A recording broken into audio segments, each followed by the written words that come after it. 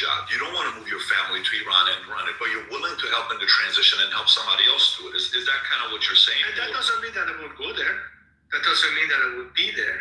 That simply means that do I have to absolutely be in a position of authority to be able to do a job? Do you want to be the one living in Iran, moving your family there, running Iran? Do you see that? It depends on the circumstances. I mean, seriously, it's impossible to answer some of these hypothetical questions because a lot depends on whether or not, in fact, we have attained that. B, is it something that you could do? C, do they even want that? I don't think that's how it works, though. Okay, so I just want everybody. I'm glad. Fahud, I'm sorry. Fahud, I apologize. I'm glad you asked that because many people in here probably have never heard Mr. Pahlavi speak. This was Reza Pahlavi speak. What was your interpretation of that? He literally said he wouldn't even have to be there to do the things that he wants to. This nigga Zoom calm.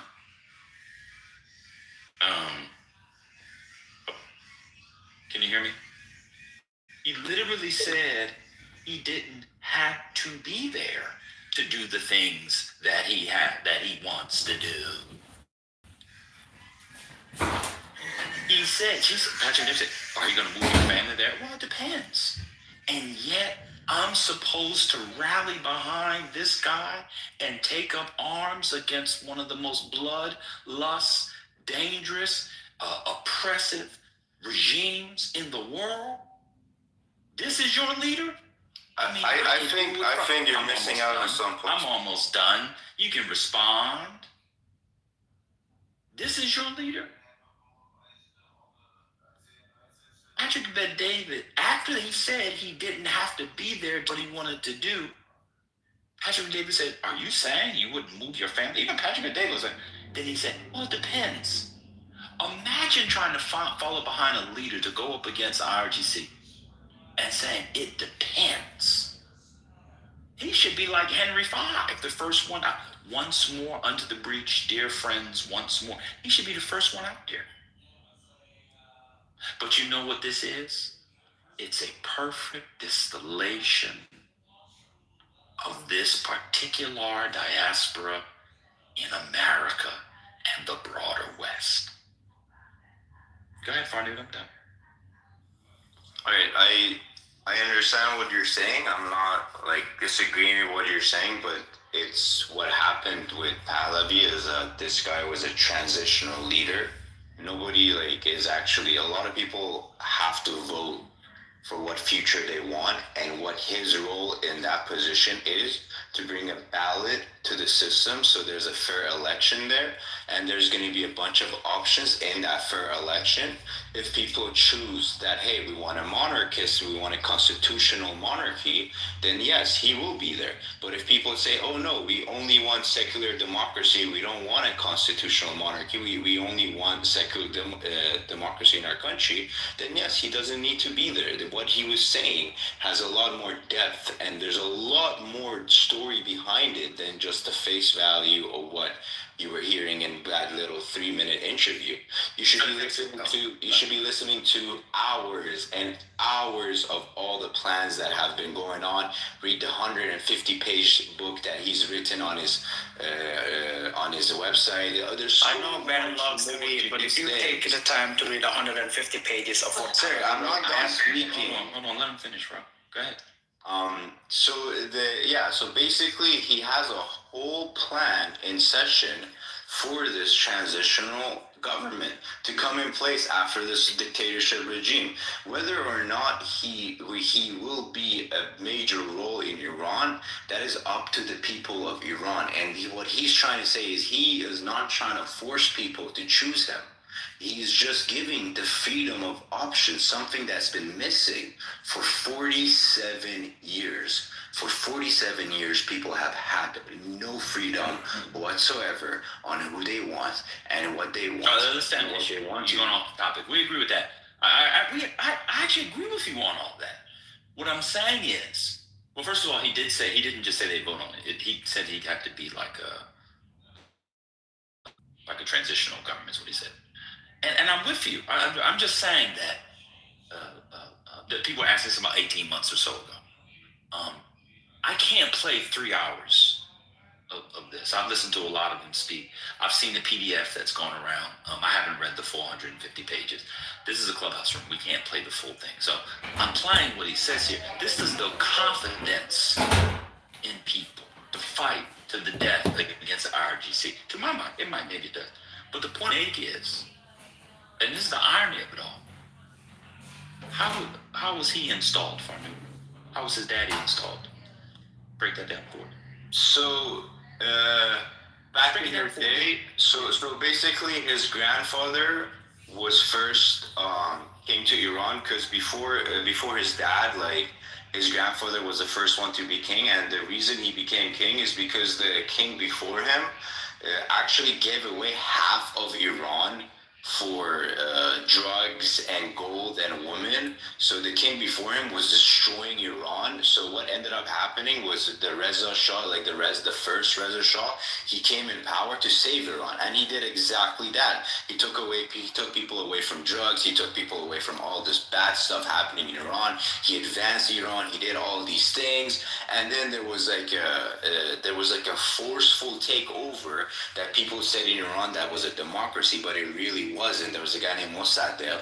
People said he was democratic elected, but there was no election. He was just appointed by himself as a leader. So it kind of overthrew the Shah, and then what ended up happening is Shah got help from America and these other places to say, hey, look, this guy just randomly came and declared himself leader and took over with a group of people. So the U.S. and England and other people helped him come back into power with the promises of deals or whatever, right? But Shah eventually said, oh, wait, all these deals are hurt on. And it was in 1970 where he was like, okay, I'm going to go against England because England, the three top bankers or whatever the bankers are in Scotland, those main guys, those guys were trying to like benefit themselves out of everything like they did with the rest of the world. And they told Jimmy Carter, which was the president at the time, to go against the Shah. And Jimmy Carter had no choice but to listen because these guys were his funders, these guys were his donators. And unfortunately, we got an American president that really did destroy the future of Iran. So I get it. You're trying to say that he was installed by CIA or all this stuff, but the reality is the throne was stolen or whatever was going on back then. I wasn't alive. Whatever was well, I wasn't alive was either, stolen. but wait a minute. But again, it was stolen when? And by whom? It was stolen by Mossadegh, and it was stolen. It was an undemocratic election, and there was actually no election. People say there was an election, but there's no proof of it. There were just like a bunch.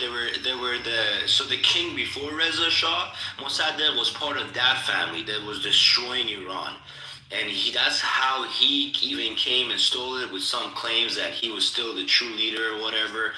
And that's what he did. So he was from the Qajar era. There's a lot of history behind this. And Yeah, break it down. and so Mohammad Qajar is basically, if you look like Georgia, to Tajikistan, all these places were part of Iran. Like Iran was actually twice as big as what it was right now. And Mohammad Qajar basically sells out half of Iran, and his nephew or like his kid's kid, Mossadegh or something related to him, he comes and tries to take Iran back. But that's after Reza has built up Iran. That's after Reza has changed Iran. That's after Reza took people away from drugs, took people away from poverty, gave life to Iran. There were a lot of starving nation in Iran that after the war, there was a famine of half of the population of Iran got killed in World War because there was a famine of England. England caused shortage of food to Iran, took over all the rices. Like a lot of Iranians have been suffering for at least like almost 100 years now because of the actions of England specifically. So it's unfortunate as an Iranian to be suffering from the actions of others because we always have been like under these actions. And then Mohammad Qajar, he gets overthrown by the Reza. So Reza is now is a leader, and then Mossadegh comes, he overthrows Reza, and then CIA helps Reza to get back in power. and yeah, I don't know. Like, there's not much you can explain. It's just like what happened. Like these are things that happen in history, and I got you. it's still going on today. Calm down. People don't know. You're teaching people. Just calm down. My bad. Brother. Calm down. Why did Reza have to abdicate the throne? Sorry, what do you mean by that word when you say Like, abdicate. Why did he step Like, down? that is to leave or give up. Leave it. Give up. In 19th, you're talking about the last king, Muhammad Reza 79. 1979. Oh, because Jimmy Carter is so all his powers started to pass. Before then. No. Talking about during World War II. Oh, Mossadegh time? Yeah. Because Mossadegh came and said he was going to nationalize the oil, and he said that he said England or whatever are taking advantage of us, and America. Before then, in the 40s, during World War II, why did he have to give up the throne? During World War II, let me just see the year. 1944, 1945. So yeah, that's Mossadegh era. Yeah, why didn't he do the throne? I'm not talking about the coup in '53. I'm talking about who they aligned with in World War II. Let me see the exact year. 1 sec. Who did they align with? Who did Pahlavi's family align with in World War II? It's a very easy answer. Starts with an N, ends with an Otzi.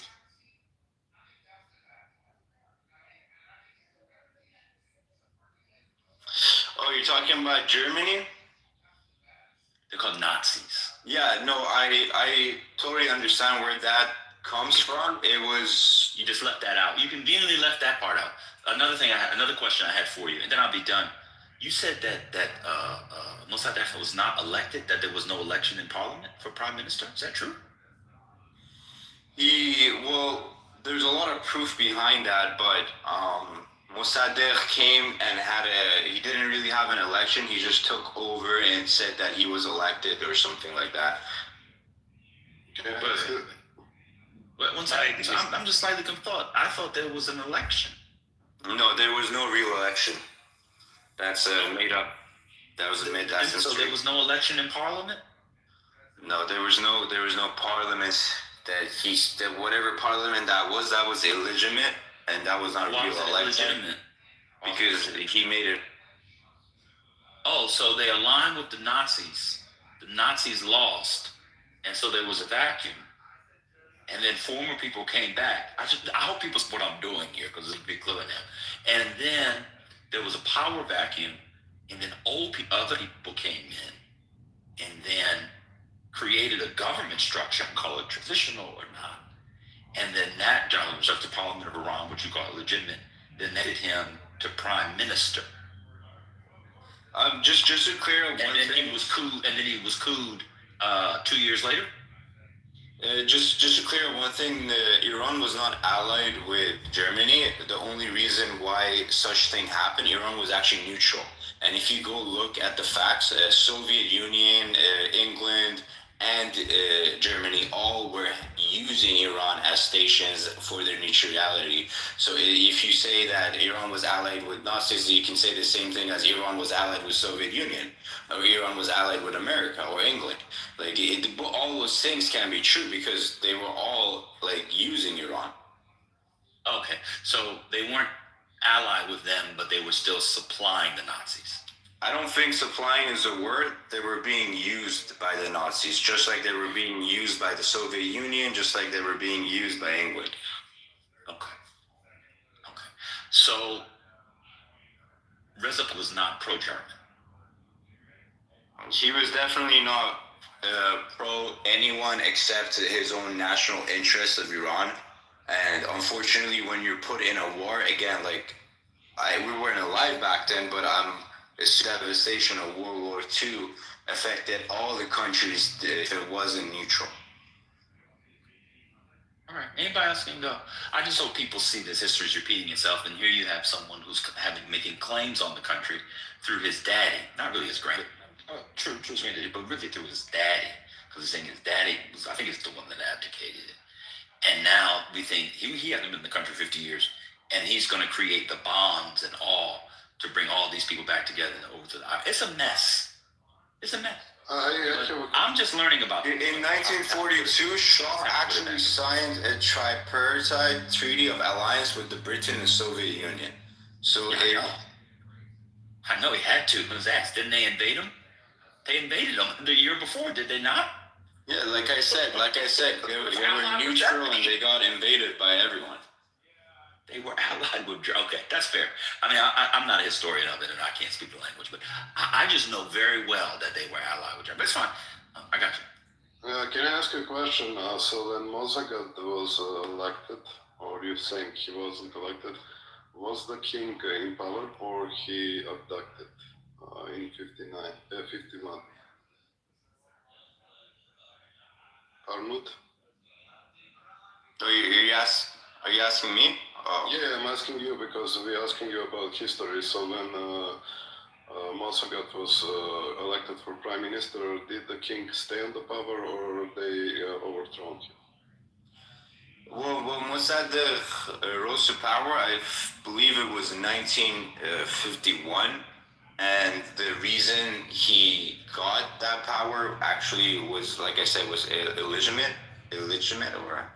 But no, my question is, you don't understand. Was the king have the official power when with the Mozagat, or no? Sorry, I really don't understand what you're trying to ask. So I'm asking you, when that election happened, did the king stay on power or they remove him in 51?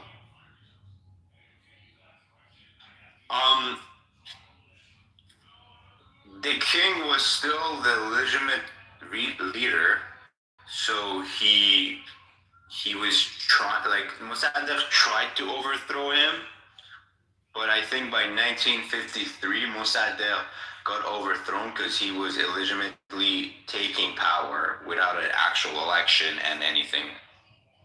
And he was trying to nationalize the oil, but he wasn't actually doing that. He was trying to benefit himself and his party more than he was actually trying to help the people. Like there's a lot of different stuff people say about Mossadegh, but that's because he aligned with certain political parties more than the Shah did. Okay, thank you. Make some clarifications. Oh, just a second.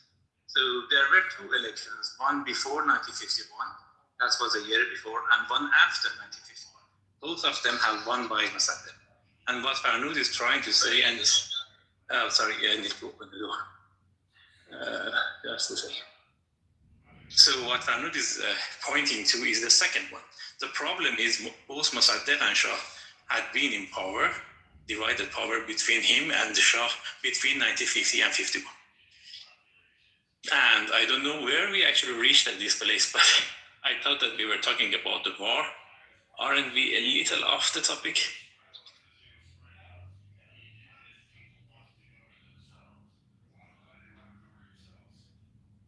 No, Farnous had said that they overturned the king, Mossadegh. So I'm just curious what happened in 50s. I don't know, I'm asking questions.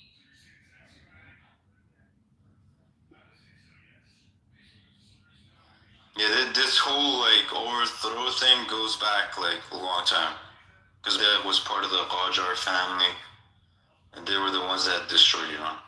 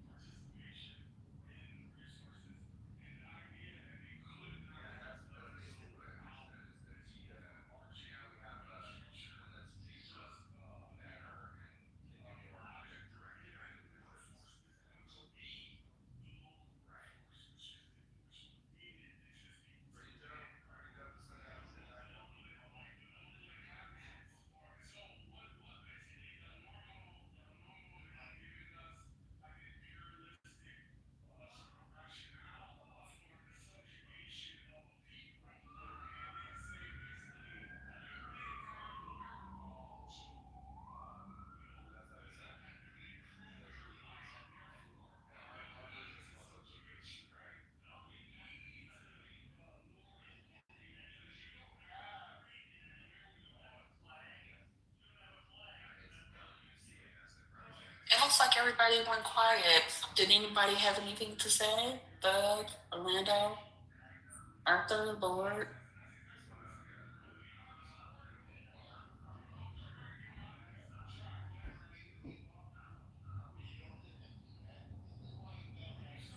No, I'm just listening. Thanks. Hey, Farnu, you from Iran? Yeah, I was born in Iran, Mashhad. I lived there till I was like 12. Where do you live now? I live in Vancouver. Okay, I want to ask you a very direct question. What do you think are going to be the results out of these attacks on Iran? Because according to American news media coming from some of the congressional senators, they say that there was no evidence that Iran was going to attack America for these strikes to have happened. So what do you think, in your honest opinion, is going to be the response from Iran, given that, we know that Israel is behind all of this? I would like you to elaborate a little more before I answer that. What do you mean by Israel is behind all of it? Okay. What do you mean by that, sir? From my own investigations, going into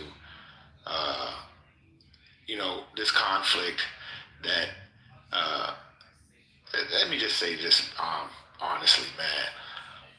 We know that the United States government, at least most black people in America, we understand that the Zionists have co-opted our American government, and ever since this happened, there's been a large focus on the relationship between Iran and Israel. So the Israel, we believe, is behind the aggression towards Iran, and since these attacks have ensued, and especially killing the supreme leader in Iran, we know that Israel is behind it. What do you think is going to be the response of Iran to this, the assassination of this supreme leader?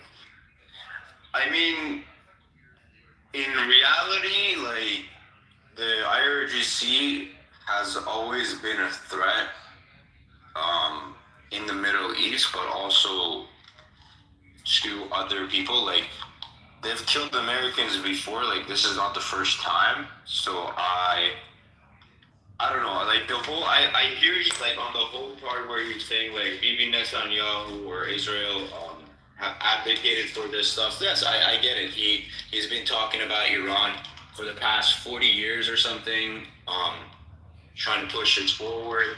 And maybe his methods of doing it isn't the best.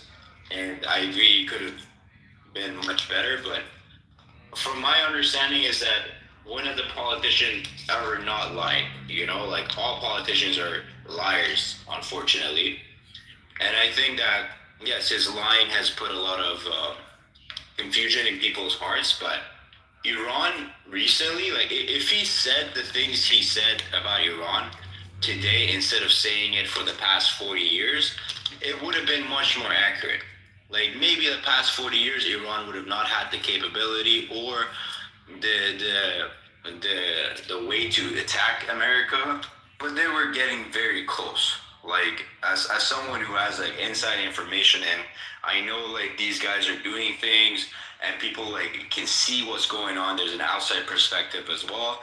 Iran was getting very close to enriching uranium and actually developing weapons that could reach America. Like, they were working on their hypersonic missiles, they were working on their ICBM. So, and it's just like, it's not like saying they wouldn't attack America. They 100% would, because they're indoctrinating kids as young as, like, as soon as you start middle school, before teenager, they start giving these things in your head where they say death to America, America's the great Satan.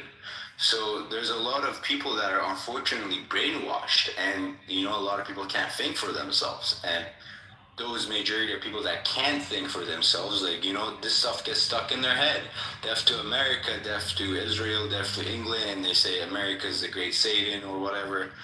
And that will affect maybe not us directly right now, but if, let's say, if these guys in power pass away and this propaganda continues, it could affect America when Iran, the regime specifically, gets their hands on weapons that can reach America, because they've been saying death to all these places.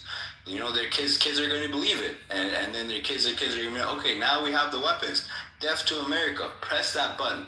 You know, this is a very realistic situation. Like, we might be, like, the people of Iran might be the ones that are actually in the war, and we actually have to go and take over the government and sacrifice our lives. But the reality is we're also sacrificing our lives for the future of not just America, but any country in the world that is once a democratic country and doesn't want to be ruled by Islam. Because Khamenei has said himself, like, he wants to be the leader. I just want to make sure that we talked about the breaking news. Did we talk about the 3 F-15 jets that were mistakenly shot down by Kuwait at all? Today? That's So it wasn't a friendly fire. That's fucking. Yeah, so 3 American F-15 fighter jets were shot down over Kuwait in a fire incident. The U.S. military said Monday, which today's Monday, with casualties. They were mistakenly shot down by Kuwaiti air defenses. Hold on. My bad, too. Adding that all 6 air crewmen ejected safely and have been safely recovered and are in stable condition. The jets were flying in support of Operation Epic Fury and crashed in Kuwait amid attacks. So that was the video I just saw that I didn't realize. Like, you see some videos. That video circling around. Yeah, it was a pilot. One of the pilots was ejected, and she's in the middle of the desert, and it's a Kuwaiti man going towards her. He's like, "Are you okay? Are you okay?" Yeah, asking if she's okay, and it's only like you're safe. Don't worry about it. Right. That was friendly fire. What was the monetary loss? 3 F-16s? At this point, who cares? Come on. No. We're just happy the soldier is safe, man. Just happy the soldier is safe, man. Come on, man. And treasure. Blood and treasure. Now we clocking pockets. I'm happy the soldiers are safe. Come on, man. You just got some love back from me for that one, bro. Blood and treasure. Worried about all the wrong things, man. No, motherfuckers are worried about the right things. Motherfuckers who deployed are worried about the right things. Okay. Omar, is who deployed? Is that F-No side? Desert Storm, Desert Storm. Wait, who's talking? F-No side. I ain't seen him in it, nigga. Who's talking? Me, Fish Belly. Nah, my man. I'm doing my weekly talking so I can talk crap. What up, Square? What's up, man? Here. I'm just saying. I'm just saying. We were talking about 3 F-16s. It's great the pilots are okay. I'm very happy about that. But I got where you're coming from. It's just this fucking weekend. Well, we searched for 12 hours because somebody lost. Somebody lost the radio part. You know what I'm saying? Bro, I've been in years when we dropped the howitzer fucking 2 first. Do all the regular training. Yeah. Right. Yeah.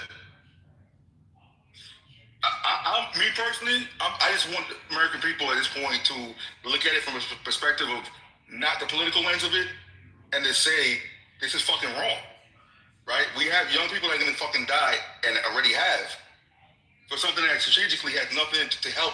It doesn't serve the U.S. purpose. Exactly. So I don't give a fuck about any Iranian who's over here saying like, yeah, go over there. There's people suffering around the fucking world. I'm not telling America to go to Haiti and do X, Y, Z. I'm not telling America to go to places that are interesting to me. Sudan. Get the fuck out of here, yo. Definitely asking nobody to go to Sudan where there's satellite imagery of blood. And then on top of this shit, the fact that it's very fucking clear, there's no plan in place. Not one fucking plan is in place. You do not take over a fucking nation and not have somebody already that you're gonna put in place, whether you're flying them in there, or you have people that's there already, or you have collateral on the ground that already received that fucking individual. So BWA, I want to understand your position. Are you saying that it doesn't have anything to do with us? Are you saying that the strikes on Iran are not America's interests? Are you saying that those interests are because of Israel, or is it has a lot to do with America? What I'm saying is, right now does not strategically serve us. There's no gain for us right now. So even Trump the other night telling American people, right? First of all, if you listen to the message on Saturday from people you're hearing, right? They're saying we're not at war, right? But at the same time, your commander-in-chief declared you're at war. At the same time, he's talked about U.S. casualties. At the same time, he made it clear that it's not for now, it's for the future. The future of who? Whose agenda is he fucking operating on? Who's in charge over this fucking country? Israel. Who? Well, there you go, bro. Israel. I know one thing. I know one thing for fucking sure, for certain. I never signed an oath to fucking Israel. I never did a re-enlistment oath to Israel. So again, this America First, it's very fucking interesting how all these scumbag fucking MAGAs with the big fucking balls and big dick and the monster wheel trucks aren't down at the recruit station right now, signing up to lock and load. Because one thing about me, I don't have a fucking problem locking and load any fucking time. But you know, when you understand the repercussions of war, when you understand all the fuckery, you understand you don't just go there and say, let me do this, that's it. Right? You're not a fucking leader of a nation that you fucking just say, okay, and then you have the audacity to go on fucking TV and you're bragging about superpower? Bragging about fucking equipment we have? And you have these motherfuckers in the goo and in America right now that are bigging this shit up? Like, this is manly? Like, I joke around a lot with you motherfuckers on here, because a lot of you are fucking clowns. But you motherfuckers don't have a fucking clue on what leadership is. Not one fucking clue. And if you motherfuckers think it is the fucking lead troops, you are fucking full of shit, and I hope you send your kids to go join the fucking military. Yeah, we know that's not gonna happen, but yeah, man, I watched this. I was actually oblivious until a couple of days ago. I didn't even realize that these fucking strikes was going on. I was in a room and they was talking about it. I said, man, listen, man, ain't none of that shit happening. Hold on, Thug. I gotta interrupt the group. And Brandy, why is it always you? Like you want to have the opposing view? Really? Why am I wishing on other people's kids? The same reason why they're wishing on other people's kids. That's why, Brandy. The same fucking MAGAs who are saying go to war are the same ones who are taking their kid. Yeah, I'm stuttering, motherfucker. So what? I stuttered. So what, stupid? You think that affects me? You think that bothers me? You stupid fuck. You got a good name, Miss Stupid. Yep, I eat crayons, yep. And I blow shit up too, bitch. Y'all motherfuckers be talking shit to the right ones. Because some of us really don't give a fuck at the end of the day. Those people don't have one day of military service between them.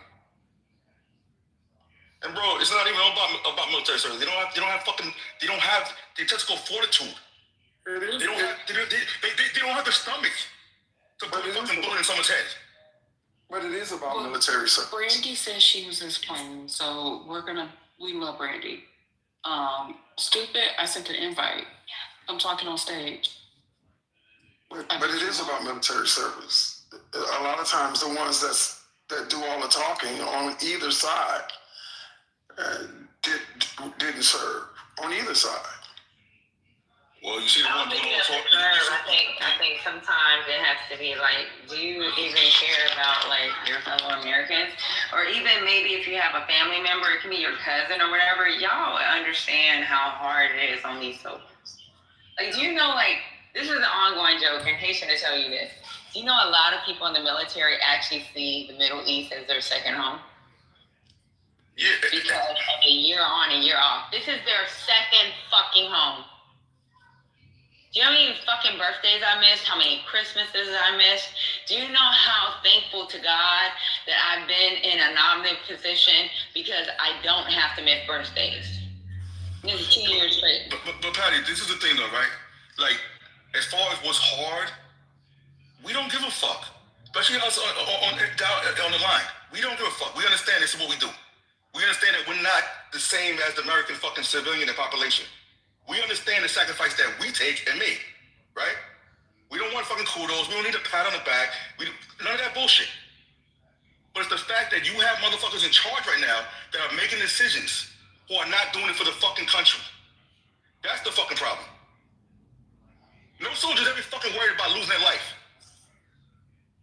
But to lose your life on some bullshit that had nothing to do with your fucking country, on top of being lied to, after the last 20 plus fucking years of being lied to in Iraq and Afghanistan.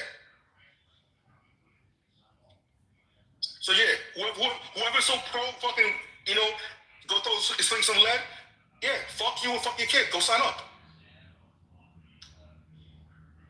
I want to say condolences to the Americans' lives lost, and not just in this war, but in all the wars before. Hold on. Bam was really right, yo, about that chat, yo. Cedric, why don't you bring your bitch ass up here? Because again, you stupid, simple-minded, dumb motherfucker. I'm not complaining about the military going to war. I'm not complaining about life being hard on the military. What I'm saying, asshole, is when you decide to send people into fucking war, you need to do that and make the decision off of fucking proper intel, right? We learned it from Iraq, right? You also need to think about the aftermath, you dumb fuck. Because it's very easy to go kill people and blow shit up. That's the easy part. After is the hard part, you stupid motherfucker. I really wish I could meet some of you in real life, because guess what? I would not give a fuck. It's not talk with me. I stay right here in my car. I'm sitting here right now on my break. Guns and knives surrounded in my shit.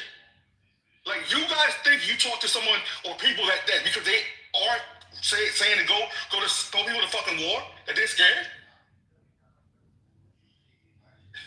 You stupid motherfuckers don't realize a lot of us are walking around here fucking numb. You know, but keep talking your shit. We supposed to be scared. I've had 2 injuries in combat. I should have been scared after the first injury. You stupid bitches. You stupid motherfuckers. I got 2 combat injuries, bitch. But I'm still fucking here. I have shrapnel on some of my fucking shrapnel still on me, right? Like, we could go on for fucking days on how lives have changed. And motherfuckers still gave the oath and signed up. I got motherfuckers who were with prosthetics who fucking deployed back in the combat zone.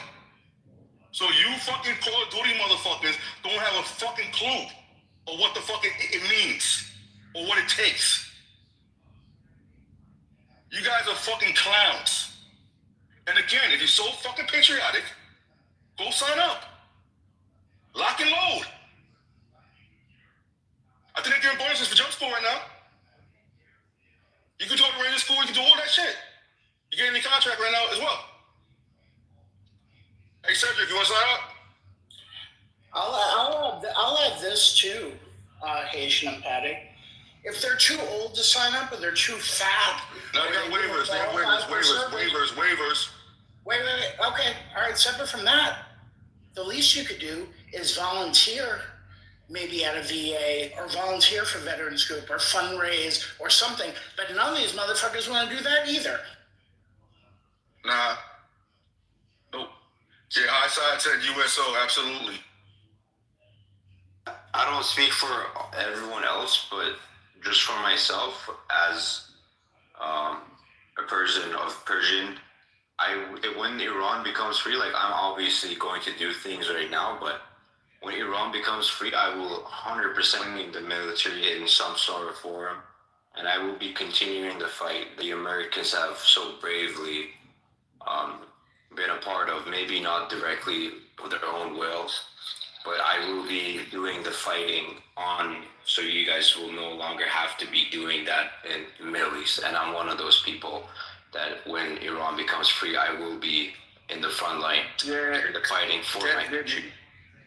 That didn't go over very well when you say when it becomes free, you fight to make it free. Yes, and there are things that I'm doing right now but it's not. I can't say that I'm like fighting for, like how you say you're fighting for America, or you put America as your soil. I can't really say the same thing because in Iran, the regime there is illegitimate. So I can't say I'm fighting for the Iranian government. I have to say I'm fighting for my people. And when I'm there, I will be continuing the fighting. But you mind if I play a clip real quick? So it's 11 minutes, so you can stop it when you need to or whatever. But I'm gonna be driving, so if you need to mute it, just mute it.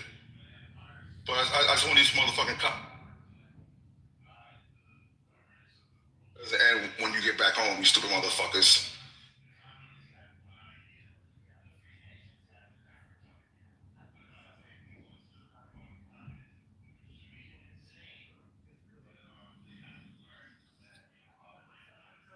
Hold on.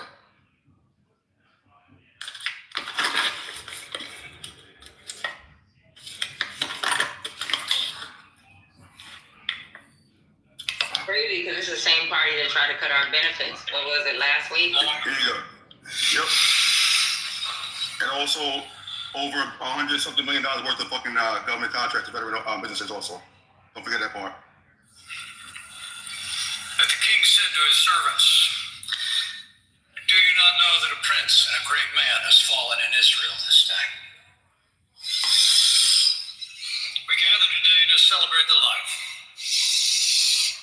of such a man, Army Sergeant Michael Berardo. My soldier, S. To Sarah and your beautiful daughters, to family and friends, Karen and I are deeply honored to have the privilege to be with you today. Not in any official capacity, but as friends. To express our deepest sympathies and prayers to you and to all those gathered here and those looking on who admired your brave Michael.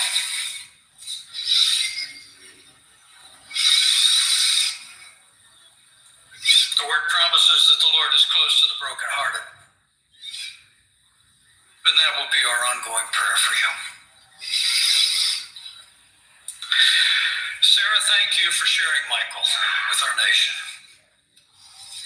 and for your inspiration.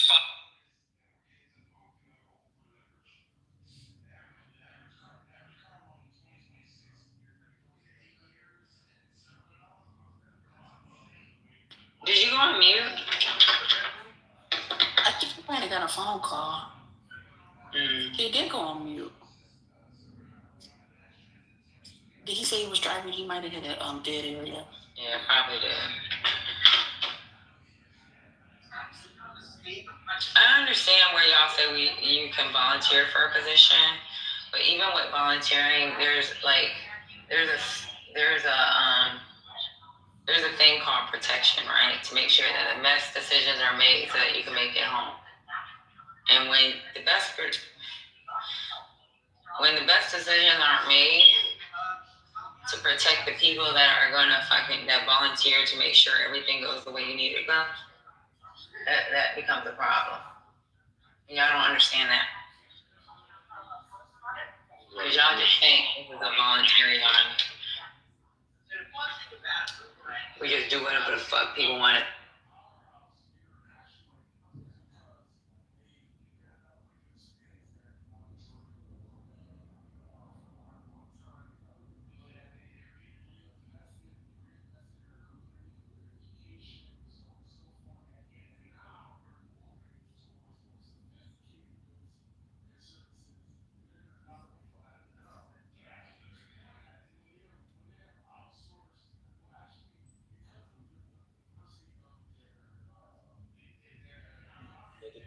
Iran, the mullahs killed 90,000 people in 2 days.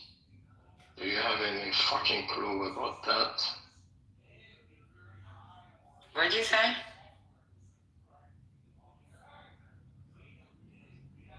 A regime of mullahs killed 90,000 people in 2 days.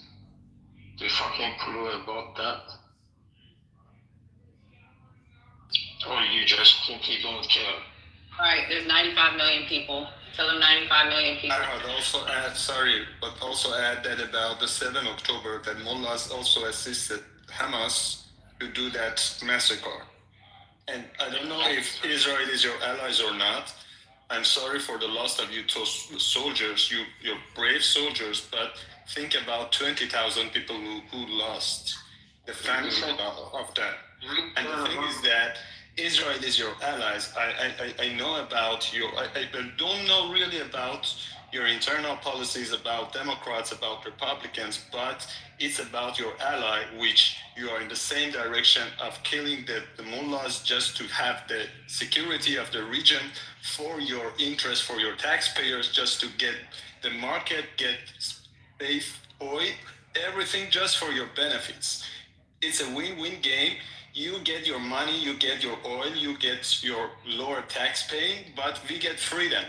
We don't need to get lost 20,000 just to go out with the family, with the toddlers, just to talk about, yeah, we don't want you, and then they get killed with war and war and war bullets, with all the things. I don't know if you have any idea about that or not. I know you're angry about your loss. Maybe it's none of your business just to go there to get killed, your brothers, your sisters, but think about the politics, think about the safety, the security of the region, your allies, everything, and then do the judgment of what are you doing there.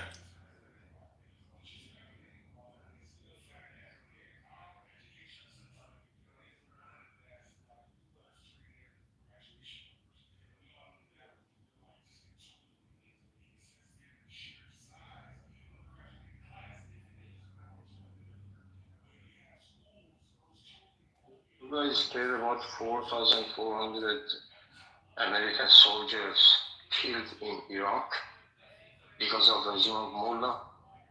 Do you care about that or not? Do you care about regime of Mullahs going atomic, access to atomic bomb? Just imagine your daughter just go out and then get killed because a little of her hair was out, and then they don't give their butt. Then do something about it. Y'all got 95 million people. Yeah, okay. Just think about living in that situation. Okay, if you don't want to think about morality, anything, okay. It's about money. You get your money. It's about oil. It's about the GDP against China. Yeah, you don't. You were caring. I heard you were care about your tax paying. You were care about your money to wear, but it's I told them pay taxes so we can stay there. That's what I said. Okay. What the fuck are you talking about? Why this Obama loaded the plane with all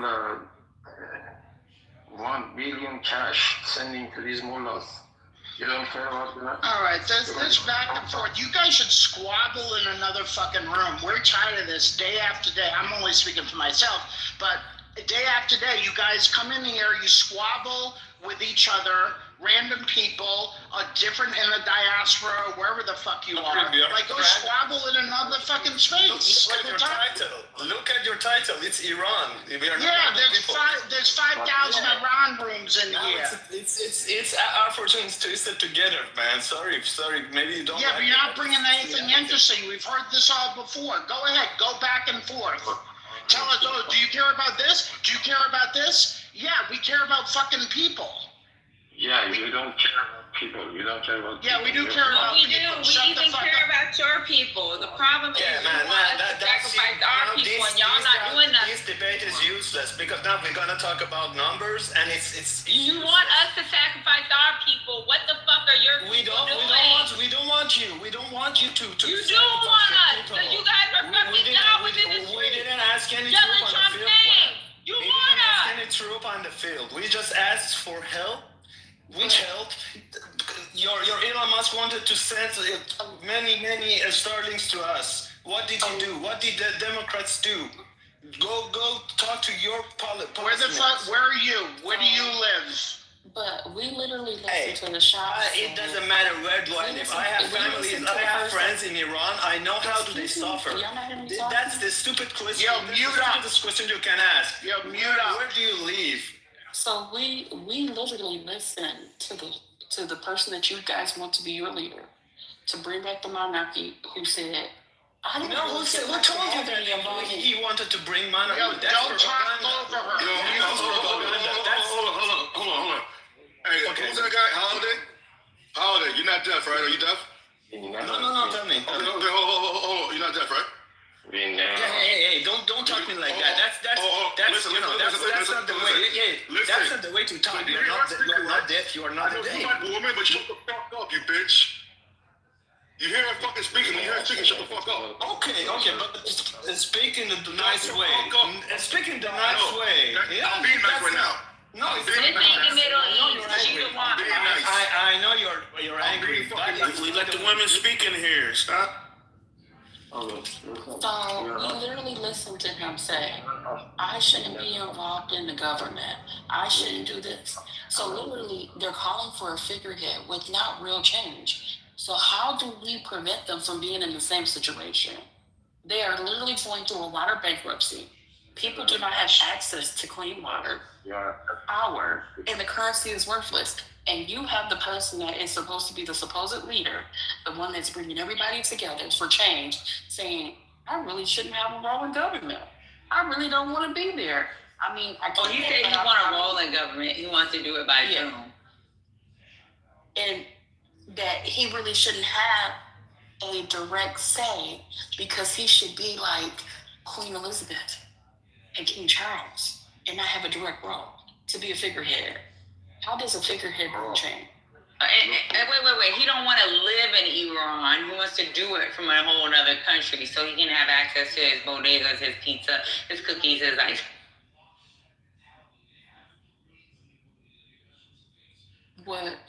How do you get effective change when the person who is going to be just a figurehead is leaving it up for someone else to do?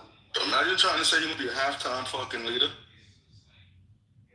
Yes, with no role in government. He Per just diem. wants to be He wants to be a leader from Zoom. Yeah, he wants to be a sub. He wants them benefits like per diem be doing, right?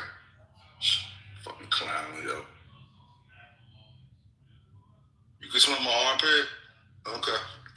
I can smell your vagina, you fucking bitch. And clearly you're not over there, so that means you fucking really a pussy.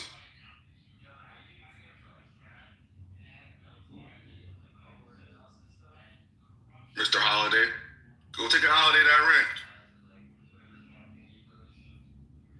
rent. Strong no matter what. Right?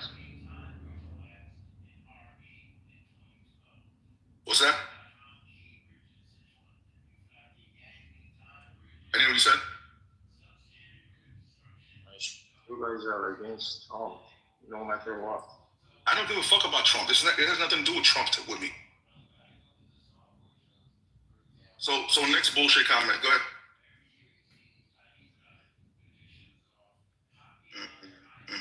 Yeah, I should. He's not joking. Holiday, I'm a kid who touched a gun and I feel strong. Yeah. Trump is attacking American people. You guys are waiting for another 9/11 from mullahs. Right? Oh, yeah? Let me guess. Let me guess. God forbid that would happen. What the fuck are you going to do? You going to be there with us? Biden. Would you be there with us? Did he bring a Biden? And Holiday, send your bitch ass an invite. Tell me, bro. Go ahead, Holiday. It's all yours. No, tell me. You tell me. I told you that you're a kid that who just touched a gun who feels so strong. You tell me. You want to ask me? You want to ask me? He had over 20 years with a fucking gun. You done it? Well, no, Patty. If you want to be accurate, let me talk to you. No, shut the fuck up now. If you want to be accurate, Patty, you know, I like to blow shit up. So, get that 5 mission call. That's what I'm expert at. Guns are fun. But blowing shit up is even more fun, Holiday. So what else you want to tell me, Holiday? Now I'm a big kid who has experience blowing shit up? Like, is that supposed to make me what? Okay, now you're asking, now can I talk? Fucking asshole. Have you been to war, Holiday? Okay. Yeah. No, I'm not a soldier. I'm not not a soldier. I'm an engineer. I'm an engineer. I have brain. I know I'm how not to a soldier talk. anymore either, motherfucker. Yeah, but you act like a soldier. I'm so angry. You go to. If you're not a soldier, so what the fuck? What the fuck that you talking about? When you have it in you, the kill switch never goes away, brother. What? What is it? Switch. It's just a switch, bro. You don't lose a kill switch when you really know what it is. Can we just move on to something constructive? If they let me, they just make me mute all the time. They don't let me talk. See? Okay, I go down, man. You're a big kid. So it's all yours. I'm not gonna talk now to my daughter did. So I have to be a gentleman in front of my daughter. Okay, Holiday? So it's all yours. The next half hour I drop. Obama, the most corrupt president, loaded a plane with all cash, sending to his mullahs. This was also the best thing I've ever. What'd you say? A plane full of cash that went to the mullah? He's talking about Obama. I understand what the fuck he's talking about. Where was the money supposed to go? To your mama house? Where the fuck the money was supposed to go? The money to the mullah. You don't know. Where the fuck the money was supposed to go? It's not our fault that's your fucking government. Where the fuck the money was supposed to go? Y'all brought that bitch back. You didn't want the Shah, now you mad. Where the fuck the money was supposed to go? You are not going to send the money to the mafia terrorists. Hi guys, I'm Kitover, Adi, Uwa Design. How's it going, guys?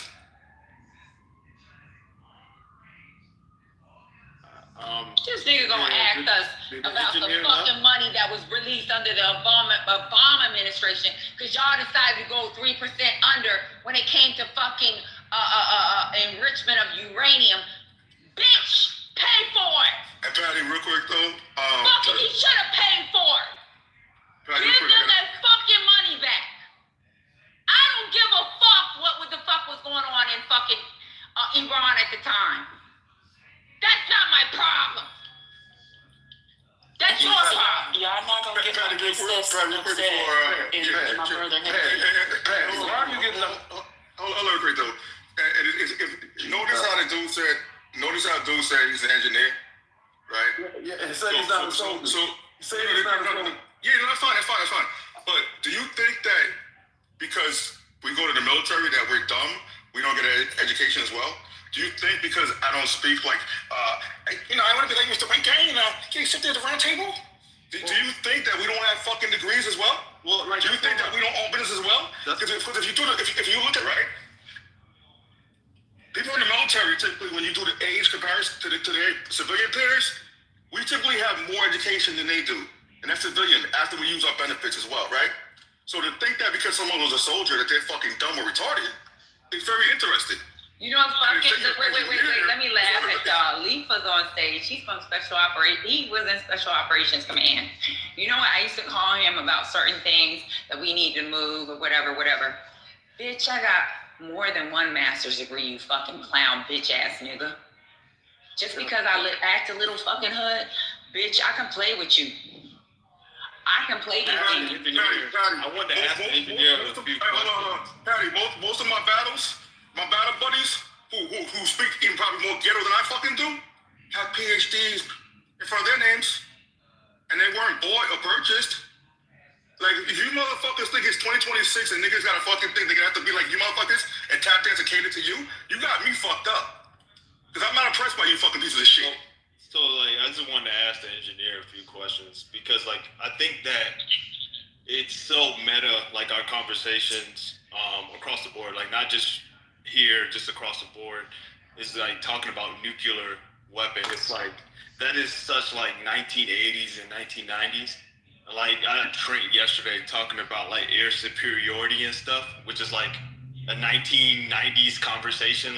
When I'm sitting down with Major General Janovic at the Cyber Electronic warfare school in Augusta, Georgia, and we're spectrum superiority is the new thing. There's no air, like no one gives a fuck about air superiority. Yeah. We got 7 domains now. Yeah. When y'all were talking about the 6th domain of fiber, we have a 7th. It's now called spectrum. Yeah, spectrum superiority is the fight now. And the thing is, like, if you're an engineer, right, you would know that there is no way that Iran has the capabilities of sending a bomb to America. If you're an engineer, you would understand the electromagnetic spectrum. But Leafa, how can he not understand that as an engineer? How can he not know that as an engineer when the dumb gun bunny knows that? Yeah, and that's the thing. Like, they don't have the capabilities. Mind you, like, we have intercepted like the Russian, Chinese, and North Korean fishing boats who are working on trying to create that spectrum capability. Because they dumbasses that ran their fucking fishing boats in the cities in Canada. So it's like wait, hold on. So that y'all are aware, so nobody try to dox who this person is. He's only speaking on what you guys should have been able to read in the newspaper. It might have been on page 6 or maybe on page 10. The only reason why he's speaking on it is because I'm fucking tired of you dumb bitches. This is somebody that has worked in SOCOM. SOCOM is special operations. They are not even operational army. They're not even strategic, where I worked in strategic. They are the motherfuckers that get to blow shit up, wear civilian clothes, and fucking infiltrate. Team Phil 6 is SOCOM, bitches. Yeah, so like, I'm like, when what you're asking for and what you're gonna get is us. Like, when we, like you said, special SOCOM. We're gonna go there. We're gonna kill your family. Like, I'm just gonna be honest with you. We're gonna kill your friends and your family when they send us to Iran. And I'm just being blunt. I mean, I voted for Kamala, but like, I still serve in the military. I'm active duty, and that's what they're gonna send me out to do. And I'm gonna kill your family. Okay? So just note that. Well, if it means that there's gonna be kids that aren't gonna be forced to marry, then yeah, go ahead and do what you gotta do. Little churches. That's how much Americans care. Trump, make sure you're there to hold with the kids. We taking W's. We taking W's. That's how much Americans care about your people while you coming up on stage talking this dumb shit. Make sure you're there. Bro, don't be mad at me. The Iranian people are cheering and celebrating. Not me. Don't be mad at me. The fuck? Yeah. No, I ain't mad at you. I want them to hear what Americans think. These Iranians that come up here, support us. Americans don't give a fuck. I care. I give a fuck. I give a fuck about children being forced to marry. I give a fuck about a minor being married to a 6-year-old. I give a fuck. You care that much. I can tell you people are grateful. They are saying thanks to America that they have killed the supreme leader. And I'm so glad people are seeing that. I'm so glad the liberals are seeing that. Yeah. God bless you all. I get what you're saying, right? If you stand against that BWA, we got nothing to talk about. We got nothing to talk about.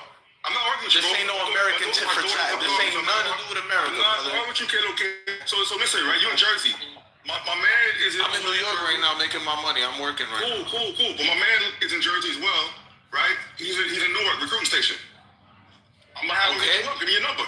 Nigga, my family got military ties. My girl is in the military. No, you, bro. I'm not nigga, I will fuck you up. Nigga, what's up? Okay. All right, so the fuck are we talking about? Nigga, are you Shut the fuck up.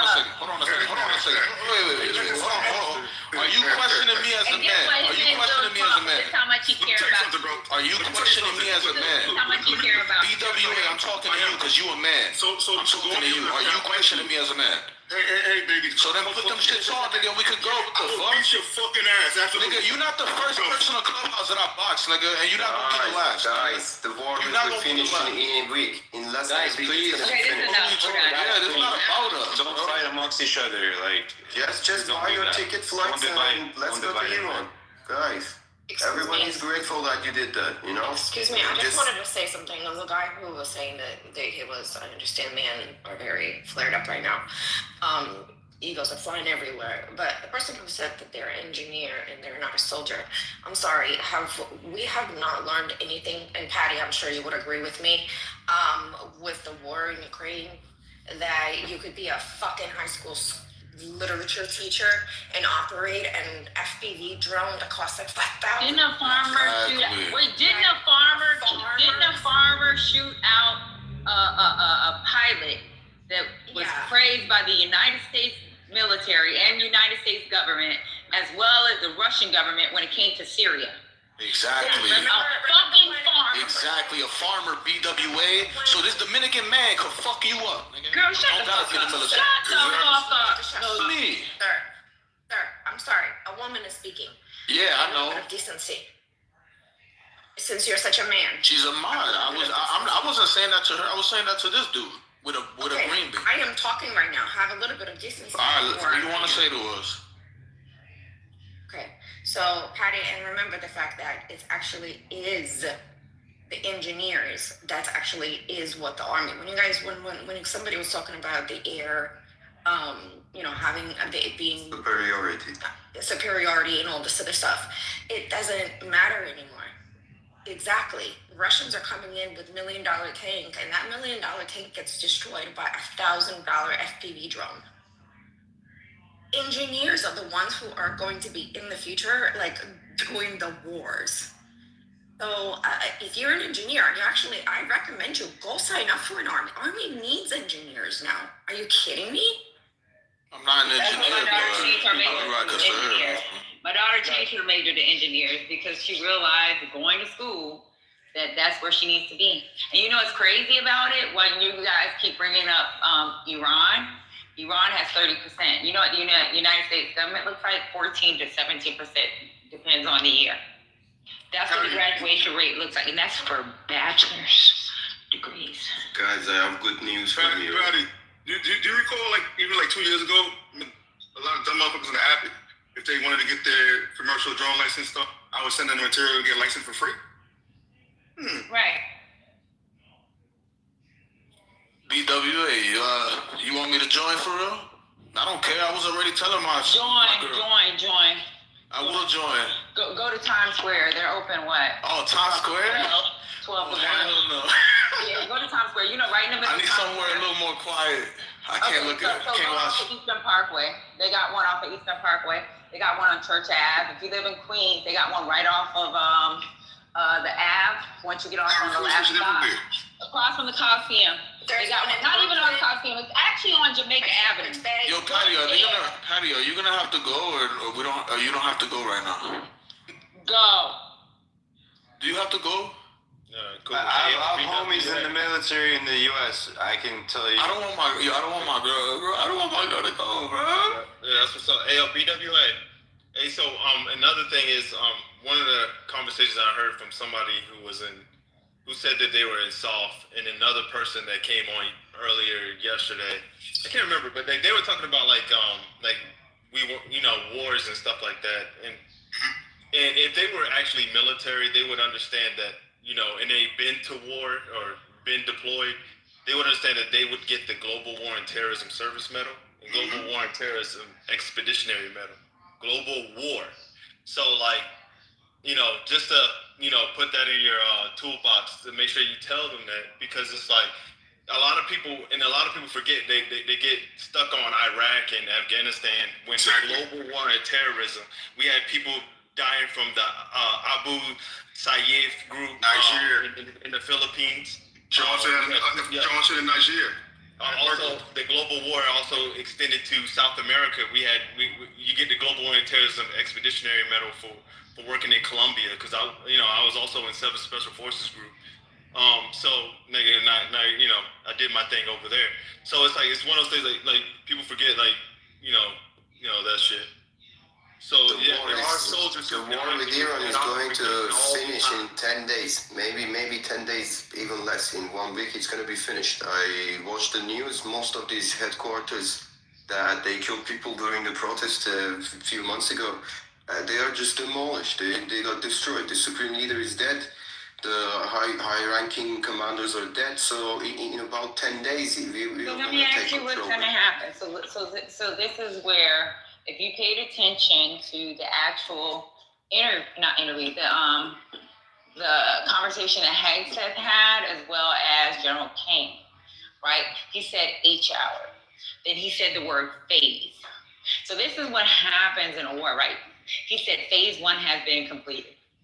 What happened is phase 1 may be saying, we took down the government. I don't know what their phases are, because I need to look at their old plan. So phase 1 is take out the Ayatollah. Phase 2 can be implementing a government.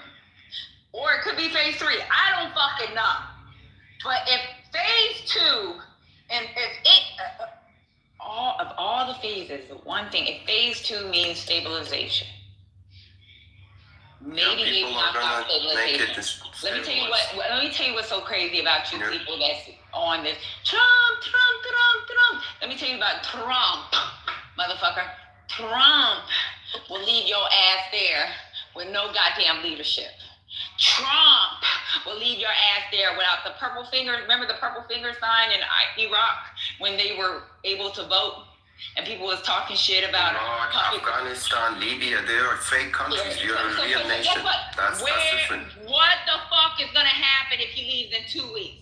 Who the fuck stabilized the country? We don't have ethnic wars, yeah? People are united. We don't have ethnic wars. I've never heard of stabilization in 2 weeks. It's possible. It's possible, because all things are possible through God. That's what y'all love to say, right? Whether you're freaking, where Lifa is also a Muslim. Lifa's a Muslim. So it's not like he doesn't want to support what has to happen. He is a Muslim. That's why he's my brother. That's why I call him when I need help on certain things.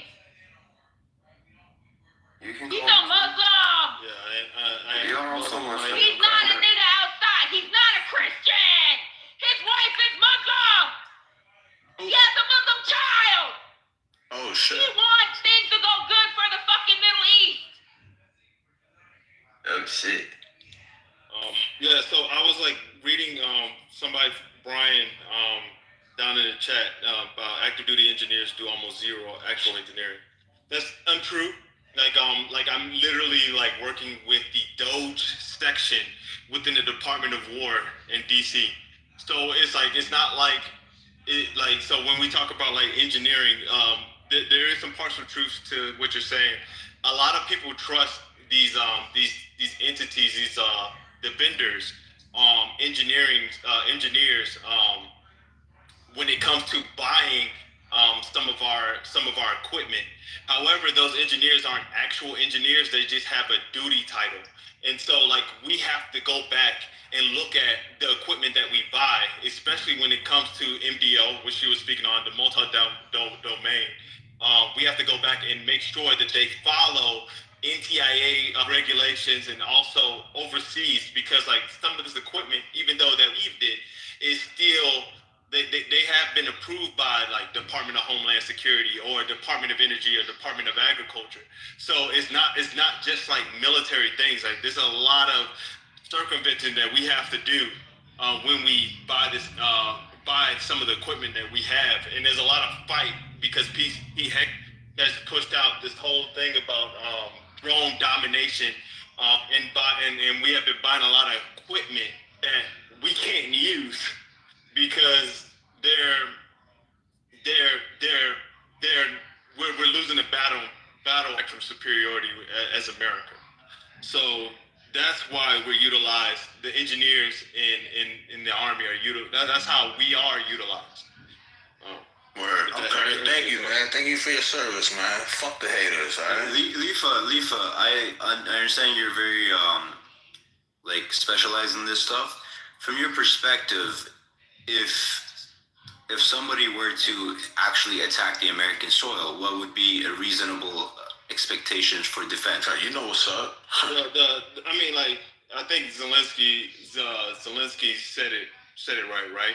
We're protected by water, like terrain, everything, like it matters.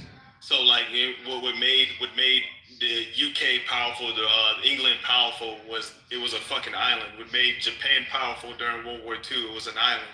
We're protected by the Atlantic and the Pacific Seas. For that to happen, it would take a lot of power, a lot of antennas to go across like the seas to Man, Pearl Harbor happened 80 years ago. So, sorry, can you let him finish speaking? I'm trying to hear what he has to say. So when it comes to spectrum, it'll take a lot of power, and when I say power, I'm talking about like wattage, stuff like that, for them to even enter into America with their bombs. And by that time, we'll already see their like how they're emitting. But here's the thing, aren't we in the 21st century where we're not going to expect, that's the thing, we're expecting the bombs to start flying. Like, people are still thinking, like, we're not in World War II, we're not in the 40s and the 30s and shit like that. You don't need to have a missile or intercontinental missile to fly over into the United States. All you have to do is fucking shut down the electrical grid. That's true. Right, but even if they do that, even so, babe, the military's not gonna let that slide. Boots on ground is still, so I get, you're talking about asymmetric warfare, right? So even outside of that, we still have, like, people don't realize, like, they'll say, oh, the next war is gonna be cyber. Bitch, you still gotta be able to kill the motherfucker that stay on 23rd Street. That has a cache of weapons. Asymmetric, fucking cyber doesn't do shit to the nigga that stay on 23rd, 33, 30, on Joe Avenue. No, it's the nigga that's able to fucking infiltrate that community and fucking shoot that motherfucker and kill him. Now, what could? But here's the difference. What I'm Katrina, there's no country you should feel safer in. Guys, please, one person at a time. All right, so I want to go next then after her. What I'm talking about, Katrina, to answer your question is, you don't have to have boots on the ground. I'm not saying you have to have boots on the ground, Patty. What I'm saying is that the way our political environment in the United States right now, and with the amount of weapons that civilians have, we're gonna start killing off each other. So what the fuck? We're not scared of no freaking liberals. We're not scared of y'all. What the fuck? Katrina, What do you mean let me answer your question. Imagine if the United States Katrina, you asked me to answer your power. question. You asked me to answer your question. I'll answer your question. So what Katrina is saying is actually right? Not like an energy electrical thing. It's more so like if someone was to attack some GPS, like if they was to like attack a GPS satellite, be like there is that is something that is very, very scary because like the GPS.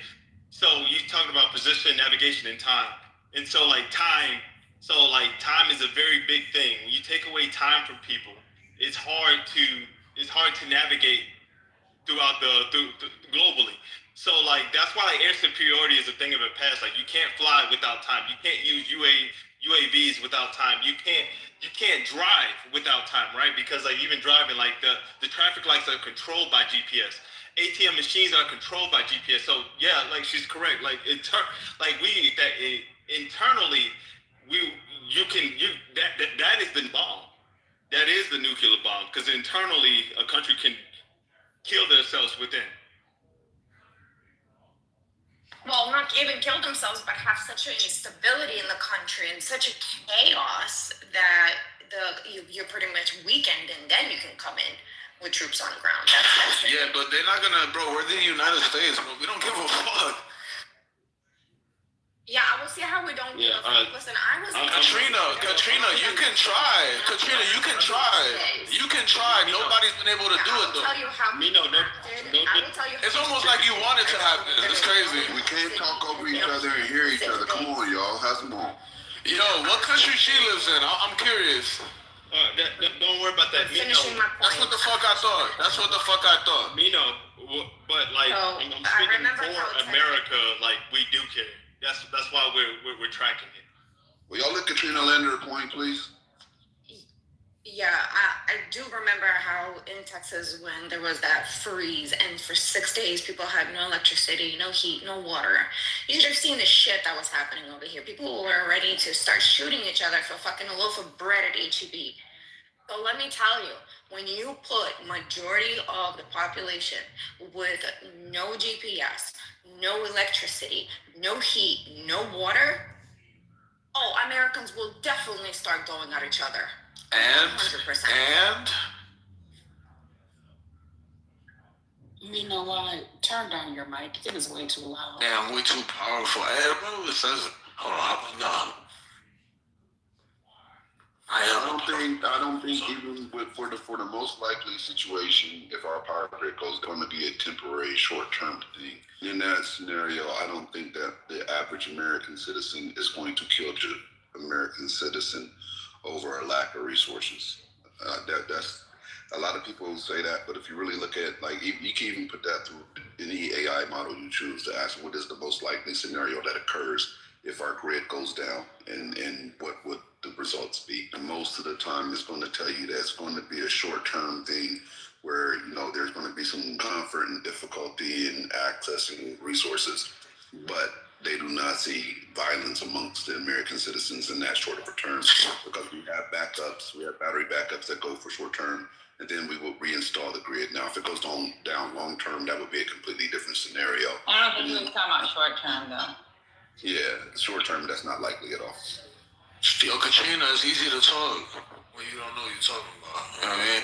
Well, if they were to attack the GPS satellites, I mean, this is stuff that we teach in school. We do foresee that happening if they were to do that to America. So, like, this is stuff that we actually... Yeah, it's true, bro, because they thought about it already. Thank you, Katrina. Thank you for your concern. But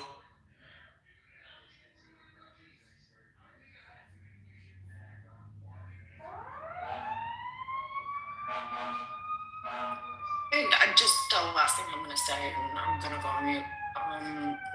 This whole thing of why aren't, we're trying to, what Trump is doing is helping the Iranians who are against this regime great, but it's helping, but at the same time, I feel like it's like similar with the Russians. They're like who are against Putin, right? They all left the country. They all live in Europe and US and Canada, free countries, and they're like, you need to help us come in and take down Putin. I'm like, why is the United States in and help and take down anything for anybody? See, then it stays does do that, and the other countries turn around and go, why does the United States sticks their nose every? Like, pick a fucking side. Either United States is the police and it's gonna go around and, take down the regimes everywhere, or shut the fuck up and don't say anything. Like, it's just such a double standard. I hate people that have no integrity, and it's okay for one place, but it's not okay for another place. If the people are that outraged and the people really want freedom, go fucking fight for your freedom. Why is it expected that the United States is supposed to come in and fucking fight for you? So you come back and you come back to your country when it's like all perfectly safe and all done for you? Are you serious?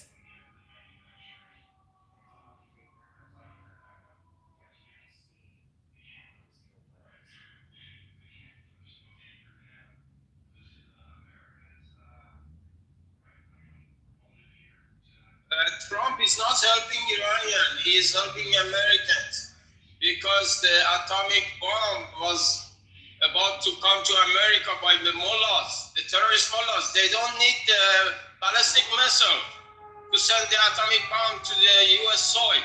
They have terrorist network. How stupid are you? Yeah, but I'm about to go.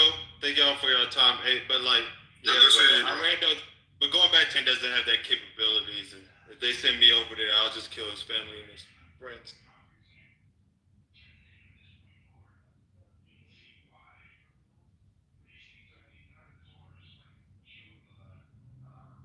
Everybody's voted Biden, who couldn't talk, who couldn't walk, who couldn't think.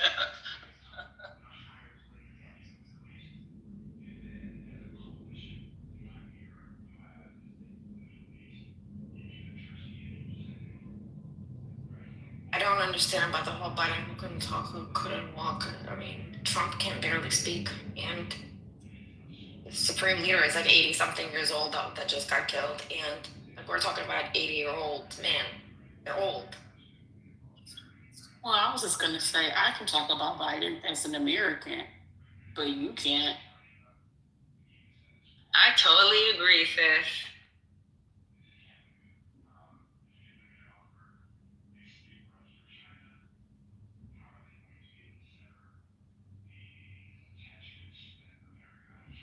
I don't know, maybe I'm a little bit different, have a different viewpoint. I think we can speak about anybody's leaders, right? That's the whole point, that we have the right. Yeah, but you know what? The policies that Biden or any president that we have to be policies that are going to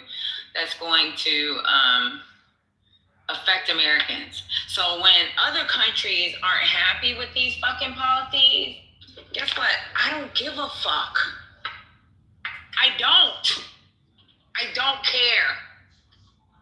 I live here. Oh, I agree with you on that. Yeah. And I also think that there are huge cultural differences between different countries. And when I speak about what I believe or how I believe something should go, it's from an American perspective. So sometimes an American perspective does not work in certain places because they have their own norms. So, like I said, I can talk about Biden because I understand how our system should operate. But I don't necessarily, even though I might be educated about a particular system, the cultural differences that exist and how they should operate. You guys ask Obama why he sent cash to the mullahs. Why cash? It's their money. That's why he's multi-millionaire now. Obama is multi-millionaire. His dad was multi-millionaire. And not anything Sounds like Obama. You guys are so stupid. I don't understand why you got this terrorist on here trying to tell us about our favorite person. At this point, Yeah, he needs to shut the fuck up at this point. Fahad or whatever his name is. But he's a fucking terrorist over here telling us about our person. Nigga, you need to worry about what the fuck you got going on over there. Or what you got going on over here. You need to be sitting down somewhere and not strapping the bomb to your fucking chest. That's what you need to be worried about. What you talking about? Oh, fuck it. Go get your 77 Virgin, nigga. Yeah, go fight for your country. And stop worrying about what we gonna do for your fucking country, bitch. You're the guy who done it. So stupid. Damn, y'all thought I was in for a second, G.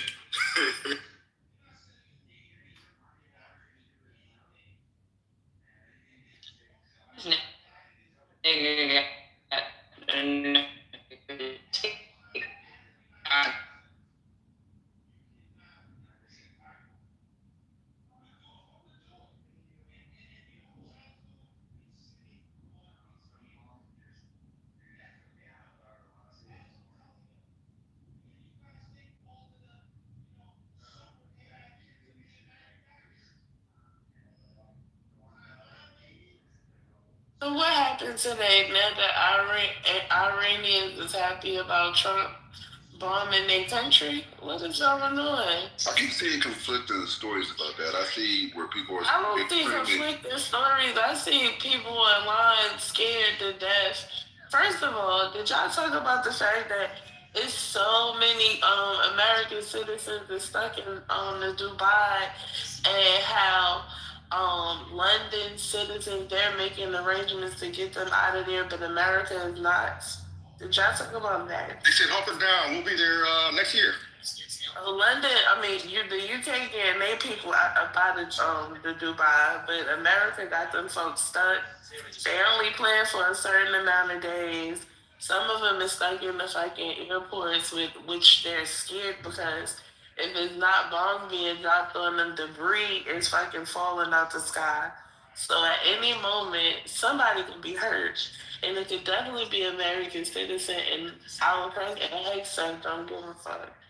Yeah, Brooklyn, not one fuck do they give. Yo, my man. They don't give a fuck about the American citizens. I have a friend over there right now, and he said the only thing that he's being told is to shelter in place and to stay in contact. That's it. Yo, my man Amari just got back.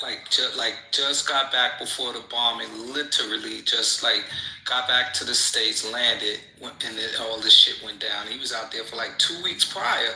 He just got glad he made it home safe. So yeah, man, shout out to y'all people stuck out there. But this shit is a fucking mess. This shit is just a mess. I'm just getting back in the crib. And I'm gonna look at these new reports, but what a fucking mess. I saw Hesek earlier lying on CNN. The TV was muted because we was at the doctor's office, and I just could tell he was just lying his ass off, just lie. But anyway, what up, y'all? Peace to the space. Yeah, Milton from Clubhouse is stuck out there. He came on the app and he was telling y'all, everybody, y'all. I know Milton. Yeah, that's my boy. He has a government contract and he Hey, check this out. Milton was one of my soldiers when I was in air defense. Yeah, people. Was? Yeah. Yeah, one day we were going. Was he Patty? Man. And I was like, what are you talking about? Hold up, Patty. Was he a good soldier? No, he wasn't. But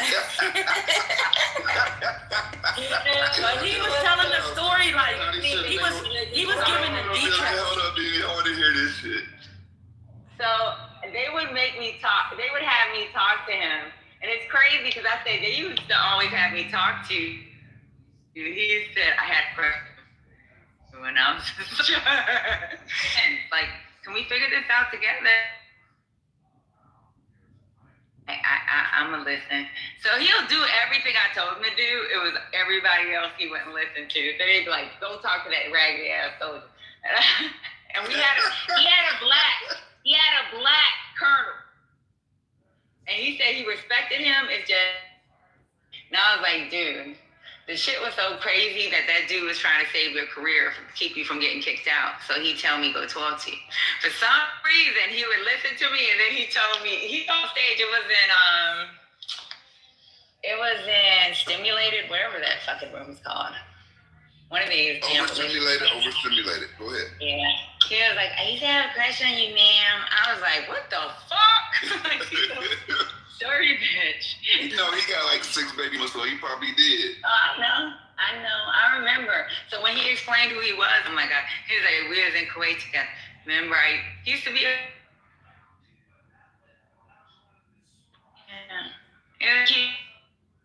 Is she cutting out for me, or is it just me? No, it's probably me. But me. Mm-hmm.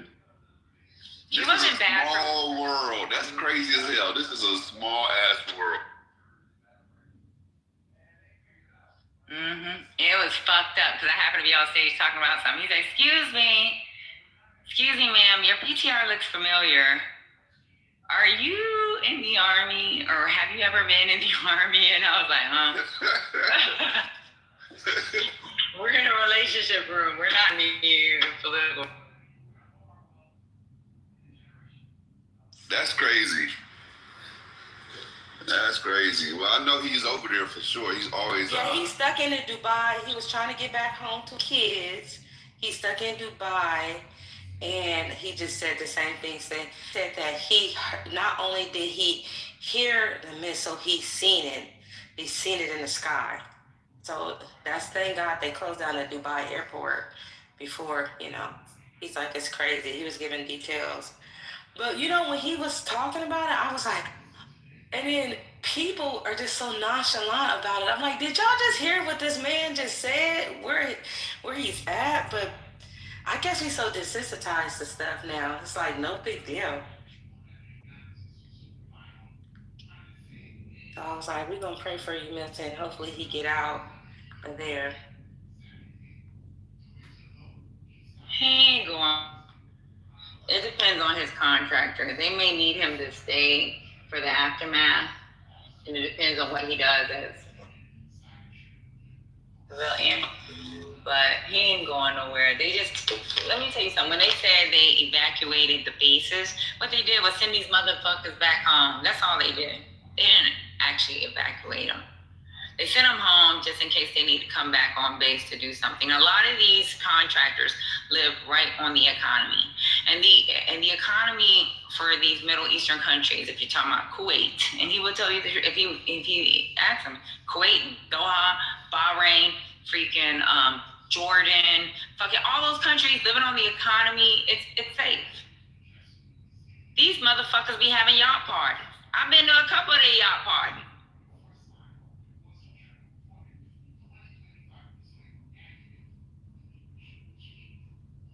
That's crazy. Y'all heard it here first. Patty was twerking on yachts. That's wild. No, I don't twerk.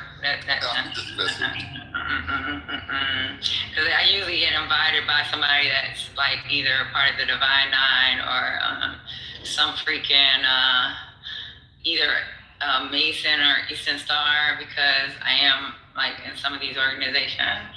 So like I'll get invited, and because I have because of my job, I'm able to go off the economy. So I'll go. That's dope. That's dope. Hey, yo, my PTR, that young lady is out there. Somebody was, it's my man's, my man, his girl is her niece, Shanice Day. So my PTR, she was on the air earlier. She stuck out there in Dubai. Like, she was very, very emotional. Milton, he said that the bomb almost went off on the property that he just bought out there.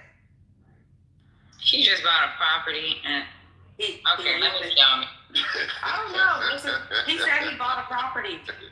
He said by his property that the bomb almost went off. Listen, Patty, this is clubby housey, okay? It's an Airbnb. It's an Airbnb. It almost went off by his Airbnb. He bought it while a contractor to the United States government and working in the country. Okay. I'll take that for that didn't happen. Gemini, I'm on my way to LA to pick up my car. Oh, what part? Van Nuys. That's where I work out at. That's where my gym at. Oh, okay. So if I see you, we can fight. Then I can finally catch that fade. I'm on Sepulveda. That's where I work out at. That's the gym I go to. At that Mercedes dealership. I know exactly where you're going. Actually, yeah, I got my car serviced there a lot. I know exactly what you're talking about.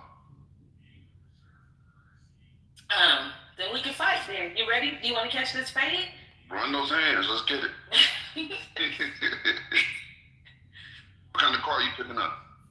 I don't want to talk about it. You brought it up because you want to talk about it. Go ahead. No, I don't. I just want to tell you how much going to LA. I don't want to tell you about it.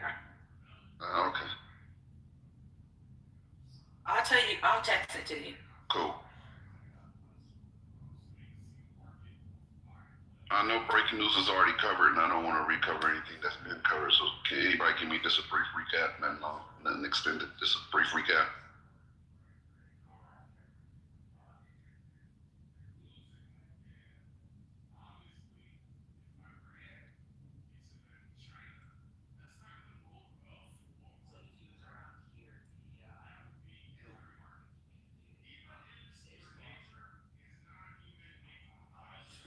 I know our rent is falling fast, but I just want you to gather your coins so that you have enough to pay me my money for the bet. What bet? We made a bet yesterday. He made a stupid bet with me.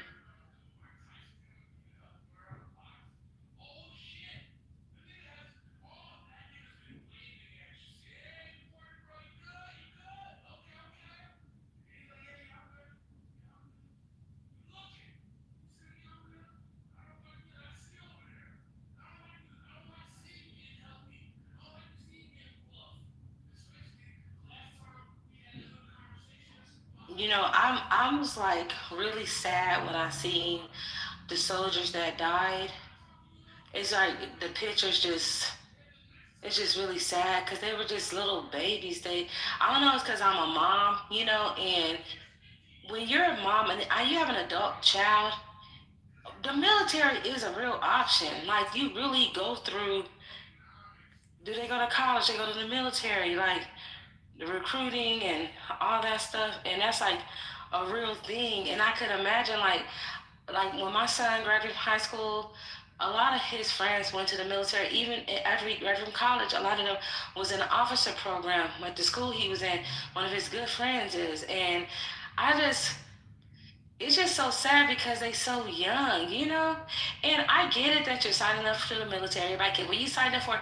But you signed up thinking that we will have a responsible president that had that type of power, be responsible. You know what I'm saying? Like, man, did y'all see how young them kids were, the 3 black kids? That was sad. They were very young. They were very young. And there were some people that came in, a person specifically that came into the room yesterday with me, and he said, well, I'm not worried about it because I'm out the military. I don't got to go over there, so I don't care what happens. I was like, that's fucked up. Like, how are you supposed to be even a vet, and you don't have any remorse for people who's supposed to be your brothers, right? Brother in arms, right? And their lives are still in danger. Like, straight fuckboy shit. They do be kids. I can tell you, like, my last assignment before here, I had 10 kids. Like, these kids, they were kids. I'm talking about anywhere from 17 to 19 years old. 10 kids. And the shit that they, they gotta grow up quick in the military, but the shit, their conversation, their face, it's like, if you can look at a 19-year-old that's in the military and you see their face, these kids look like 12-year-olds, 13-year-olds. They look like my daughter was 10, 11 years old, and these kids look like somebody that played with my kids. Yes. They look like kids, man. Like, I seen the pictures of them. I guess maybe it was at their little pictures in the uniform. They were babies. They were kids. All 3 of them little black kids. They were. And if you look at their DA photo, how they wear their hat, it looks like they got their daddy's uniform on, right? Right. Like, and then people are like, well, they signed up for. Okay, but do we sign up for this type of fucking crazy ass president? Like, come on, let's keep it fucking real. This is insane. And I'm like, damn, and the black people, all this Trump don't affect us. Yeah, it is, because those are our kids. Look at the first 3 that's gone. Those are all black kids. They gone. Life cut short. We make up 20% of the military. Black people make up 20%. Our numbers are terrible. When you look at race, like overrepresented. We're disproportionately represented if you look at the way the demographic of the United States, we're only like, we're at 10, something like that. So we're doubled when it comes to the military.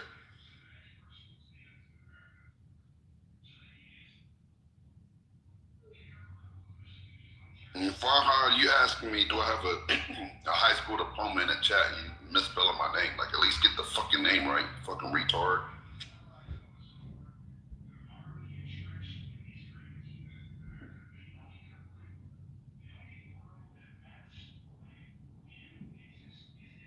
I got a client who, I feel like it was both of them. She's my, y'all know with y'all hairdressers, we become friends. So you seen her every 2 weeks. And me having an adult son, raising an adult son, I was like, we was talking about the problems he was having. So when he graduated from high school, he was working dead-end little jobs and stuff. And, not really doing nothing he's supposed to do. And then she was like, her husband, her ex-husband, he was in the military. And then I was like, yeah, you should make him go to the military. Like, and she was like, yeah, I want to talk to him. He needs to go to the military, do something. So when he turned like 19, he just entered the military. And I texted her. She was like, girl, I'm so fucking scared. And I kind of feel like a little responsible, not responsible, but I remember like, yeah, girl, like you with these boys, you gotta get them into some structure. Like they gotta go off to college, they have to go in the military. Like it's good, like not saying that she didn't make the decision because of me, but I was like part of her tribe counseling, like, and then when we finally got him in there, he just went to she went to his little graduation. That was just like last year at the end of the year. And then, but so I didn't know as soon as you go in the military, they ship you way off somewhere. So she was like, she's so scared because her son is shipped out. I was like, oh my God, this boy, her mom, the dad, got a good job, and the mom, she's a registered nurse, but she was just trying to get him somewhere so he can get like some discipline and responsibility. You know how it is raising boys. You gotta be careful because they can go to Marathon Burger and get shot too. Because y'all was out there doing that yesterday, Gemini, killing people at the burger joint. But it's just crazy. I feel so bad. Like, damn. Mimi is crazy. Y'all They was out there killing people at the burger joint yesterday. And they went to the celebrities up. Right. I heard Stevie Wonder showed up. Stevie Wonder, everybody. Everybody showed up. They said, now these niggas gone, now we about to act up. Okay, they have no respect for Stevie. Okay, I guess they didn't shoot when Stevie was there, thank the Lord. But girl, y'all know what I'm talking about when you raising adult kids, especially like you just don't want them to be failures. But the military, when they're developing and they need discipline, a military is a real option. Like go here for 4 years, grow up a little bit, and then we're gonna decide, then you may like it and stay in there longer, find you a job. If not, I don't know, maybe I'm too old, my kids. It's a real option. And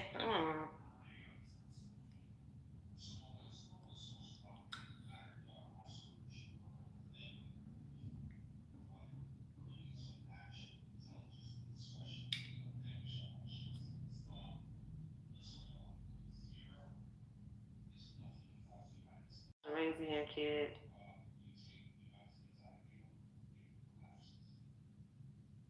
Okay. I hate people who don't got kids probably talking about how to raise a kid.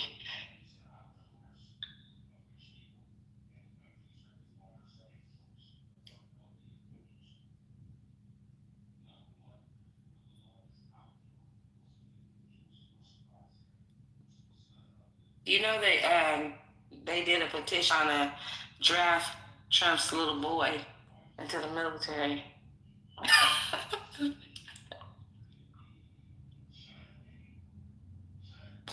There was a petition to draft his son. Yes. It's gotta be above the age. The military is not. I mean, the internet is never serious. I said these people crazy. He'll get bumped first. Trust me. Right. We're gonna take after his daddy. His daddy. Trump said, some of you guys are most likely going to die soon, and that's just a sacrifice I'm willing to make. He really said that too. It's crazy. Yeah, he did. That shit was sad. I listened to that shit this morning. I said, what the fuck? That shit is crazy, right? I was like, what the fuck? And then I was reading the comments on YouTube, and MAGA was like, Trump is taking care of the country. I was like, there's a lot of Republicans that are not standing behind him because they feel like he's not addressing our internal and domestic issues, and he's overseas starting wars while betting for a Nobel Peace Prize at the same time, which is fucking weird as fuck, right? But he's not tending to home, right? This is not America first. This is being Yahoo's bitch. That's what this is.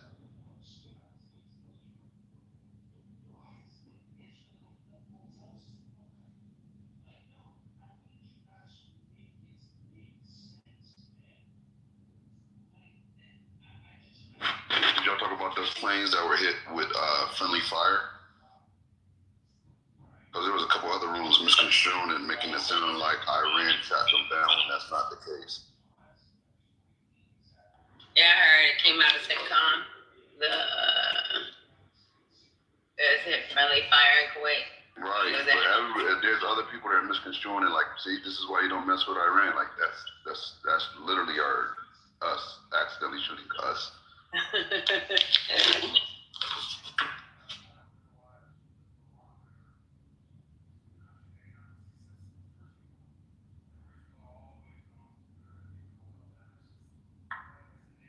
I often read this shit and see loud. I'm watching the call right now, but did they confirm where the shots came from, where the missiles came from that hit that school?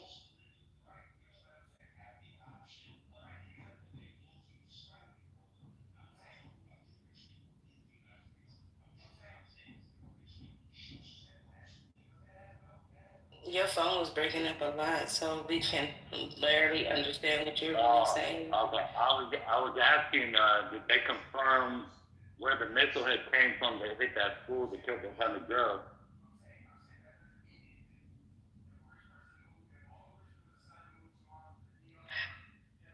I don't know, but that was sad too. 148. So they haven't confirmed exactly where it came from. Like, the missile that hit the girls' school likely came from IDRC.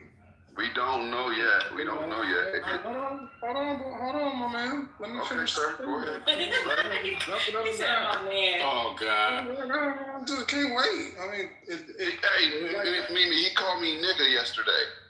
What? He's not even allowed to say nigga. Like, what's going on? Boy, you better stop that. That missile likely came from the IJRC. Now, look, it's unconfirmed. It could be either or, and you're gonna hear things both ways. It's a tragedy nonetheless, no matter which side it came from. But I will say this real quick, Jim and I, looking very good for the IGRC. The defense experts now believe that their entire Navy has been nearly eliminated. Their naval bases are gone. They've confirmed, this is Iran's confirmed 1,500 soldiers dead, maybe more.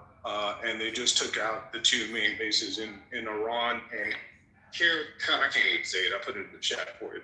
So, not looking good for them boys in the IGRC. It's not looking well. But we'll see. It's a heavy onslaught. They're going to withstand it. They're going to be severely damaged, but they're still going to be in existence and still infiltrated. They're a part of the fabric of that course, brother. Like, they're embedded. They're not just be there forever. Right. Just like that Ayatollah that made it, all the 40 minutes. With this money that I win from you due to this bet, I'm talking about I've been thinking about. I think I'm going to buy all the mods a drink or lunch or something. You should.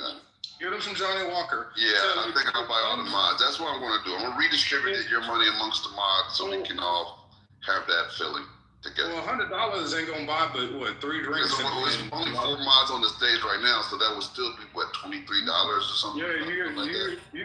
Yeah, that's 3 drinks in Los $25, Angeles. my bad. So it'd be $25 a piece. That's not bad. Yeah. You want tip? You got tip? Shit, like I said, that's 3 drinks. What kind of a turkey? I'm just gonna divvy it up, so you're contributing to the room. That way, you could all say Trent contributed to the room.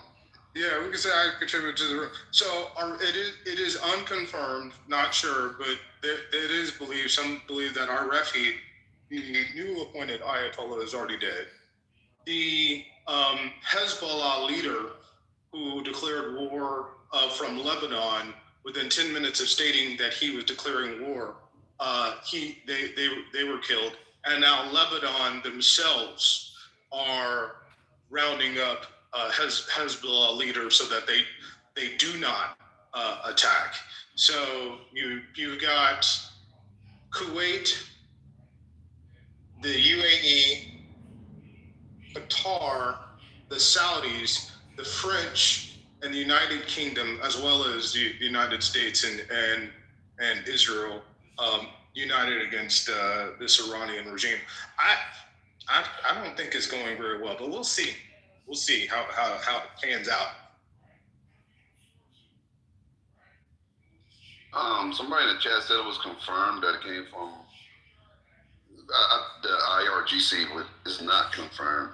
There's still conflicting statements on where it initially came from. Right? They're claiming that it came from either Israel or the United States, part of their missile campaign. Right? So we'll see. New Republic wrote a whole article about the most probable scenario is that it was United States, and it was using an outdated map. The link is in the chat. Okay, so but I appreciate it, and I check that out. It's probably accurate, Neo, but I'm just saying they haven't confirmed, like you just said. They're saying that's the most likely, the most probable, but that's different than the confirmation, you know?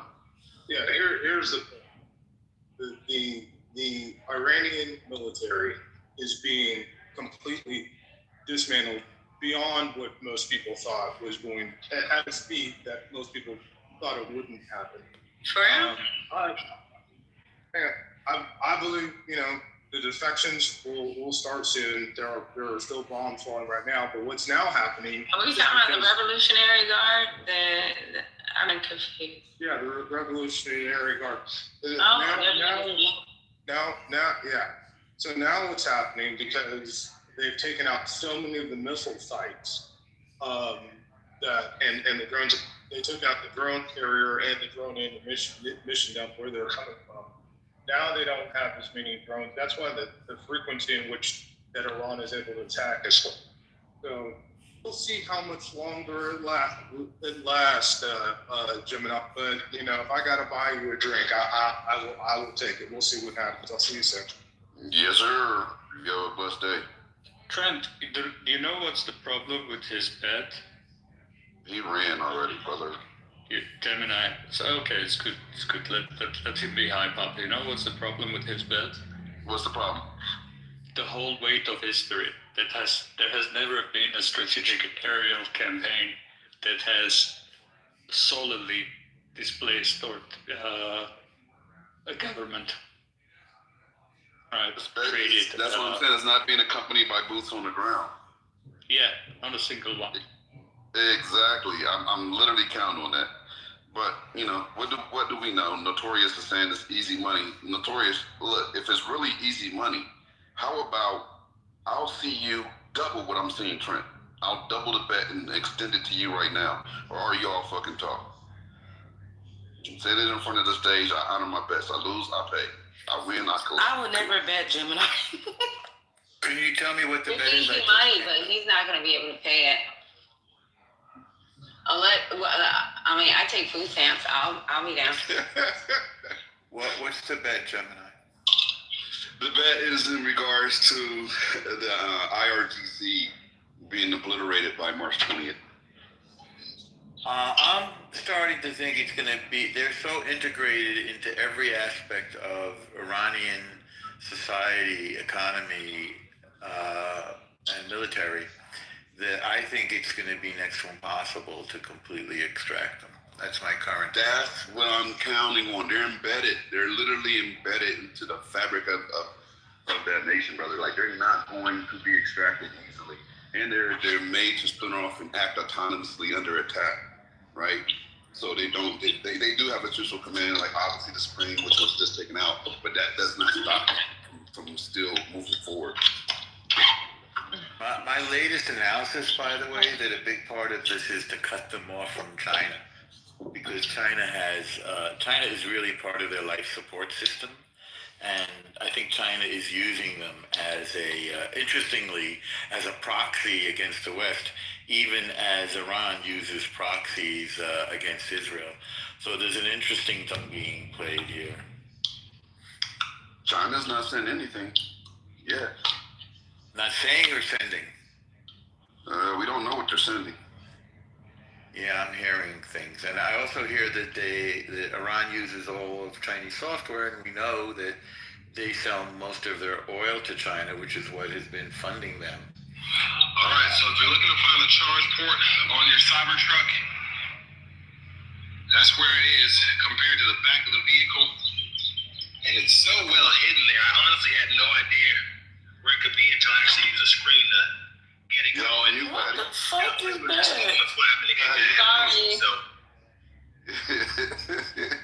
It could have been worse. You could have been watching anything.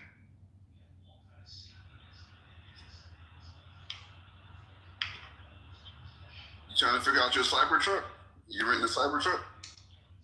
Shut up, no. No, I was looking up something else, and that was one of the first videos, and I didn't mean to click on that video. Got you. Norm, you said you were hearing some other things in regards to what China is sending over to Iran. Like, are you saying that they're sending some form of support that's not been reported? You're trying with the boots on the ground right now. What's going on? I just heard, and I haven't confirmed it, that China has just sent. They turned off their tracking systems on a whole bunch of cargo planes, and they sent over a bunch of equipment that will enable them to discombobulate our F-35s. When I say our now, I'm saying American. And I should point out that American F-35s are running different software than the Israeli F-35Is. So I don't know if China has the Israeli software, but this is so far just a rumor, so I don't have it confirmed. We're going to see. What's your source for this rumor?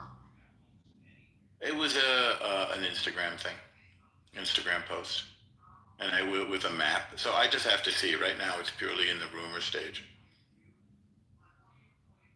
Also, I mean, we have no idea of the extent of the damage that Israel and the U.S. have wrought on Iran, but it is just an order of magnitude greater than anything that we know.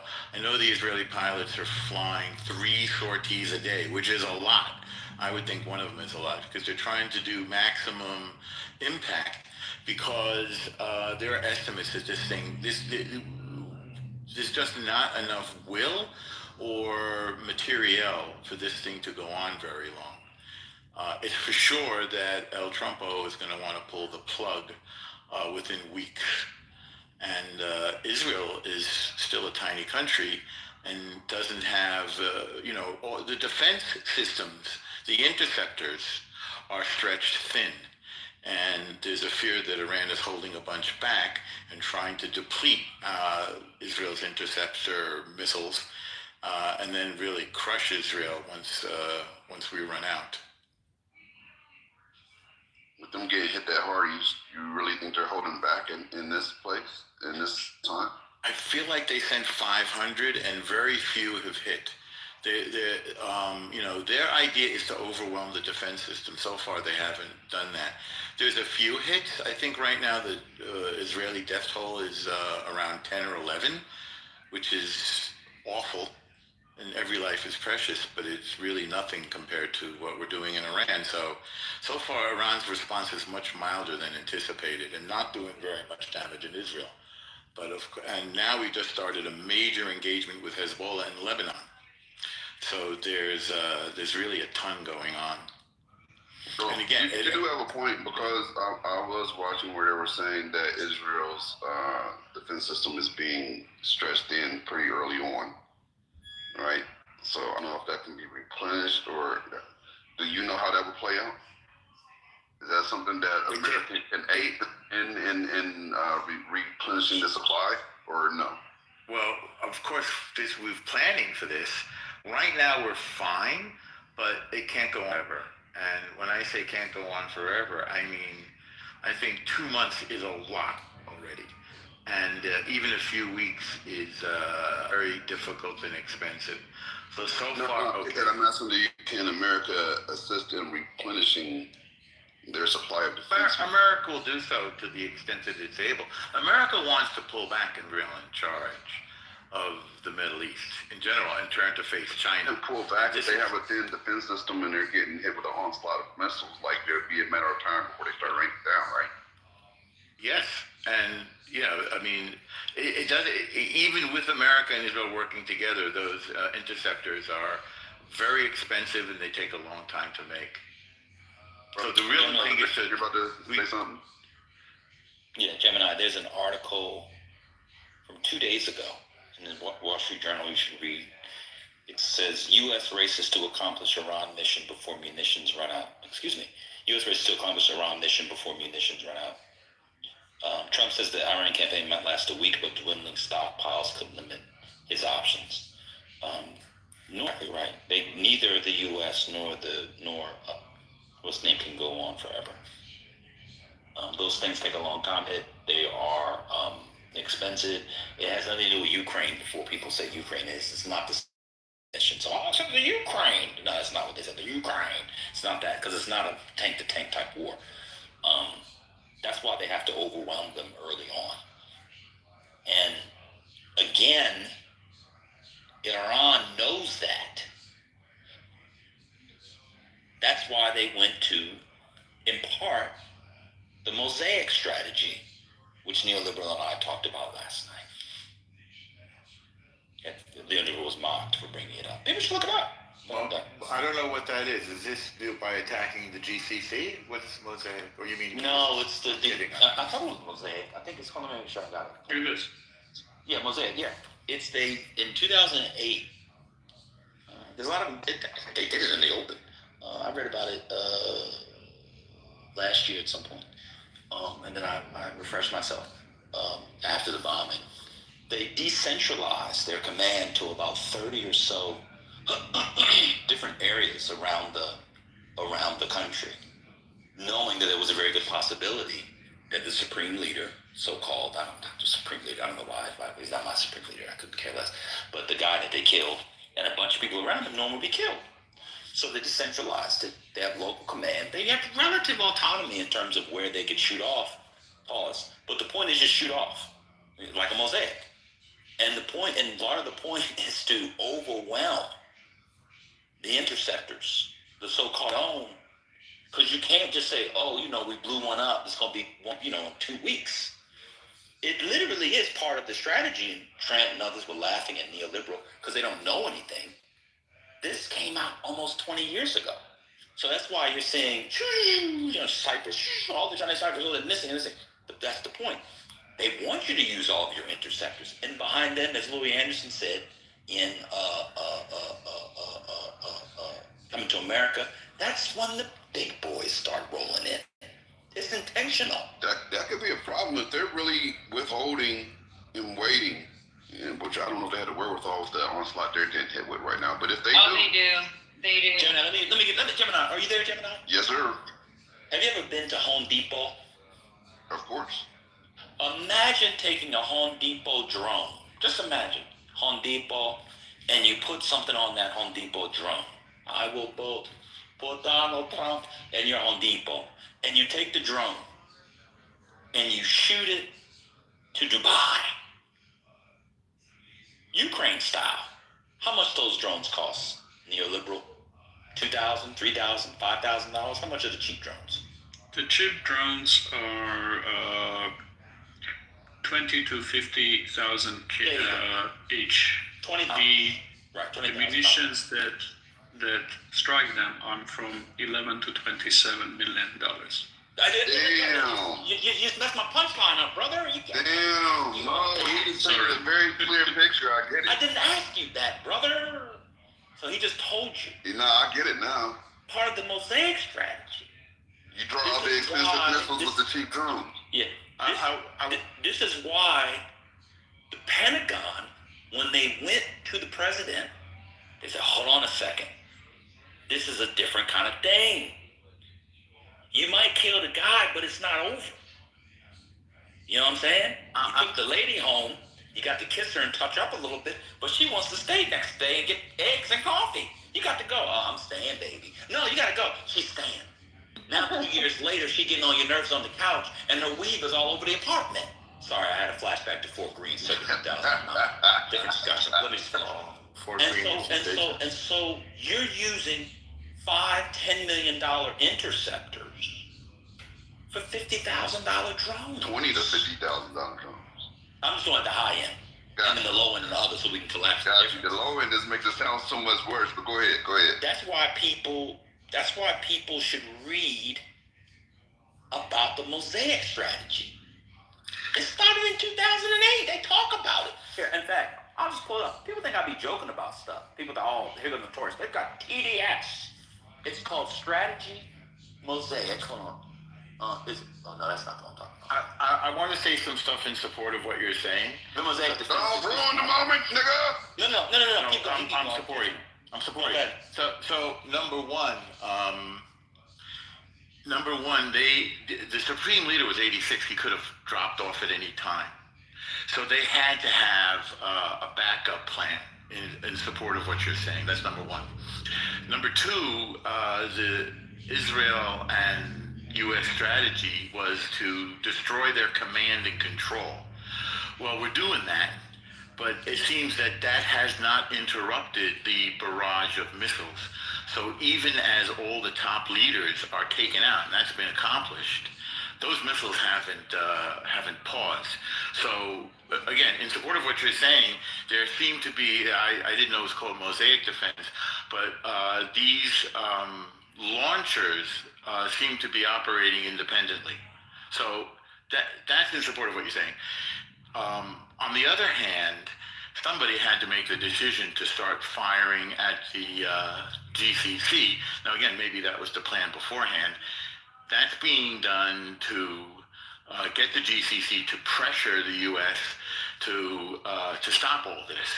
So far, it's not working. They're actually mobilizing their armies, and it has instead persuaded them to open up the airspace to American assets and to fight back against Iran, which they always have recognized as their enemy. But yes, this Mosaic command and control, the distributed, what's that thing that they use with Bitcoin, like decentralized, I forget, what do they call it? Distributed ledger. Yeah, like the distributed ledger. Yeah, the blockchain kind of thing. That's a real concern. And finally, they're deploying the Iron Beam for the first time against Lebanon, and I've just seen some video of them so that's a lot cheaper, obviously, to use. It's not universally workable. For example, if there's clouds, then you can't use the Iron Beam because the light doesn't go through. But I'm watching them take down some of the Hezbollah assets as they fly in with the Iron Beam, which is much less expensive, obviously. That's right. This not is a full solution, but it's a partial. That's right. That's why.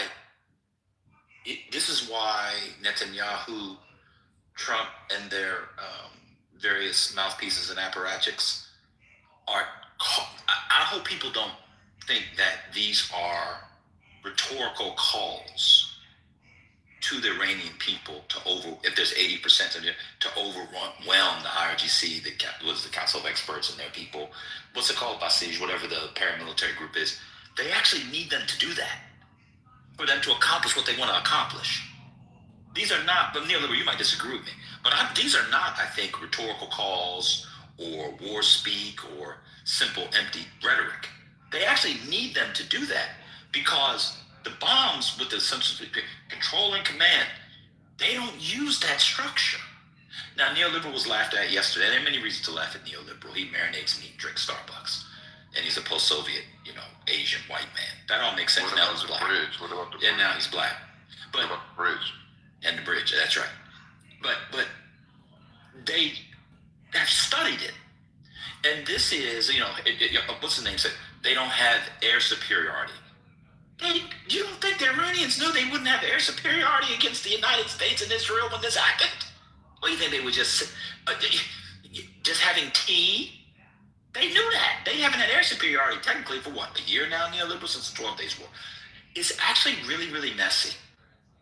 But because people died and they see the size of bombs and everybody falls for American bluster, we call the mission accomplished moment, people think it's over. The bombs have not slowed down, missiles have not slowed down at all. They have not slowed down at all, which is to say, this is the Mosaic defense or Mosaic strategy in action. It is quite literally by design, because they knew it was the only way they could do what they want to do. Last thing I'll say, they haven't hit the oil fields yet. It's coming. I think they hit the Saudi oil field. Yeah, they hit Saudi. Yeah, I know what I'm saying. But I mean, the devastation is coming. Yeah, they hit that one. They said, but I mean, like a bunch of them. I think they tried to hit it. I think they hit that one today. You're right about that, Norm. I read about that earlier. It took, as neoliberal rightly said, people here had no idea, because to be fair, nobody needs to read about this stuff. Me and him have no life, obviously. It took over a year. Neoliberal, was it a year, a little bit more, for the oil fields in Kuwait to stop burning, for them to put the fires. Was it a year, neoliberal? Oh, he might not be here. He's on the phone. So people think, you killed the guy, it's over. They don't have a centralized command like the United States does. They don't do a centralized command like Russia does in the Soviet Union before it. They specifically went away from it when they developed a strategy which anybody can read about online. And if you had done any reading about Iran, nobody know the name, but he knew they were doing this. I think it's about 31 territories. But I'll go on mute. I don't know what I'm talking about. I'm just a bitch ass nigga. Hey, bitch ass nigga, that's literally why I was willing to take the bet with Trent, because even if they are able to eradicate them, it's going to take longer than he's anticipating. So he's going to lose the bet either way, because they're decentralized. You can't just drop one bomb and think that's it. They're done. Did you Google it? Did you Google it, Gemini? That's gonna blow your mind. Google Mosaic Defense. I'm reading it now. Yeah, it's literally happening. But people think, here's one. This is from the Wall Street Journal. Came out a day ago. The Iranian force built to defend. Oh God, my internet is booty cheeks. The Iranian force built to defend the regime now faces the ultimate test. This was there the other day. And I'm gonna tell you something. I have no data on this. I have not read anything about it. What's with you? I believe that they believe that the Ayatollah lasted this long. Huh? I actually think they thought he would have been killed earlier. That it was a miracle of Allah, mashallah, that he made it this long. He was 86 years old with prostate cancer. Like, what are we doing here?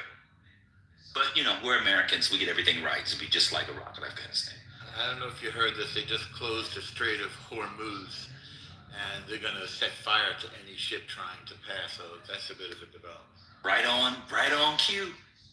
But Trent said it'll be over by Wednesday. It's weird to see Ben and El Normal working in tandem. El Normal has turned into a troll because the app has gotten to his brain. But when he's being his regular stuff like he is now, he's read about this stuff. And No, he is well read. I'll give him that. Yeah. Everyone knew this was, if you followed the issue, you knew it was going to be nasty, which is why Trump, Lindsey Graham, Pete Hegseth, General Kane for short, they are not expressing the swagadociousness that they were doing for those boat strikes when you were getting these little boats in the middle of the Caribbean Sea. This is a whole different order, which again, Gemini, is why every time a leading official comes out to speak in the administration or in Congress, they all are calling on the Iranian people to overwhelm the security forces because they need them. I get it now. Okay, that's not just a supplement. It's a need, especially without putting boots on the ground. Like they're trying to have them account for the boots on the ground. Give it a month, Gemini. Did you hear Bahrain just mobilized their army? Yes. They're taking a lot of hits. By the way, of course they're going to be boots on the ground. Yeah, they're sirens all the time there. We're also taking out the police stations around the country so that they can't suppress a popular uprising. Yes. So that's in favor of the popular uprising. Yes, that's very smart. That's actually very smart planning to get rid of the police. I agree with you. And Al Normal been saying this in Clubhouse season 2 and 3, man. He been saying this for a while. There are going to be, and I got the election wrong, so I apologize. So maybe I'm wrong here, and I hope I am. Tens of thousands, if not hundreds of thousands of deaths by the end of the year. Dang, that's a high number, man. Okay, well, Have you seen these boys? It's 1,000 now. Have you seen these boys, these IRGC boys? Omar, they killed, 15,000 protesting 2 months ago. Oh yeah. I seen that. Yeah. Oh, you counting the protests too? Yeah. No. I'm just saying. Given they don't give a shitness. This is that's what I'm. Okay, I see what you're saying. I hope I'm wrong. Yeah, but you've seen them do their exercise. These boys walking around with bayonets, and you've seen the IRGC do their exercises. These are ruthless killers. But hey, there was a nonprofit in the Netherlands that did a fucking push poll through VPN that said they're going to overwhelm them. Come on, let's get real.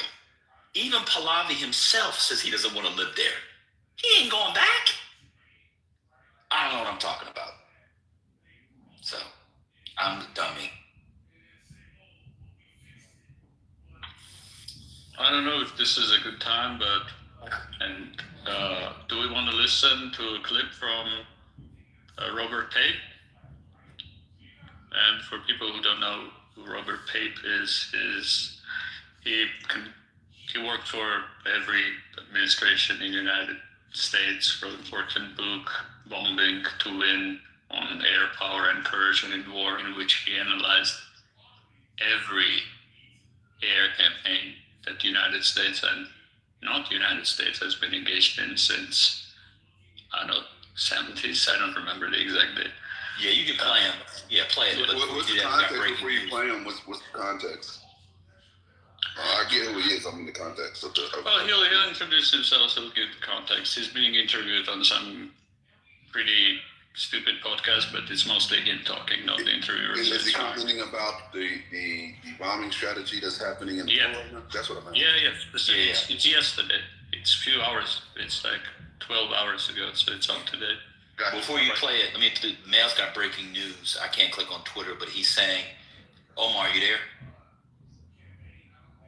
Yeah, I'm here. Listen to this. The Trump administration is sanctioning the RDF, the Rwanda Defense Forces, for not holding up the Washington Accords. They're still working with M23. What? The world is in shambles. Damn, that's crazy. The world is in shambles, but the good news is we don't have girls, we don't have trans people, and women swimming. Go ahead, play your clip. Your boy, what's his name, Travis, he gonna be upset about that.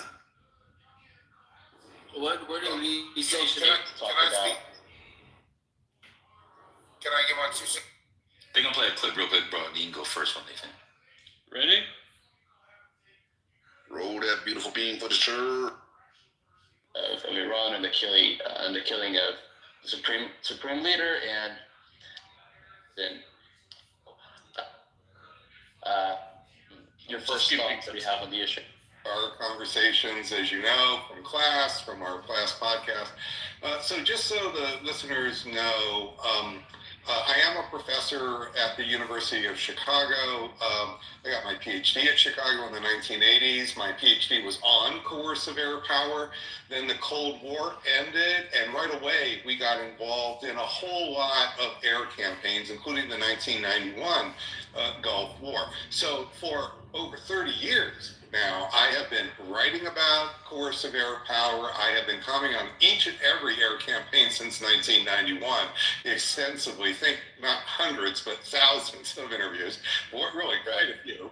And I taught for the U.S. Air Force for 3 years, conventional targeting strategy. I published Bombing to Win, which looks at every air campaign since World War I.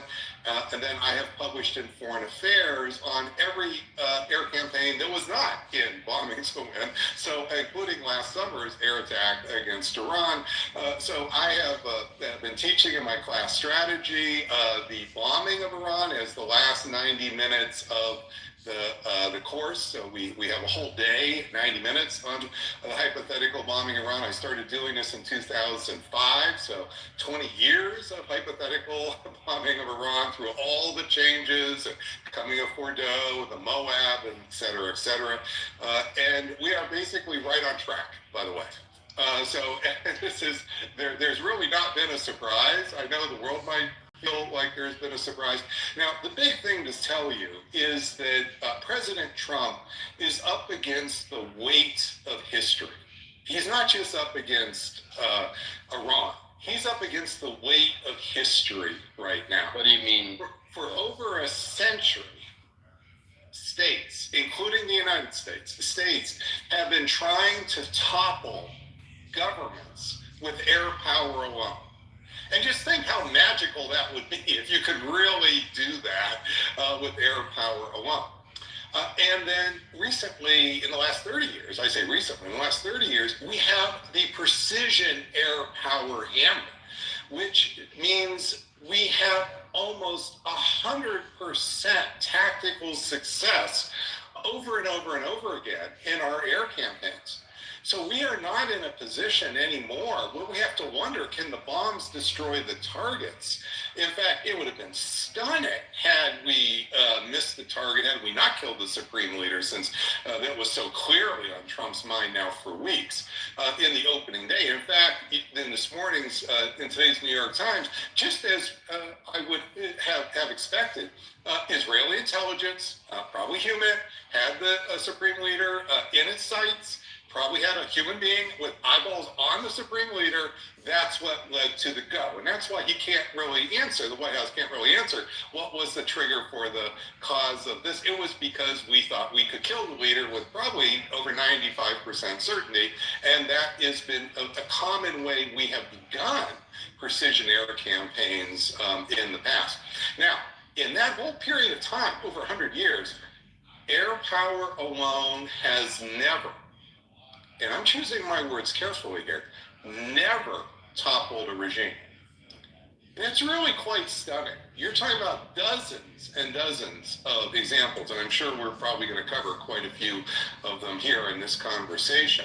And air power has been tried in dumb bomb age, in the precision age, hitting a whole lot of targets, hitting just a few targets. So we've tried many sophisticated different ways to skin this cat. And the fact of the matter is, it is a record that has 0 wins, not just a few wins. And that's why nobody can give you an example of a win, okay? And that's been going on now for days, all over social media, all over the news. Nobody has a good example. So what you're saying is that if the U.S. wants to actually, pursue regime change in Iran, we're going to need boots on the ground. That will come to that. That's like stage 3, Eduardo. So what's stage? Okay, so we need to understand first that what is happening to us before we get to these more dire scenarios. We are now losing control. That's the critical thing to understand. You see, with our great power in the United States, the world's leading economy, the world's most powerful military, with the precision age, with 100% confidence virtually in destroying targets tactically, we have what I call the illusion of control. It looks like we are in control. And listen to President Trump and J.D. Vance. They talk, just President Trump in the last 24 hours. Well, he's got off ramps. He may do this. He may do that, as if it's under his control. J.D. Vance, we'll never get into anything protracted, as if that is in his control. This is the real problem with the smart bomb trap. Now, the smart bomb trap, I have laid this out on this new Substack called The Escalation Trap. And the smart bomb trap, I have many articles on this just in the last week, because I could see this all coming, Eduardo, so I decided to start this then. And this lays out frameworks, not just simply opinion, and not just simply commentary, but puts this in a framework. You see, the smart bomb trap, in stage 1, you have the hyper-accuracy of the precision revolution.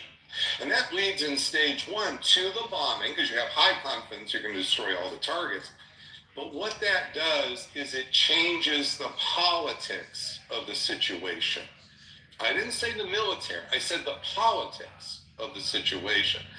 When you bomb to decapitate leaders, kill them, to take down the regime, as President Trump has announced, what that is doing is not just putting a bomb on a target, not just cratering dirt or concrete, but it is announcing that you want the new government to obey America.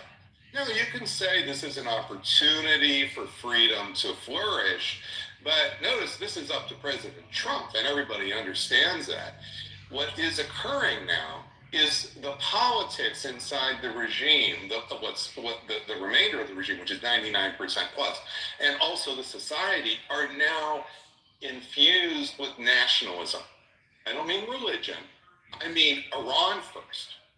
Even the pro-democracy movement now, they may well want to get rid of the government. This government may well be evil. But that's not the same thing as, sure, we're going to obey President Trump and we're going to obey Washington, what they want. And this is now changing politics inside. And this is happening where we now, with the leadership decapitation we've done, and we have killed the supreme leader, that is for sure. And we probably killed 30 or 40 other leaders. This is a drop in the bucket on this giant, this is not Libya when we first had we'll probably talk about this, April 1986. We tried the very first raid with precision weapons, and the precision aid was to decapitate Muammar Gaddafi in Libya. Now Libya at the time was 4 million. This is 92 million. There are thousands of political leaders here in this regime. There's over 1 million in arms as actual. The Baji, which is the force that just slaughtered somewhere between 3,000 and 30,000 protesters here, has plenty of weapons to do this again. 1 in 8 Iranian adults is on the payroll of the Iranian government. 1 in 8. Think about that for a moment.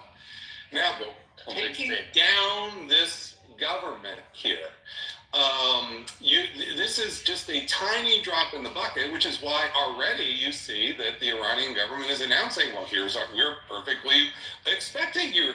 This is to be expected in the precision age. They know they're going to die. They want to go down as heroes for their beliefs and their country. And that is what they're doing. Right. So, 2 months ago, we had a conversation on Venezuela, and basically what we talked about. Let me stop there for a second. This is 10 minutes.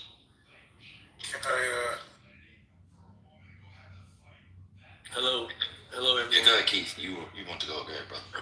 So, to say that this is a tiny drop in the bucket, I don't agree with that. This is way bigger than tiny drop. It's necessary. I have a lot of Iranian friends who affirm and confirm that it's necessary. As an American, we do not need anti-American, radicalized Muslim wanting to just destroy because they believe they're going to get, a gold seat in heaven. That's literally like, it's gone too far. It's gone too far. Yeah, America helped to get this far. Some bad policies, and I'm just very happy that we have a president that is he perfect? No, but he's doing what I believe we need a president to do to protect us Americans and our allies. And to say that this is a small drop in the bucket, I think that's just, you can use all the big words you want to use. You can call yourself a scholar. You can say you got 30 years of this, 30 years of that. But to say what we've done so far is a small drop in the bucket is, I think, outrageous to say. Well, what did he say was a small drop in the bucket?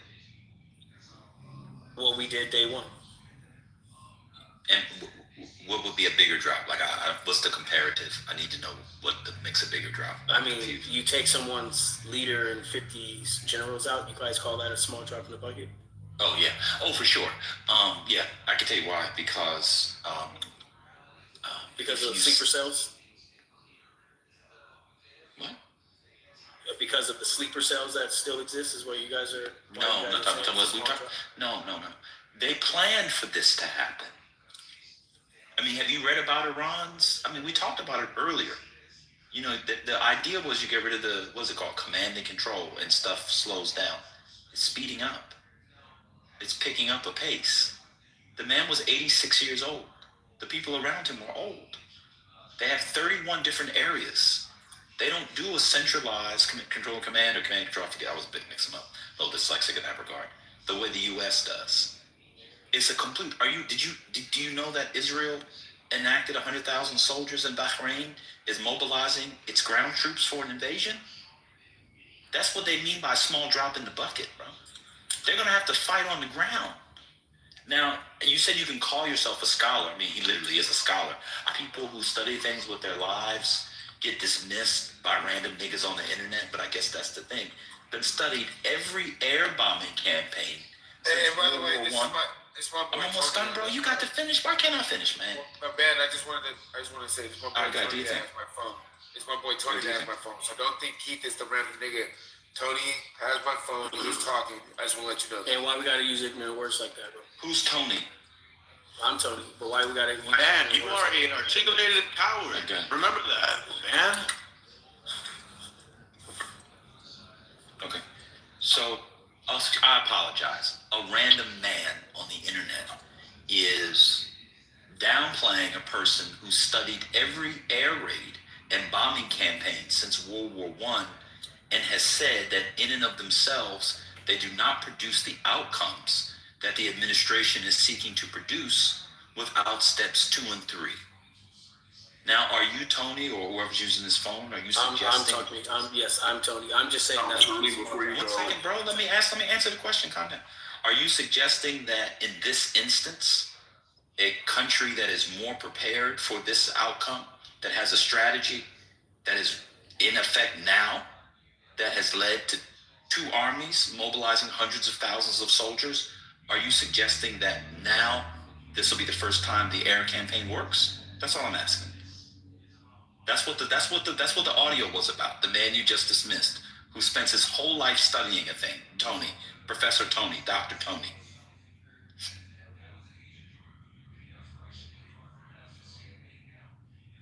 Are you there? He's on the phone. The people who keep suggesting that taking out the top people like Notorious just did is the point. You don't understand the structure of Iran. That's where the mosaic comes in. That's the whole point. And I'm convinced that they thought it was a blessing of Allah that he lasted this long. And the missiles, as Norm said, have not slowed down. Are y'all following the news, or are you just listening out of your ass? If I'm understanding correctly, Ben, what I'm reading, like, he's just a figurehead. They're still going to act autonomously and move in parallel. Like, they're still going to be able to execute what they need to execute.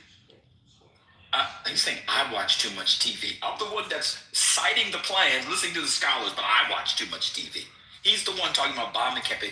I gotta be honest with you, Notorious is really stupid. I'm gonna stop responding to him. But Gemini, I don't know if you know this, because a lot of people didn't know. Ace didn't know this morning when I told people didn't know. Gemini, did you know that the supreme leaders, so-called, since they took over in 1979, issued fatwas against the building of the nuclear weapon and called it haram to do so? That is to say, there's every reason to believe that without those fatwas and the guy they just killed, they would have already developed the weapon. Did you know that? Honestly, no, I didn't. Yeah. Do you know that this is old technology and they could have built it a long time ago? That I do know. If fucking Pakistan has a nuclear weapon, why do you think Iran would not have it? Technology is from like 54. That I do know. But And the Iranians are smart, man. They're pretty smart. They're the smartest people on earth. It's been like that for thousands of years. Hey, Ben, thousands of years. You take any group, the only group I might say, and I mean so they're saying, maybe the Chinese and the Germans. That's very reason to believe these are the smartest people in the history of modern history. And people think that they thought, oh, well, they're going to have 40 people to get. Of course the United States can bomb and kill people. That's not a big deal. That's not hard to do. Anyway, Oh, wow, what? Milton was on CNN being interviewed? Wow. Milton is our friend that's over in Dubai. He's a military contractor, man. Oh, that's what's up. And he's on the app. So we ought to try to get him in here. Oh, yeah, he's definitely trying to get him in here. Omar says go on record. I don't know enough to go on record. This is not a game, bro. I was around for Iraq. I don't want 50,000 U.S. soldiers dying and millions of people. It's 90 plus million people. It's way bigger than Iraq, way bigger than Afghanistan. The terrain and topography is crazy. Go on record. Omar said just keep bombing them as if we have an unlimited supply of bombing, when the Wall Street Journal reported the other day that the munitions of the supply, so-called magazine depth, is running out. Y'all just want to bet on it? I guess everything's couchy and predictable. Let's not bet on this. That's not cool. Hey, you want to go on record? I'm a fucking random dude sitting eating Trader Joe's plantain chips and drinking coffee, trying to wean myself off meat. Pause. And he wants me to go on record. Who gives a fuck about what I say? You go on record. Hey, Ben, you think it'll be over? Go book a trip to the Middle East in 2 weeks and see if you can make it. What do you say, Omar? They had a flight coming out of Philadelphia, right? That was going to Dubai. They had to turn back around. It was in the air for 16 hours. 16 hours. 16 hours. About it. Omar, they canceled 3,400 flights yesterday. Crazy. But according to people, and here's the kicker. We haven't gotten into this one yet, Gemini. This one's it. Because I'm not really into the economics or finance stuff, and I'm considering taking some courses in economics because it is fascinating. So I do want to learn more in my older age. I took the basics in college, but I want to learn some more stuff, right? What happens? GA was in here, God bless him. I don't know if y'all ever heard a grown old black man cry without crying. That's what GA was doing in here 2 days ago. Anybody hear that? Talking about the play. What's the play? He wanted to know what the play was because of all these foreign investments from America and the West, and people like him in Doha, UAE, Bahrain, etc. I'm gonna tell you what the play. I think what the play is gonna be when these people run out of interceptors. They're gonna take a $25,000 drone and blow up your hotel, blow up your resort. They're gonna blow up the shit you've been building with all those American investment dollars. That's the play. Just give it a couple weeks. I was just going to ask you, what do you think the time frame is? Gotcha. Just give it a couple weeks. And that's why they have to overwhelm them. Now, they could prevent that if they can overwhelm them and get everything. That's what the guy was trying to get people to see. It's just the beginning. Now, you spending $20 million to intercept something. Oh, good, brother, do you think? I'm just real briefly. So what you're saying is this initial onslaught has to pretty much eradicate anything they can do. Otherwise, they're going to be out of defense missiles and vulnerable. Now, on the flip side, I don't know if you guys heard about that. They said the Kurds, I don't know, it's like a Kurdish sect in Iran, and it's a couple other sects are trying to get independence. I don't know if you heard that. That's a wild card. I'm just saying, you know, some of these states trying to get independent states out of Iran. That's another thing to look out for. Yeah, the only wild can't be any more than 5%. Yeah, I think about 7%, man. About 7, yeah. Yeah, I have to look it up. Yeah, one domino. I want to disagree with that guy on one thing. There is an exception. No, did you hear me speak? Yeah, it's one word. Serbia and Milosevic, we did get regime change strictly from a bombing campaign. And I think that's the model that we're going for here. Wasn't there a ground invasion? But there was a ground invasion. No, yeah, not of Serbia, no, there was not.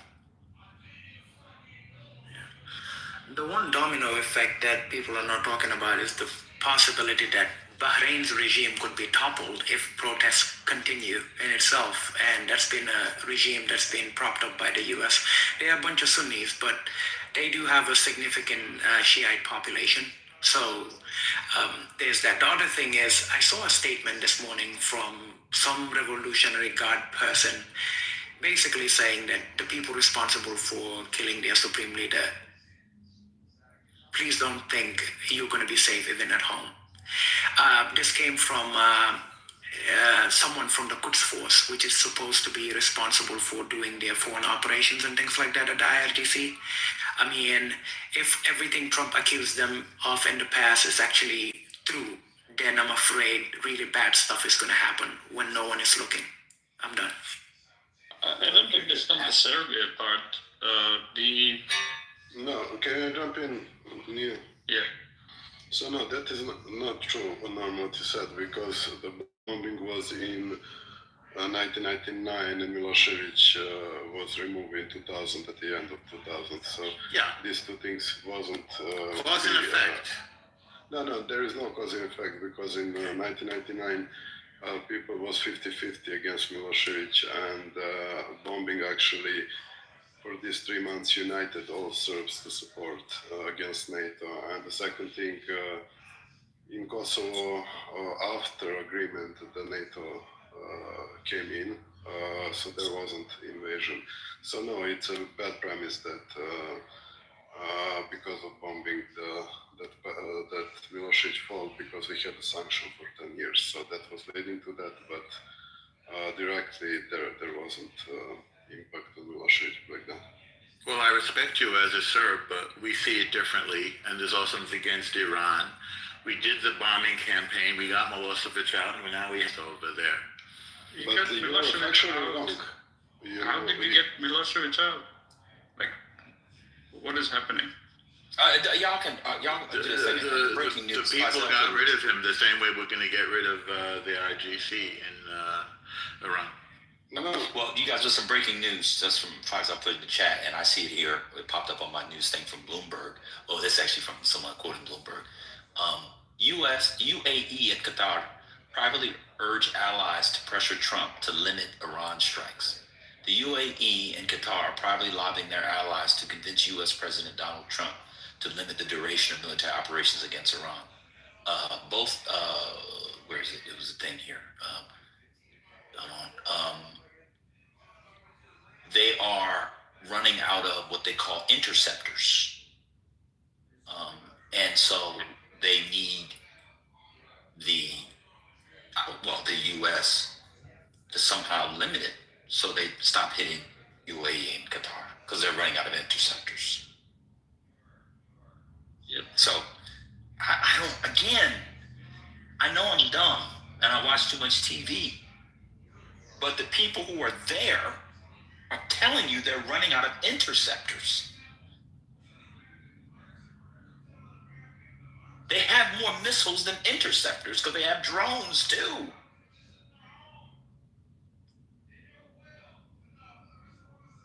Do we want to Keep bombing? Sorry. Just keep bombing. Oh, by the way, my little side piece on all of this, always gotta have a side piece to make it through the world as a man, is watch for Pakistan. I'm very concerned about Pakistan. I'm done. Do we want to do another 10 minutes? Sure. Okay, here we go. That was that Venezuela, as of that point, was going to be kind of like a puppet state of the United States, and that's not been really different from what we've actually seen from these past few months. So that's not I disagree with you, Eduardo. I think what happened is the Trump administration has quietly pulled back. Right. So you remember, like the whole idea here, aggressive. go back to Venezuela. The whole idea here was to take Maduro out, not just replace Maduro with somebody else. The whole idea was this was supposed to create a new paradise of oil that was going to suddenly, we're going to have all these oil companies going in, and we're going to sort of dramatically change the last 20 years of oil production inside Venezuela. Well, as I was explaining, that was always a pipe dream. It was a pipe dream because there's an enormous amount of this country, Venezuela, is prime for resistance if, in fact, there is an imperial in quest. And what you saw with the Trump administration is they actually brought in the oil companies to the White House, and the oil companies told them to their face on television, we're not doing it. And you know why they're not doing it? They don't want to die. They want a paycheck, not a bullet, as I was explaining. And what is the Trump administration going to do? They basically walked away. Okay. Right. So this is not a case of regime change in any meaningful way. They're not as long as there's nothing. I understand. I'm to do so. So you saw them abandon course, basically. Right. Eduardo, this is not a victory for Trump. This is him conceding. Right. But in the case of Iran, then you say there's going to be fiercer resistance because in the case of Venezuela, basically the entire population hated Maduro, and there wasn't really a strong sentiment against the attack in the immediate aftermath of the attack, at least. How do you see Iran, like the Iranians reacting to how that's going to happen? Get escalation? Now, President Trump now is on the horns of a dilemma that's much more severe than Venezuela, because he's now in stage 2 of the smart bomb trap with Iran.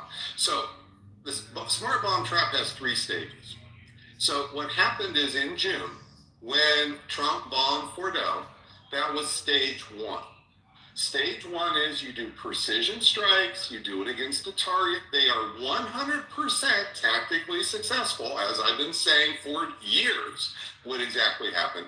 But then the consequence is strategic uncertainty, if not failure. Because the goal wasn't to put PGMs to dig craters in dirt and concrete in Fordo. The goal was to destroy the enriched uranium. And we know that before the strike on Fordo, there were 408 kilograms, that's 1,000 pounds, of 60% enriched uranium, enough for 10 nuclear bombs, 10. We also know with the other 20% and 5%, there was enough for another 6 nuclear bombs. And the bottom line is, we have no idea where a single ounce of any of that enriched uranium is. And as I've been saying in my class forever, this was going to be the problem. And the problem here is that Iran was never going to let the IAEA back in to inspect. They're not going to turn over everything to the Americans, as I don't know who was thinking that. But now that's stage 1. So what happened in this intervening 8 months is that we basically become obsessed with the uncertainty. So we are now, since we have no idea, and 8 months has gone by, and there are literally hundreds and hundreds, including in the mountains, where this enriched uranium could be further enriched and could be fashioned into bombs, and we have no idea where all those sites could possibly be. We are now really obsessing about, are they actually on the road to a nuclear weapon? And you heard President Trump say that in so many words. That was always going to be the case. And that means stage 2, where we are today, was always coming, which is regime change effort. So there's, as I said to my class, the way you were going to get regime change in Iran as a real operation by the United States is it would always start through Fordo. It would always come about a year after the Fordo attack, and it would come because of the uncertainty of the enriched uranium. And that is now where we are at stage 2. So President Trump now is now stage 2 of the smart bomb trap, where he's being pulled now into escalation because Iran has retaliated. They're retaliating against 7 countries, not just Israel. Right, we had a bomb in Kuwait. We had 3 Americans killed in that. Yeah, but it's 7 countries, including a hotel in Dubai. Yeah, killed there. And why are they doing that? Because they are playing the strategy of the weak. You see, Eduardo, since Vietnam, the states that we've been up against, who are all weaker than us, the smart ones all adopt the strategy of the weak, which is they don't go toe-to-toe with us on conventional battles because they can't beat us on conventional battles. What they do is they play for the protracted war, and they try to defeat us politically in the United States. And that's what happened with Lyndon Johnson. Lyndon Johnson, in 1960, we lost the Vietnam War as a war without ever losing a battle. Right. Where we lost it was not on the battlefields of Vietnam. We lost it in public opinion in the United States when it became a protracted forever war. That happened with the Tet Offensive, 1967, a lot of details there, but bottom line is President Johnson stepped down from running for re-election, and then the Democrats totally flubbed in 68, and who walked in? The Republicans. That was the Vietnam. That's how the North Vietnamese beat us. They beat us with a political strategy. So that's what Iran is doing. So you think that's the same strategy Iran's going to be deploying? But it's still early days. We can't be 100% sure, but this is the real issue, and you can already see it because both President Trump and J.D. Vance are terrified of a protracted war. Because this will split MAGA, and they're already in trouble for the midterms. And so President Trump wants to unify MAGA for the midterms. And so the idea that this would go on not just for a few days, but a few weeks and maybe months here. Well, this is manna from heaven for Iran. And it's true. There'll be enterprise. UAE might bomb them. This might be bad. But if you want to really score a big victory over Trump, you do it politically in the United States. That's his vulnerable underbelly. Right. Politics, not PGMs. So what do you think the Trump administration could do in terms of both the war and in terms of public appearance? Because let's say, we had Americans killed in Kuwait in the retaliation, right? That's a horrible image. They've got to pick their poison. Right. So they're on the which poison are you going to pick? They're going to up and down. Do you think they're going to? This is going to be up to. This is what the presidents get. They're the president. Okay. But the real dilemma here is, you're already losing control. Okay. Nobody was expecting that they were going to go and attack Dubai. So this was that. Okay. So same day. Yeah. Literally the same idea. And they've already sunk a tanker in the Straits of Hormuz. So they're already playing the long game right from the get-go. So this is really what the West Wing or the Mar-a-Lago group has to really be talking about right now if they're smart. And I do think they have smart people there, which is, do you bite the bullet and you just sort of walk away now? You sort of do another, let's declare victory. Okay, all we really wanted was to kill the supreme leader. And, this would be like Maduro 2, you kind of walk away. And let's go talk about attacking Greenland again. Okay, or do you go down the longer road? And the problem here is this is not fully now in President Trump's control. This is really where the loss of control comes in, Eduardo. So when you say, what should America do? There were more options for America before we bombed Fordo, after we bombed Fordo, than there are now. We have crossed a threshold where the initiative now is really, in serious ways, in Iran's hands. Mm-hmm. And it's not going to become less in Iran's hands with killing another 100 or 200 or 500 leaders here. Because what's going to happen is nationalism is going to congeal things even more. So this really is really quite a question here. Do you want to lose in the short term, or do you want to lose in November? Mm-hmm. That's what the real question here is for President Trump, because he's not coming. There's no that's why I think he's waffling all over the place.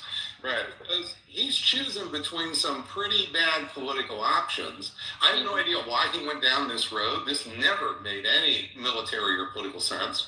But the fact of the matter is, he is losing control of this every single day. If the UAE decides, which they do have aircraft, if they decide they want to bomb too and they want to get into this, there's no NATO here. This isn't like NATO where not a coordinated strike anymore. Where we run the other countries' military. See, NATO is not just an alliance, it's a war-fighting alliance with an American general ordering the other countries' air forces and militaries in terms of what they're going to do. That's not the way this looks in the Persian Gulf. Right. Okay, that's another 10 minutes. That's great. I just put in the chat, but people want to break up NATO. You see what's going on now, you still want to get out of NATO. It's amazing. It's amazing to me. This is so amazing. Did people hear what he just said about NATO versus this? That's a key point. If something happens, you run NATO. You got American generals, American president at the top. Here, Bahrain come in when they want. UAE come in, fly some planes when they want. Saw what happened in Kuwait last night. Thank God those people are still alive. But y'all got it, man. All it takes is some political slogan, moxie, and feel good in your gut. And you know how the world works. It's an amazing.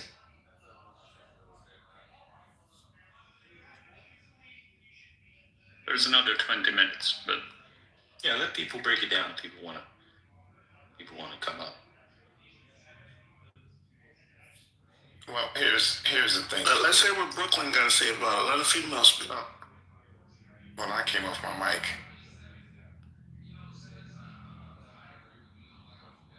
Who said something about Brooklyn? Thank you, Neil Liberal, for playing that. That was very informative.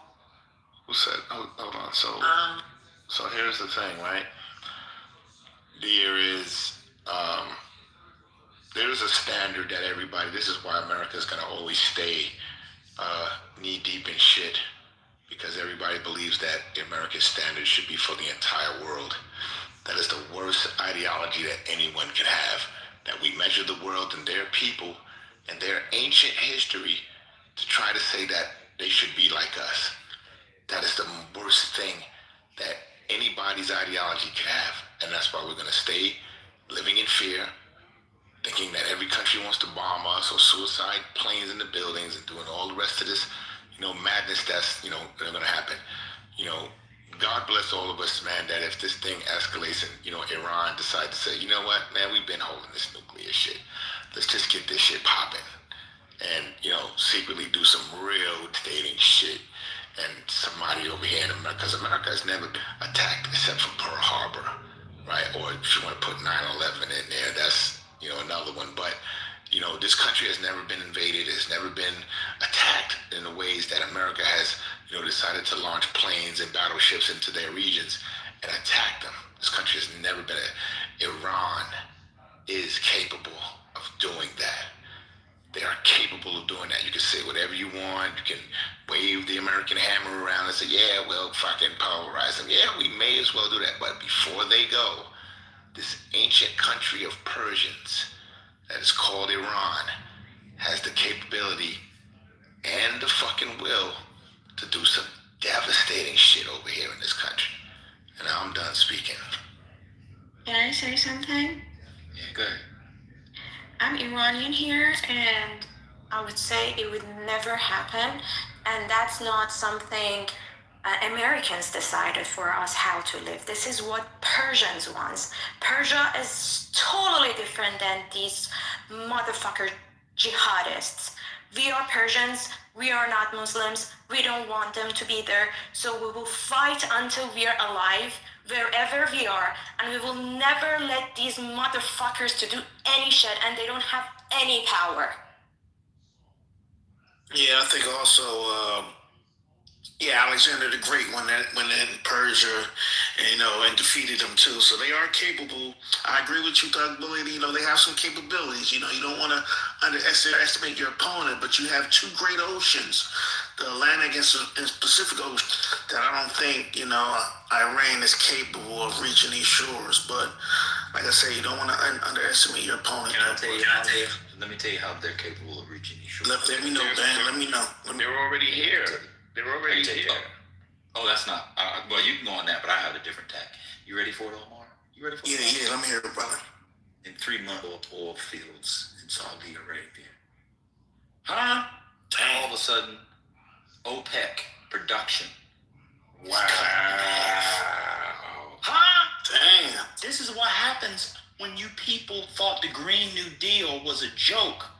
And green energy was actually the most important national security plan for America. China knew it 20 years ago. Nah, that's good. That's good. Now, the Democrats fucked up because they was doing it for we got to protect the planet and all that. That's all true. The argument they should have made was to get off the oil titty. At some point, you got to get off that titty. And many of us in here, male and female alike, know that we've sucked one too many titty for far too long. And this oil titty, everything is interconnected with this energy shit. Everything. Oh, Trump got the gas prices down to $2. Okay. Hit me back in 6 months if this shit is still going. I'll be here. I got no lie. Damn, I ain't think about that, Go. You right, man. That's crazy. That's where they hit, because when I read, when I read, this is always in translation.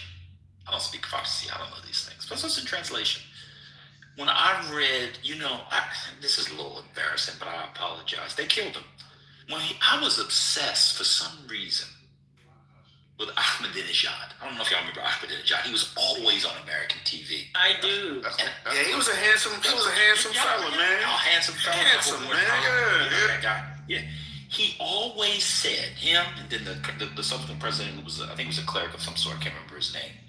How did they kill him, the most recent ex-president? Oh, Rouhani, you're talking about Rouhani, Hassan Rouhani. Yeah, did they kill him? No, he did not. It was the guy after Rouhani. Yeah, that died. So that died, right. So Rouhani's still alive.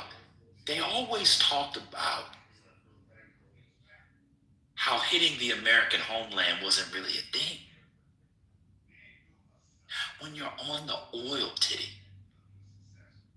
Did y'all see Qatar halted production of gas? Did y'all see it? Yep. Did it? Y'all saw that? Okay. Yep. It'll be on by Yeah, we saw.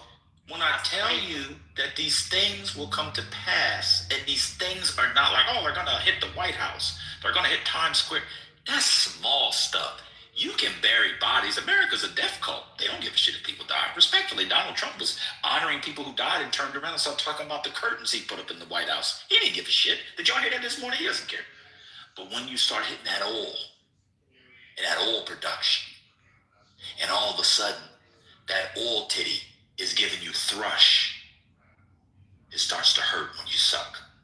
And all of a sudden, the milk production runs out. Shout out to those of you who breastfed your kids like I did. God bless you. You know, there was a rumor that... Yeah, I saw that earlier today. The Iranians are denying it, though. They said it's Israel that did it, trying to provoke Saudi Arabia, so I don't know. But, Ben, there was a rumor the past few days talking about the fact that Ahmadinejad had been killed. Breaking. So, yeah, Patrick Bet-David comes out. We were at 4 death count for the U.S., right? CENTCOM just sent the text out. They just found 2 more dead, so now it's 6 U.S. troops killed. They just broke that. Now we're at 6. Go ahead, She. 18 seriously wounded. I'm sorry, bro. I didn't want to cut you off, but I just got the tweet. No, you're good, bro. Hey, nah, you're good, man. Yeah, apparently he didn't die. He was supposed to have an interview with podcaster Patrick Bet-David. His team reached out and said that he will be doing it. As a matter of fact, he's alive. But yeah, there were reports since the attack happened that he's been killed. Yeah, that also kind of doesn't make sense. Ahmadinejad has been on the out of the regime and a heavy critic of Ayatollah. By the way. I mean, they might have killed him. If anything. Yeah, but they might have. Neo, you know, that's. I mean, the IDF modus operandi.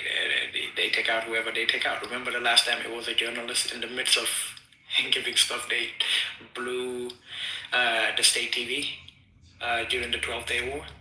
Yep. They almost took out an opposition leader that is, I don't remember his name, I can look it up, that has been under house arrest for 15 years.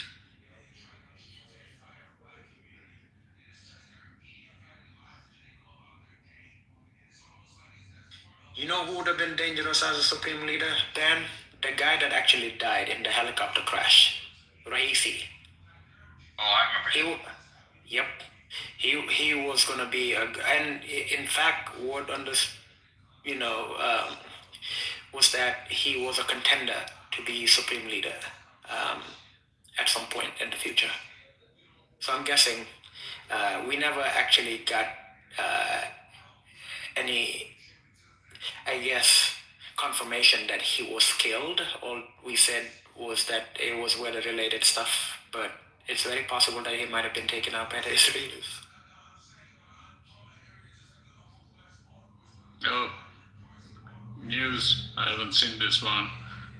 Probably need to confirm it, but reading from the chat, Faisal put it, the RGC advisor, Brigadier General Sardar Ibrahim Jabari, we will also hit their pipelines in the region, and we will not allow oil to be exported from this region so that they are in a tight spot. So the only way to get out of the Strait of Hormuz is to use the pipeline that the Saudi has. There is literally no other way out of the Strait of Hormuz. The pipelines do not fully cover the volume, not even close, but there are still pipelines. Now they're threatening the pipelines too. This will mobilize the world against them.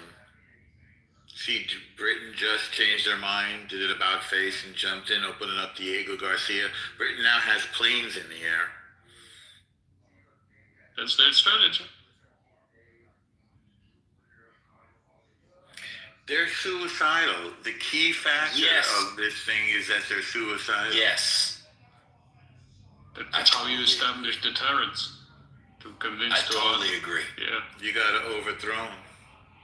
That's why you have to do it much sooner rather than later. And they need the people in the country.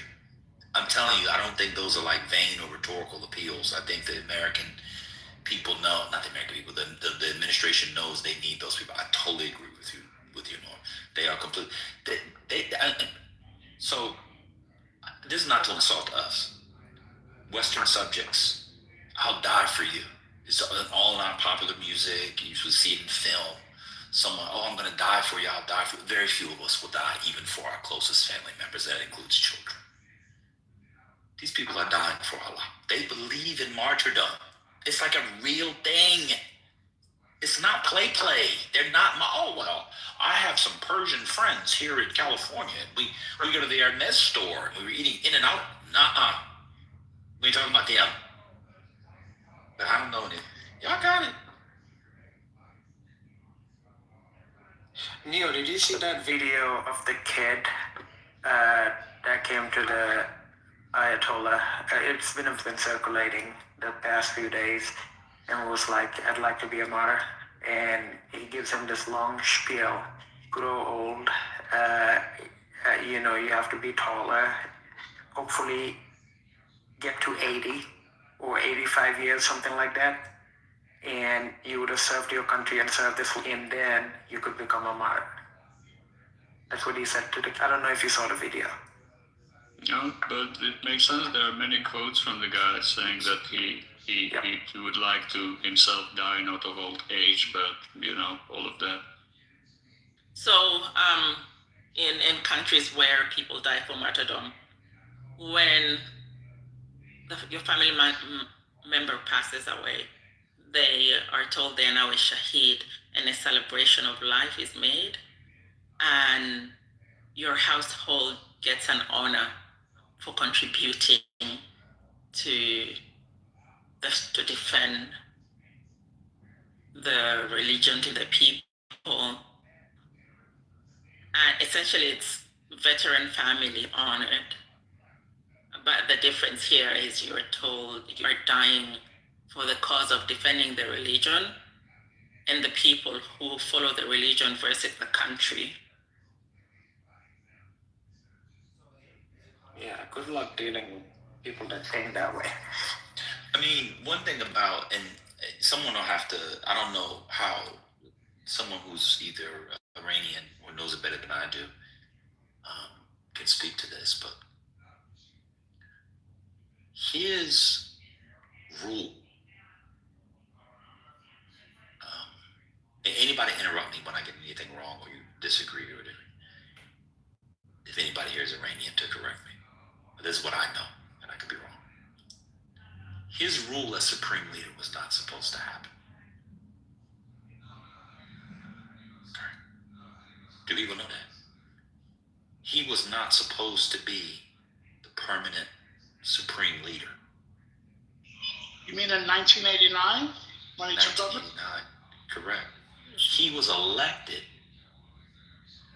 as an acting supreme leader, but he did not meet the constitutional qualifications to be supreme leader. And you know what they did? They Bloomberged him. Yep. And by that I mean they rewrote the Constitution for him was the president. Someone correct me if I'm wrong. This is what I got from my reading. He was a president during the war with Iraq. Yep, in the front lines.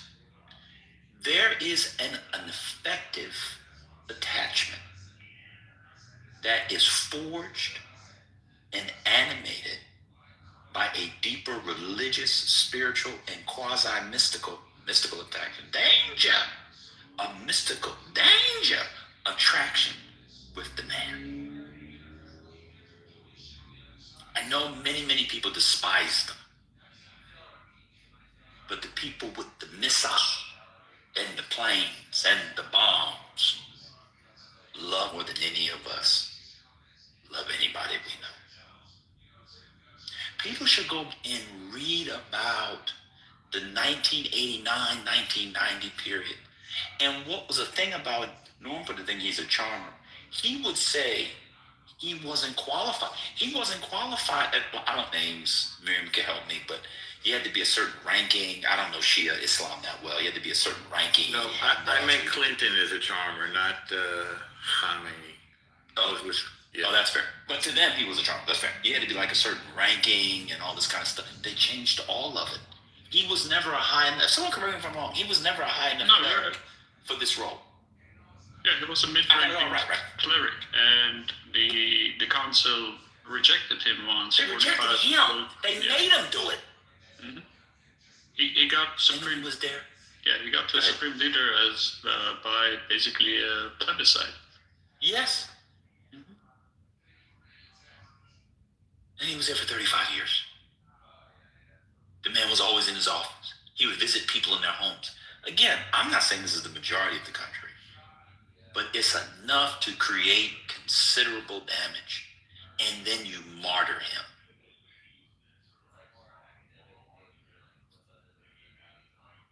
I don't know what I'm talking about. Y'all got it. Y'all got this. Let's let Maggie call it. Can I just add on that? That's why I thought this morning was pretty illuminating with the guy that came in, the Iranian, who said 14% of his family or so, was it? That's like hardliners and will just die for their country or die for this man. I forget what he said. But that was illuminating because it wasn't like, we all believe this. We all believe this. He said 14% of his family.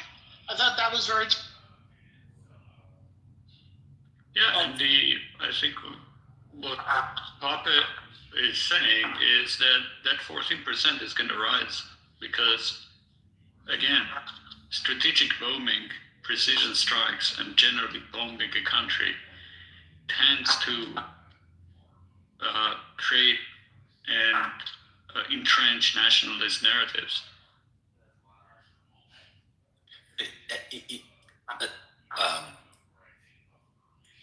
History is our only guide, but I think we imagine, because of the way we tell the story of the American founding, that the majority and the vast majority of the colonists were against the crown and against Parliament and against the so-called civil slavery that the British enacted on their American colonies. It was never a majority. It was never a majority. These things are very, very complicated, man. I don't. Hey, and also, man, 14% is a lot. Y'all know that, right? That's a lot. That's a lot. People. Yeah. 3 million. Listen, they said the missile launchers. It's a lot of people. They said to have a successful coup, we only need 3% of your population. That's all you need is 3%. 14% is a huge. And look, it's hard to have this conversation where we're trying to be sober because you have people thinking that we're trying to make him a hero. I couldn't care less. I don't make him a hero. I don't like anybody in the Middle East. No one. I don't like any of them. They've made him a martyr is what I'm saying. They believe he's a hero. That's the point. Please don't come in here and suggest that we support the Ayatollah Khomeini. We don't. Actually, the way he was killed, they did not announce straight away that he was killed. They essentially announced he has moved on as a martyr. And yeah, as a martyr. And they took, yeah, I know, right? So they took time to announce his death in a way that elevated him into a hero. And This is why there is all this uprising. Internally, people came out to the streets. I saw images that about 10 million people came out during his funeral, his burial. No, I got a little bit of breaking news domestically. Yeah, hold on one second, real quick. The Trump administration, this is in the Wall Street Journal, the Trump administration is dropping their defense of the law firm sanctions. Justice Department plans to withdraw appeals defending punitive executive orders issued by the president. Oh my God. So he went after all the law firms. Y'all remember that? He went after all the law firms. Paul Weiss. Perkins Cooley, Jennifer Block, Susan McGoffrey, and they lost in court, and now they're not going to appeal it. So another loss for the Trump administration. Go ahead, where was going to go next? Yeah, wasn't the head of Paul Weiss resigned over it? That's what No, Paul Weiss, he resigned because of Epstein files. He was in the Epstein files. Oh, my bad. God, it's so confusing. Are you talking about the one recently? Yeah, yes. Yeah, he resigned because of the Epstein files. Whoops. I don't know if Paul Weiss was actually targeted by these executive orders. I know Perkins Cooley was the big one. Oh, but Paul Weiss bent the knee. He was coming after the woke law firms and everything, and they had to do all this, and they went in court, lost, and now they're not even going to go to the appeal. Another taco. Trump always chickens out. I mean, he doesn't have the lawyers to win against them. That's part of the issue, even with Republican judges. Also, the executive orders were clearly illegal. Were there some law firms that capitulated and they did? Yeah. Paul Weiss did that. Yeah. That's exactly what happened. Yeah. So do they get their money? No, they don't. They don't get the money.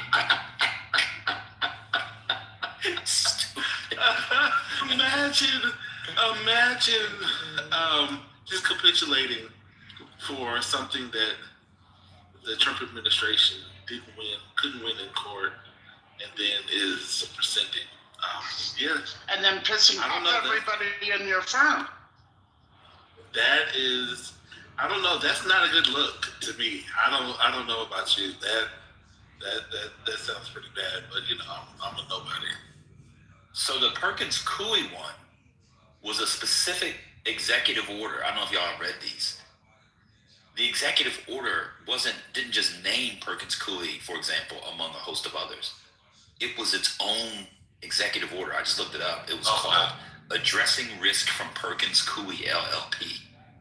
And it attacked them for the, quote, dishonest and dangerous activity for representing Democrats in court during the election litigation of 2020. And obviously they lost because of the right to counsel. Wait a minute. Did you just read that? What? No, that was a summary. You didn't, that wasn't what the... I'm summarizing. I'm summarizing. Oh, Jesus Christ. Okay, I was about to crash. 1 second. Literally. 1 second. Okay. 1 second. Get ready to crash. The dishonest and dangerous activity of the law firm Perkins Cooley LLP has affected this country for decades. Notably, in 2016, while representing failed presidential candidate Hillary Clinton, Perkins Cooley hired Fusion GPS, which then manufactured a false dossier to steal an election. This egregious activity is part of a pattern. Perkins Cooley has worked with the activist donors, including George Soros, to judicially overturn. Why are they splitting infinitives? This is horrible. Let me get to judiciously overturn popular, necessary, and democratically enacted election laws, including those requiring voter identification. In one such case, a court was forced to sanction Perkins Cooley attorney for an unethical lack of candor before court. Want me to keep going? It's worse than you thought. Oh my God, it is. Yeah, it's bad.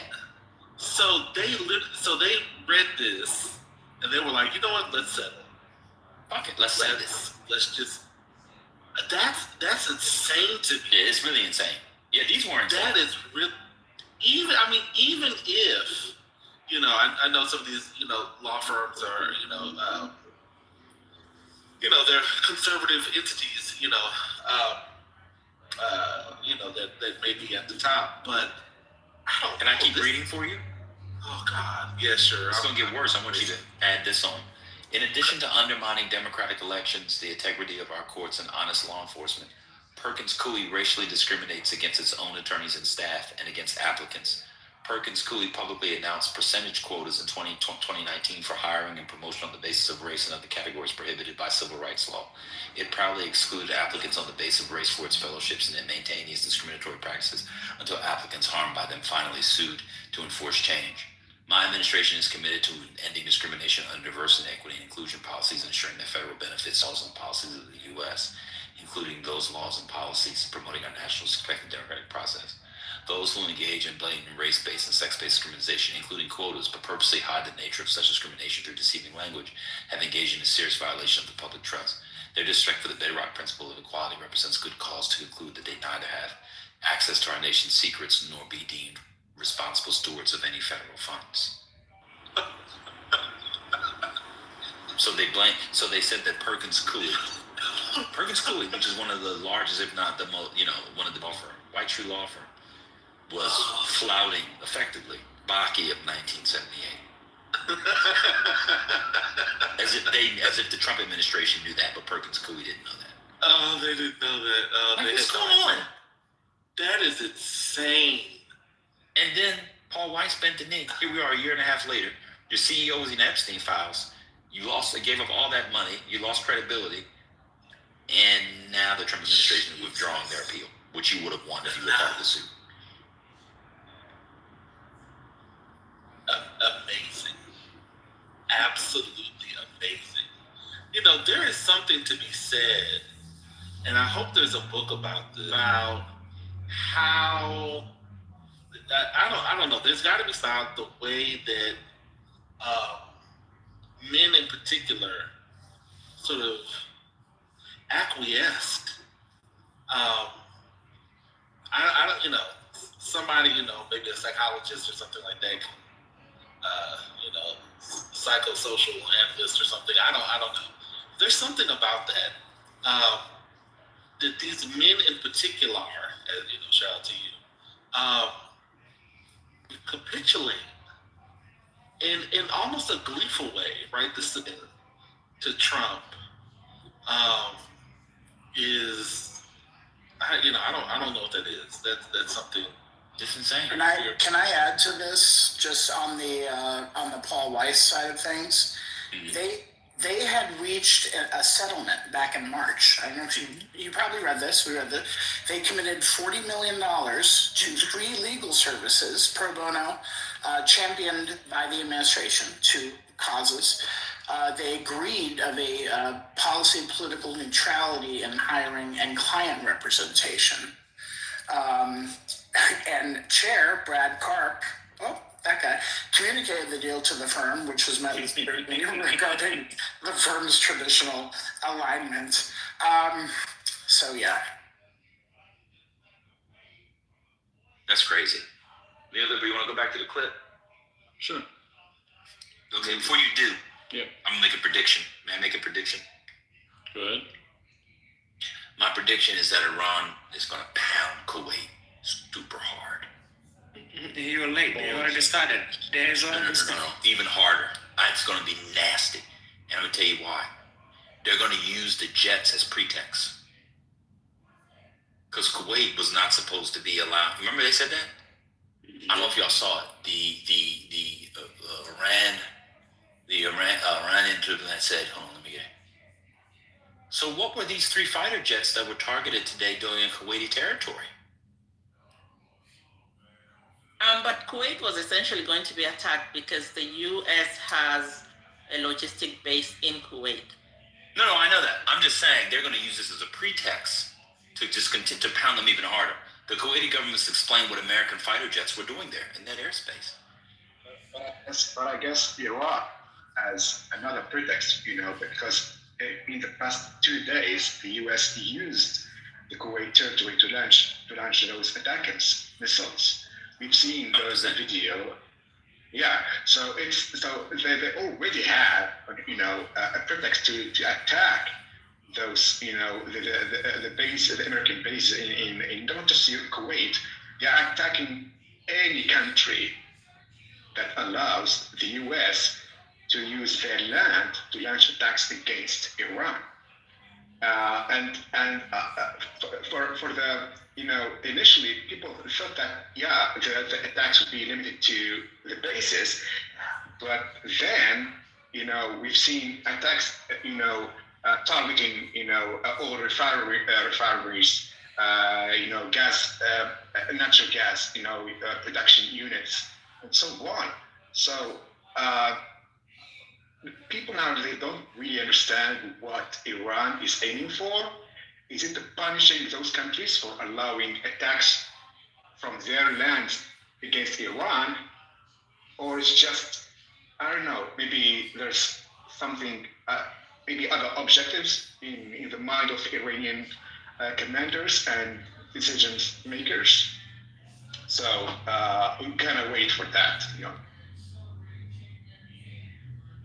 There's also pre-existing tensions on the Dura oil field, where, but anyway, that's too much. Ready for the clip? Yeah, go ahead, brother. Right. And, you talked about nationalism rising a few times now. That reminds me of the whole escalation we had in the 19s with supplying weapons and fighting on behalf of the Afghanis, and then, of course, the Gulf War, which, of course, drove nationalism in the Middle East, and which led to the 9/11 attacks and the rise of terrorism from the Middle East. This is obviously a hard guess to make, but, down 10, 15 years, as we keep on encroaching the Middle East, which is something that the Trump administration came into power saying they wouldn't do. Do you expect that to bring the rise of a new wave of terrorism in America or in Western countries, or is that too far-fetched? No, I wish it was far-fetched, Eduardo. The rise of terrorism is something that will probably take some time to congeal, and that frustrates American publics and really Western publics in general, because we like things to happen on our schedule. We want to plan our vacations around this. Mm-hmm. The bottom line is those escalations happen on the other countries, the other groups' schedule, especially nationalism. So what you saw when we invaded Iraq, for example, March 2003, we invade Iraq, and it took 6 months before you saw the rise of suicide campaign inside of Iraq, and then a little bit longer before, it wasn't until the summer of 2005 you had the London suicide bombings, which really scared everybody. It was March 2004 you had the Madrid bombings, which really scared everybody. So those didn't happen on the next day. You see what I mean? But they happened as nationalism started to congeal. And it's like a super tanker nationalism. Once you congeal it, it goes on its own momentum. And that's why in Iraq, there was no terrorism to speak of in Iraq until we invaded the country. 6 months later, we started the largest anti-American terrorist campaign in modern times out of Iraq. And then even as we defeated AQI, the group that was the one running that planted the seeds for ISIS. So this went on and on, and it's because the hornet's nest of terrorism is exactly coming from nationalism, and it's not over like a light switch. It's like a super tanker. It takes some time to get going. But man, if the Iranians have tons of networks inside the United States, so the FBI is right to, Cash Patel is right to be saying to the JTTFs, which I used to work with all the time, to be on high alert. The problem is they've got to stay on ultra high alert, cancel all vacations for the next 3 years. Right. So Gaddafi, when we tried to kill Gaddafi with the precision aircraft, the Reagan administration, that was April 1986. 2 years later, he blew up Pan Am Flight 103, killing 271, and that was 190 Americans in retaliation. 2 years later. You see, this is the problem here with this. This is won't happen quickly. It's not short term, yeah. But I guess the question that's been mostly on my mind and the mind of many, conservative students is like, what does America have to gain with all this, right? Because it's it really bugs me. Like, why are we going back to the Middle East so often? Yes, there's the threat of Iran with nuclear weapons, but what's the risk reward ratio of striking down the leader of Iran, and then perhaps, as you said, building up nationalism and terrorism around the world? So what does America have to gain with all? So let me tell you. But it's not America's start game. answering this in 2005 because Dick Lugar, who's a big Republican on Capitol Hill, one of our big senators. He brought me to a big senator's lunch, and he wanted to know, okay, Professor Page, you explained how we got here in this mess. How do we actually get out of this? And I said, you have energy independence. You end up producing more oil in the United States than you need from the Persian Gulf, and that is a way to actually really start to, cut the Gordian knot. We've done that, Eduardo. Right. So, yes, it's true. 20% of the world's oil comes out through the Persian Gulf today, but it used to be 30 and 40% before we came back online as the world's gas station. Mm-hmm. So number one, your question is even more true than you might even realize, because we have taken steps, and it's conservatives who took those steps to become more secure as a country. Second thing is, you've got to just see President Xi has got to be smiling, and Putin got to be smiling here. Oh my goodness gracious! They probably can't wait for America to get stuck in a quagmire with Iran, and then on top of that, to legitimate and set precedents where now President Xi could just point to good old President Trump when he starts assassinating leaders in Taipei. I mean, this is for them. This is just. This is perfect, because what you want to do with your adversary is you want to tie them in knots. You want to get them tied down in other secondary fronts so that you have a wide open lane, and that's what's happening. And I've been warning about this pretty much since President Trump has come into office, that he's making China great, not again, but he's making China number one. And it's almost like they're on the China payroll. I mean, my goodness, they couldn't ask for a better American president than President Trump. President Xi has got to have the biggest smiles on his face ever. Mm-hmm. So how do you expect that China and Russia to react to this in terms of their possible? I think they're going to want to stay out of it as much as possible. They're going to want to kind of do a quiet amount of subtle support here, a little bit there for Iran. They don't want Iran to go down quick, but at the same time, they don't have to do too much, because we apparently can't stay out of forever wars. I mean, we've just tried so hard to get out of 2 forever wars, and we're just itching, I guess, to get back into another one. Why did he even do it then? That's why did we even do it? Look, I've advised every White House since 9/11. I'd be glad to advise this West Wing here if I were asked. I've said that before. I'll say it again. But the truth is, and then if I did, I couldn't tell you, of course. But still, I haven't. I mean, I couldn't. Right. But what I mean is that I don't really know. And having done this, advised the Chief Staff of the Air Force, Chief Staff of the Navy, helped design bombing targets for Bosnia, had been to stop the Bosnian Civil War. Having, again, every White House since 9/11 here. I know enough to know that I don't really know fully. So this whole idea, we're going to guess what is going on inside of President Trump's decision-making, I think this is really quite a fool's errand. And what we can do is not make, sort of like guesses here. We can make assessments.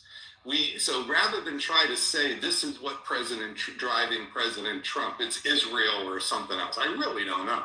I think what we do is we assess and we explain. We offer frameworks. So you mentioned Israel in that answer, and of course the strike was coordinated between the 2 countries. Yeah, that's pretty clear. How much do you think the relationship between the U.S. and Israel did we do it because of Israel, or how much of a play? I don't think we can answer it that way, because I'm not going to answer it with intention. What I can tell you is that Israel has its own self-interest in having its own manifest destiny, and basically taking over from the Nile to the Euphrates. That would be its version of manifest destiny. Now, the Euphrates is all the way over in the middle of Iraq, okay? Right. So that's pretty far.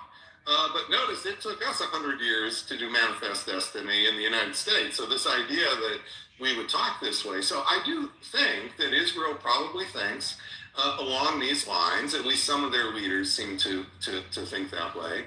I think that it's a very different world. When we were basically manifest destiny across the North American continent, we did not have major countries and possibility of air forces and nuclear weapons and terrorism and so forth. So I don't really think that it's smart even for Israel to try this more expansive strategy. And so I would advise Israel to have a more limited approach.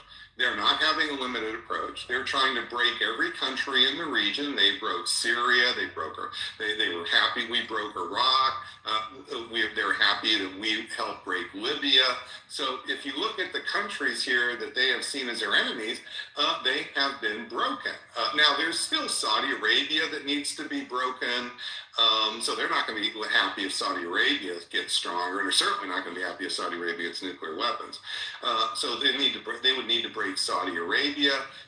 They would need to break Turkey and Iran, but Iran is next in the crosshairs. So first you would break Iran and have that break into pieces. Then you would probably focus on Saudi Arabia, and then you would probably focus on Turkey, something like that order.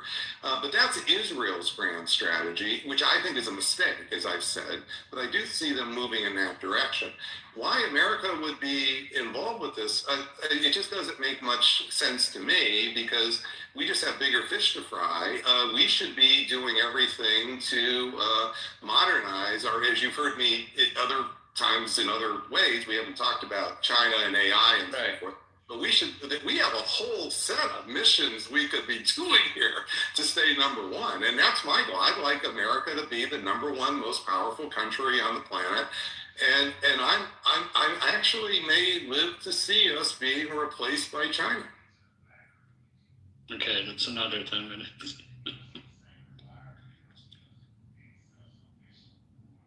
I would say something, add something to what the gentleman been saying on that audio. Israel, in fact, it's not really maybe considering, plans for Saudi Arabia and Turkey in the future. They already started thinking about what they're gonna do after Iran. I think the last week or the week before, Naftali Bennett, he was in some, Zionism, I think it's American Jewish organization, or you can watch this on YouTube. It's on YouTube. And he made this, speech where he noted, that Turkey now is the next Iran for Israel, because they are doing the same, they are following the same hostile policy towards Israel, which is insane, because you see, the issue here is basically about Syria. For most people who here, you might not, how can I say this? You might not have heard about this, but following the fall of Bashar Assad, Israel, they tried to create some corridor going from Israel towards Iraq. It's some projects they had, and obviously the Syrians didn't have enough power to oppose that. Israel created this crisis with the Jews and so on, and Turkey intervened to stop that, to stop the rebellion in the south of Syria, in the Jewish area, and in the north, where the Kurds, they've been planning to create their own state, So now Turkey is seen by Israel as a threat and as a strategic risk for them. it's already going. It's not just Iran. It's anyone, any country trying to oppose the Israeli plans in the Middle East. Any country. Israel doesn't want anyone to oppose them or to have equal military power. Nothing. And everyone knows talking about in the US, basically, and in the US, talking about Iran having nuclear weapons, and no one even asking the question, hey, how many nukes does Israel have? Why don't they allow, the IAEA to inspect their nuclear sites? So it's just insane. If you see what is happening, it's just insane. I don't know, should I qualify that as hypocrisy or just mediocrity? So it's up to you guys to maybe to comment on this.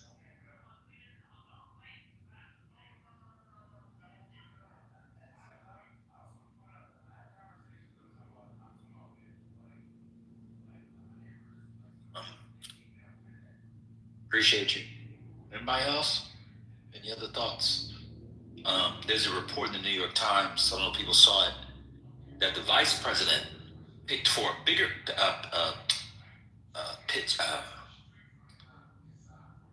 advised for a bigger strike than what they did. Now, of course, this goes against everything J.D. Vance ran on, stood for politically. It's completely against what he said. But he probably was right. That's the funny part.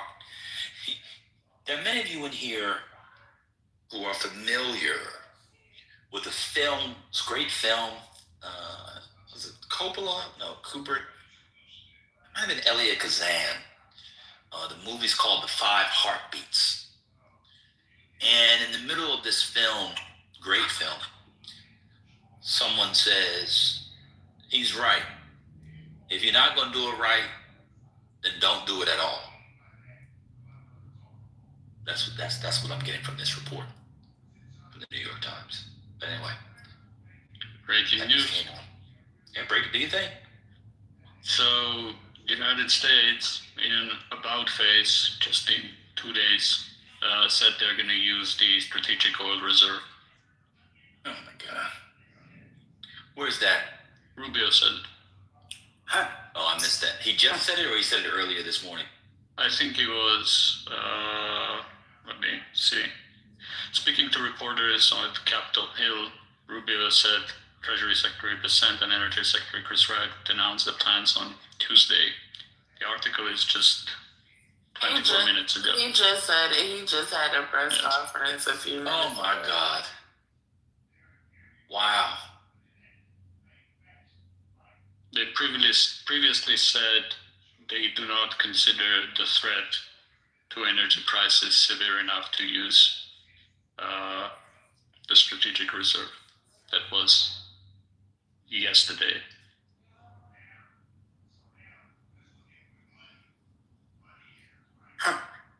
So in 2 days, border boy, calling place, greatest military feat in history.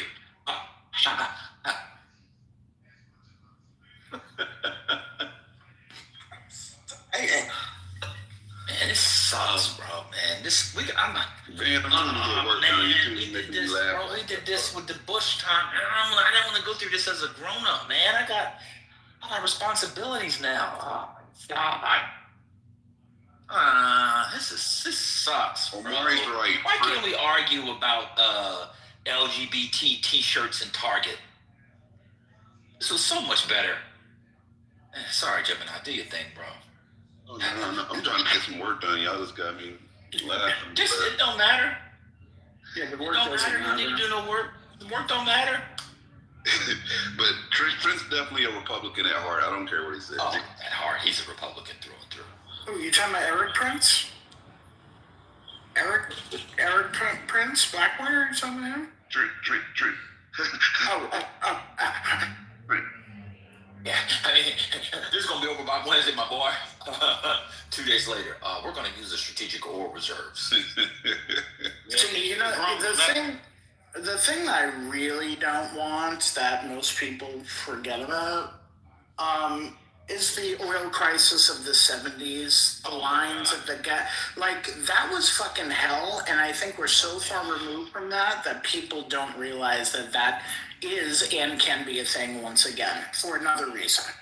This is the worst show. I hope it doesn't come to that. I didn't even think about the 70s oil crisis.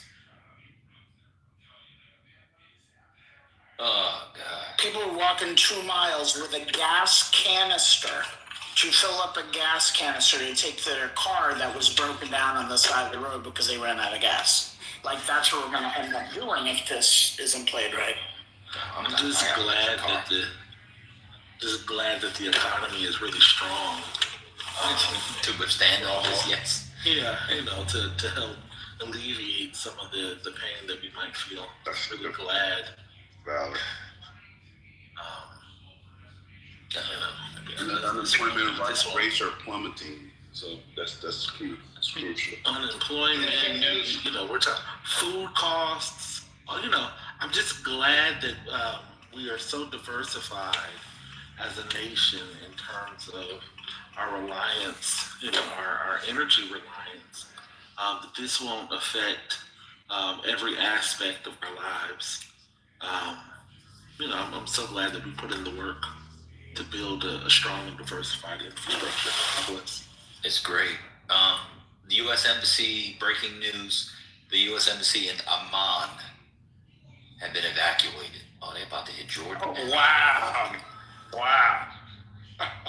But then, no, it's a lot of Americans. I think y'all don't realize how many Americans are in the Middle East, man. It's a lot, man. Yo, that's what I'm saying. Like, it's really a lot. Amman is the capital of Jordan, for those of you Americans who don't know anything about the Middle East, but going to come online and act like you know something. It's the capital of Jordan. And it's also directly in the way of Israel. It's literally, if the missiles don't end up in Israel, they will end up in Jordan if they're on the way to. Yeah, there's been bad blood between the king and his Hashemite people and the Iranian regime. He's seen as a puppet. And the thing is, just the wrong thing could set off his population too. Because they have sympathies, but because of the repressive regime over there as well, even though he speaks with a fancy British accent. That dude is so westernized, he might as well move into Potomac or Chelsea or Regent's. Excuse me, I apologize. Regent's Park. Funny thing about that is they actually own the home down there, so there's that.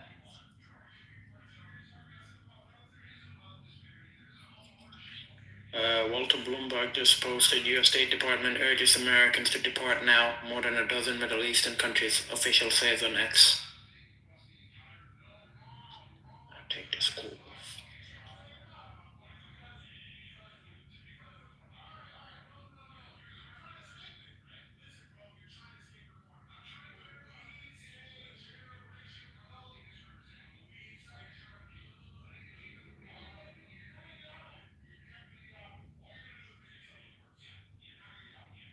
Want to go through last 8 minutes?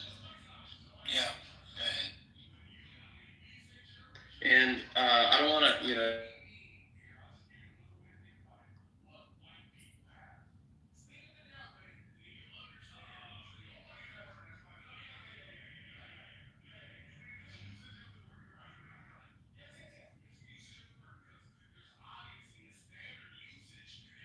Can you hear me? So accidentally turned on Siri. in other interviews that we've done before. How do you see America playing this card in the next, 2-3 months? What framework you said it's really hard to predict. So what type of framework do you think they're going to be using? I think, Eduardo, and I have a big book coming out in the fall on American political violence. It's coming out in September. Right. I think what's happening is we are feeling the curveball of American political violence with all all the issues that are happening there, and that is causing disruption in our international policy. So I don't think and this is why the conversations, is Trump a realist? Is it spheres of influence? I think that we all know they don't have a whole lot of sticky reality, but there's a reason. It's not just Trump being mercurial. It's because we're going through other things as a country that are domestic. These are these big social changes. And when the book comes out here, maybe you want to talk about it here. And it would also bear directly on this. Like, why would these international policies be emerging, and why would they appear to be chaotic? I think a lot of it has to do with MAGA politics and politics in general in the era of what I call violent populism. This is a little different than but this is what's underneath it, and why you can't solve it with just the international discussion. Right, but in terms of the American military, how do you think we're going to be moving forward the next few months? Do you think we're going to double down and just be, hey, we're going to completely topple the regime and, support Paula V or whoever's, I think it's going to be pretty hard to stay focused on international issues when you just saw us coming out of Operation Midway Blitz in Chicago and Metro Blitz in Minneapolis. President Trump's already talking about taking over voting in a number of places domestically. He's already told the U.S. military on September 30th, that is the 800 generals that he brought in an unprecedented meeting, never happened before since 1947 when we created the Defense Department, now Department of War, that they had to be prepared to use American liberal cities as test beds. He specifically talked about Chicago and specifically talked about liberal cities in that speech. We are going through, this isn't just a mercurial Trump. This is why I say, and so I don't believe we have the staying power for a protracted war. Right. I think so Iran's strategy, the protracted war I just talked about, that's always been the best strategy for the weak. Now, it may be the silver bullet for them, because this really is going to be a problem for us. It's going to be extremely difficult for President Trump to stay focused on Iran for 2 months here. I find this very, very unlikely. And what that means is that Iran may well accelerate to a nuclear weapon right under his nose. Right. Interesting. This is what they need to hear. They need to. So we basically bought it. We don't have the capacity to take care of it for too long, so we're just going to leave it there as it is. And what is he really going to do? How is he actually right the problem? And I think that what he's doing right now is hoping to win, and he's trying a little bit of this and a little bit of that. But the problem is he's going through now the stages of the smart bomb trap. He's already been through stage 1 now. Now he's going through stage 2, which is a threshold that pulls you deeper. And that is what wasn't the quick victory he was expecting. Right. He declared quick victory. Okay, got away with that. That was stage 1.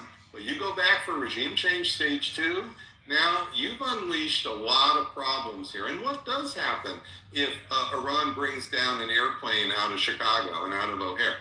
Shoulder-fired missiles here. We need to understand, Iran has a giant embassy in Mexico City. They've got a lot of connections with those drug runners. That means that there's going to be a lot of cargo containers.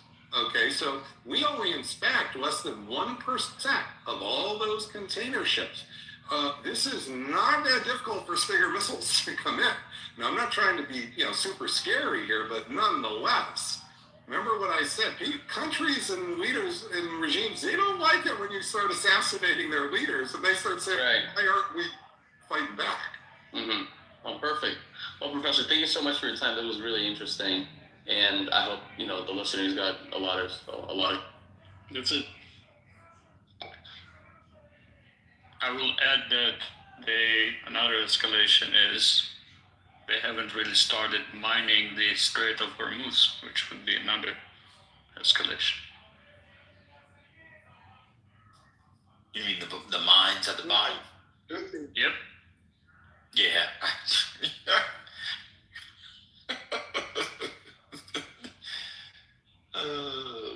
sister. Who was the guy? What was his name? He's a professor. He's an expert on air bombs, military strategy. Big sister, what was his name? Robert what?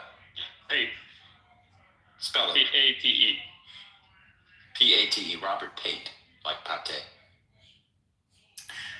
Hey, neoliberal, thanks for that. That was really good. It was really good. Yeah, I read his Bombing to Win. He's a data-heavy guy, right? Like his air campaign war, Bombing to Win, is very analytical. He compiles all the data, deals with stuff that is kind of hard to put into his framework. Like he goes section by sections for every air war campaign. He has another book on suicide bombing and terrorism. He's considered an expert in that too. He did a big historical take on reasons for suicide bombing. He concluded, again, using data qualitative methodology, that suicide bombing has no correlation with religion. The only correlation that it has is to foreign occupation. And and majority of suicide bombers are actually secular. Well, at least at the time the book was up. ISIS might have changed the numbers on it, but it's secular because from a religious perspective, it's not allowed. It's forbidden. Suicide overruled, no matter what the reason. It's not allowed. So it is purely secular, but go figure how to explain that to Westerners. Since they call everyone terrorists, anyone fighting against communism and occupation is for them a terrorist, and anyone trying to attack them is suicidal, as the guy earlier said. Okay, and anyone bombing himself is just some sort of radical Islamist, which is inaccurate, to be honest, because as you might know, there was several groups that used that tactics, okay, like the kamikaze and the communist members, communist militias and so on. So yeah, but I just want to say something about that it was mentioned on that podcast. Scott Ritter, by the way, he said the same thing, I think weeks ago, months ago on Al Jazeera, that the Iranians, they would consider building a nuclear weapon if their supreme leader was targeted. So, and you know what? It's a reasonable concern now, since the new or entering supreme leader seems to be a lot more conservative and radical than the former one, to be honest. So I think we will hear something interesting in the next few weeks or months. So who knows?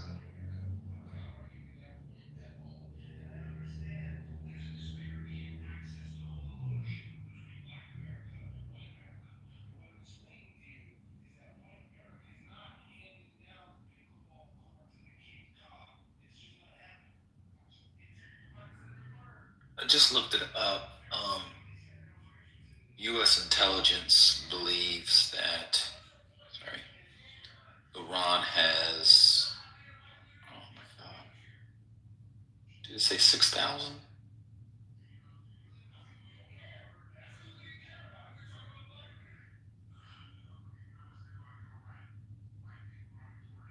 I just lost it. Radios. 6,000 ballistic missiles, is that the correct? No, the mines, the Strait of Hormuz. Oh, okay. It was several thousand. I lost it, but they believe they have several thousand. Just ready to blow up, set ablaze. Stuff that goes through it. the issue isn't so much the firepower around the straits, it's the fact that very soon, if not already, the insurance companies will stop insuring oil tankers. And that brings everything to a grinding halt. So they don't have to lay a single mine, and they've already stopped things. That's good. I hadn't thought about the insurance piece. That has already happened. Oh, they did already? Okay. So there you go. There you go. But it'll be over by Wednesday. Oh, Rubio also just said in the thing that's going on now. I'm telling you, every time they come out, they say this. People should start recognizing these things. He would quote, would love for the people to topple the government. He would love for the people to topple their government. Of course he would love it. That's what they're depending on. Otherwise, they need to go in there and do it. It's the last hope. Like, there is nothing else to do. It's the only hope. Oh my God, no, they can't. Yes.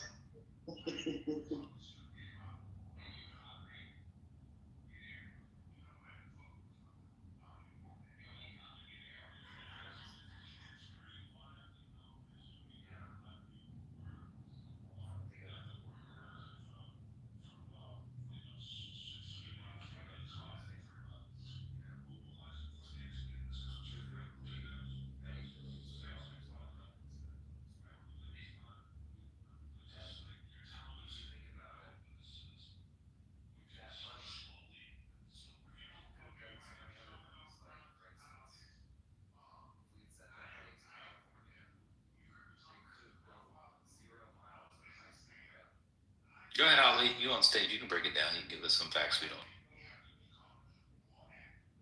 Keir Starmer, the government doesn't believe in a regime change from the strikes. Isn't Norm said that they are joining?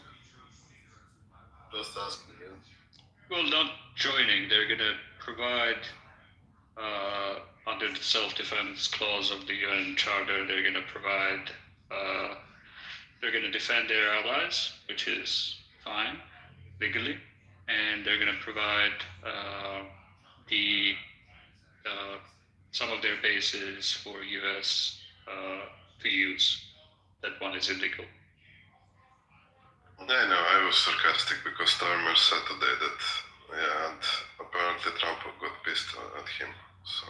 Yeah, but they're not joining the strikes themselves. Yeah.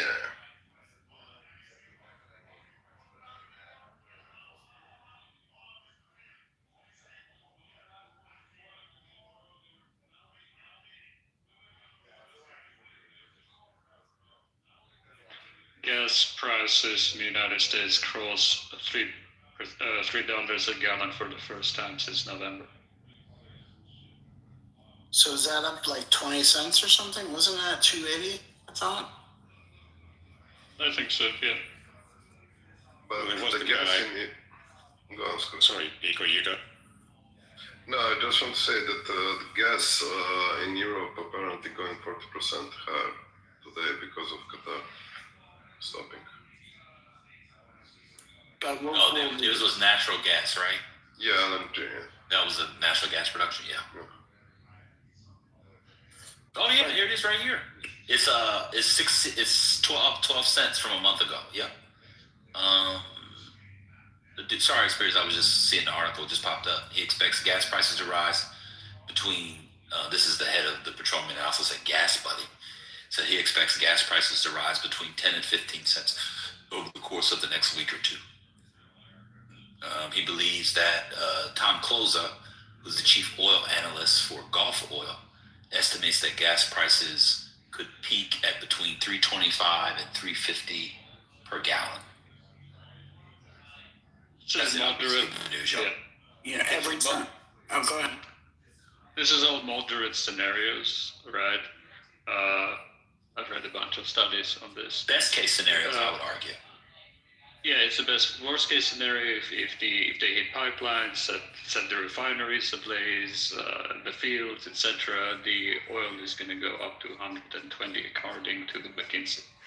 Yeah, I saw that. 120 a barrel. Well, the good thing is that America took Venezuelan oil. That was the deal. Come on. I just want to point out that every time we mention gas prices, there's always somebody, some MAGA in the chat who will say, "Oh, they're higher in blue states and blue cities." But they're higher everywhere.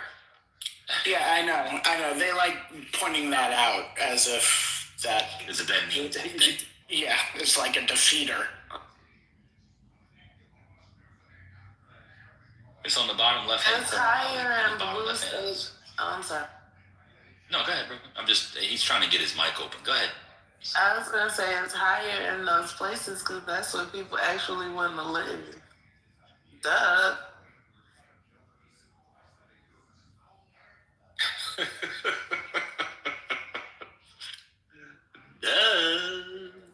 There's some weird shit going on with Saudi Arabia.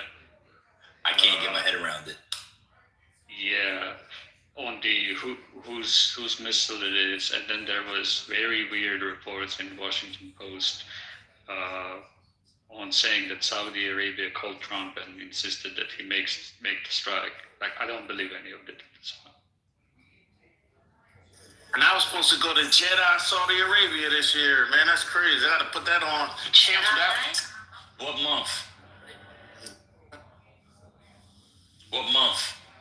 Oh, I was going to go in May. Oh, you ain't gonna make that. That's how I know you're stupid. Why would you think that why Trump is president, you could go on a trip like that? My coworker just left Dubai 2 weeks ago. Go on a trip. You guys should just go to Vegas. Like, America first. Go to fucking Vegas. You're risking everything. You see how many people stuck in Dubai right now? Yeah, that was 2 weeks. That was 2 weeks ago, Brooklyn, when he went. Man, I'm dead. He called it Jedi. Like, nobody said you trolling now. You trolling. No, you trolling. I'm not. Yeah, you are trolling. You said I said Jeddah. That's what I said. But it's funny. Okay. Cool. You troll. I know you like me, Miss Cleo. We can do something. Maybe on the back channel. I don't know you. Maybe on the back channel. Miss Cleo, now you calm down. Maybe on the back channel. Maybe on the back. I don't know you. I don't even know you. Hit me on the back channel, Miss Cleo. You definitely know Omar. What do you mean you don't know him? Don't remember him is a better statement. You remember him. He's another black man that you... Hey, Miss Cleo, I'm a snack. Omar, let me get this one. He's another black man that you RPO snakes. Here we go. Gaslit and manipulated. I heard it. That RPO I don't remember it. Was sent by Alice Walker, Oprah Winfrey, and the black feminists to bring down the black man. Okay, I'm on that not ass. too much. Whoa. I don't remember any of what you're talking about. Bring them down. Yeah. So Listen, bring them down. he came in here one day. He was talking about it. Oh, he wasn't? This was like, what, 2 weeks ago? A week ago? I remember what happened like 2 weeks ago. Hold on, let me tell you what happened. I can tell you what happened. They were having a room about how black Americans don't travel. And the thing was, black Americans don't leave North America. And they were all talking about how Europeans go from like France to Germany. And Omar said that's nowhere. Based off your title, it doesn't work because none of those countries close together. It's still the same continent. There are effectively only 3 countries, and they're huge, and depending on where you are, very, very spread apart. And they threw Omar out. They mocked him and everything. Yep. They may go. Yep. I remember. Ma'am, this is what y'all do. Y'all like to shut the black man up. You know how to shut the black man up, but we can't do that online. Let me continue. Okay. And the answer to that is to make smothered turkey wings. Let me continue. And then Omar, did I get to the yams? And Omar said, well, what are y'all doing here? Because y'all are saying these Europeans, I'm going to tell you, I'm going to get to the defeater in a second. I wouldn't have been in agreement with that. I know that. Okay, let me just finish. This is what your homegirls did. Because they kicked him out of the room. He said that Europeans, they might go, like you're in Spain, you go a little across to go grocery shopping in Southwest France or whatever. But that ain't really nothing. That's like going across the border here. They mocked the man. I put data in the chat which shows that people in Southwest Europe, especially in Italy, they never leave Italy. They actually leave the country less than Americans do.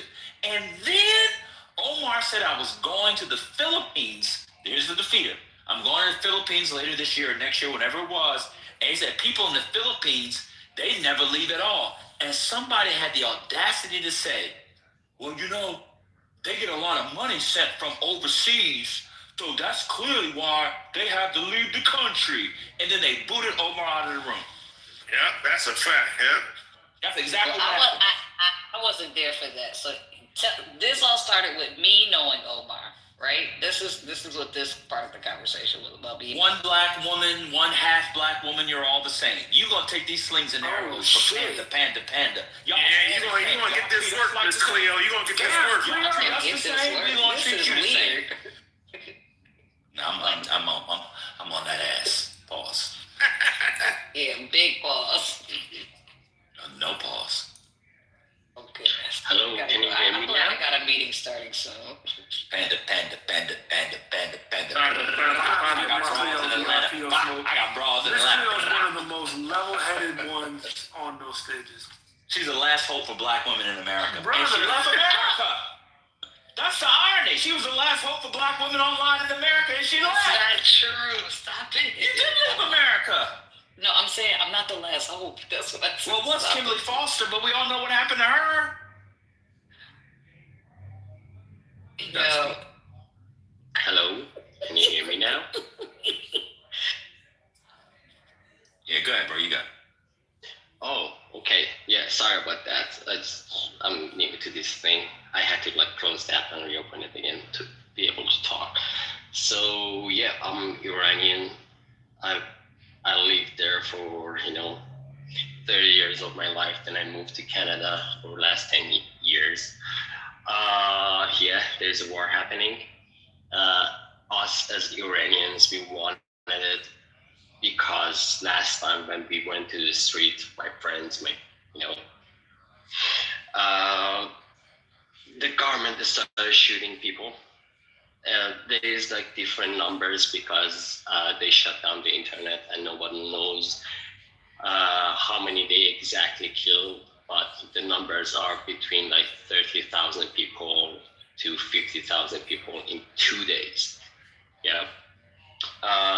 Basically, they got war type of guns and just started shooting people. So what we wanted was, for US and Israel to basically attack Iran. They are not attacking the civilians, they are attacking the government, they are attacking, the regime and the bases that they used to actually kill people. So that's something that, a lot of people hear war and they feel Iranians are, getting murdered in the street and stuff. No, it is something that we wanted and we asked for. Yeah. And I know it is not the best thing that you might want for your country. It feels I don't give a shit about my people or the country. My parents are there. They hear bombing day and deep down it makes them happy. However, who knows, they might bomb a house next to them and they might get injured, but that's just it feels yeah, that's the truth, I really find it strange that somebody to say that the people in Iran wanted to. Well, I have friends there. My family is there. My parents are there. Yeah, if you want me, don't you believe that I'm Iranian, or what's the problem? I believe you, but I'm saying you're in Canada. You're not in Iran right now. Well, yeah, because I had to leave my country. Yeah, it's not something that's you choose. Yeah. Okay. And so just because I'm somewhere else where I can connect to internet and I can talk and I can. What is Iran did? Just a question to you, Ali. Just a question to you, Ali. Just a question to you. Are you okay? okay with Israel killing 165 kids in your country? Are you okay with that? Are we talking You about want kids? Israel? You want? Yeah. The news just came out. The news just came out. Okay. Are you talking? The U.S. intervene in your country, bomb your own country, your own people, and you are They're not bombing. kids. They bombed intentionally. Tarek, Okay. Do you want me to answer, or do you want to like do the question and the answer? I got breaking news. Yeah, okay. Okay. Go ahead. Two things. Brooklyn, never interrupt in the middle of the script. Never interrupt in the middle of the script. You should know how to respond because you've now heard the script You're right. 80 times. Never interrupt. Breaking news. The U.S. State Department just called on all American nationals to immediately, Omar, are you listening? To immediately leave more than a dozen countries in the Middle East. These include Bahrain, Egypt, Israel, Iraq, Iran, Gaza, and the West Bank. Don't know why Americans are there, but whatever. Jordan, Kuwait, Lebanon, Oman, Qatar, Saudi Arabia, Syria, UAE, and Yemen. This is from the Assistant Secretary for Consular Affairs, Mora Namdar. So all citizens have to leave 13 countries in the Middle East. Now remember, if you kill 40 guys, including the head, it's over.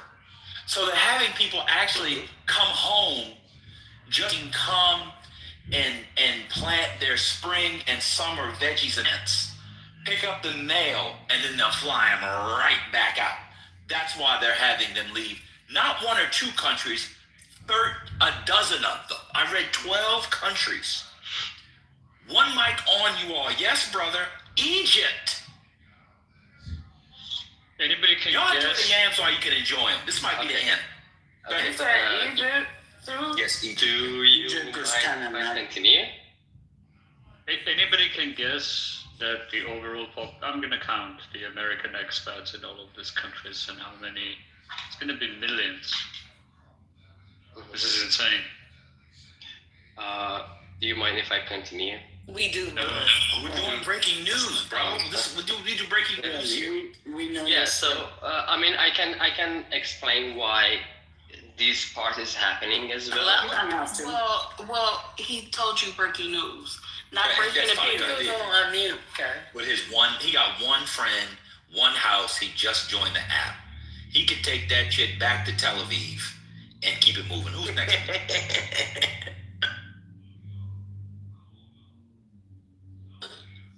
I'm next in the queue. I've been off the app for 90 hours. Y'all talk about HRC? I'll talk about her. No, we're talking about World War III, man. I mean, you know. No, we did. We did. The video just came out, but we talked about the deposition and stuff. Yeah. Okay. How she got up in that ad. Oh yeah. We definitely talked about it. Okay. But, yeah, we've been, and they released hers and Bill's about an hour or so ago. Yeah, I won't allow you. I won't make y'all go back. Y'all could go back to talking about World War III. Y'all could go back. Yeah. Well, the good news is when we all get incinerated, your mama, you don't have to worry about me coming over again to shovel your snow. We'll be dead. Well, it is snowing outside. I came back on the app because it's snowing right now outside. Exactly. So I'm not gonna come over and do it this time because I expect to die. So, Mayo, you asked if Israel was on the. Wait a minute, Cece, I want to respond to you, but yes, Israel is on the list of countries. What's the name of that show? Is it called Slow Horses? What's the name of that HBO show? About Slow Horses. Slow Horses is on Apple TV. Yeah, Apple TV. Well, yes, Apple TV. Yeah, not HBO. So CC wrote in the chat, "What a pathetic assignment for a Mossad agent, clubhouse duty. This is their version of Slow Horses. So if you were Mossad and you fucked up, you gotta come on Clubhouse and do this because this is their version of being one of the slow horses. If you watch the show, you get it. If you don't, you probably don't get it. But anyway, I'm done speaking. That was good. Thank you, Greg. Man, you say this where they send them when you fuck up real bad. Yeah, well, you did, exactly. That's a slow horse system at the airport. That's hilarious. You gotta go, we'll keep paying you, but you gotta go on Clubhouse and say the same script you've been saying for the past 6 months. Right. Yo, the number keeps getting bigger though. Like a month ago, it was like 10,000. This brother just said 50,000. I got a question because I've been watching, like, they talk about the UK is trying to evacuate their people from, certain parts of the Middle East. And they said that America told their people to shelter in place. So now they're saying that they must evacuate. Are they trying to get them out some kind of way? It's not the... No, using commercial means. They said use commercial planes was the announcement. But the fucking... So find a fucking flight from KLM. That's what I'm saying. They canceled it, so find a fucking flight from KLM or Emirates. And if that doesn't work, get a speedboat and work your way through Libya and through northern Nigeria. And then maybe you can get a plane that goes straight from Lagos to Atlanta. And if you make it, you get free wings at Magic City. That's nasty. Like, for real, like, America, I'm so happy that I don't really know. I do have a friend that lives in Dubai, but she's from London, so I think she'll be okay because I think they're evacuating their people back to the UK. But I feel bad for Americans. It just sucks. I can't relate to the people who are there. I don't see the interests at all. I have no. Shit like this is always liable to pop off. Even small skirmishes, from full wars to small skirmishes, I do not see. Oh my God, you can ski indoors and whatever, and they have fake snow. It's amazing. Just take your ass to Tahoe. Me too. Go to Vail or Vail. Hey, go see Usher in Vegas or something. Yeah, you can do that here. Go to the Red Wolf Mountains in Vermont. Like, I don't understand. I never understood why people go to Dubai. What's the one CEO loves? Saudi? Dubai?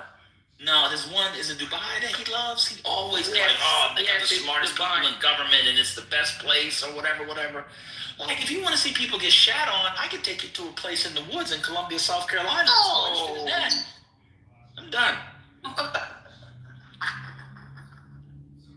Wait, so people look at it because it's a tax-free jurisdiction, so it's usually people looking to dodge tax will go and set up residence in Dubai. Yeah. That's a good point. So that, yeah. Well, this is the thing, is that, and then what comes with that is the crypto bro lifestyle, the influencer lifestyle, etc. They're all side effects of that main effect, which is rich people looking to dodge tax in the US or the UK or whatever will go and set up a residence there. It's much cheaper than Monaco. They're not paying any tax on all the on all of the capital gains income, etc., and that's how you get this type of situation. You do that in Delaware. Well, as we stand now, they are busy at the parking lot in the hotels. So that's where they're sleeping and eating. And those parking lots that are hot. Yep, exactly. They are sleeping in the parking lot. And the rich ones are taking private vehicles all the way to Saudi Arabia to fly out. Or perhaps if they can get on a ship, yes, they'll do that. But that's the mess they're in. And do you guys know that their cruise ships stuck in the port? I've been there. You guys know I used to travel a lot, and it was weird because there's a lot of shit you can't do when you go there. We young, black, and wild. And it was, no, you can't do this. No, you can't do that. No, you can't. We was like, what? I ain't gonna tell you what we was trying to do, but that's why people go over there and get jammed up. It's a lot of shit you can't do in Dubai. Like, they wouldn't let my boy bring a girl upstairs to his room. It's like, no, she cannot go with you. Like, what? She wants to go with him. No, she must leave now.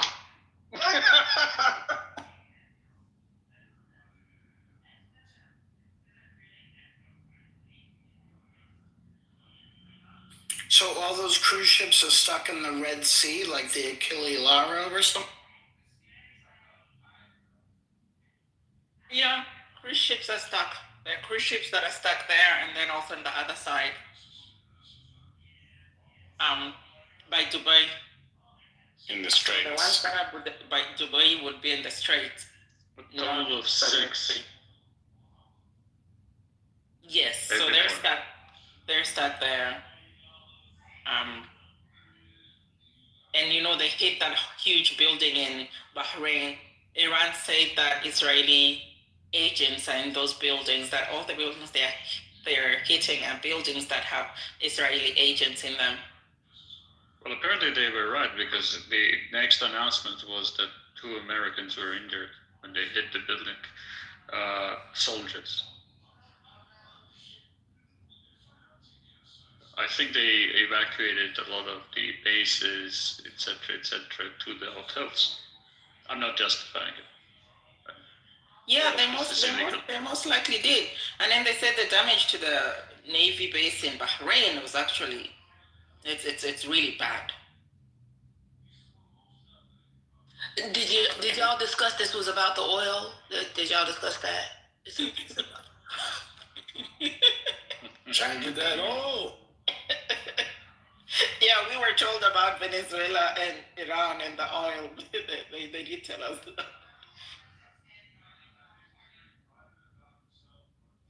Oh, and India is suffering because India imports a lot of things from Iran.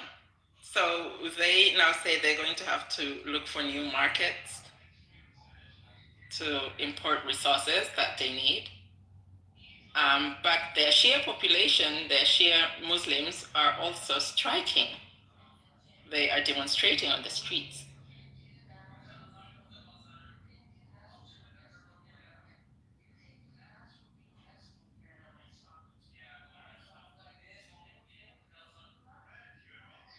Did you read that article, Ben, on Sohrab Ahmari dragging J.D. Vance on Unheard? No. Oh, that's good.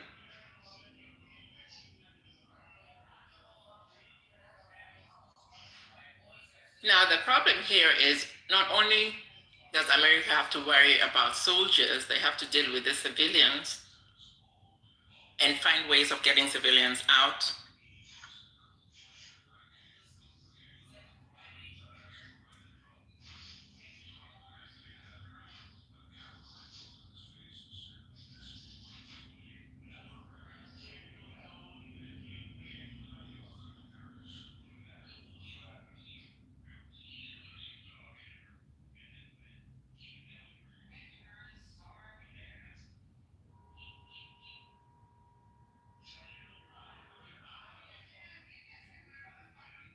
Oh, and regarding evacuating civilians.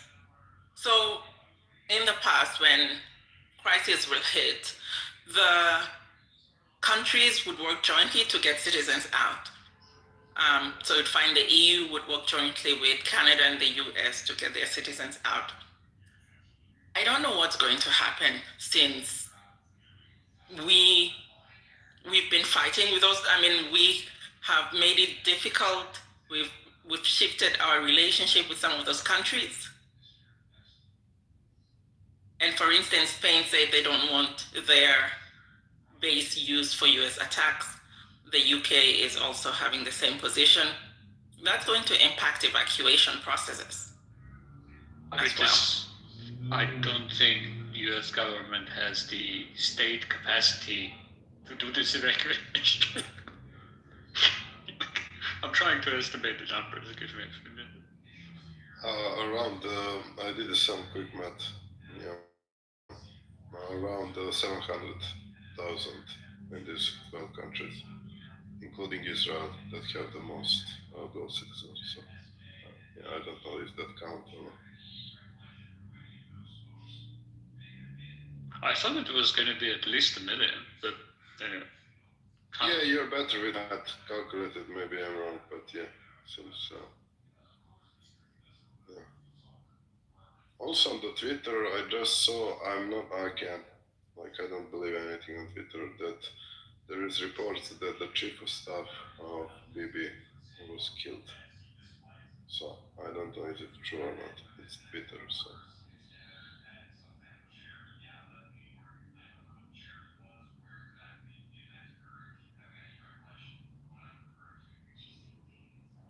Hey, neoliberal, how long does it take to build those giant aircraft carriers that Trump said he was building? 3 years, 4 years? Infinity, since the United States has never actually succeeded in the last attempts to build it.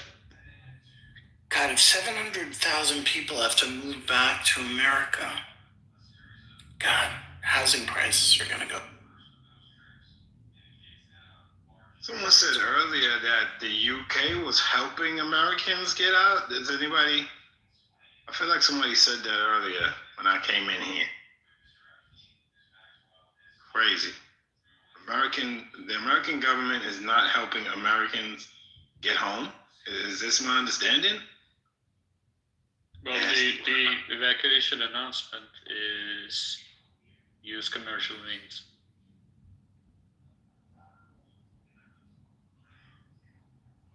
Did you say use commercial means? Yeah. Which ones? All of them. They are security updates for Americans in the Middle East. No, I was saying which commercial means, because if you have the Private jets, Miriam. Private jets. Sheesh, what's wrong with you? Easy on the lady. And super yachts. Super yachts and private jets, easy to get out. Easy. Okay. Bring it on. And if you don't have the money, you're not going anywhere. You turn with a missile and force them to take you. Yep, you're going to be forced to remain there. Like a drone cost on a... So you can't take Emirates Airlines. You can't take what is the one, Et al. Whatever. You can't. Those airlines aren't. They're not flying. You can't take LL, that's for sure. Oh, wow, I wouldn't do that. There's the flying is restricted. Oh. Area. So yesterday, 3,400 flights were cancelled. So Muscat Airport will be operating, but I've had experience with that airport, and it's the most inefficient airport in the world, but it's a nice airport. But you can still get flights out, and same with all the other. It's just Dubai and Qatar, which is Doha. They're the two that have been closed. Abu Dhabi is reopened, but skeleton schedule. But yeah, look, it's a shit show. It's going to be very hard to get out. Well, at least the airlines will make a little bit of money before the oil prices rise and make them bankrupt. I was going to say the oil prices, yeah. Well, we're pumping out reserves, so thankfully, we got Chevron, all that kind of shit, Galveston. And with some of these countries, when there's a conflict like that, they do not allow citizens. With some of them, they will not allow citizens to leave.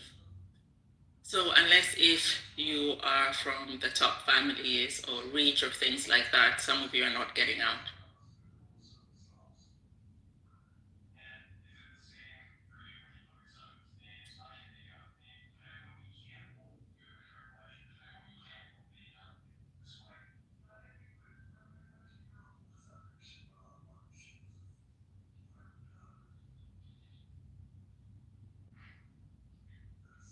Did you guys watch Marco Rubio's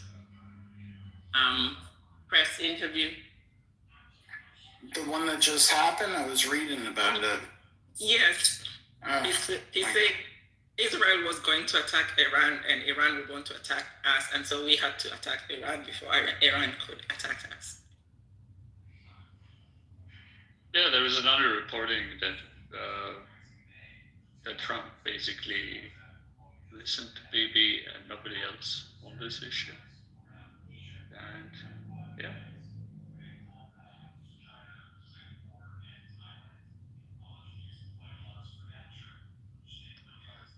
Well, it is listening only to Bibi. The guy, they turned a blind eye on all reports from the intelligence, from the intelligence agencies in the U.S., calling or telling him, hey, Iran is not developing any nuclear weapons. Iran is not developing any ICBMs, okay, and it just like threw away everything, okay, and kept following, everything being said by Putin.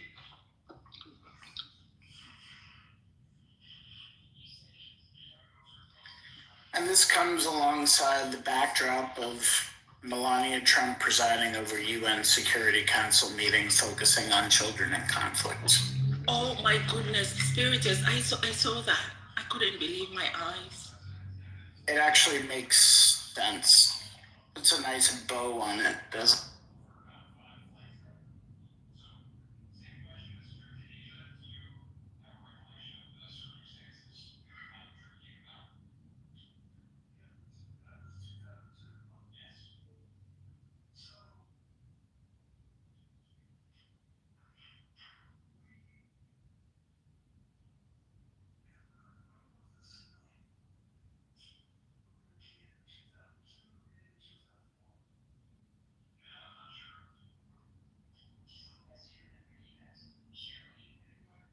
Dr. Carlson, last night in both Qatar and Saudi Arabia, authorities arrested Mossad agents planning on committing bombings. Not endorse anything this man says, but the split in market is hitting up.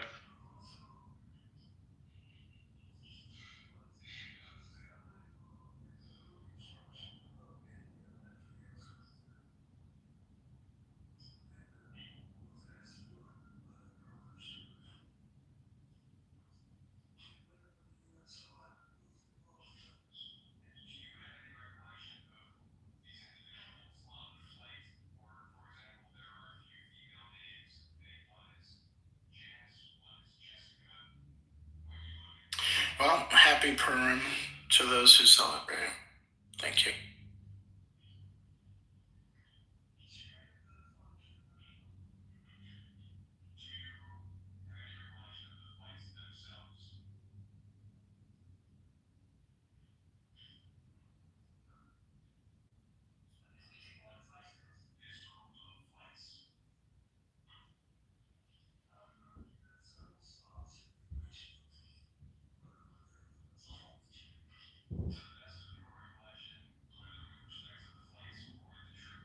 Oh, a really interesting graph. Iran projectiles fired in the first 48 hours of war. Missile drones. So the first is missile, second drone. Bahrain 45.9, Jordan 13.36, Kuwait 97.883, Qatar 65.12, UAE 165.541. Wait, 500 ballistic missiles on the last one. What was that? This is only first 48 hours of war. UAE missiles 165, drones 541. Ah, okay. Is there some news how many they sent to Israel? Not in this graph, but I think they're not targeting Israel to this extent. UAE is getting the worst of it. They do currently have 93% interception rate, but that's why they're also UAE is the main concern of the running out of interceptors. And how many ballistic missiles Iran actually have? What is the estimate? Thousands. Thousands, okay. And they have like drones. What the fuck no? Even more, I guess. Last time I asked ChatGPT about like how many missiles Iran can produce per year, and the answer was 3,000. So 3,000 missiles per year. If you count, the production beginning from the Gaza conflict, 2023 till now, we have around like 9,000. So yeah, that's a lot. Without counting, missiles produced back in 2003 until 2010, and maybe newer versions, older versions. So yeah, I think it's around hundreds of thousands.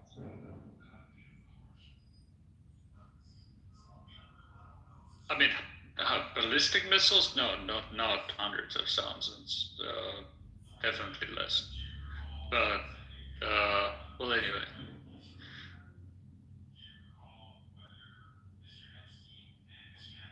The main point is, whenever the number they have them. Yeah, they have them. The point is, like, whatever the number would be, or is the number, they have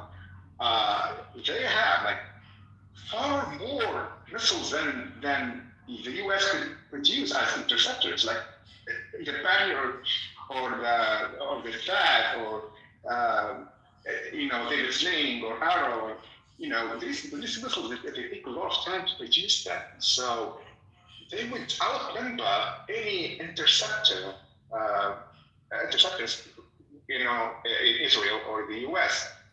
So it's pretty much scary, to be honest.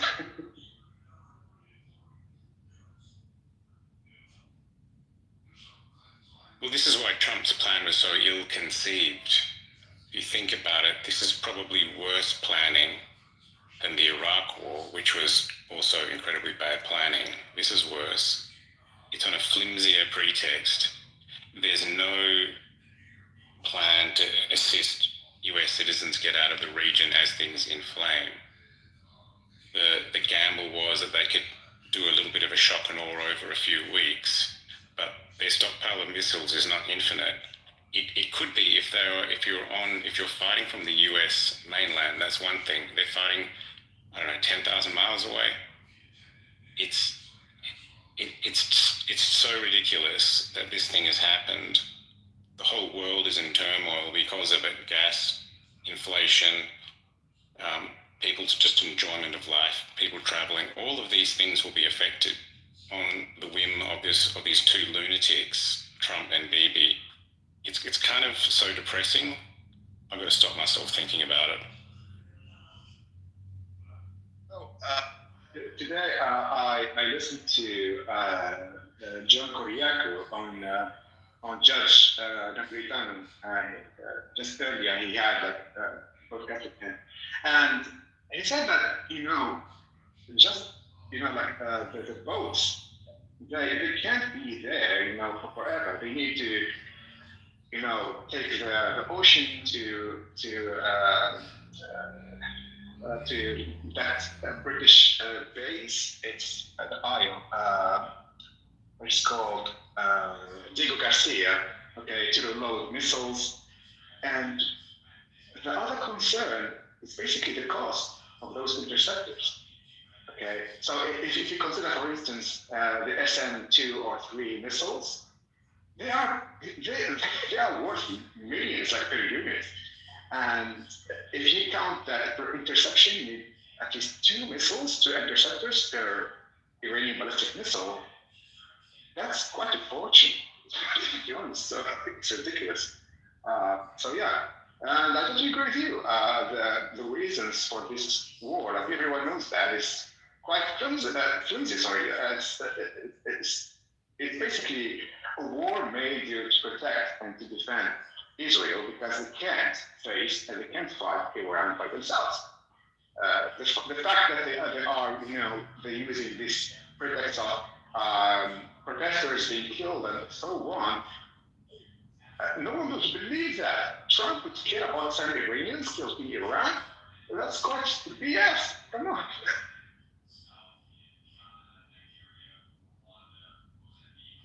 This might have been covered, but have we heard that both Trump and Hegseth refused to roll out using ground forces?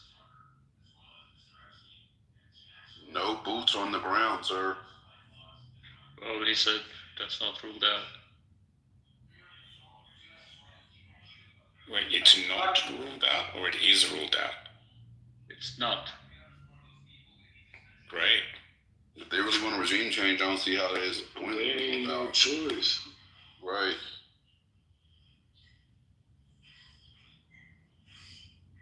Well, this is the problem. It's already an unpopular war. Over 70% of the American public really do not support this. You want to start seeing those body bags come back. You don't want to start seeing those body bags come back at the height of the midterms. It's crazy.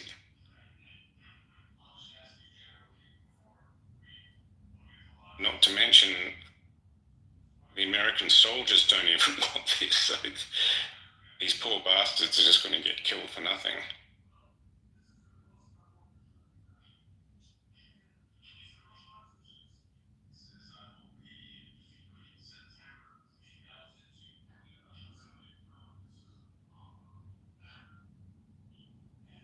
I saw the images of some of the soldiers.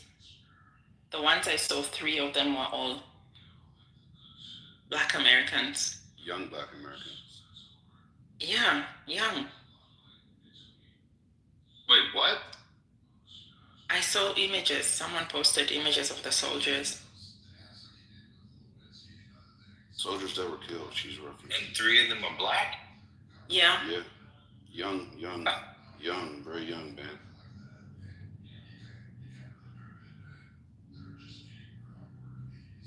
Did they die in Kuwait? Texas.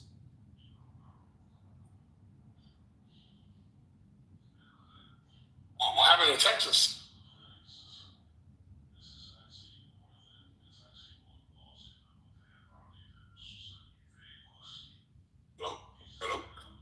There was an attack in Austin. You're not aware, sir? I wouldn't be asking if I was. All right. I don't know the full detail. Anybody can tell this gentleman what happened in Austin? Yeah, terrorist attack.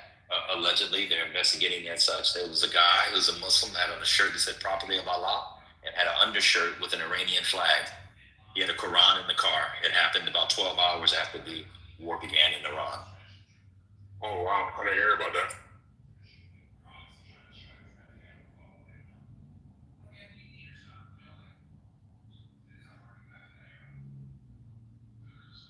The only thing you have to be careful with AI and the news, because people will take a real event and fabricate, photos or imagery that, you have to be wary of. You know what was kind of chilling from that that podcast we listened to, which was great, thank you, was when he explained the missiles coming through Mexico. Yeah, that was crazy. That was a little chilling to me because the U.S. has said, like, they come through the border. Well, if they come through the border and they're in Mexico. It's more chilling for me, Ben, because what would be the first logical target of missiles coming in that direction? What big city would they target? Los Angeles. Texas. Don't even want to say it. I was gonna say that Austin incident. I heard it was on like the main strip where the South by Southwest festivals take place. Not that is happening right now, but just to show you, the strip. And apparently Trenton has a mole inside of the White House that is able to gather intel from Trump speaking, where even major news media sources haven't been able to get in there. He has some compromise.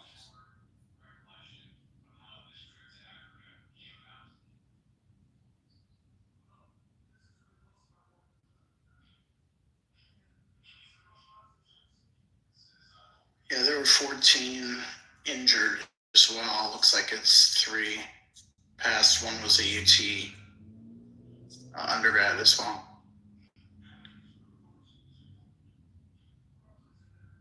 So the Middle East Eye reported that the U.S. is stonewalling requests by Gulf states that the US said we've shot several years worth of production in the last few days.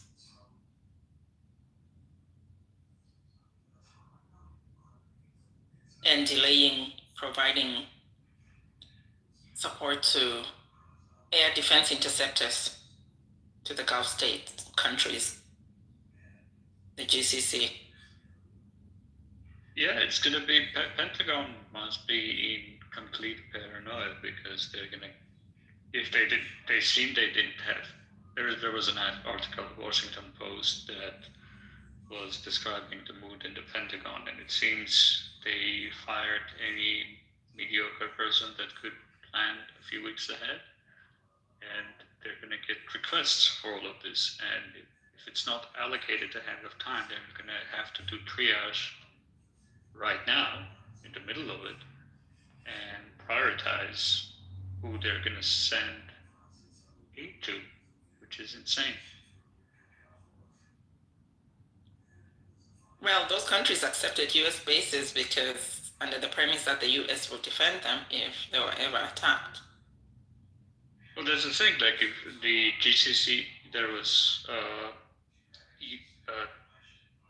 ex-Saudi minister clearly speaking in personal capacity, but I think also kind of highlighting the mood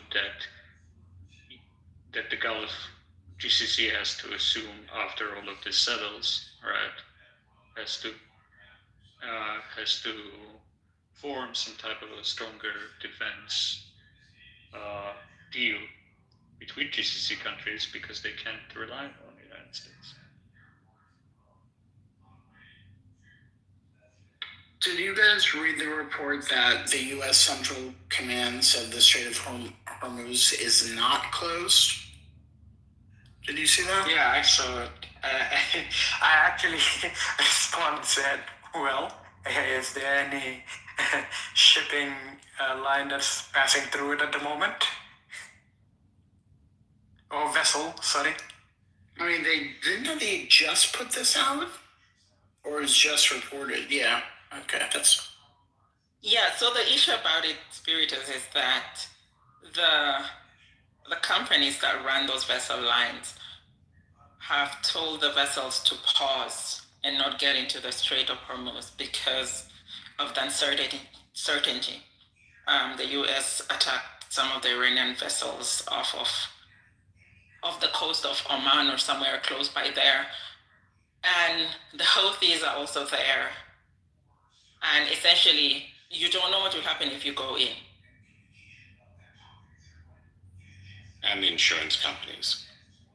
Yes. I can get the numbers for those. Give me a second. Here, over the weekend, multiple members of international group of P&I clubs, which collectively insure approximately 90% of the world ocean going tonnage, issued a formal 72-hour notices of cancellation for certain war risk coverage tied to Iran and adjacent Gulf waters. In a statement, the group said it's monitoring closely developments, blah, blah, blah. So they canceled it collectively. Wow. And let me get the number of stranded vessels currently. This is us. Off 5 hours ago, at least 150 vessels, including oil and liquefied natural gas, had dropped anchor in the Strait of Hormuz and surrounding waters, shipping data showed on Sunday. This is Sunday. Let me try to find something fresher.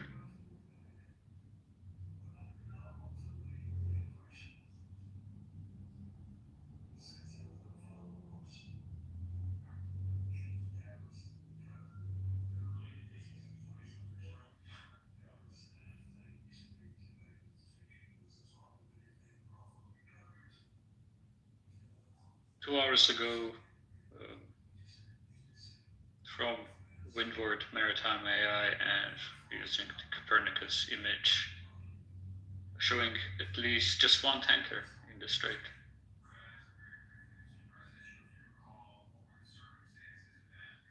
So it's effectively closed.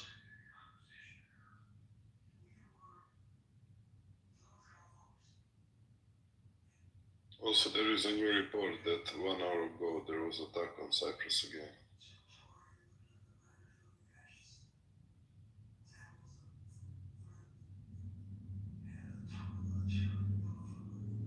I think on Al Jazeera they said that the UK is already evacuating their soldiers from the bases in Cyprus. Did you guys hear anything about that? Yeah, I saw, but I'm not sure. Is it correct? Yeah, I don't like so many information. So I'm taking everything with a grain of salt.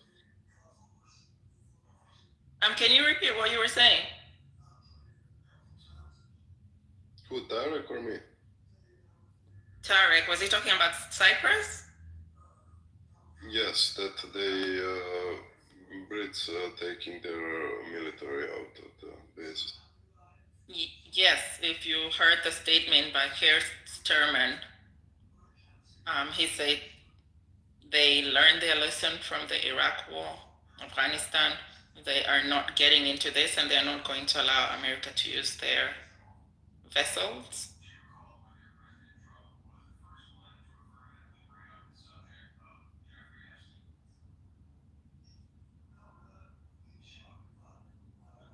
I heard that they are, but the Brits are evacuating their bases in Cyprus. That's right.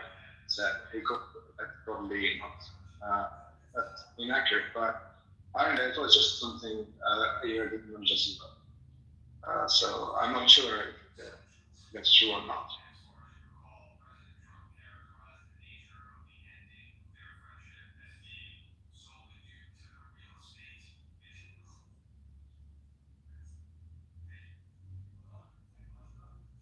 In fact, 5 tankers were hit.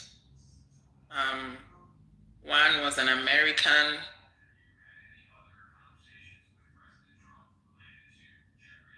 Off the coast of Oman. A number of them were off the coast of Oman, off the port of Bahrain, UAE, and 2 of them off the port of UAE.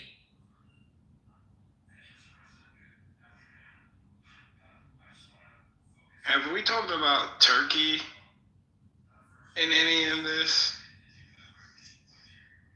There's some data from at least one company. South Korea, Singapore is asking for equivalent of about $20 a barrel to transport oil from the region to China on very large crude carriers, according to shipbrokers. This compares with an average of $2.50 last year. Singapore, controls about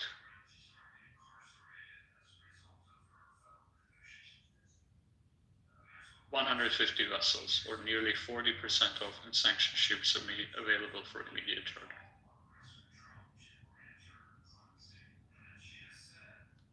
The rates are tripling, basically, at least.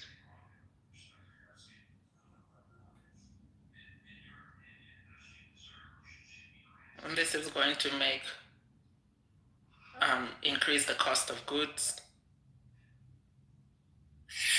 And just for historical reference, the first oil crisis in the 70s that happened, the oil embargo, the global oil prices quadrupled. Yeah, we're not there. It's not going to be. We're not there yet. We're not there. I'm just saying, listen, let me do the paranoia thing. The big difference is at that time, United States. Second wet. You're wet, dude. You're wet blanket. Come on, bro. I brought up Turkey. Neo, your thoughts on Turkey? Because it seems like Turkey is standing with the Ayatollah and the regime, and Turkey's like, America and Israel, you're wrong. Like, should we be concerned, or Turkey is not nothing to worry about? Well, it's not standing with Iran. It has condemned both Iran and United States Israel. So some of the military entities state that, no, maritime, that if this prolongs, the disruption prolongs, countries would need to start using their reserve, their strategic reserve. They'll have to tap into their strategic reserves to account for the losses and to stabilize the market, and that commercial oil inventories currently cover approximately 62 days of forward demand, meaning even assuming a 20% global supply deficit, such inventories would only provide a temporary cushion. So crude tanker markets may initially experience a sharp rate spike. Prolonged disruption would eventually shift the dynamic from ton-mile expansion to demand destruction and trade contraction, leading to a more complex and potentially weaker freight environment over the medium term. Essentially, the longer this continues, countries would have to use their oil reserves. Well, according to Trent, it's going to be over in when? When was Gemini? When was the RDC going to be out of? By the 20th. The 20th. It was the end of the business day on Wednesday.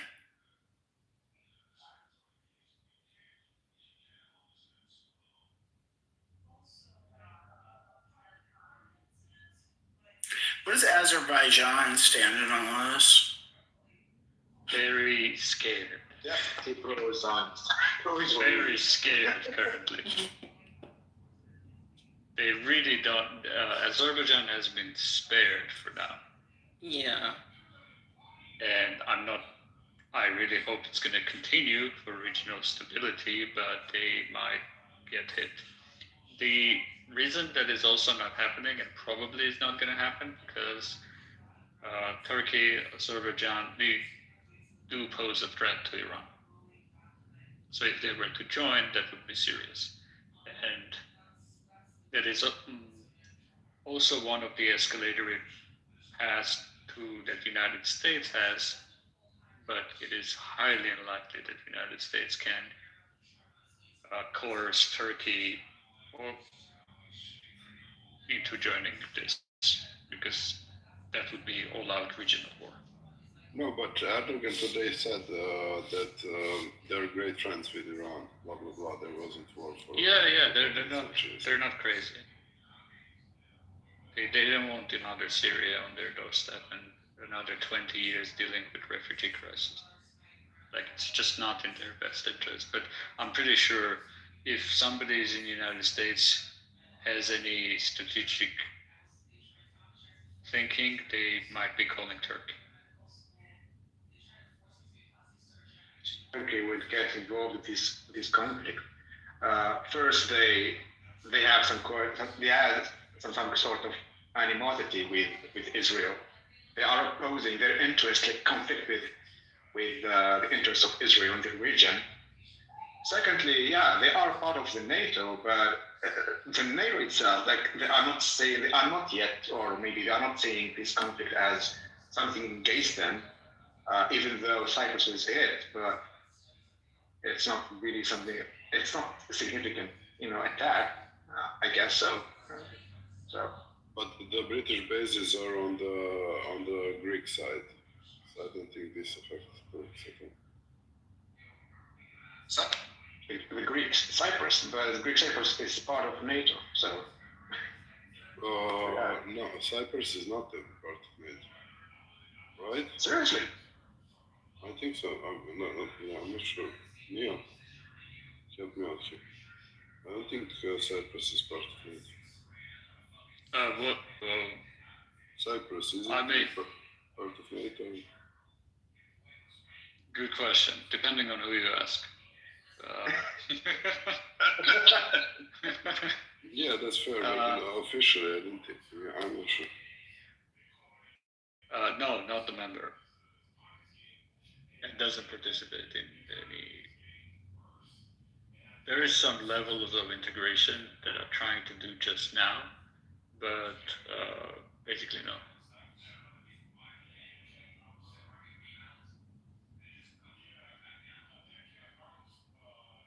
Yeah, Liberal, can I ask one more question? I'm sorry, because I really don't know. Because Turkmenistan has, but the second, it has a big border with Iran. Are they, where are they in all this? Or does it matter? Are they like consequential in any way? Well, they were developing good relations, rail corridor and stuff like that, and they had good relations. But no, in this they're gonna. In this, they're just gonna like stay out of it. Yep. They just won't let you have anything but a white car, though, Scotty. That's the. Oh, is that true? Is that country? Yeah. Yeah. Okay. I get all the stands a little confused. I mean, I'm all for that. If you go to a city that's all white, every building is white, all the cars are white, then you can really go crazy with color in your clothing because you'd look amazing.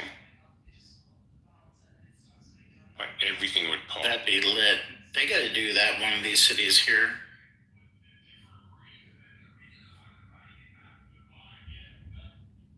Man, y'all real calm about World War III. That's crazy. So I just left the house for the first time today, and I'm at the gas station. Gas is like 30 cents in the day. Yeah, gas already went up. Yup. Like 30 cents. So here you go. And that's the beginning. Get ready. Get ready. World War III. That is a lot for one day. That is absolutely true. It usually be like 10 cents at the most. 30 cents in a day. It's crazy. The worst thing about World War III is it's gonna be a slugfest. Wait, hold on. I wanna hear your play-by-play of how we end up in World War III. Break it down. Okay, so worst case scenario, right? And for the record, I was low key joking, but I'm not a pessimist or an optimist. I try to be more realistic. So I think most people are going to act based off their own self interest, and because of that, I'm actually a skeptic of World War III really popping off. But just because, to good faith, your question, it's actually fun. I mean, isn't it obvious? Like, okay, so Iran's allies will help them. Nuclear powers will. Who's Iran? Hold on. Who's Iran's allies? Now I don't know China's official position on. So China's already denounced Israel and said that they're hate, they're warmongering, etc. They've already have strategic and financial alliance with Iran. I don't know if it's diplomatic though. That's something I'd probably have to check out. But I know Iran is important to Russia. So now we're not really necessarily afraid of getting into a war with Russia because they're too tangled up. But that could somehow spur China. I don't know. I mean, we already see Russia being Georgia, Crimea, Ukraine. I don't know. But yeah, our allies. This guy, I think. Yeah, let me check. I think China would be considered an ally. It's all right, brother. It's all right. Forget the question. I withdraw my question. I withdraw my China's question. an ally. China's an ally.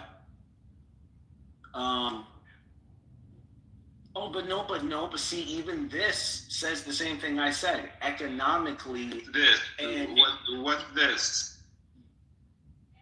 You grokked it, or you used, no pun intended, Gemini. What did you add? Who did you add? Where did you put your? Let me ask an interesting question. This is per the China. This is per the embassy from a Google result. Yeah. Now compare the strategic relationships with Iran, like relationship with UAE and Saudi Arabia from China. Wait, you want me to compare who with what? China, Iran, China, UAE, China, Saudi Arabia. Oh, okay, got you. That one I'm going to use an AI for because that'll save time.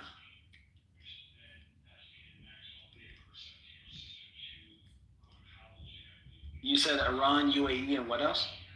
Oh, you say you don't know. China, You can UAE. use AI.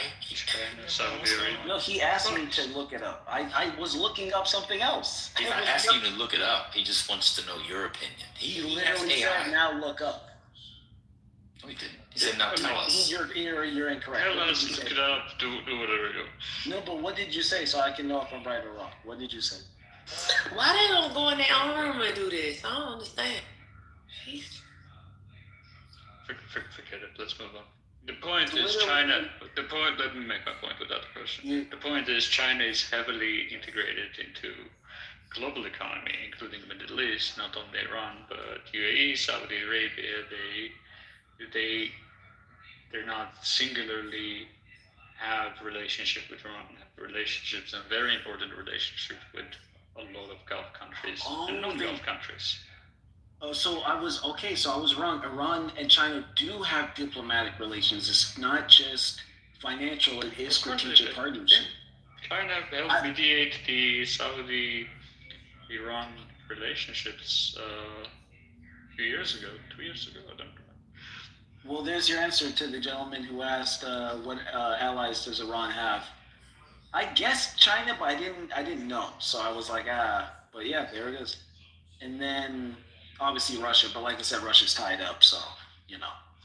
Ally implies an asymmetric relationship versus adversaries of Iran. So China has also those relationships with, let's say, UAE.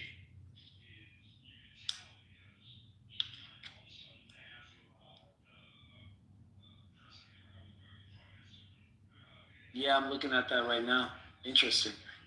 Yeah, China's been doing this thing. It's definitely been going around replacing us as able, if that makes sense.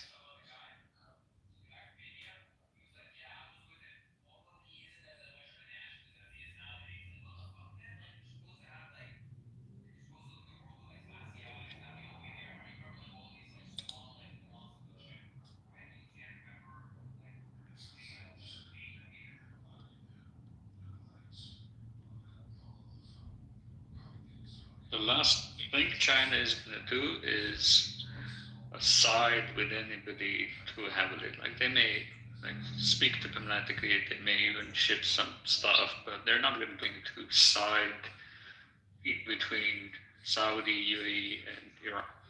Yeah, and to put it into modern parlance, they're not going to fuck up their back. Yep. Well, they're focused on Taiwan. I don't think they are focused on Taiwan. Everyone, the past 5 years on Clubhouse, every single person has spoken about China wanting to, and of course it's obviously like a stated long-term aim, but who cares? It's so irrelevant in terms of what else is happening now. Sorry, I didn't mean that to sound critical of what you just said. Well, no, the only reason I mentioned it, the reason I mentioned it is because one of the major concerns for that, because they said they were supposed to take it like last year, then they said they would take it this year, now that they're saying they want to take it in 2028. They keep moving it because really the obstacles haven't gone anywhere, which is us, America's determination to protect it. Now with our Navy distracted, or at least a portion of it, maybe they're thinking, oh, it might become up for grabs if America's distracted.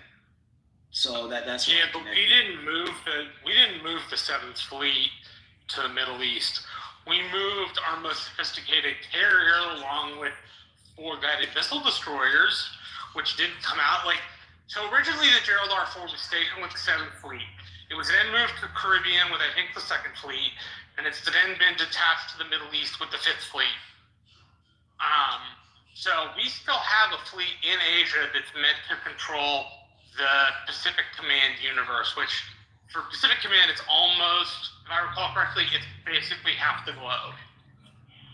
I mean, that is fair assessment, but again, just to entertain this for a second, I know Taiwan is not super relevant, but I think the estimate is about 2 weeks when munitions will be depleted and they would need to be shipped from Asia to the Middle East. So I'm sure China is looking at whether the United States is going to be bogged down in supply chain terms and whether it's a good moment to do Taiwan. I don't think. Well, I don't know, honestly, but of course they're thinking about it.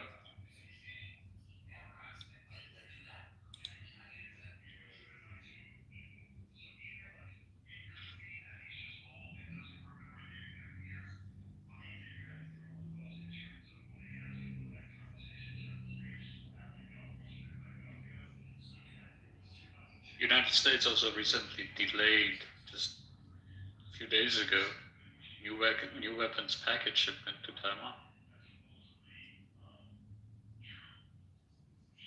Oh shit.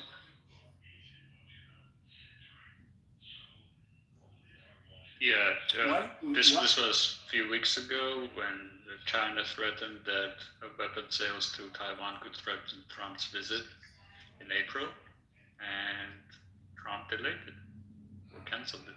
I don't know. Maybe delayed, maybe canceled. We'll see. But it's not happening now because he wants to visit China.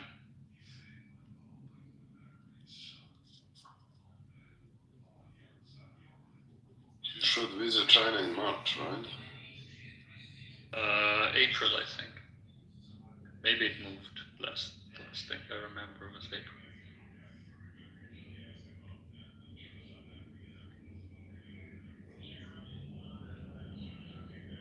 So, why do you guys say Taiwan is irrelevant now? Well, I said it because it does. It's like, who cares? Honestly, it's not. There's no oil. There's no. I mean, it's only this semiconductor thing. Yeah. What? So do you know about it? Yes, I do. But it's just So quick question. Quick question. What's the gap in size of China's ability to produce chips and Taiwan's, down to the nanometer? I wouldn't know because I don't know. The thing about China is that they don't tell you what they're doing or what their capacity is or what they're building. So I don't know that much about the inner workings of China. I just feel that looking at it from a macro, there doesn't seem to be any compelling reason for China to invade Taiwan anytime soon. I mean, they're at 7 nanometers, moving to 5 nanometers last I remember correctly.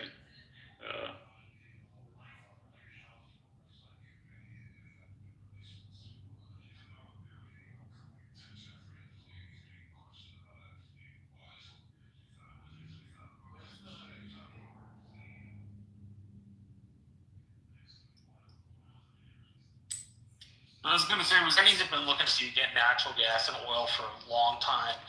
It's part of the reason they built those artificial islands on the Spratly chain and on what's known as the Parcel chain. One of those chains contains underneath it about 2.5 trillion cubic feet of natural gas, and the other chain contains about 250 billion barrels of oil. So the Chinese have been looking to diversify their energy sources for quite a long time.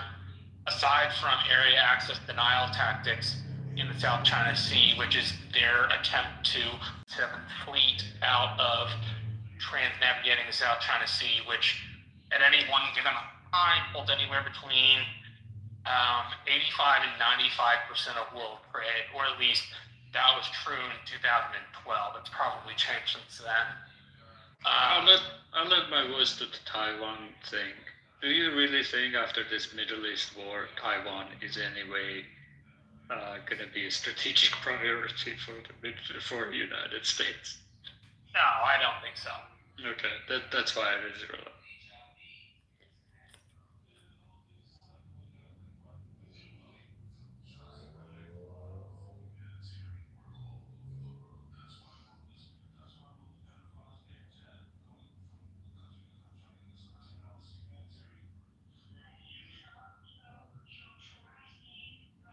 China is really going through, do nothing, win.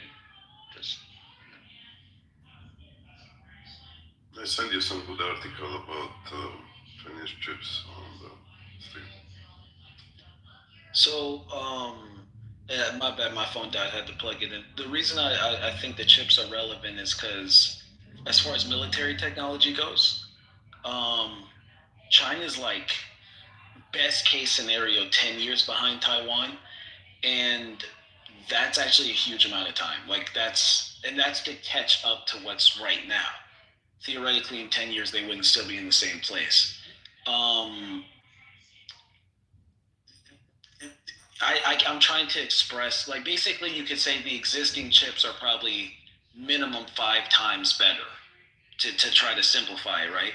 5 times better. Think about X5, right?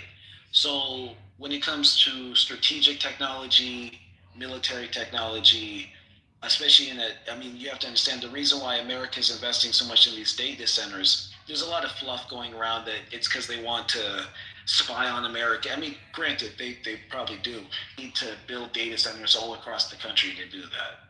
They're doing that so that they can house the servers that will run the AI, because AI is the new tech, right? This is the one area similar to the nuke and the gun and the sword. You don't want to be behind this one. You want to be ahead of it.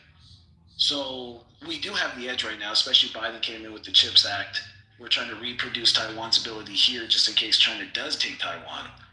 But I'm trying to think of how to put it. This is the most sophisticated technology we have as human beings. There is no greater sophisticated level of technology short of maybe rocket shipping. And rocket ship technology is not nearly as useful. Granted, if you get it to work, you go into space, you mine asteroids, that's great. But it'll probably be an AI monitoring system anyway. It wouldn't be a human piloting it anyway. So this is slow down, please. Slow down. Proof, how old are you? 34. Yeah, when you turn 64, you're going to be an expert nigga babbler, bro. Oh my God, you can just get going and just. Well, you already. I mean, that was crazy, man. Come on, brother. You gotta slow down, bro.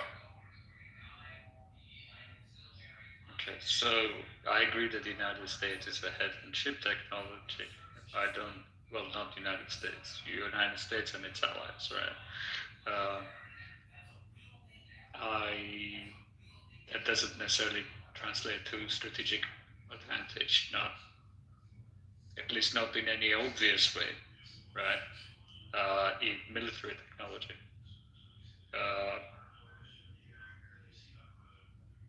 There were some other 10,000 points that I forgot.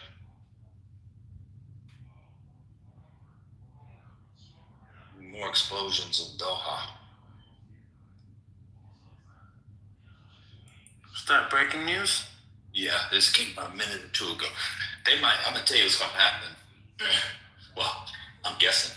They might have to start letting some drones through. Just taking some damage from the drones. They're gonna run out of these interceptors, y'all. Of course. They're gonna have to assess what it is and prepare for impact. These interceptors on these drones is not a good use of the interceptors. It's actually bad. I'm surprised maybe they thought they'll be able to get the Iranians to stop before they ran out of interceptors. But Dragon was right. A lot is going to change on Wednesday. He was right about that, but just not the way he was thinking. Just the complete opposite. And then he comes in here and goes, "They blew up the TV station." Wow. Okay. What is this, 1937? Oh, they took out the radio station. All the communication lines are down. Broadcast networks, your telecoms, your Morse code machines. Like, what the hell? Yeah, they took out the TV. That doesn't tell me anything. Yeah, even the IRGC was sitting around watching TV. Like, come on, bro. But yeah, they're gonna have to decide what to do, neoliberal. I don't know if they're letting stuff through, but the drones will have to start coming through. They're gonna have to take the drones. Yeah, the average calculation is $1 Iran spent on drones. UAE spends $20 to $28 shooting them down. Yeah. Lowballing it. Do you remember that during the middle of the very beginning of the Russian-Ukrainian conflict, there were Iran drones in Ukraine that Russia had fired. They had been like modifying these drones for. I mean, someone told me like Iran has been waiting 40 years for this. That's insane to think about. It is, and I was kind of stunned because of the way. Because one thing that was stunning to me was listening to people on here, online, and on TV who have been propagandized about Iran and how lethal they are and the big threat they are, and then think that it was over the same day. So either you were lying before, or you just forgot, or you're just a dummy. So the idea that you haven't been here, but people thought because the Ayatollah was killed, it was like over. He could have died at any moment. He was 86 years old from prostate cancer. You don't think this is right? It was such a dumb argument. They took out the Ayatollah and 40 generals. I'm like, to be fair to them, if this was like 1218, and we were in the midst of an inquisition or crusades, maybe that would matter. But you missed a lot of crazy stuff. But to your earlier question, I meant to tell you, they only one person in the 3 days has come in and brought the oil. That they have not brought up, which is a bit kind of crazy. Only one person. Oh, I thought that was going to be the main reason for the whole conflict. Oh. Well, the ridiculous stuff about this, and this is why I'm still surprised by it, so apologies, this is my personal thing, but the reason of is not coming up, right? Like the Bush administration had needed an elaborate selling game and a strategy and UN and Washington Post articles and all of this. Like now it's not even whatever.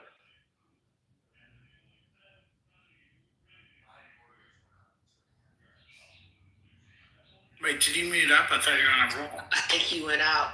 I think what he was saying is that the Trump administration is not doing any of that. That's because they think that, remember he said when he was coming down the escalator, after he said that he could go out and kill people on Central, what is this, in somewhere in New York City. Fifth Avenue.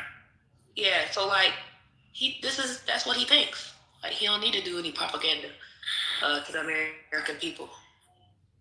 I mean, it's so elementary, and it's really, really frustrating, especially if you lived through the Iraq War, because they did all of that prepping and speeches and selling this shit forever. And then, yes, it took 3 weeks or a month or whatever to put up the mission accomplished banner. But then it was 8 years of occupation. And the thing that's frustrating is that, as I mentioned before, Iran is 3 times the size in population and 4 times the size in area. That's the thing that's really irate to me. It makes me. There was a youngish senator then from the state of Delaware who was very keen to say that, the Bush administration was too fast and loose with the mission accomplished because, there was no plan to deal with the Sunni and Shiite populations and their notorious decades, centuries-long beef. No thought about that at all. So I don't know why anybody would believe that they were going to do this, and in 3 days, the new Ayatollah would be resurrected. I don't understand. Was that senator the same one who said that they should split up Iraq into 3 different countries? Is that the same person? Oh yeah, he went on to be, president of the United States.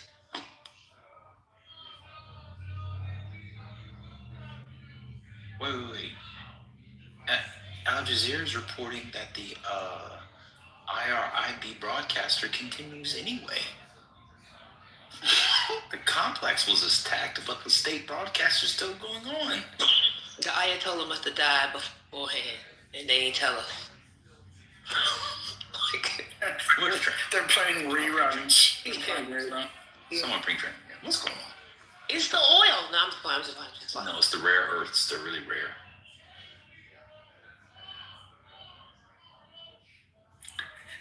Lithium.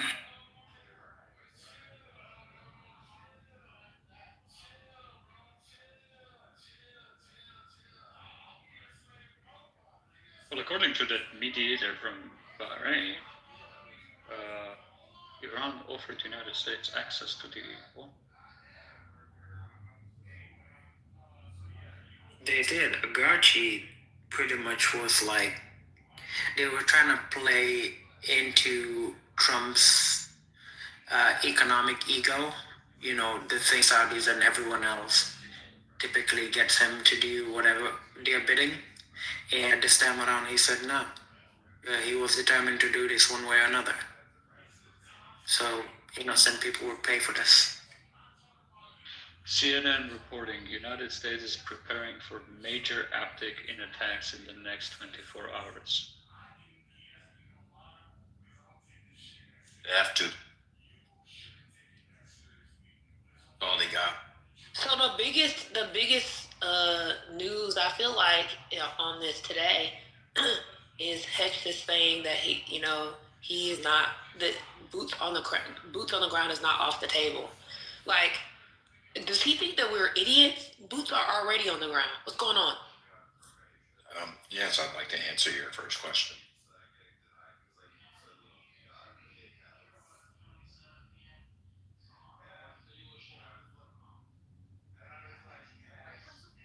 Yes, he thinks you're an idiot. Correct. Thanks. I mean, the guy next to him, well, yeah. I mean, he literally said next to him, Kane said, we're sending more boots in. I'm also starting to think that J.D. Vance is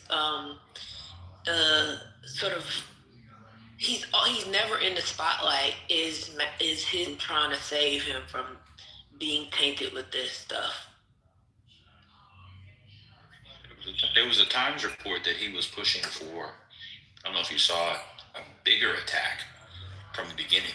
And while it goes against all the anti-war, no more wars, anti-MAGA stuff, it probably was the best plan. It probably was a better strategy if you were going to attack. Mm-hmm. I mean, he's done. He's done. I mean, everybody knows. He probably won't even run. Well, according to Trump, he got a third term coming. So.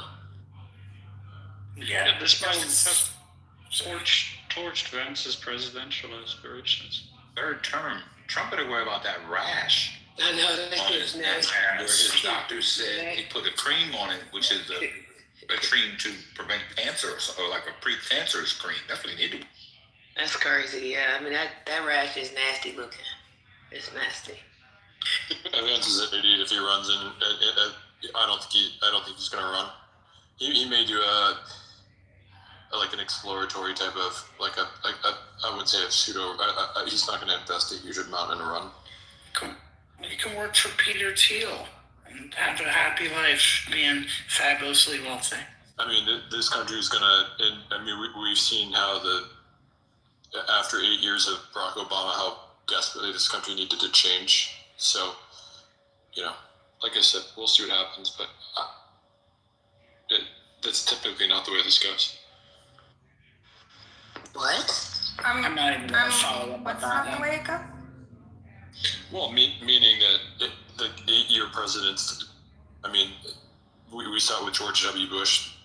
So George W. Bush had 8 years, and then you went to Barack Obama, right? So I think whoever's going to run is going to be a change candidate for the Democrats. They'll run out somebody progressive or something like that. I think that this is the Democrats' best chance they've had in a while. It's going to be the next election cycle. So, I just don't think... They just won in 2020. You said the best chance in a while. They just won the last election.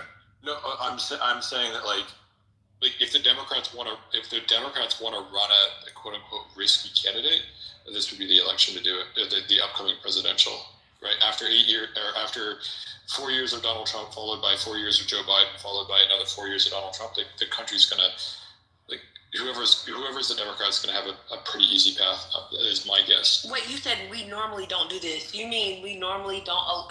The presidents normally don't have third terms. Is that what you're saying? No, I think any talk of Trump trying to run a third time is silly.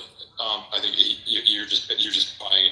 He's baiting anybody. Like, if you actually think he's going to do that, it's silly. But no, but I'm asking you. You said no, we don't normally do this. I'm asking, what do we not normally do? Well, no, I'm saying that if you like, I'm licking my finger and putting it in the air and saying that I just don't think that it's good for it. This doesn't make sense to me, right? Like, candidates are typically either a. Wait, hold on. No, we can't move. We can't move on. You said that we normally don't do this. What is that we normally don't do? That's what I'm asking. I'm not asking you any other questions. I just want to know what you meant by that. Well, yeah, since 1950, when we changed the Constitution. No, man, I ain't asking truth. I'm asking Ben. I want to know what Ben meant. In reference to what? You said we normally don't do this, and I'm trying to figure out what we normally. And then you said you followed that by saying Bush 8 years, Obama 8 years. What is it that we normally don't do? Well, so I would think that it would be like having regardless of, obviously there's a lot of differences between Trump's versus J.D. Vance's perceived policy. Wait, okay, hold on, slow down 1 second, because you're not answering the question. So I'm answering your question.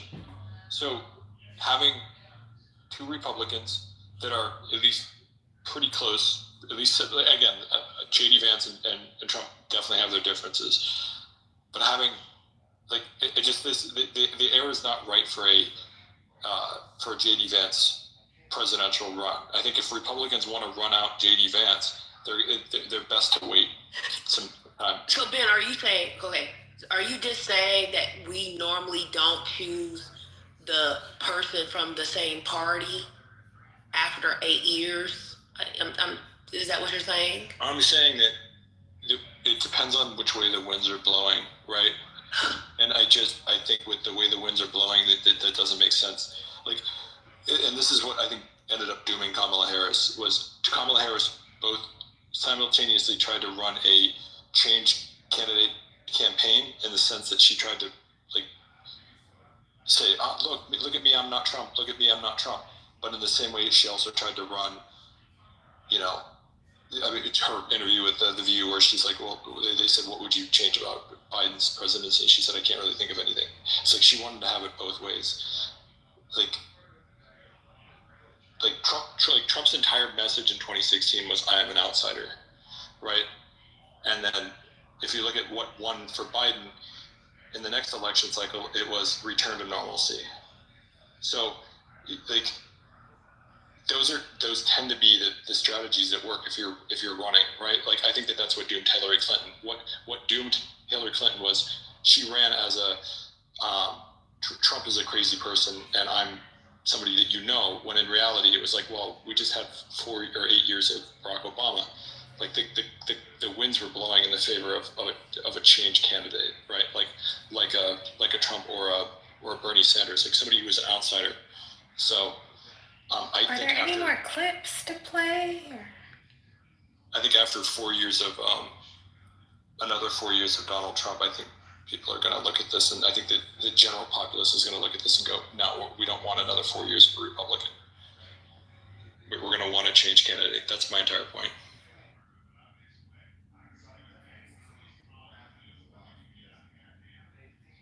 Ben, you here? Yeah, I'm waiting to get hit by the scud. Go ahead. I got a question. I know I've heard you say that JD's pitch, meaning his plan, would have been much more effective. Can you kind of elaborate on that? Like, why do you think his plan would have been better off? No, I'm saying if they were going to do this bomb them to oblivion thing, I think the shorter and, the more upfront and intense, the better. I think if you get into this protracted thing, which they seem to be about to get into, that makes it worse. That's all. Oh, hey, my lord. Namaste, yo mama.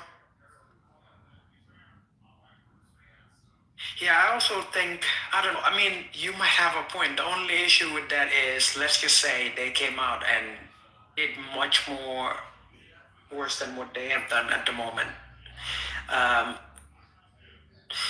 There's still going to be ramifications that I don't think the administration will be fully capable of figuring out. I totally agree. I'm saying if anything would work, it would be that. It won't be this. They're going to run out of intercept. I'm telling you, the Gulf states, many in the GCC are going to run out of interceptors effectively in the coming days. I'm telling you. They're already saying it. Yeah, UAE is first. Who said that? I did. They're like if you. No, you're correct. I was hoping it was someone else. I didn't want to praise you. I almost responded when you said who said that. I was about to say your favorite Negro. Then I would have known for sure. Oh my. Oh, Mama, you missed a lot. He was in here quoting The Wire. You missed a lot. There was no full Negroes. Oh my God. Look at Matt. Look at Matt. Unconfirmed. Iran parliament has been destroyed. I love it, yo. I love it. I love it, man. So just like a couple weeks ago, I don't know if y'all know this group called the Good ISIS. It's the Institute for Science and International Security. They focus on nuclear weapons. They put out a report in February that shows that Iran can still build a nuclear weapon. Oh, wow. Yeah. They might be building one right now. Yeah, they could be. That's what I'm saying. I'm not kidding. Someone like have they- to Sorry. No. someone still would. You would need to convince me, probably with cash, that the Ayatollah was not the grand Ayatollah, the big boy. There's many Ayatollahs. I'm going to say Ayatollah, but someone have to convince me that it wasn't him that was preventing them. I'm still convinced it was him that was preventing them from building it, and they could have built it a long time ago if he had allowed them in before him, if Khomeini had allowed them to. So it's a mess. Not they killed they Mubarak.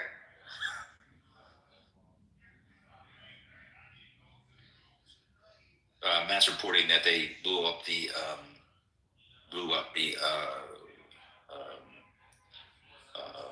Parliament building. So, man, I heard the same thing about the Ayatollah. That contrary to popular belief, as extreme as we believe he was, that there were other hardliners that were even more extreme, and he had kind of put the kibosh, or at least a little tamper on their building of nuclear weapons. So, I heard the exact same thing.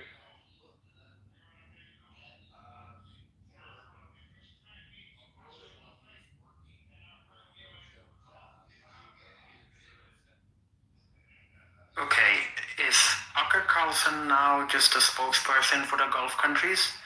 He's saying that last night in Qatar and Saudi Arabia, authorities arrested Mossad agents that were planning on committing bombings in these countries. So Lord, he just posted a video a couple of hours ago talking about this entire conflict.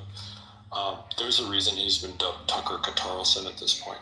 The dude is completely, he used to be somewhat interesting. He's not anymore. Or just because he no longer says what you want to hear, is that the reason why? No, it's pretty obvious where his bread is being buttered. Let me put it that way.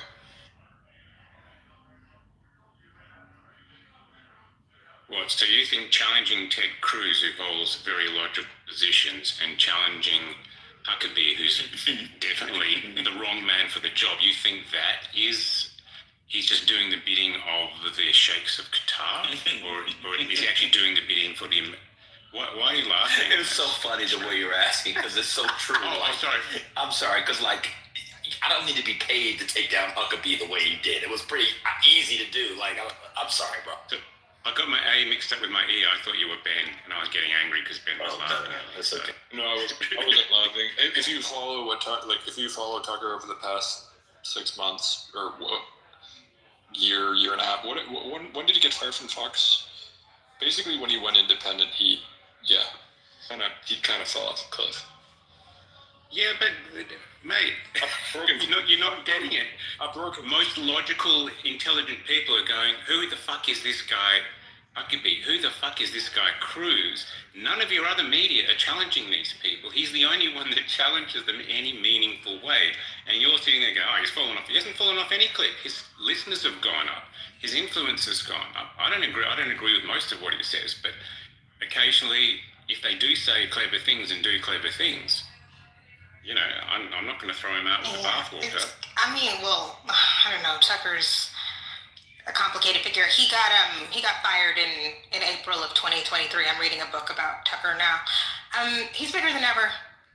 He's more influential than ever. Honestly, getting fired from Fox is one of the best things that's ever happened to his career. I don't think that he's fallen off a cliff. I think he's made really, quote unquote, smart, strategic moves with regard to filling a gap in messaging that other people won't fill. The Fox News won't do it. Megyn Kelly can't do it, even though she tries. Candace is crazy and actually not super. Actually, I'm trying to beat the misogynoir allegations, but she's good at what she does, but it's a different lane. But like Tucker he knows what he's doing. He didn't fall off anything. I think he definitely knows what he's doing. I don't look at him as a mainstream voice of the Republican Party anymore, and he used to be. I think he is one of the most important and influential voices in Republican politics. Yeah, he could be the nominee. I agree that if he played his cards right. Matrix. Oh man, you are matrixing hard. Matrix. Trent, are you there? We can agree to disagree. That's fine. Trent, are you there? Yo, mama, I don't like the way you laugh. That was wild.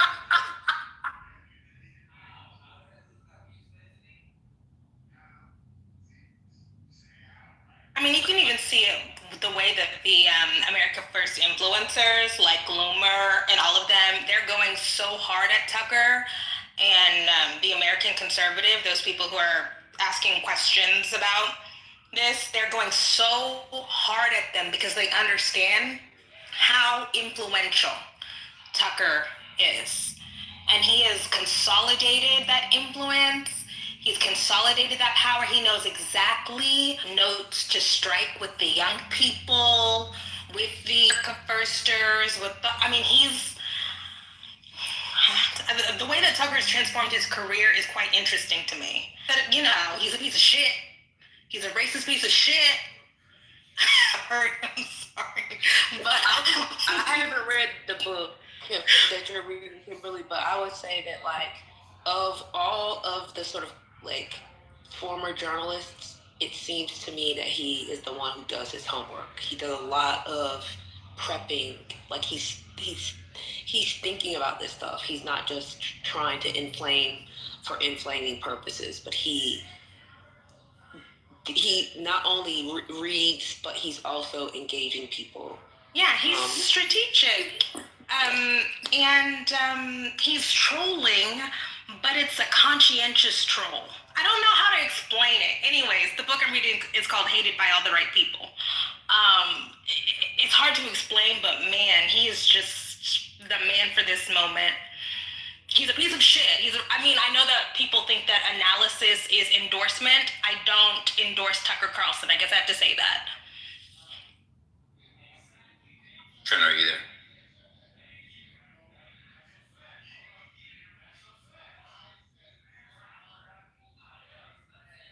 Neoliberal, are you there? Yeah.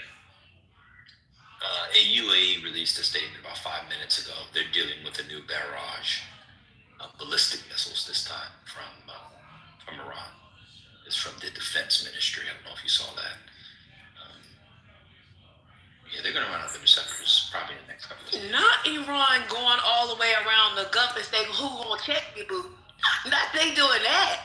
Neoliberal, were you here that the dollar amount for every dollar spent from Iran, it costs $28 to intercept? Yes, I That's said it. insane. That's what I said. I was saying that your mama was here. I don't know where that I analysis didn't is hear from. it. Sorry. Yeah, they ain't gonna run out of interceptors. You miss Omari Earlison. Just keep bombing. I think people think the bombs are endless, like you get them off of a tree. Man, I can hear you, but like Marshall and have problems on the board. But go ahead. Oh, don't worry about it. No, we'll get you when you get better.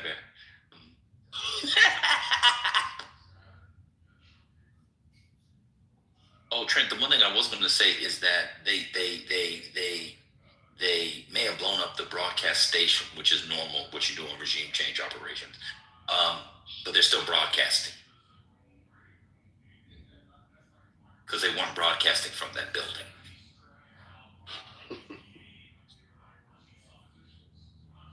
Also, there is a new barrage of the missiles to Israel, actually. But to Israel? Yeah. That just came through? Not they bombing in both directions.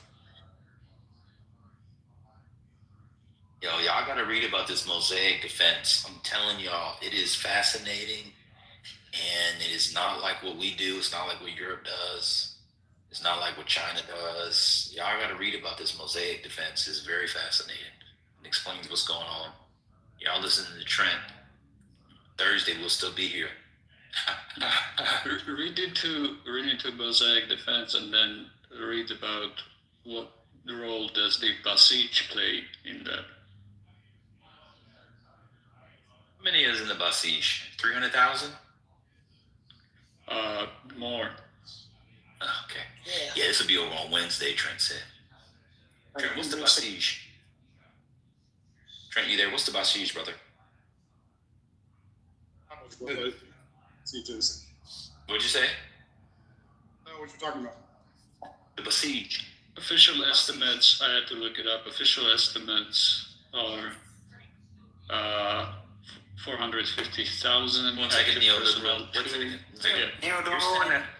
Hold on. You're saying you don't know what this couldn't have been the plan, but you don't know what the Iranian Basij is? BASIJ, something like that. You don't know what that is?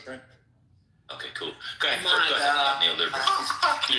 Yo, Mama, you missed yesterday. We had a whole debate with DC. He had no idea who Pezeshkian is, the president. These people are hilarious. Y'all play around with these people. I don't know what's going on. Y'all need to start betting. Y'all need to start betting on this shit. This is They did. I had to log off. It was too frustrating. Let's put some more money on the table. Breaking news. Go ahead, because missiles have attacked Tel Aviv, Jerusalem, Beersheba, and Haifa. My bad. Did the Iron And this Dome was hit it? I'm not sure, but just before, because I was reading the feed on Haaretz, the IDF had said you could leave the bomb shelter. Now the missiles are coming again. That has been their strategy. They're trying to, like in 12-day war, it was less staggered. Now it is overwhelming defenses in one shots, but like layering those shots in a way that people are constantly running, going back up, then going back down into the shelters. Man, who told Well, breaking news. Fire at U.S. Embassy in Riyadh after blast. Two Reuters sources. In Riyadh? Yep. They The Muslim capital. Let me tell y'all, they all the way around this Gulf. Anyway, Basij is something about around 500,000 active, and 25 million or around that, nobody knows exact numbers, is in reserve. That are volunteers who hold membership. Basij directly receive their orders from IRGC. They are subordinate to IRGC. So, Trent, when you bet Gemini that IRGC is gonna be gone, you bet that around 25 million reserves are gonna go down with it. And these are just like, Basij are civilians, right? These are just like... Yep, it's a volunteer Yeah. So to be clear on the bet, it said they wouldn't be in power. Yes. Hold on, let's stay with the news. Y'all worry about the bet. Just so you know, Trent, have you seen what the UAE has been saying all day about the interceptors? Been saying, what have they been saying, my man? Please stop telling me. They're running out of interceptors. They're lobbying the Trump administration to change course because they're running out of interceptors. No, okay. They're far more. You know, the interceptors are 20 plus times more expensive than the stuff they're intercepting, right?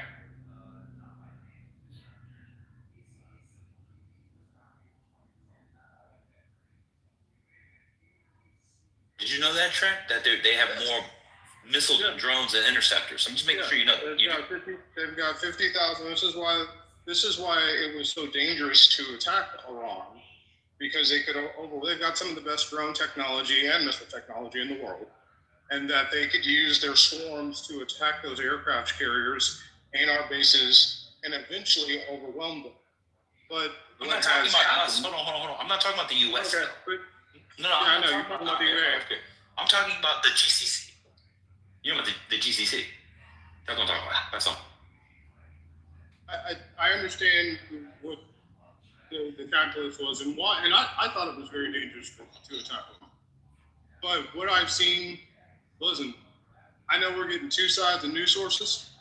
I mean, there are definitely hits. They're able to intercept 93% of ballistic missiles, and they've intercepted 94% of drones. There have been some hits. There have been some casualties, obviously. But I thought it would be tremendously more successul strike from Iran than we've seen. Why do you think that, in light of the fact that let me ask you a question. Okay, go ahead. Go ahead, Trent. I'm going to ask you why you would think that, in light of knowing about the intercept technologies, overwhelming them and getting them to waste that technology for the other stuff to come behind it. Why did you think that? Why did you think that? It's just the beginning, bro. Why did I think, you're asking, why did I think that Iran would do better in the beginning? No, why didn't you think they would do something? Well, first of all, they've written about doing this and talked about it before.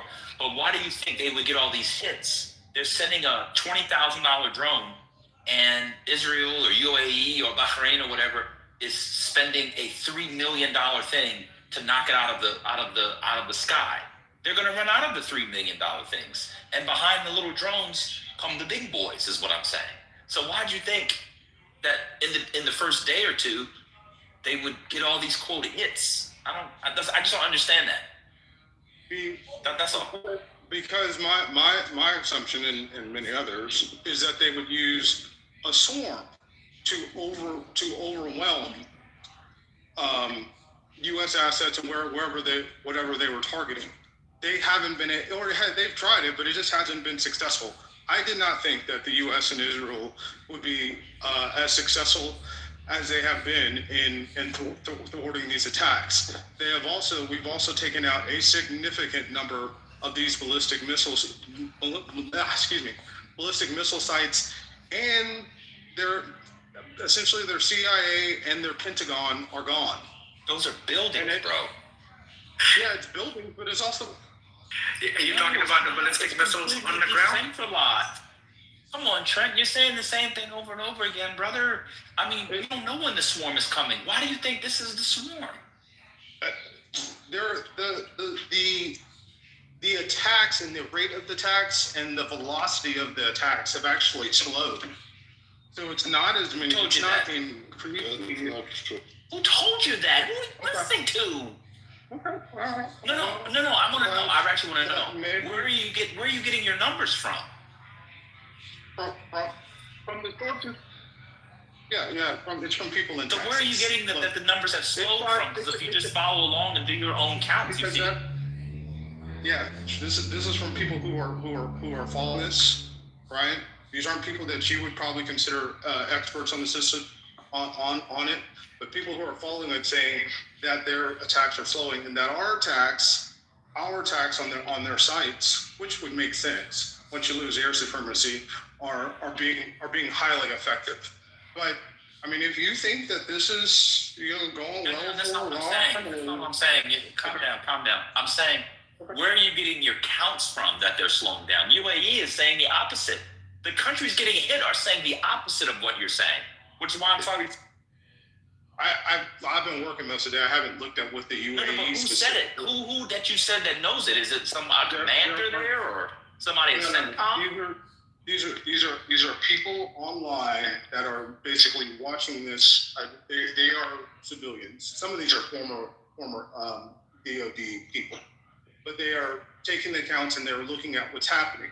And like I said, if you don't, it's okay if you don't believe me or agree with It's them. not that I don't believe you. I'm just asking you because I don't know. Yeah. Did you just see the UAE defense minister's statement? Did you see what Qatar has said? Do you know that Bahrain just mobilized their military? Did you see that today? I did see that. Okay. Yeah. All right. And what about the Americans saying they're sending troops to the region? Did you see that? They've been sending that's never stopped. No, not tankers. No. Boots, troops. They're sending more troops, not tankers. Okay.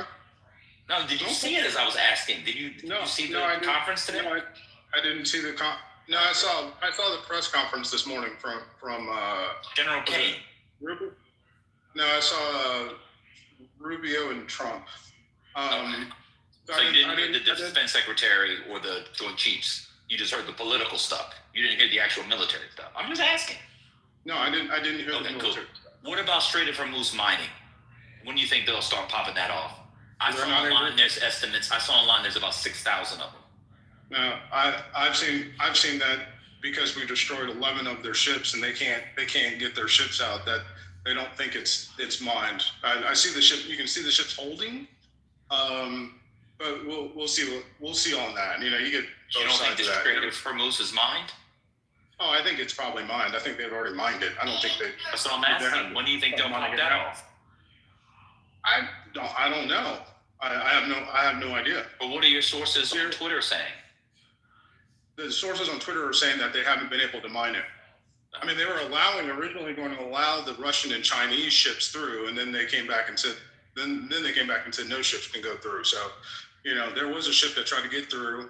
It ended up being Iran's own ship because it didn't stop. It was a ship that had been reflagged, and they hit it.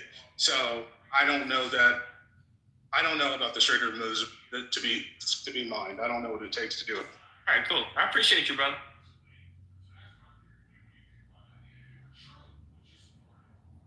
What do you think about the Cyprus attacks? Did you read about the Cyprus attacks today?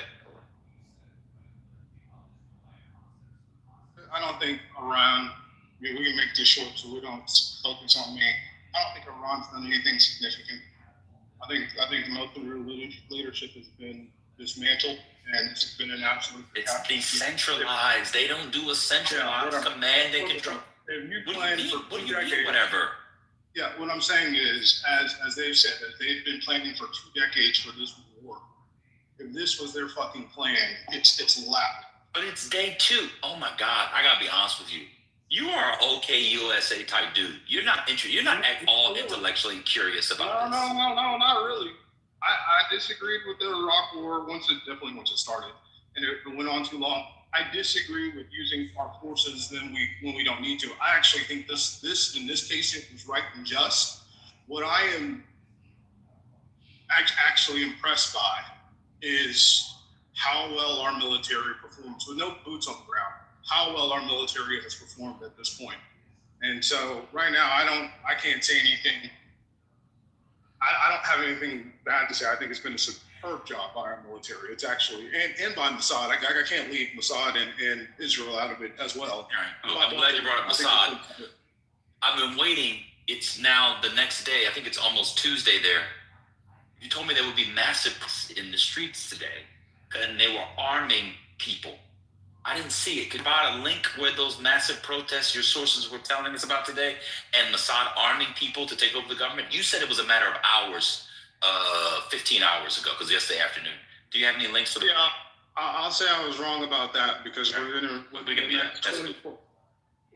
the next 24 hours, there is going to be a massive bombing campaign by the United States. Right. So it's not safe for those people to be out right now. Right, okay. I know that, Trent. That's what we were trying to tell you yesterday. Bro, we're fucking them up. I mean, okay, you can tell yourself that. You can tell yourself. Here's the thing. Trent, we also fucked up the Iraqis. Trent, let me ask you a question. Did we fuck up the Vietnamese? Yeah, that's true. Did we? Just yes or no? Did we? Yeah, no, that's true. No, we didn't. I'm asking, did we? We did. Did we win the war? Yeah. No. Did we win the war? No. Thank you. Go ahead. Who's next in the queue? Come on.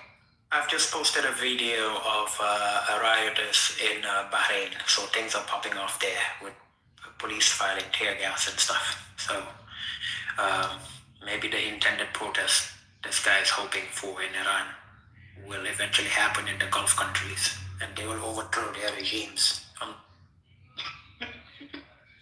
CIA also warned about that in their assessments. The trickle effects, and I'm really, once I get it across, I'm really nervous about Pakistan. Like, when away from the Trent thing, the Pakistan thing is the one that really worries me. And I'm currently learning Urdu. I'm just genuinely curious about what is the utility of not acknowledging the tactical and strategic vulnerabilities of the United States in this operation. Like, what is the harm in saying, oh, maybe things weren't all the way thought through and we might be vulnerable? I just don't understand your position. But I guess I can't. Militarily, I haven't seen a tactical error. Okay, so militarily, it's superb. So I mean, let's talk about. I actually didn't. Wait a second. I didn't say errors, but vulnerabilities. So when Ben mentioned the depletion, the GCC acknowledging the depletion of their interceptors, and in the United States, they've also acknowledged that we are concerned about the depletion of our interceptors, which Israel too. Israel. The anti-ballistic missile, interceptors. Why not acknowledge what he said there? Why not? There you go. Like that's a real possibility. The real possibility is you run out of missile defense because they're trying to do it against such a wide area. You run out of missile defense before you're able to stop, before you're able to destroy the missile sites. That's a real possibility. Is that an error on the flaw? Well, I don't know. We'll see if we get there.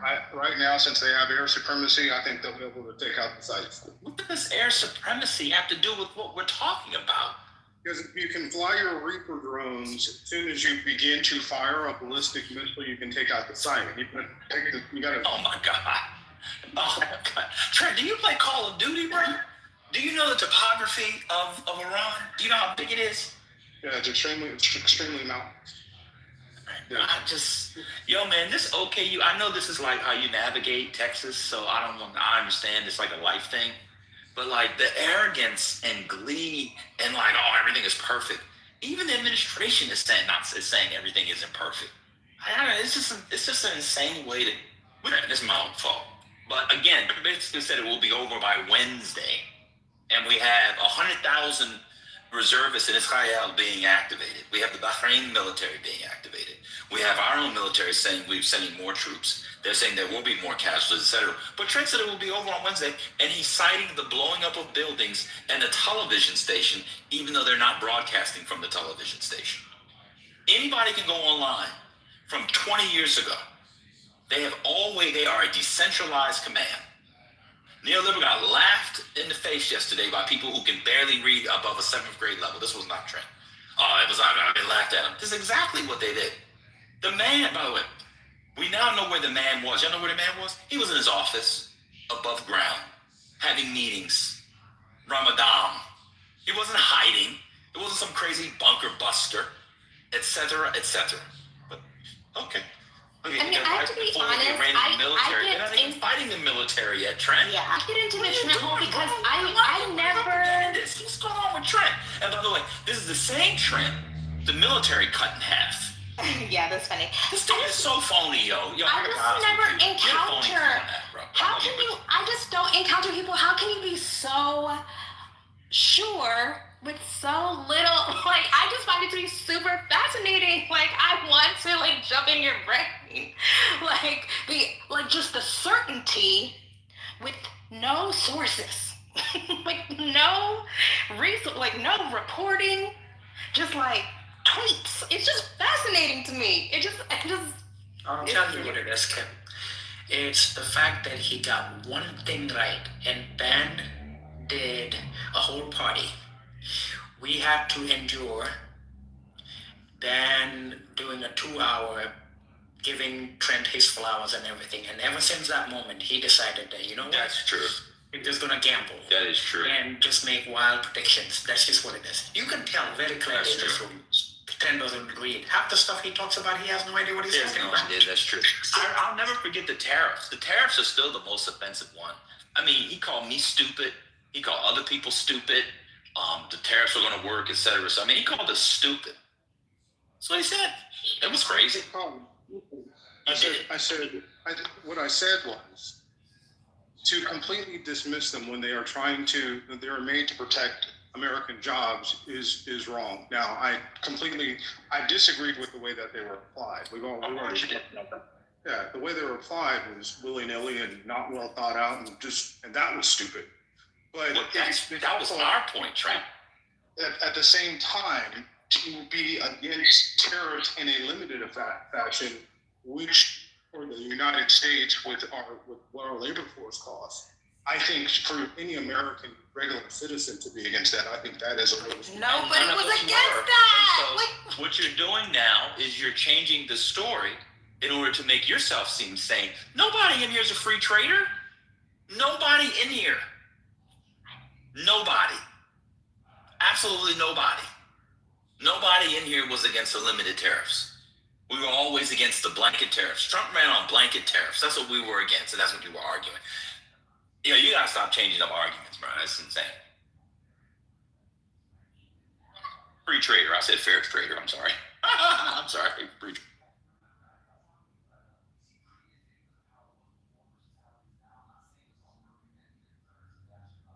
Yeah, he said the entire auto industry was coming back because of the tariffs. That's what he said. We were here. And the unions were in favor of them. And you guys supposed to be Democrats. The unions. Trent said that if we cared about our communities and the jobs that were leaving Black communities and how Black people were being harmed by the shipping of these jobs, we would be for Trump's tariff plan. Like, what's... And the funny part was he said, your communities. I live in a nicer community than he does. Why do you think I was living in the hood? My community is much nicer than your community. My house is worth $200,000. I'm in $300,000 in the Rio Grande Valley. I'm really living it up. Like, he insulted us. He said, your communities, like we live in the hood. He lives in the hood. He's the one who's he has 25% poverty rate. Hello? Oh, I thought he was talking about Blacks.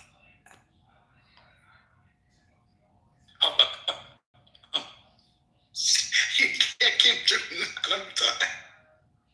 Why he's still on mute? I mean, remember, Donald Trump was supposed to cut the DOD budget, according to Trump.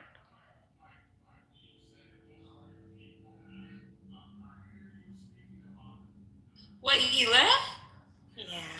No, he's showing the chat. I'm just saying, I just don't understand. If you have been wrong so often, why would you not approach these conversations with humility? That's just my tiny little woman pea brain. Like, that's just me. You know, like maybe I don't know what it's like to have testicles and like be socialized as a man. But it's just so weird. Like, to just come in so strong every single time and be wrong.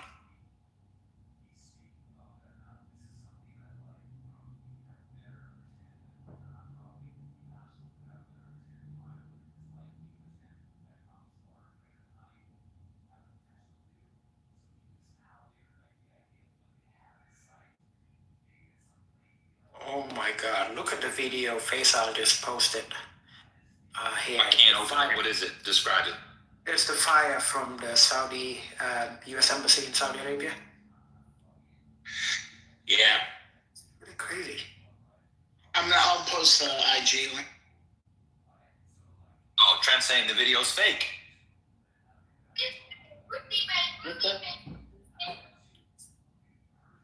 Everything's fake.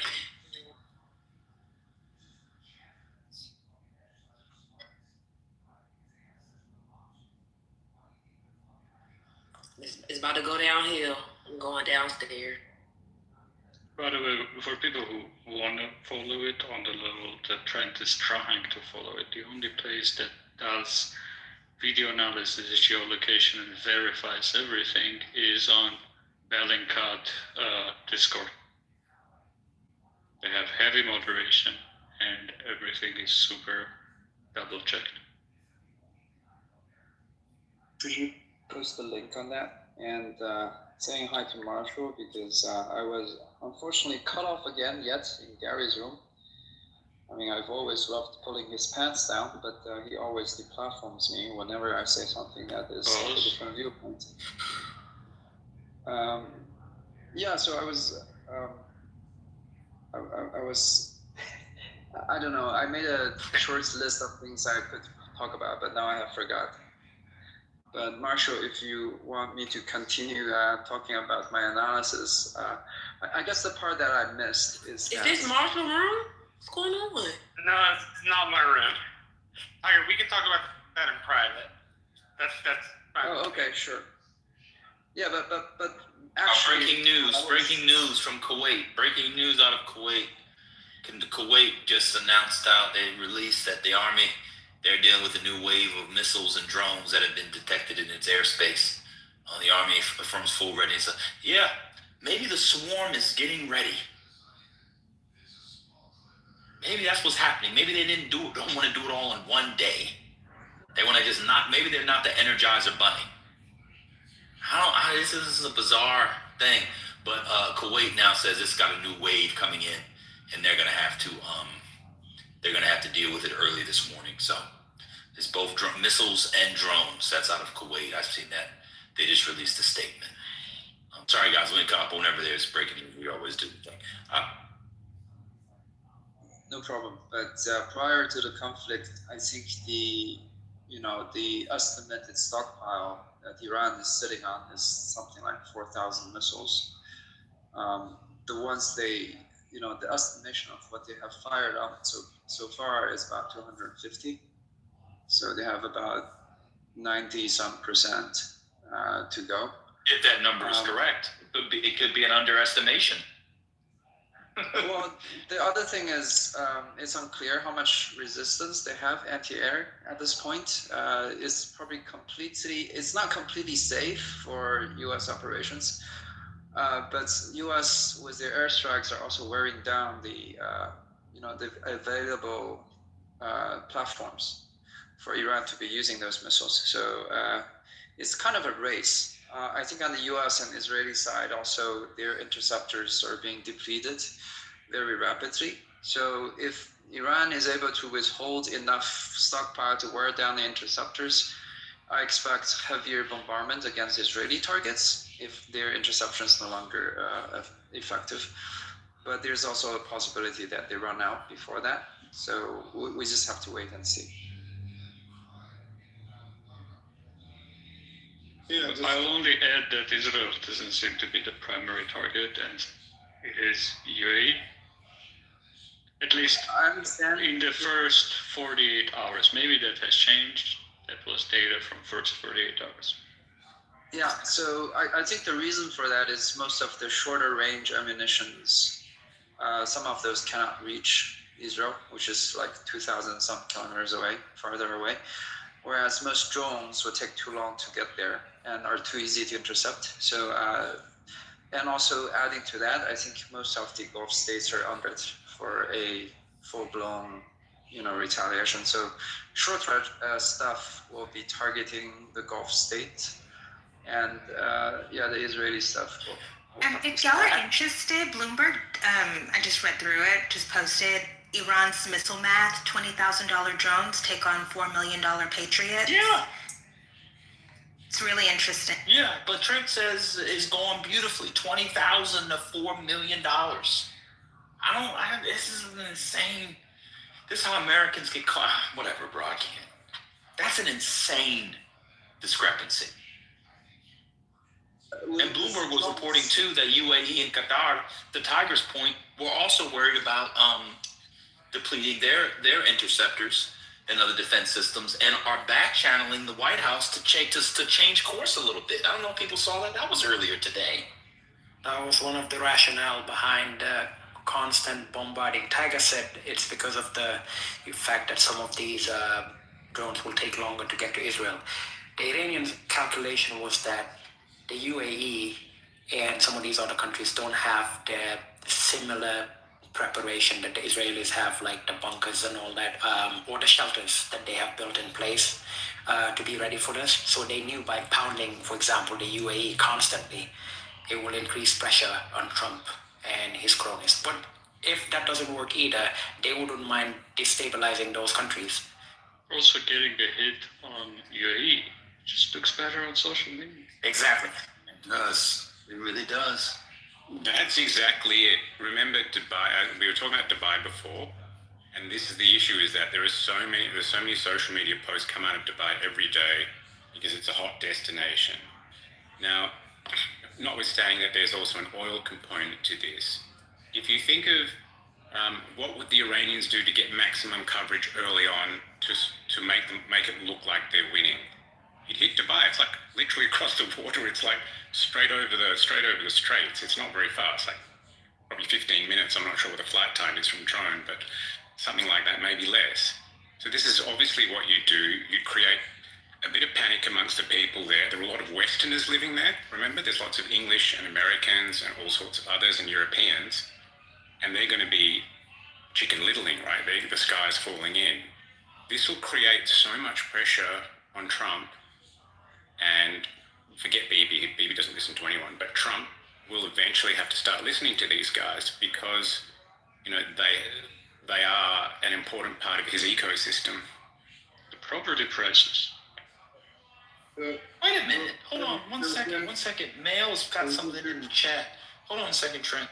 South Korea is thinking about what is that, Mail? Moving their interceptors from Asia to the Middle East to help. Wait. Regarding this, a source from Changwon Day stated, regarding the operational use of USFK forces. This is small, I have my glasses on. Consultations are always conducted between South Korea and the U.S. We are gathering opinions while discussing to ensure that the joint defense posture is not compromised. It goes on. Compromise. It cannot. Okay, this is fucked. This just means they are already thinking about. Are you listening? In the process of depleting the. Are you listening, Trent? Then bring Asia. Yeah, Are you This is what I said earlier to Marshall, thinking it's going to happen like a week from now. Real quick, the radio strike was not one; it was 2 drones. They did hit. There are no injuries. And Wait, where? Who? Riyadh, am I saying it right? Saudi Arabia. The Saudi Arabia, U.S. Riyadh. Lord. He might be Jedi. Why would you even listen to the guy? He doesn't know the town names. Alrighty. Too bad Clubhouse has me blocked. I can't change my name in the next 15 days. Alrighty sounds so appropriate in this Ramadan. Variety. Oh God, yo. Riyadh strike. It was not one. It was 2 drones that made impact. But there were no injuries. And just to Neil Liberal's point, it's a great point because everybody was saying that the videos were fake.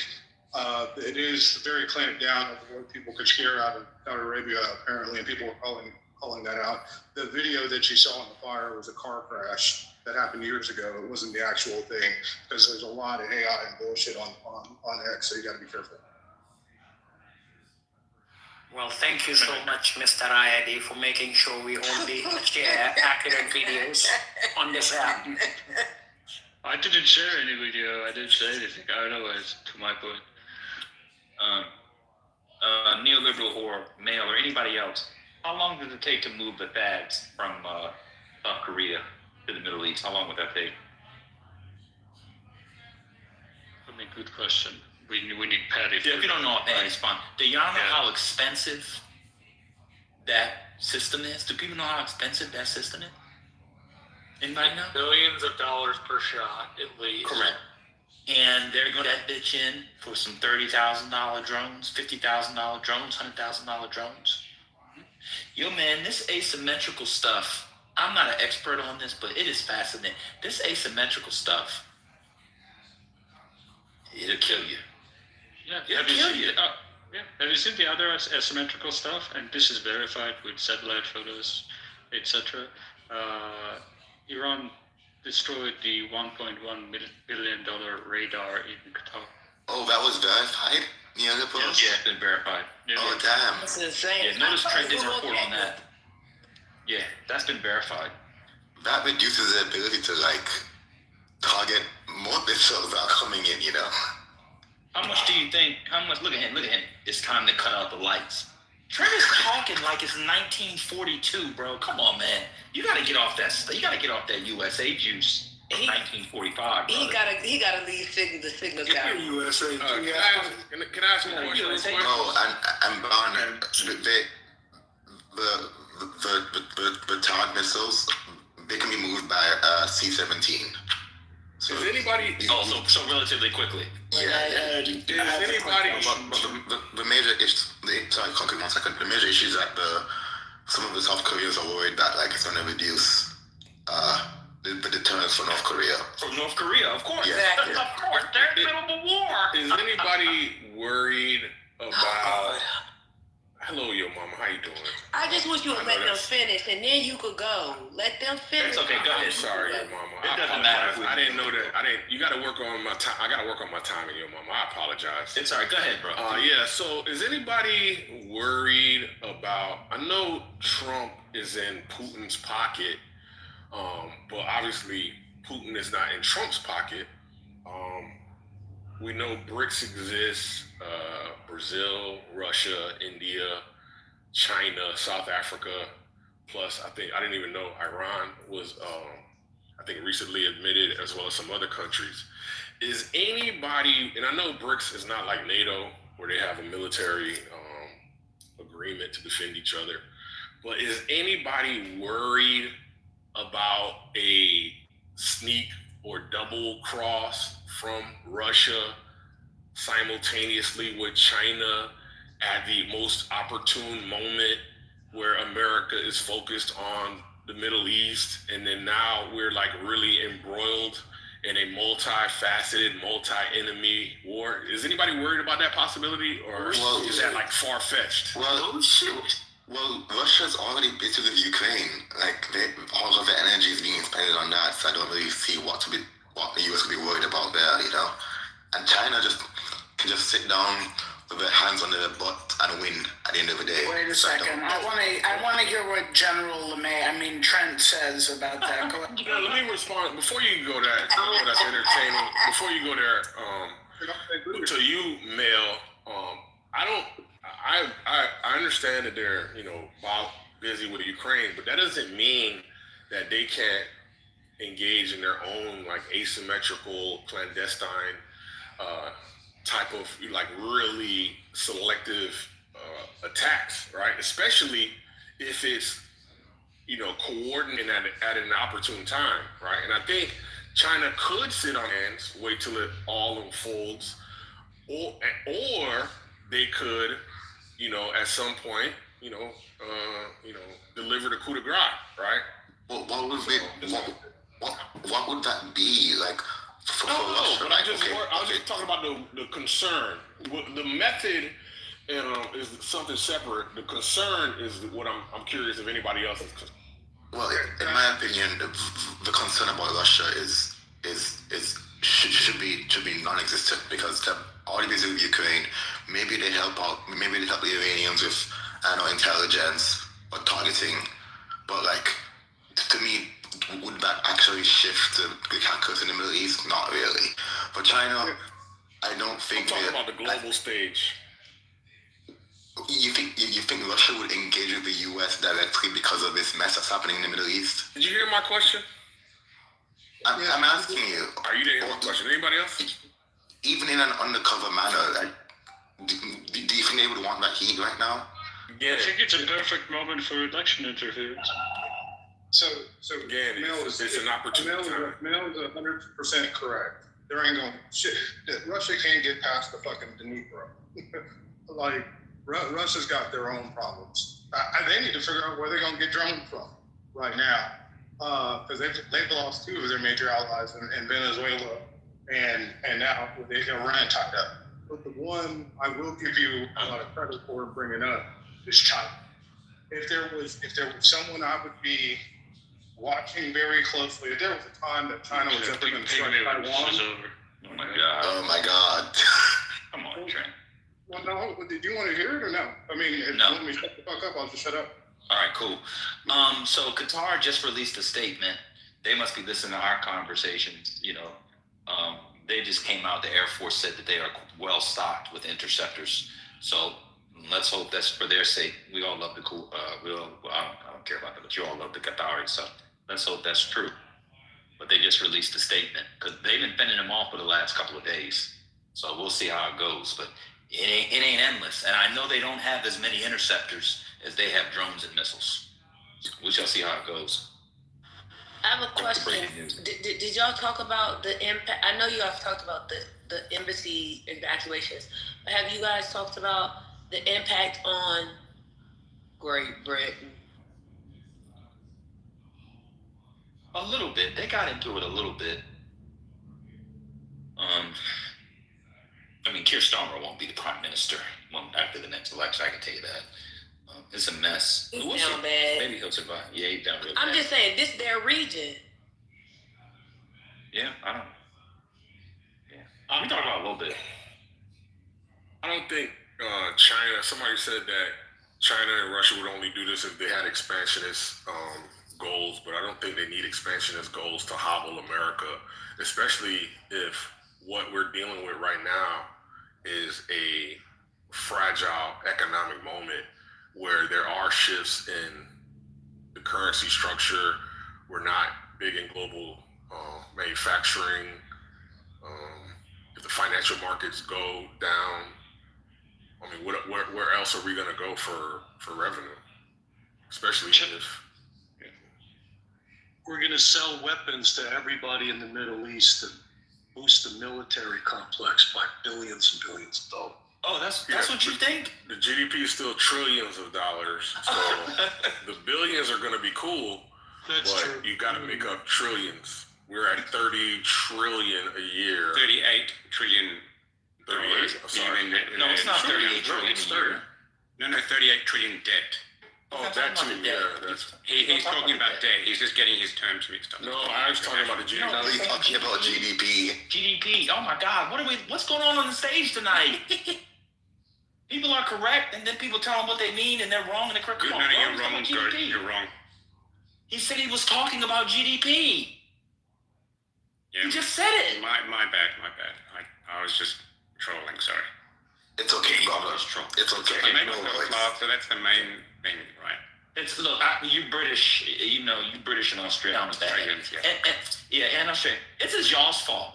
No, I see. But the Middle East is how it is. It's this is the Anglo-Australian world. The Anglo-Australian world. This is what we are dealing with. Is what you people bequeathed us 75 to 100 years ago. Mate. Lord Balfour should be brought back alive for us all to whip his ass. Hello? I think it was a good And if we can't get him alive, we'll use the Lord Balfour here as a proxy. His descendants are around, and some of the women are very hot. So yeah, I smashed one back in '88. I know it's tongue in cheek, the vitriol for Lord Balfour, but if you read the Balfour Declaration, it's not that bad. It's like it's virtuous ambitions. It's the execution that's the issue. But isn't his whole job wasn't that whole job the execution? That's a good question. I don't know. I don't think so. I think one thing people have to consider is the interest rate, because we're anticipating a high inflation as a result of the oil prices. When inflation is high, they have to adjust the interest rate, and the U.S. debt hole is likely to get much larger. Mortgage rates spiked today. Scotty, who was predicting them going down. That's someone I'm seeing. That's someone I got in my inbox.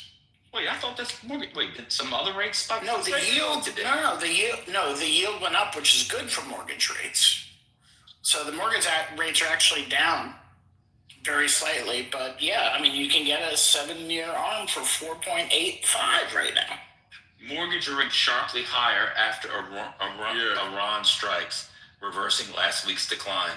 The average rate on the popular 30-year fixed loan rose 13 basis points to 6.12% on Monday. Okay, Scott. The yield going up is not a good thing. That Not means when there's. not if they cut my inbox today from the banks, so that's okay. The average. What do you have for the average? I have 6.12%. It's all over the internet. I realize that. I'm just saying the banks that send me the latest rates at 5 p.m. today. Oh, those are black banks. We don't deal with them. They can't do jumbo I'm loans. sorry. We don't deal with black banks. They can't do jumbo loans. No, this is jumbo. I think we're very vulnerable right now. All right, what's going on? This is for New York City. Real quick, hey, Concrete, look at the chat before it runs away. Because of what you were talking about, there's a military analyst named Major Mike Lyons. He was actually just talking about the implications of China and Taiwan. He was talking about it. So you can go look him up. It's actually a very interesting talk about how the implications of the oil for China are big and how that puts China. Why are the oil implications big? I think China imports like 5% of their oil from Iran. It's a very small amount, call correctly. It's 13. But Yeah, it's 10. Like 10%. Okay, 10%. Yeah, I was wrong. I said 10, 15, yeah. But it's quite low. So why would this be? I never The understand closure this. of Strait of Hormuz is like they can divert to Latin America, Mexico, and the other importers, but it's not only Iran. If the Strait of Hormuz is closed, they also can get in from the Saudis and the rest of the Gulf. Oh no, I'm for sure. But that's true. I thought you were talking about the Iran oil, but I see what you're saying. All right, I see what you're saying. Trent, respect. But also the rest of the Asian partners that are anti-China and supposed to be in U.S. coalition can get it either. And China can get. Trent, who's that person you were talking about? I want to look it up. That Who can China get in gets this oil environment? from Russia, right? Japan gets oil from Russia, but China can't. Yeah, correct. All y'all can get it. Concrete, it's Major Mike Lyons. And I think the show is Florida Voice Today or something like that. But you can look it up on the internet. I'm just talking just about it. And there is a neoliberal. You might know the guy in Russia. I think it's Putin. I can't pronounce none of these names. But Putin. I know everybody knows. Huh? Who? Is Putin? I'll look up his name, so I'll put it in the chat. But he said how Russia is losing its allies, how they, the U.S. is picking off its allies one by one, how they picked off Venezuela, and now they're taking out Iran. Venezuela, the very important ally of Russia. What are you reading? Like, is this some bad Breaks YouTube videos? This is what this motherfucker said. You can disagree with him. I'm just telling you what he said. Okay. The idea that this some way harms either Russia or China is ludicrous. Russia and Venezuela? China, no, Iran, but also Venezuela. I'm sorry, another forever war in Middle East is gonna hurt Russia and China in both world. He said economically. Yeah, what he was saying is that the United States. How are higher oil prices gonna harm economically Russia? I didn't. What about China? So we're talking about both countries. So you isolated it to Russia, but what about China? Sure, the global oil prices would rise. Reminder: the oil prices are global, as they are going to hurt the United States. So net, what is it going to do net? Between the countries? No, it's going to hurt China. It's going to hurt every country that consumes energy, LNG and oil, including the United States, including China. Only oil-producing countries would benefit. So United States, if you look, some sectors of the United States will benefit. Net, they're not going to benefit, right? The banks will benefit for higher rate. Shareholders of oil companies will benefit. The regular people in the United States will not benefit. Also, don't forget if there is a rise of oil, the manufacturing in China will be much more expensive, so that will affect the global world in products. So this is not like Russia or China affected, it's basically everywhere. Yeah. And again, China does not have an exclusive relationship with Iran. China has good relationship with all Gulf countries. They're not going to side with Iran over their Gulf partners, with which it also has strategic partnerships. I think Iraq is where they get most of their. Isn't Iraq? I think Iraq is one of their major suppliers. Right. I think Iraq is one. I have to go look at the list. I had a question about the embassy. Sorry, you have Tiger on this stage. Maybe he could weigh in. Well, if he wants to, we can. I mean, why are we volunteering him? Come on, Victoria. He's maybe taking a poop. Let's keep the convo flowing. Yo, go ahead, Tiger. Do you want to weigh in, I think bro? the biggest importer, exporter for us is actually the Saudi, and then followed by Russia. No, but in the Middle East, it's what, Saudi, then Iraq? It's Saudi and Iraq, yeah. But Iran is a bit hidden, right? Is that me or just? No, he's in the Matrix. That's right. Ben, are you there? Yeah, go ahead, bro. You mentioned. Oh, sorry. No, go ahead, man. Oh, hold on. I got a list here. This is from the Geo AP. It's Iraq is 11%. Iran is not. Saudi is 14%, followed by 14% is Saudi, followed by Iraq. Kuwait is around 5. Oman is 6. Israel is 8. Isn't Iran Malaysia 13? is 11. Iran's 13, though. Iran. 13.4? Oh, I'm saying something for 2000. Regardless, is you know what? I don't know. Whatever it is, they're getting a good amount from all of them, and the war's gonna fuck it all up. Mel, you want to ask me a question before I have my question? Go ahead, brother. Yeah, sure. You mentioned Pakistan and how you were concerned about Pakistan. As far as I know, like Iran-Pakistan relations are kind of, I don't know, complex. Meaning that they're like sometimes adversaries, so they're sometimes friends. Why are you concerned about Pakistan? There seems to be what's the percentage of Shias in Pakistan? 15%? Yeah, it's 15 to 20. That's small. Yeah. You think that's small? Well, no, I'm saying relative to Iraq Oh, and to the rest Iran. of the country, for sure. Yeah, but in 50 terms of... million people, though. Yeah, that's what I'm saying. In terms of popping shit off. They can pop some shit off. That's what I'm saying. I'm nervous about them popping some shit off. So online. internally, okay. Yeah, yeah, for sure. Yeah, for sure. And I mean, they're already in their skirmishes now with Afghanistan. You know what I'm saying? It's a total mess. It's a total mess. I don't know if y'all saw, but online I saw some morning rituals and stuff for Khamenei. It's really something. It's a lot of people.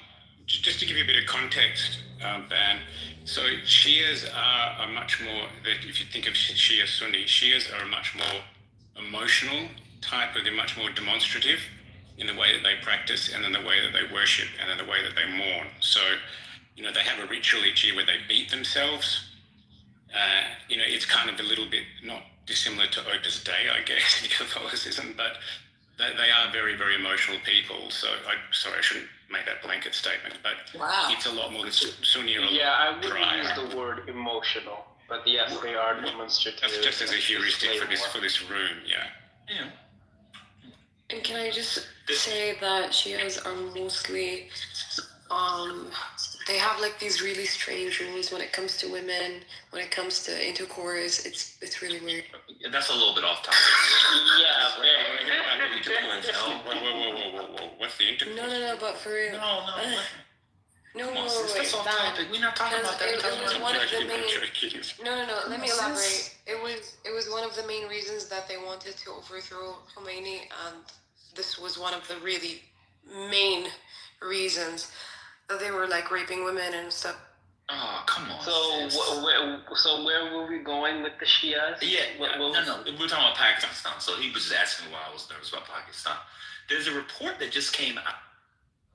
This is from Mediaite, but it's a report from New York Sun. It just popped up my thing. FBI Director Kash Patel fired at least a dozen counterintelligence staffers at the FBI mere days before strikes on Iran, despite their relative experience, because they had also worked on the investigation into the classified documents at Donald Trump's residence at Mar-a-Lago, according to a report by the Hunt.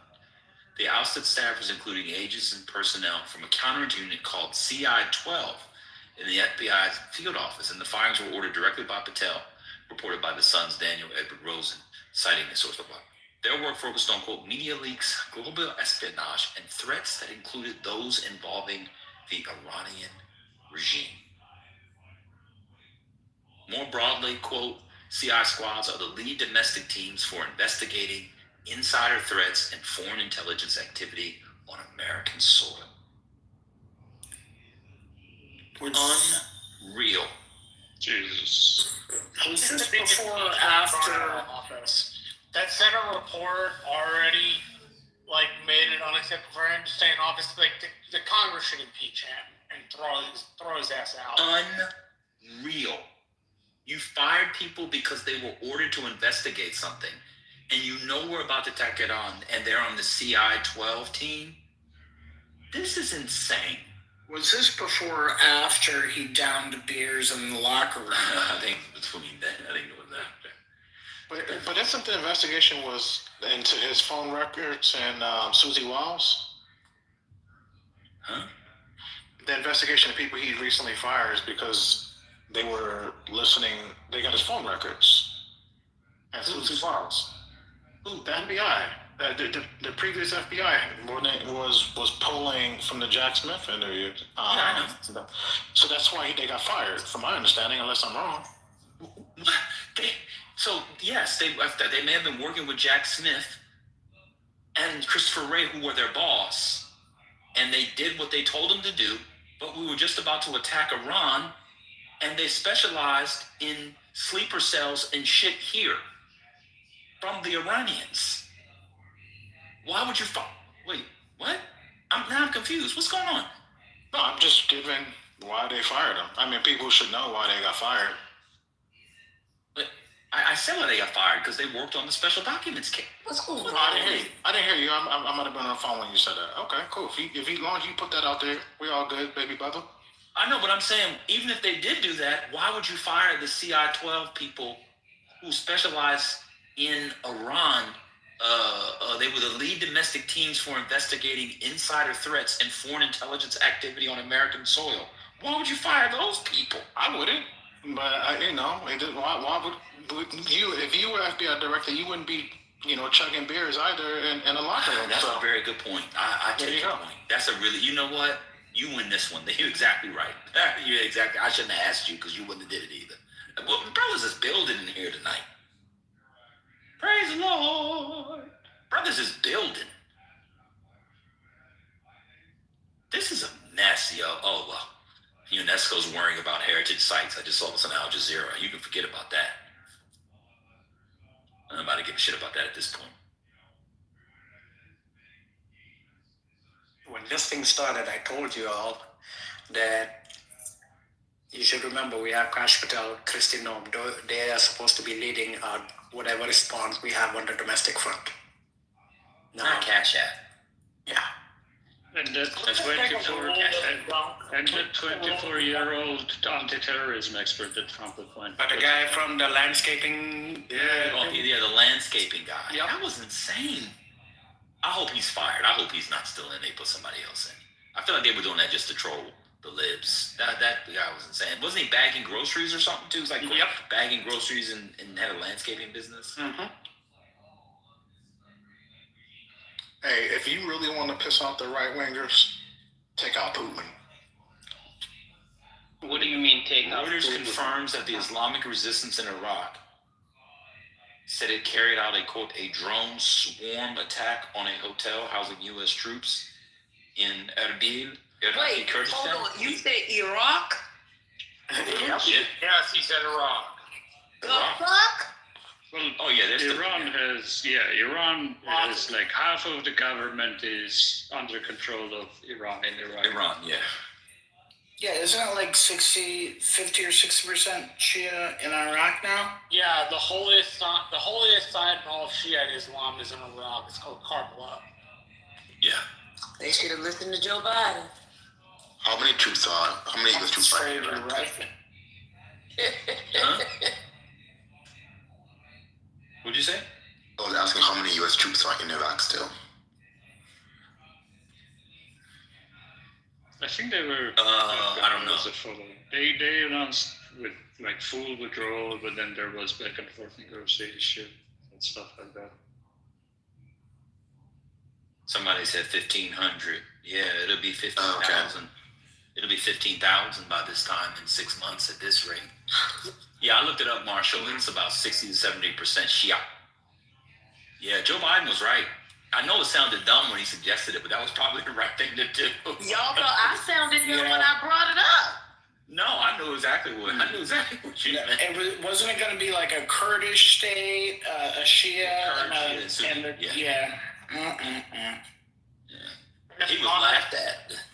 Hey, General Kane already said they're bringing in more troops, or they're bringing in more assets to the region this morning.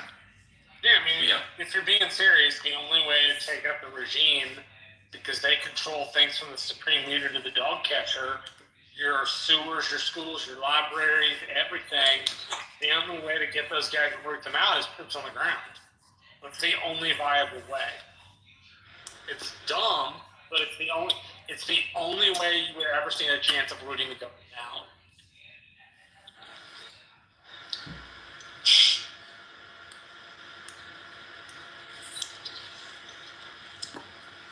Fasea, I put in the chat, where's the Erbil report from Reuters? Can you put that in the chat? If they're gonna start attacking hotels, boy. I just want to say shout out to the Trump administration for the single greatest military attack known to man. Ever. This is, the way that this will be studied for millennia is amazing. Shout out to the Trump, man. He's killing it. The Trump movie will be like 17 hours long.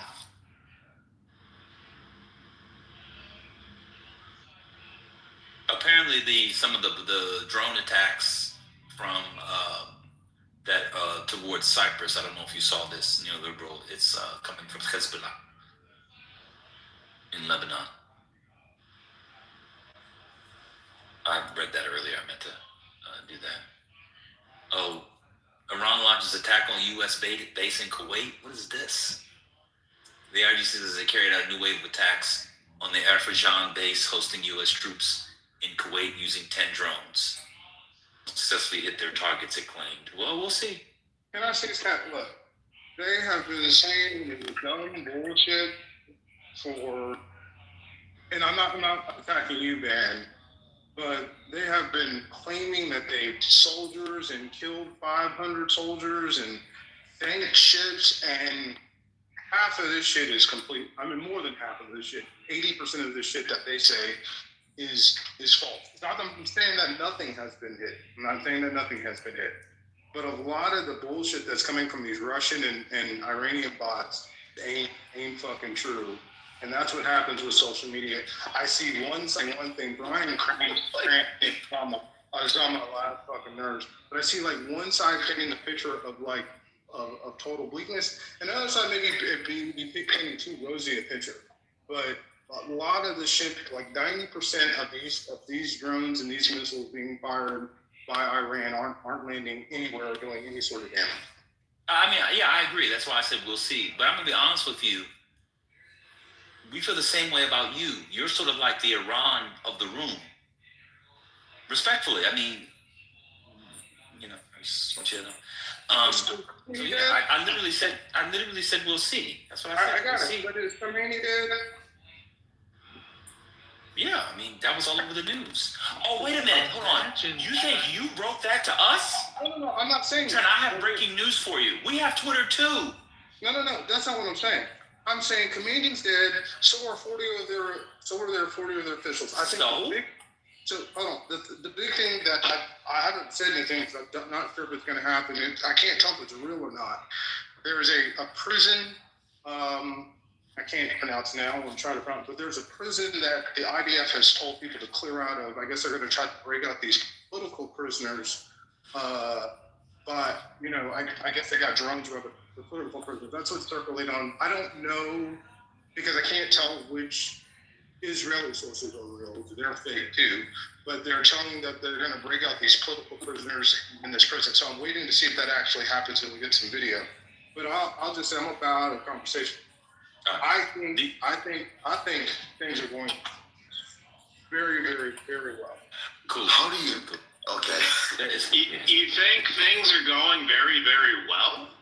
It's cool. Yeah. Probably. CEO. He said he thinks that CEO. Who's in the prison? The Hulk? Like, okay. Wait. I'm confused. Okay, let me. So I'm sorry. I just You want to disagree, Theo? Yeah, I just want to set some context real quick. Okay. So right now in this moment, Pakistan is at war with Afghanistan. Ukraine is at war with Russia. We're at war with Iran. Iran is attacking the entire Gulf region. This is the biggest global conflict we've had since World War II. Someone correct me if I'm wrong. Am I missing something? Is this incorrect? Yeah, you are. This is one of the greatest military feats. That's definitely incorrect. I don't understand why this Vietnam did not exist. Imagine things being so bad now that Trent is telling us to be wary about X and social media. And Ben, you know how bad things have to be? We should actually be scared. And Trent is warning us about social media. So Ben, you should know that once they messed with Dubai, I was going to be pissed. We talked about it while you weren't here, so I said that's the spot. Dubai is going to be devastated for decades. Get your money out of Dubai. Get your money. No, it's not. So I disagree with that. Okay, so New York City has survived not only 9/11 but crime, right? So Dubai will recover. It will recover. What? They have to. Okay. What are you talking about? What? Somebody get him. Somebody. Hello? The 1980s being similar to Hello? in the Middle East. One mic on your mama. What's going on? So 9/11 happened, right? And the amount of crime in New York City is 2,500x more than it is in Dubai. In New York, it's along fine. Wait, Theo. Are you really comparing New York? In 18 months. Do you in want? 18 months. Are They're you going to okay? rebrand. They will rebrand. Are you It will be okay. Let it go. Let will it be go. fine. It will be fine in 18 months. I'm letting it go. It's a good thing that we only have one industry here. Listen, I too am worried. I just saw an ad that Dubai was supposed to have a full Harry Potter castle in Diagon Alley. I just saw the ad for today. I have no idea where that stands now. This is like I get it. I want them to rebound, and I want to be able. For the first time in my life, I saw myself in Dubai. Experiencing Hogsmeade. But I think we have butterbeer. I think we just have to be honest. Like, I think that's a little too much right now. You have no idea. UAE has been crazy all day, but they got stopped. What is the war version of stop and frisk? So who can do the stop and frisk for the drones and missiles? So if a missile's coming in, stop. Let me check your bag, missile. Like how we gonna do? What's the broken windows policy for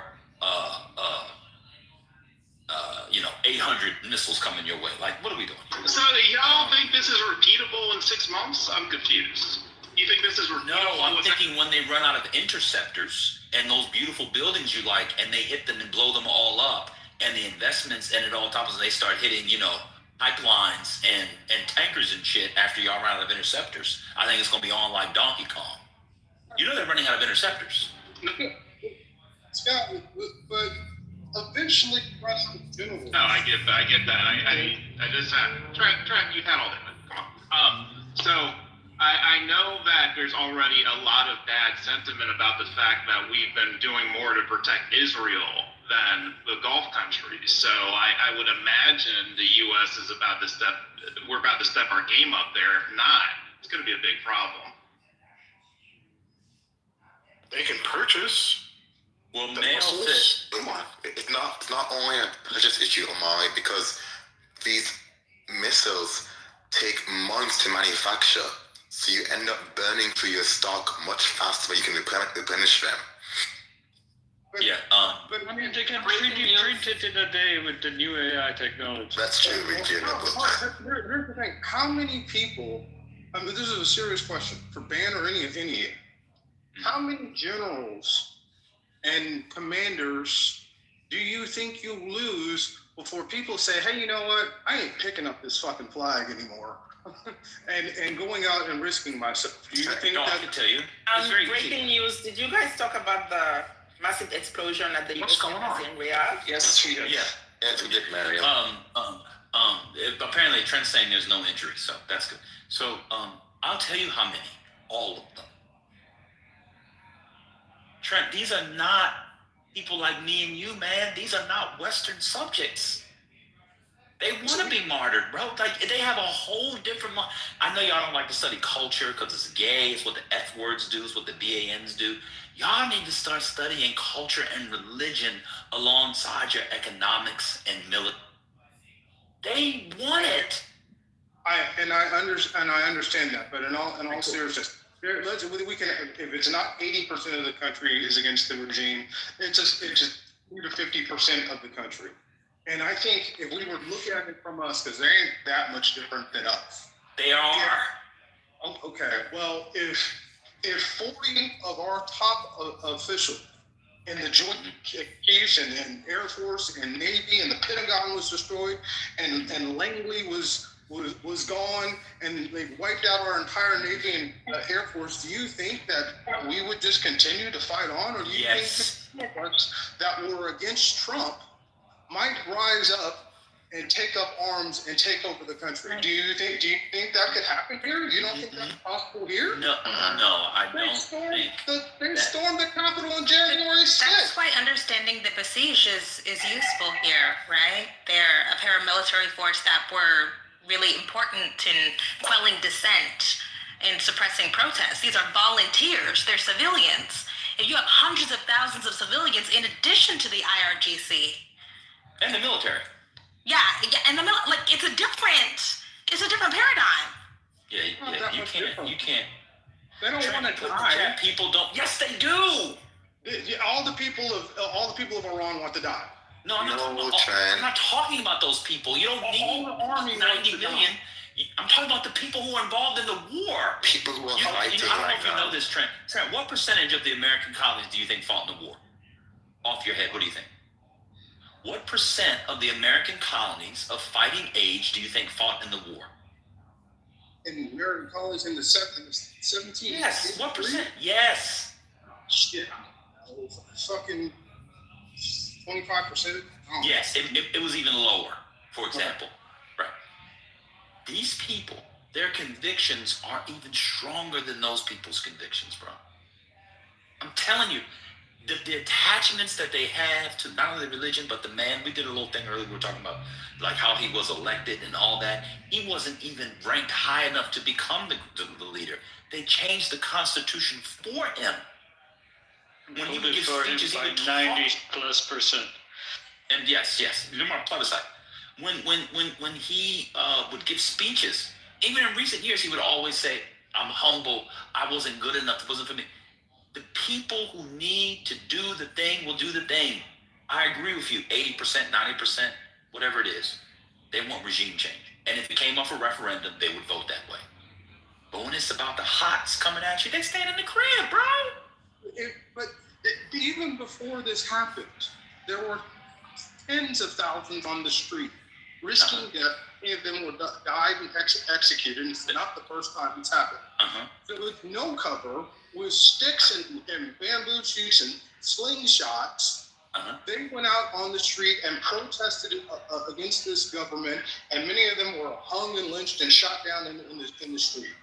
And there's now a that distinction between the nation and the government.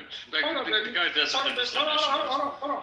And now what you're telling me is with the cover of the United States and Israeli Reaper drones bombing the police stations one by one and taking out people that are in this government and funding and arming these people to overthrow the government, we don't think that there is a pretty good chance that this government could be overthrown. Why aren't they in the streets? Because it's not safe right now. That's why they're not in the streets, because we're getting ready to bomb the shit out of the place. They're taking out Kimberly. They are taking out these. I understand, but you keep reiterating the same thing: bombs, weapons. Why Trump keeps telling them, "This is your time. The time is now. Take to the streets. Take over." Why aren't they in the streets?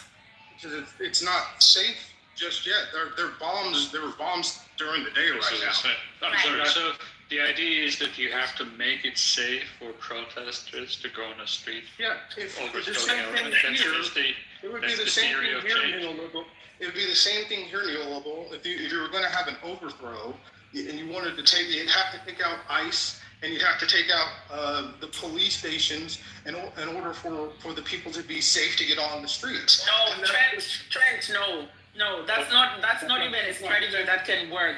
You attack from all ends. You have those on the ground, you have the ones infiltrating the military, you have above ground. What you are saying about them being told to wait because it's not safe, it's a war. It's never going to be safe. What safety are they waiting for them to come out if they exist? In fact, no one is telling them to wait. On the other hand, Trump is begging them to come out. He's like, jump out. But in his first statement, he said, wait for the bombs. In the first one, he did. But subsequently, everybody saying, come out. But since then, let me respond to Trent. Trent, let me say what you say is true. Here's the issue.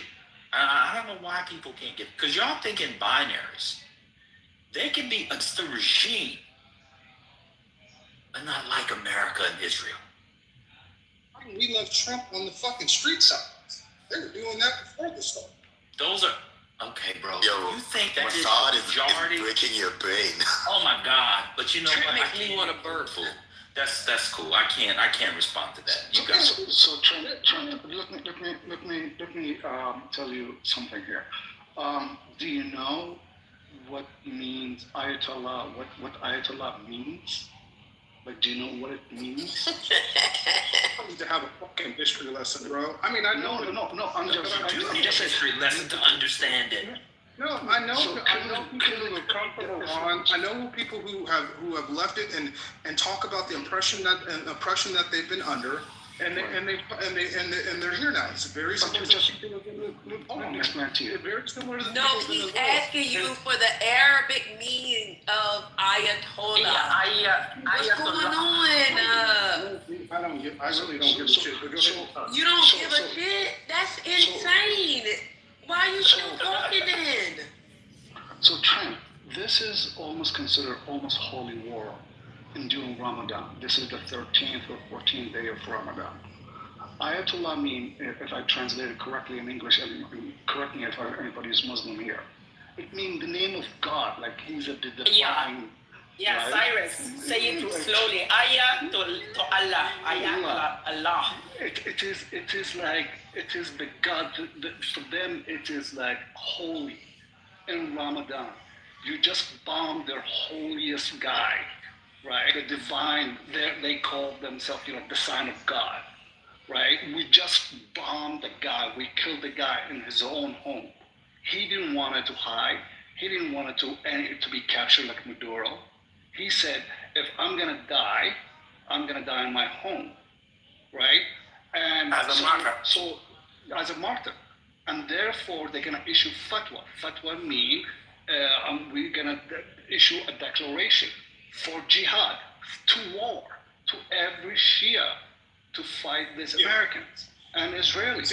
So this is almost, just one second, I'm just going to land. We don't need the boardroom. Let me ask you a simple question. I'll just ask you a simple question.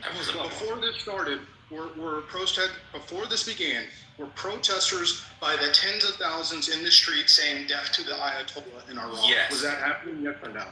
That's correct. They were saying that before Ramadan. Now they are afraid. It's Ramadan.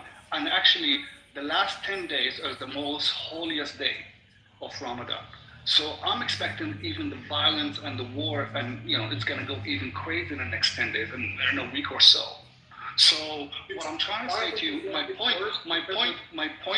point is, you just bombed the guy, killed the guy that they were considered almost like a divine person, right? This is going to be a holy war. So to the point where, just 1 second, my brother. To the point where you're saying, and Van was saying that earlier, these people are martyrs. They don't care about their lives. They go to the bitter end. And that's what I'm trying to say. And as neoliberal played earlier, I don't know if you were in the room, they know they're going to win politically in this fight against America, against Trump, basically. It's just because, as neoliberal played earlier, they're going to put a pressure on, they know the war is not popular in the States. 70% of the American public don't support that. So they're going to go for the long run here until Trump tries. Go ahead. What you're trying to tell me is that the people with sticks and stones that were by the tens of thousands saying death to the Ayatollah are going to not go into the streets because of Easter, whatever, Ramadan, and not overthrow, even though the threat of those people has been taken away. This is what you're telling me. This man said Easter. Y'all need to put him in the group for that shit. It's okay. Let's just move around, y'all. Come on, let's move Let's move around. So I have some updates that I saw some reports about the cost of one interceptor. Hold on, and they cut off the internet. No, trend. Just take a break. We went through that, Marion. We went through that. Just take a break, trend. Hold on. And you're So telling me UAE only has a stockpile of a week and Qatar 4 days. The problem here is you are not listening to learn and you're just blurting. So information that you're given about the region helping you. Nothing is helping inform whatever you need to have. I'm talking to serious real quick. You're telling me that the people that cut off the internet so that they could slaughter 15 to 20,000 young people and keep them from the world, those people are now going to be okay and nothing's going to happen because they're so upset about the Ayatollah dying. This is what you're telling me, Siri. I'm not telling you about the protesters. I'm telling you about the supporters of the regime. People that Exactly. I don't think he just knows the basics. Just move on. He don't know the basics. Marion, just intercept your report. Just give me a report, Marion. This is a guy they call Riyadh. Just go ahead, whatever. I don't remember. Riyadh. So Qatar came out against the Bloomberg report and said, no, we have more stockpile. This is a lie, although the report says Qatar only 4 days of stockpile and UAE only has a week of.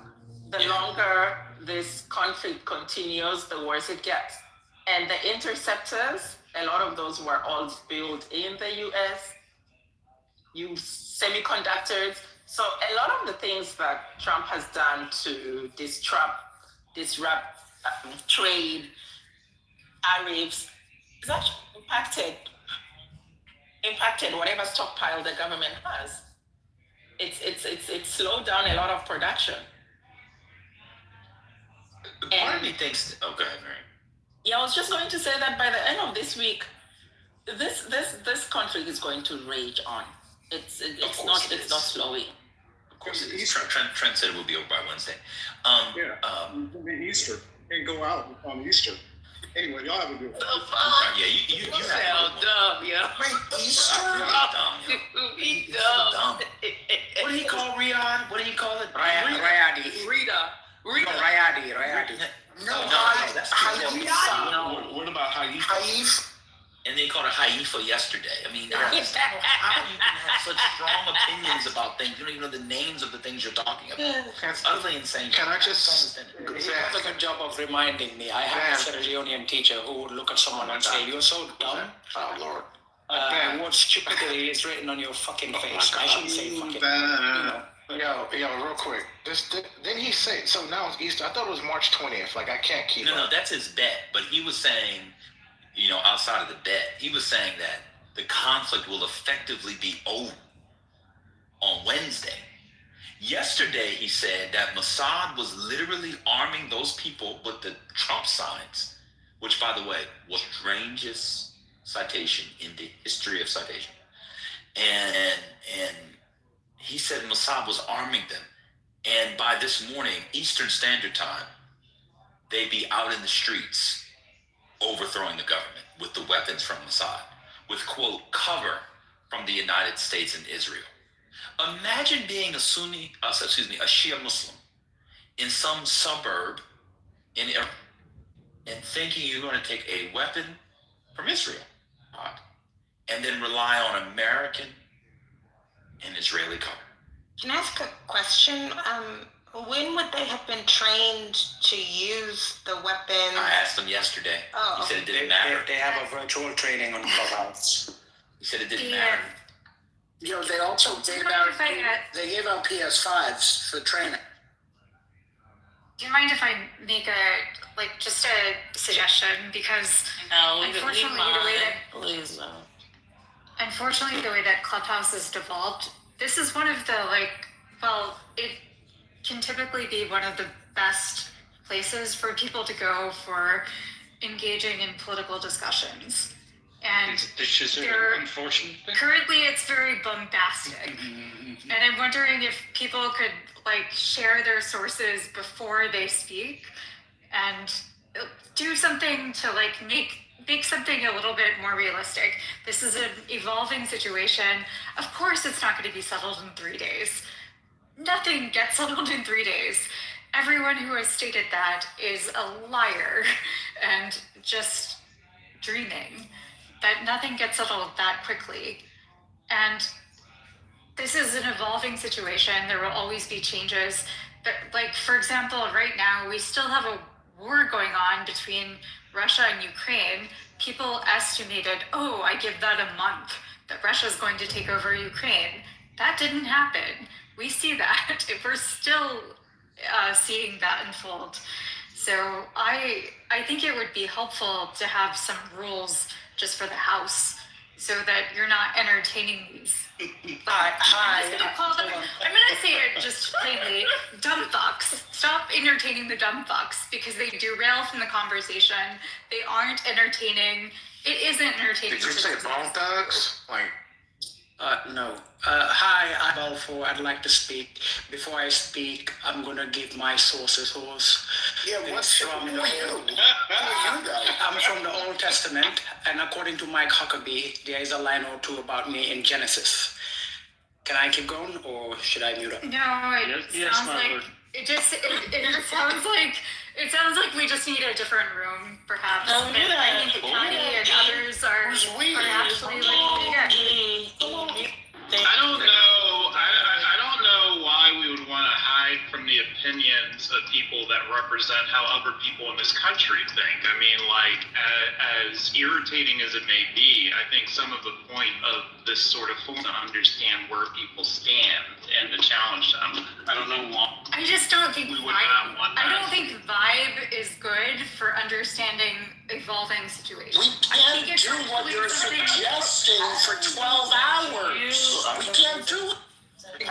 Can I speak for 1 second? Relay that message. Go on to Andrea, please. One mic on TT. Thank you.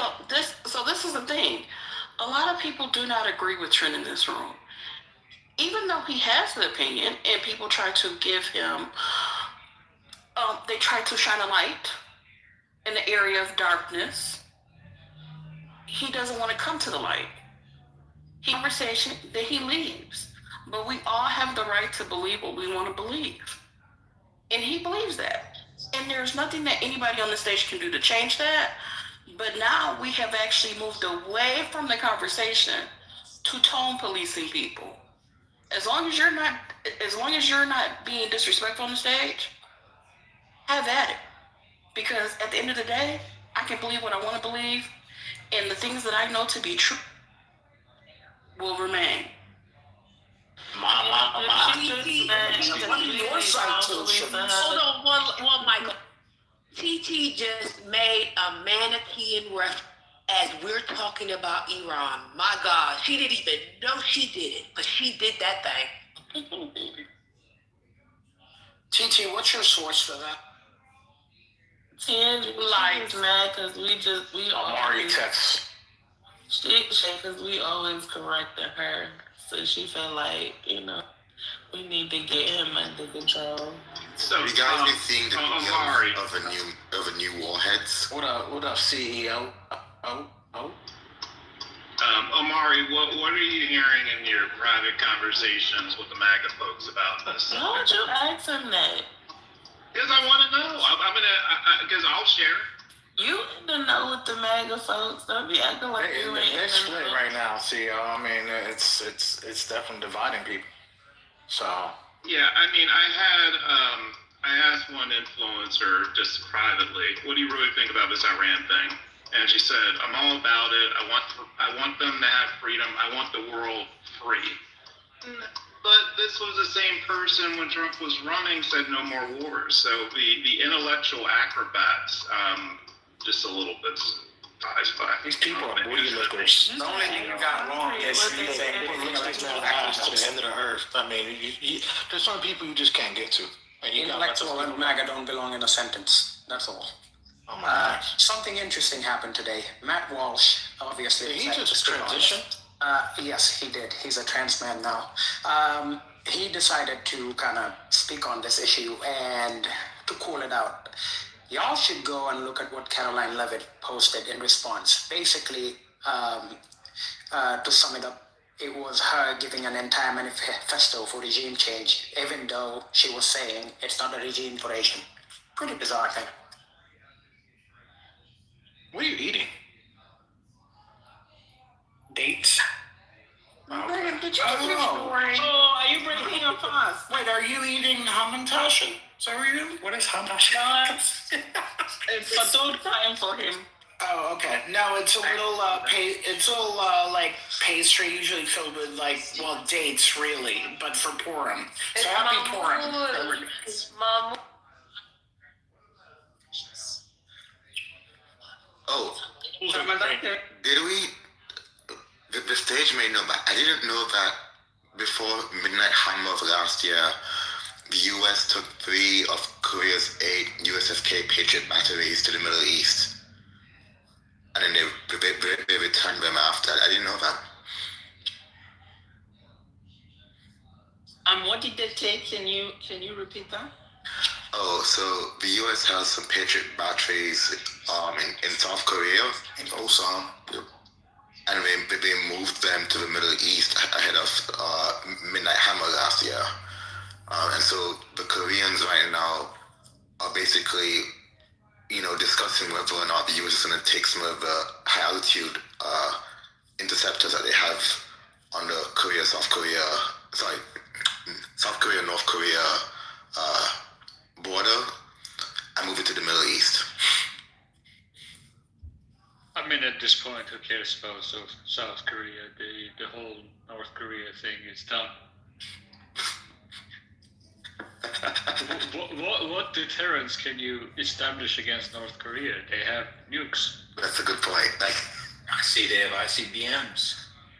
Basically, the door's already open, so And that 8-year-old girl gonna kill y'all. They want soul, they can have it. No, the daughter. The daughter's like 8 or 10 or something. She's next to me. Yeah, I'm just saying they can take out soul if they want. I mean, it's over. I mean, just move them. That's a good point. This is over. I don't understand. But Mayo, if they're going to move them, then it means that they need more stockpile. That they really That's why they're gonna move them. Yeah. Well, They really must be panicking if they're moving it now. Like it's. I just think that they gotta let some of the drones through and just take the damage. Well, if they do, that's the moment Iran wins. Like yeah, that's it. I mean, they're not gonna be able to stop them all. They're at what, a 90%. What's the interception rate now? Yeah, 95%. For again, we don't have the data. Nobody's really. I don't know where Trent is getting it from. Nobody's really compiling it at any substantial matter. First 48 hours, 93%. Huh? But this is UAE. We don't have the other ones. What are you trying to get the number on? Interception rate on both the missiles and drones. Go ahead. No, I'm good. I know it's high, but it won't be this high next. Especially in which one is dwindling down the most? UAE or Qatar? Yes. What was it, Mary? Well, again, first 48 hours it's UAE. It might have changed now.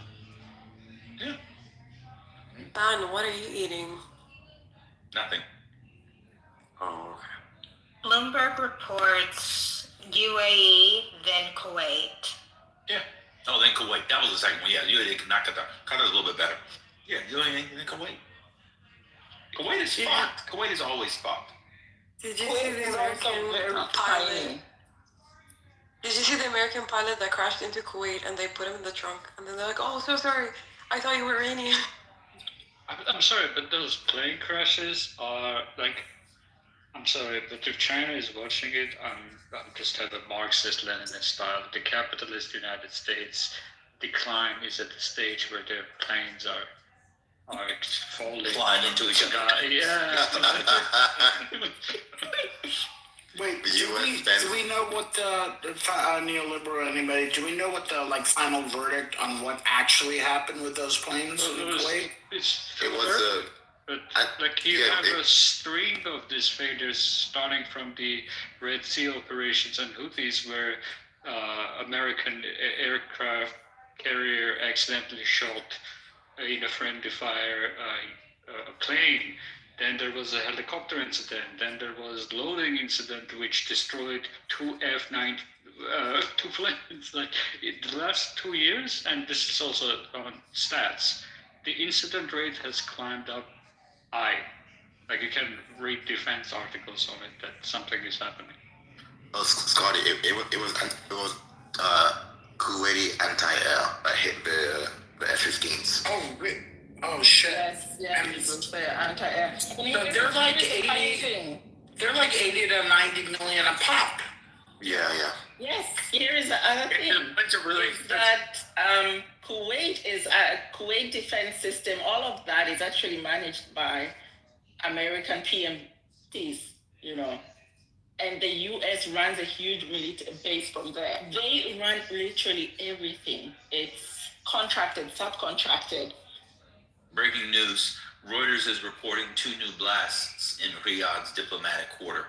These are not the ones from before. These are 2 ones. Just came up 2 minutes ago. Sorry, Miriam, but it just broke. 2 new blasts in Riyadh. Iran just trolling. Oh, fuck. This is bad. So, Neo, I mean, what's more embarrassing? Wait, what do you mean by trolling? Hold on, what do you mean they're just trolling? Like they're just throwing stuff up to be intercepted? No, they basically, well, it's not a double tap, but it's close to a double tap. All right? Oh, I see what you're saying. Okay, go ahead, Omar. I'm sorry. I'm saying, I mean, what? Can you explain the embarrassment of the? I mean, I get it. 3 planes went down, but why would China be looking at it like, oh, America sucks when we bypass a lot of their radar and missiles? I mean, they don't have a radar. They don't have any. So what happened? What? Can you hold on, Rick? Can you say that again, Neil? They don't have any. Whatever they Iran doesn't possess any serious air defense by design. They haven't invested in it. They do not consider it a viable strategy. Iran has never, this is the started trends, constant air dominance.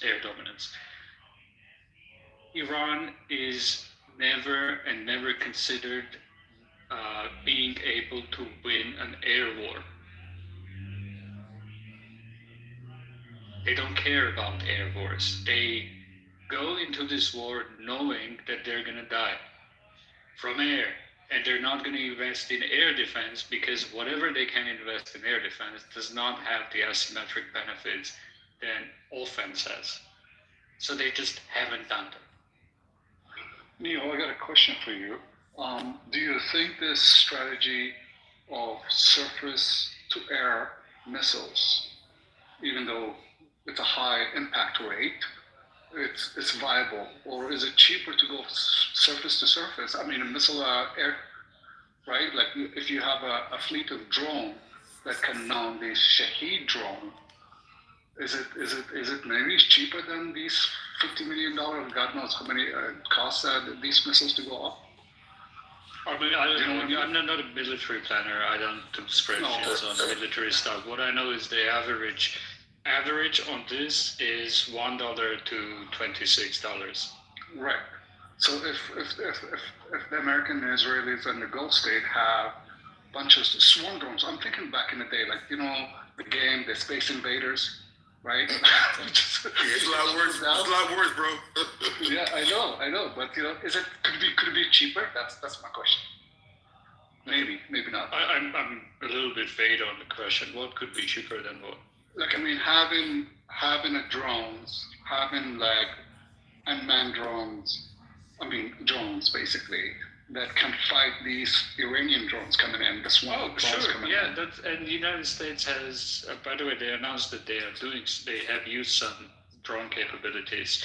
The problem is, look up the cost of American drones. Right? It's lower than whatever they're doing now. So technically it is cheaper. The problem is that if you look at the drone technology and how much the United States spends money on even basic shit that sells for $5,000 in China or that Iran produces for equivalent amount, the United States produces the same stuff for 10 times more.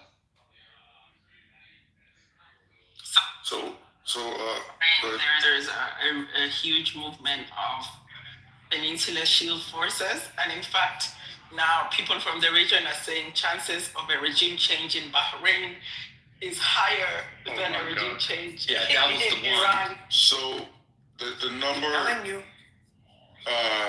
got between 92 and 96%, right? UAE, 174 ballistic missiles plus cruise, 161 were intercepted, 13 fell in the sea. Qatar, 65 missiles, 63 intercepted. Bahrain. What's the time box on it? Is it first early hours? Yeah, this is hold on, let me see. This is updated as March 2nd. And Bahrain, let's see, Bahrain 61 to 70%. So they intercepted pretty much everything. So according to this. Yeah, I've seen the same number, 92, 93% interception rate.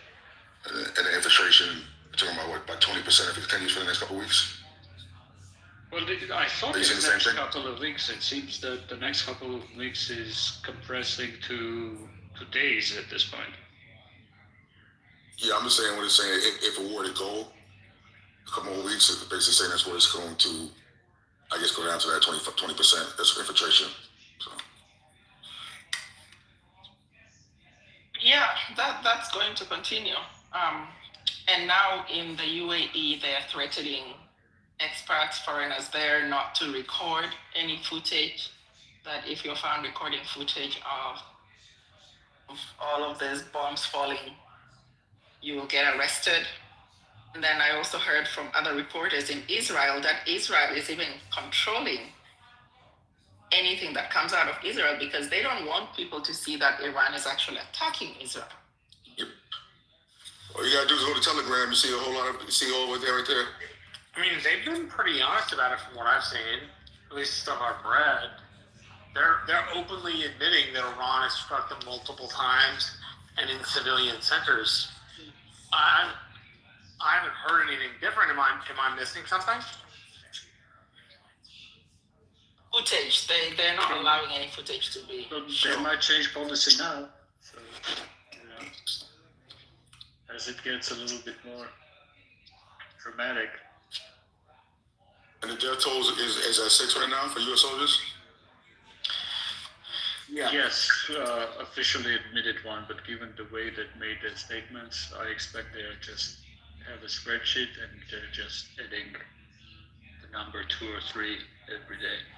Yeah, what I saw is they found the other 2 that were missing, I guess. So how's these drones are flying? Are they guided by GPS? Like how are they flying? I thought Iran is in the dark. So you can you're bringing a very good point. Hold on, wait. So last year, when the war happened, the way Iran reacted, everyone thought Iran didn't have all of these weapons they're seeing today. This is why people think the war could end in 1 or 2 days, because they thought Iran didn't have any of these capabilities. I don't think that. I think people think war can end in 1 or 2 days because they have an idealized version that we see on television, video games, and the way we talk about it. We think that air power overpowers everything else. We think being able to change a regime is going to take a couple of weeks at most. When you look at history as a guide, history doesn't say that. It says the opposite. It's not GPS, it's GNSS, and then they have backup internal systems. But Miriam, people knew that Iran had all these drones. The Russians were using them all of like 2023 or 2022. Zelensky has been decrying against their drones. Like he's talked about them several times. The fact that they've been providing the Russians with the drones. Russia is sustainable. Some of them, sorry.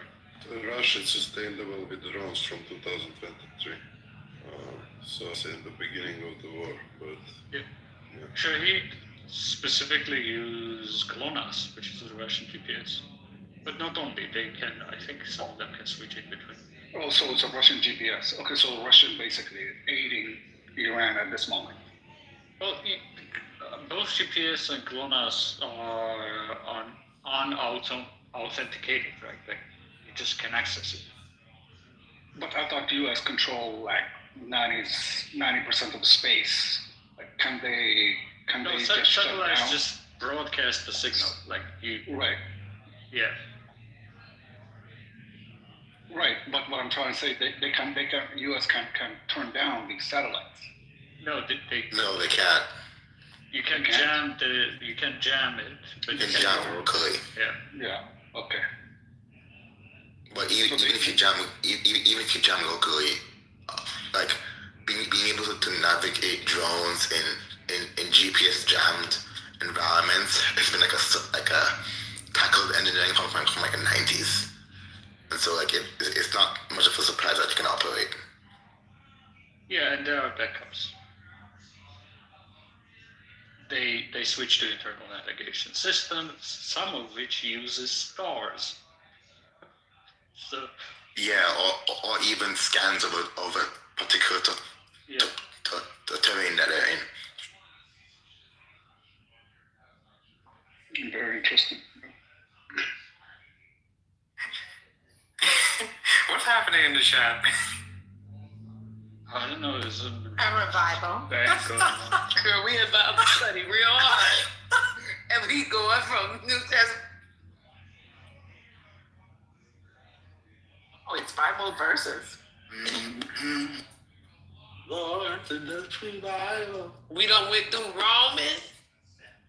It reminds me of my family chat when my grandma is saying that we should pray for Israel now. You're joking.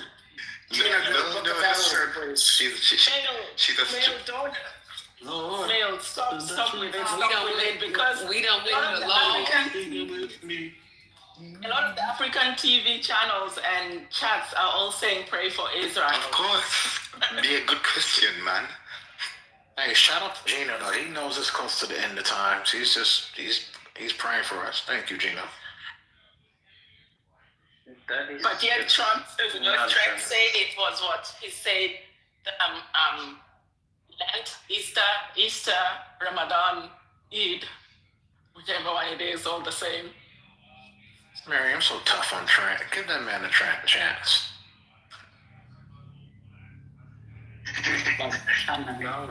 Like how many? So did y'all know that Russia had invested $2 billion for Iranian drones? Who? What? No, Where? I didn't know that. Yeah, they also have local production in Russia. Yeah, they opened up a factory for these drones in Russia. Or a facility. I know it's not a factory, but you know what I mean. Yo, Mama, did you see the US version of the Iranians? They used it on day one. Yeah, they did, and they slapped a star shield on the back. Same airframe. Yeah. Did y'all talk about the United States kamikazes drones that they That's literally what Neil was talking about right now. Sometimes I don't understand what the fuck Mel was saying, so. You should put on what the fuck Mel be saying. Don't be trying to be funny. Yeah, you should. Perfectly good English. Oh my. Get on, Brooklyn. I didn't say anything about his English. I said sometimes I don't You understand. understood what he was saying. You wasn't That's on listening. you. Slow your roll, Bronx. Omari, if it's helpful to you, this is for everybody. I have subtitles on all the time. Yeah, I'm gonna have to do that. Thank you, brother. Shout out to Faisal in the chat. He's been giving us breaking news upon breaking news. My name is Fire. He's the Trent on the other side. Are y'all talking about using the subtitles when Trent was using his black scent yesterday? Wait, the problem with the subtitles is that it only captures like the last thing said. So if I'm not quick enough, I can't screenshot it. All you men got lists. We can't understand nothing you saying. Mods. Oh my God. Not the list. I feel offended. Listen, I don't appreciate. This is not the. I don't need this fight. Somebody put the whole Bible in the chat. Please get them out. The whole entire Bible has been quoted. Gina, can you stop? Gino is a bot. He is gone from, he now in numbers. Man, he took us everywhere. We go be. Anyone who's complaining about it. Hold on, Gino's off mute. Hold on. Gino wants to talk. Hold on. What am I going, Gino? I said I ain't no robot. That's the Lord talking. That's the Lord talking. All right, Gino. Yes. Come on, Gino. Give us the good word. Yeah, y'all ain't safe for real. That's crazy. Ain't no good word. The Bible showed me in the Bible where's a good word. Because it ain't no good word. Oh, yeah. It's mighty and terrible in there. You're right. You know Israelite. I just can't. So up here, so let me just ask y'all one question. That's going to be you. Who up here believe in, so do unto others as you want done unto you? That ain't just I believe it. What's your source? I just want that from my wife. Right. So have y'all done something to somebody? Yeah, I've done something to somebody. Yes, I've done something to somebody. So do unto others as you want done unto you. Oh, okay. Yeah, so I did that to Iran. Treat people. So you can't talk about nobody then.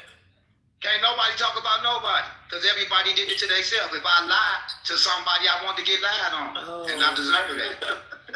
Yeah. I know that's right. If I lie to somebody, that's what I want. Yeah. Yeah, if you want to do unto others as you want done unto you.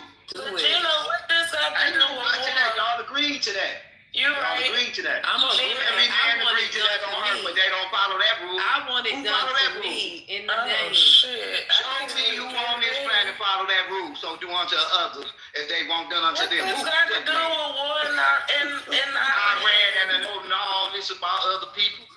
So tell me this. What better than anybody on this planet? Hold on. Let the You man tell have me, his Divine. Who would you better than? I'm just asking you, Divine. Is you better than a murderer?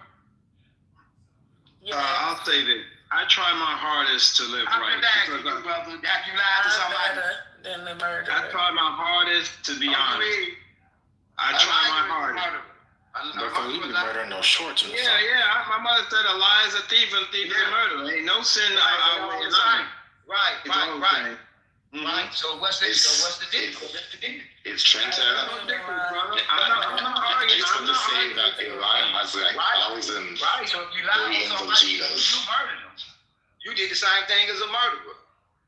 Oh, I never If did you steal nothing from like somebody, that. Actually, Mel, it's in the millions, not hundreds when of you steal thousands. from somebody, Yeah, you millions of giving it G's. back. Wait, can Hey, you, look, let me if you- say, if can you you was get Lord- to the point though? Yeah, I'm trying to first of all, understand. y'all The wrong. Bible say all men are lying. Who's So the you a foreign liar, Lord. spiritualist? Y'all all wrong. Divine, Lord, are you a liar? No, but what He does was that minding mean? his business What are in you the trying to chat. get Y'all at? know. What do a liar mean?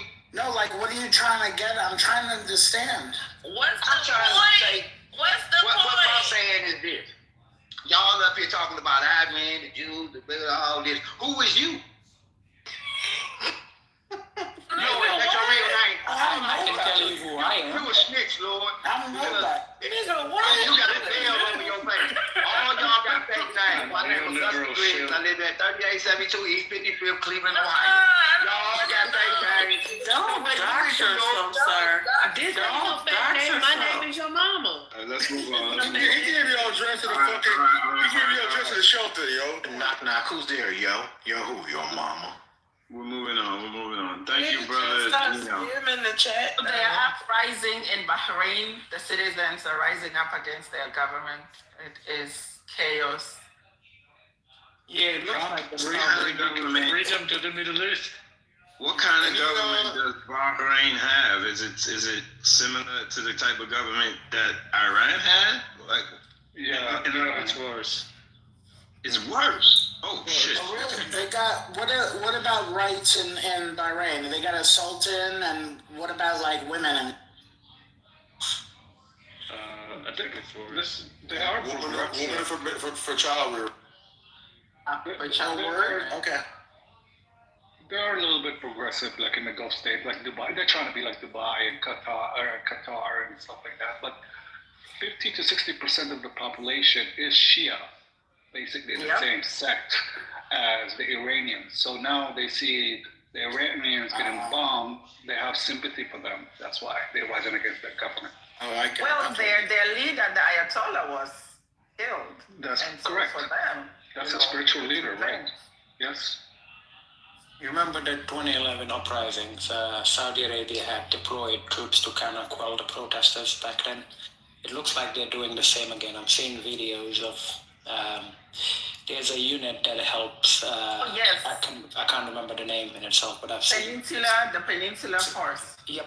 So they're being deployed right now to help with the Bahraini government. It will be over by Wednesday. Trent said it. And so Wait a second. So, is Iran flinging bombs at Bahrain? Where have you been? Yeah. All right. I got that part. Okay, I got that part. So, it just makes it seems to me if whoever is flinging the bombs at Bahrain, is this in an effort to get rid of their government? No. No, it's the America. So why are the people? Okay, you guys just said that the people of Bahrain are trying Yeah, you to can see overthrow like the government. 5 videos cheering the Because they're missile strikes by Iran on Bahrain. Okay. Iran is attacking Bahrain. The Bahrain citizens, a big population of them are Shia Muslims. Shia Muslims are the same with the Iranians, and the Ayatollah, supreme leader, is their leader. What have mercy? I'm confused. All right. I'm going Welcome to the Middle just East. fucking throwing bombs at each other now. It ain't no peace in the Middle East. And it's not big. It's not a big place. Ayatollah of Iran. Devon, you ain't see. If you confused, Devon, trust me. So we can get. Wait. I got another question. So the spiritual leader of Iran, people of Bahrain followed him. Yeah, It's they're the propagating. Shia Muslims Okay, It's like the Pope of the Shia. Iran. Okay, I'm trying to piece it together now. I'm a visual learner because this is an audio app. I'm trying to get a visual here. Just put So on yeah, subtitles. make me understand why is Iran flinging bombs at another Shiite nation? Because they have a U.S. base and Wait, one at a time. they have a U.S. base and their leadership is Sunni. It was literally only one person. Okay. I got it. Thank you. No, the biggest Islamic sect are Shia or Sunnis. Okay, the Sunnis. I know that. I know. Follow Mecca, Saudi Arabia. Yes. While the Shia, you find them in Iran, Pakistan, Afghanistan, some of those regions. Lebanon. And Sunnis Lebanon. make up So about you have the 86. Hezbollah, those are also Shia. Bahrain, percentage of Shia. In Qatar, percentage of Shia. This is why Qatar is usually the crossroad with Saudi Arabia. Let me ask another question. In general, Hold on, Muhammadu. Hold on, question. So is it safe to say the individuals in Bahrain that are trying to overthrow the government are Sunni? No, they're Shiite because the government is Sunni. Got it. Okay. Got it. I got it. Go ahead. Say what you was going. Sunni Muslims globally make up about 86% of Muslims. So they're the majority. And that's why Iran and Bahrain are only a few Muslim countries are majority Shiite. In most Muslim countries, Shiites represent a significant minority. So there is that concept of hegemony going on and the feeling that they're being, semi-oppressed by the Sunnis. But Iran has always stood as like the center, I was gonna say the ground zero, the Mecca of sorts of Shiite Islam. And that's been the case since Shiism was created, in the few years after the Prophet's death. So this instability in that region goes back over 1,000 years. None of this is new. What's new is the military has developed, as has Western colonialism and things. That's why when I was in divinity school, I avoided these courses because I wanted to stick to spirituality. I didn't want to deal with the mess because the mess started after the Prophet died. Not only that, also to add to what you were saying, my brother, there's a lot of U.S. bases there everywhere, and the U.S. considered the enemy to Iranians, right? But also when the Gulf state normalized relationship with Israel, there's a lot of Israelis in the Gulf right now. Most of them, maybe some of them, are spies by the Mossad. So that's why they just want Iranian bombing the states, the Gulf state mostly, to create an uprising by the local Shia community against the royals of the Gulf states who are Sunni. So they just trying to scorch earth strategy in the whole entire Gulf. They don't care. Oman, Qatar, UAE, Kuwait, anybody, they don't care. They're just we're just bombing everybody at this moment, hoping people will rise. The Shia community within these countries will uprise against the royal families. That's all. Yeah. And I'll say this, Sunnis outside of Saudi Arabia and many Gulf countries don't like the Saudi family either, just FYI. Brooklyn, you were going to say something. Go ahead. I want to ask Ben a question. Ben, are you there? Hey, Brooklyn, what's going on? I'm just reading what's happening. So I remember the other day when you was playing the clip of Huckabee, and I think it was, who you was talking to? Tucker Carlson. Yeah, Tucker Carlson. And he was explaining the whole religious aspect and why he believed that the Jews had the right to be fighting in this war. Yeah, because they get the land from the Wadi to the Euphrates. So do you think that this has something to do with what he was talking about? Oh, distantly that, but it's all bound up in religion. It's all bound up in religion. And people like Trent and many Americans underestimate the fervor with which people hold, defend, and will die for their religion, because Americans mostly won't do that for theirs. And the Iranians they come in contact with in the so-called diaspora are, in many instances, like in California or in Toronto, westernized. They're secular as well. So it's a mess. These people, I saw a video, I'm guessing the translation was correct, of a 6-year-old who had met the former Supreme Leader and said he wanted to be martyred as soon as possible. Anybody ever see that video? Yep, I was just talking about it today. It's a wild video, if that translation is correct. That's It's a correct, wild video. And he said, no, you gotta live till 80, 90, then you can be martyred. So what happened to him? And you can't listen to people. People think that all humans are the same and there's a universal human nature, a universal mentalite, Gata Shalom. Nope, it's not. It's very religion. It's all up in it. It's all up in it. Both and both Iranian leadership, like the Khamenei, the Ayatollah Khamenei, is considered like the protector of the faith to the Shia community, to the Shia people in the world. And same thing with the Saudis. The Saudi king, MBS himself, his title is, one of the titles is the protector of the faith, the protector of Mecca, right? So this is like, when we take out any of these people, you're engaging in a holy kind of war. It is deeper than just missiles and fighting like that. I'm not trying to scare anybody, but that's what it means to them.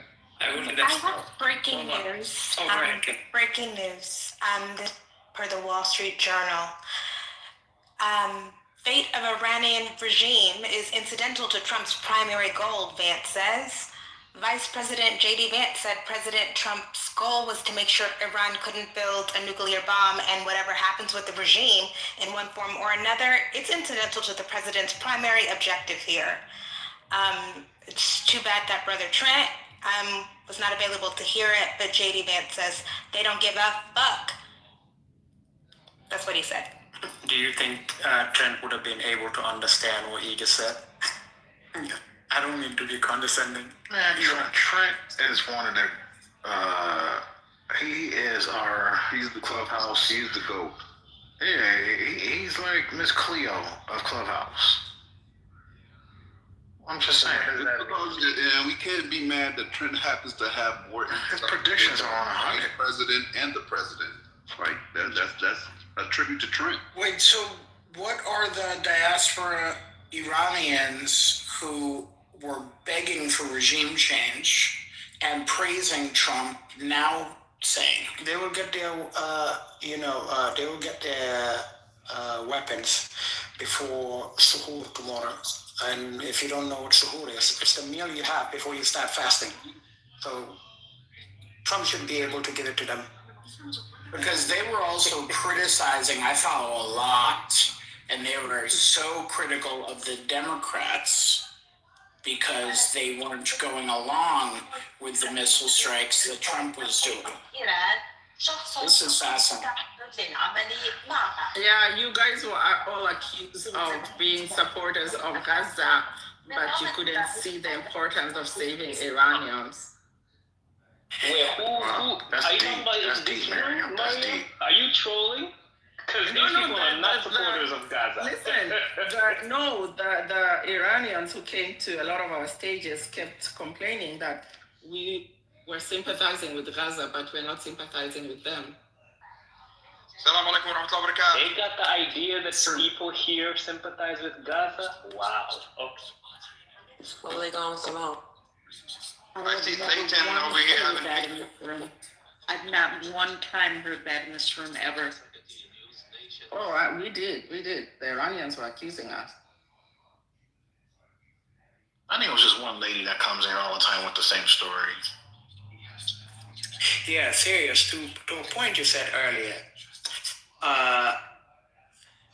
Yes, MBS and I guess his family, they are considered the custodians of Mecca. But I'm going to tell you this, the MBS as we know him today, if by some miracle he was like taken out or something, I don't see the entire Muslim world or Sunnis coming out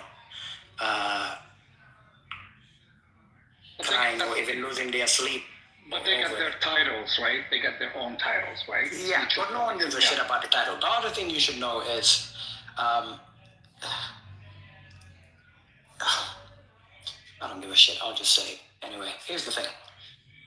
There's a whole world out there of people that have absolutely zero desire to be involved in anything the Gulf Arabs or the Iranians,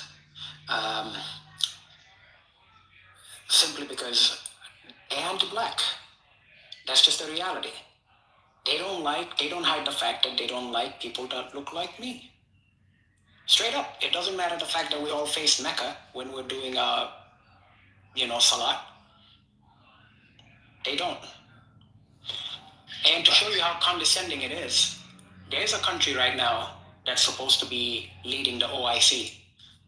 When they hosted the OIC summit, when the world leaders from Arab nations were so up and on, none of them did.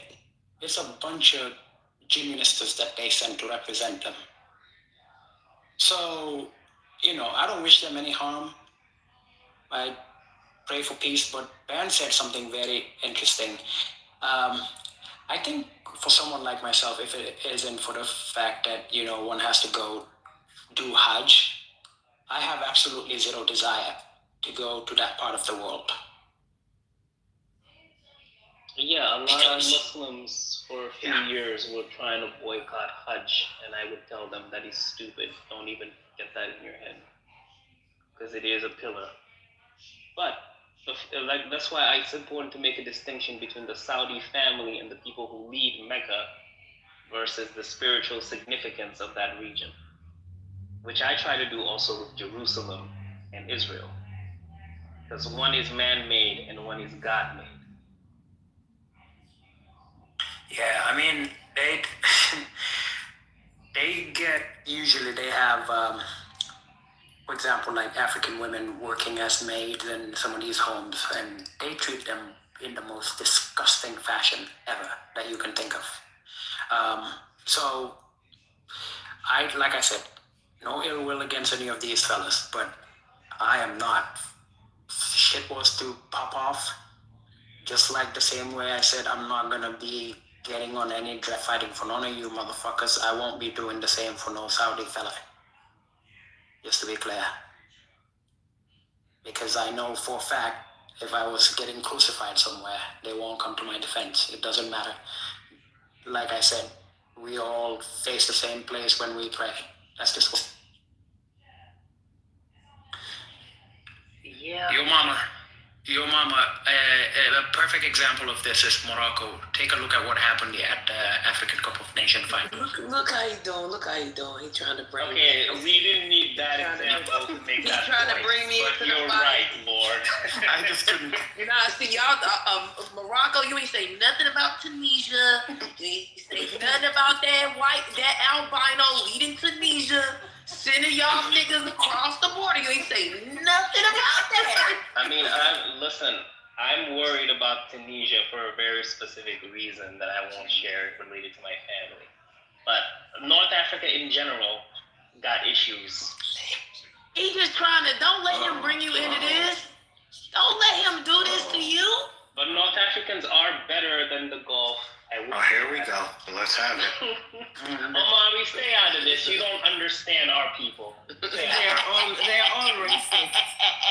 Yeah, there's a saying. Don't get in this, Miriam. Don't get in this. You just half a shade lighter than me. I'm your people. There's a saying in Wolof, naar dañ bon bet, moo tax ñu yónnee leen yónnente. What it translates to. Muhammad, I gotta give them this one. And I'll read them. Who gives a shit? I'll say it. This is turning into shithole talk. Let's go. I want to tell you this. The Wallahs, they have the saying that some of these abs are so wicked, Their wickedness is primarily the reason why God sent prophets over to them. Ooh. That's what it translates to. I'm done. And you know how many prophets have been sent to sub-Saharan Africa? 0. Yep. Wait, you guys need to post your sources. Fuck that. Come to Senegal. Which one of y'all wearing hoodies? What? Hoodies? What hoodies? I told you. You messed up the whole exchange with that one. What was that? That is crazy. We said this in a different language for a reason, y'all. Don't worry about it. If you understand, you understand. He trying to call you. Oh, well, this is good. Every time I feel like I'm about to be done with political correct, a room like today happens. Thank you all. Oh no, don't do that. Stay off. Okay, bye-bye. Why are you gonna be down with politically correct? I love the open shit politically correct. You're shaking the table. I'm a dude talking shit about politically correct. Victoria said we need to set up a whole nother room. Y'all can't handle. She said y'all was acting like monkeys. Say so? She said y'all was acting like monkeys in here. You missed it, your mommy. Yesterday, Norm said, he said, no more monkey talk. Black History Month is over. That's what he said. Whoa. Are you serious? No, he actually said I that. was there. Mama said that. He literally said that shit. Yo, Brooklyn, I said that. Nah, real talk. Yeah. Yes. Yes. He Where actually the said fuck that. was I He said at? no more monkey talk. What? Black Wait, History Month y'all, is you over. trolling? No, Wait a minute. She is not trolling. He actually did say that. No. I came on stage to clarify the shit, and he doubled down. I said, yeah. So the amazing part of Hey, Messi, can you tell us what was happening when he said that? shit, hurricane. Why don't you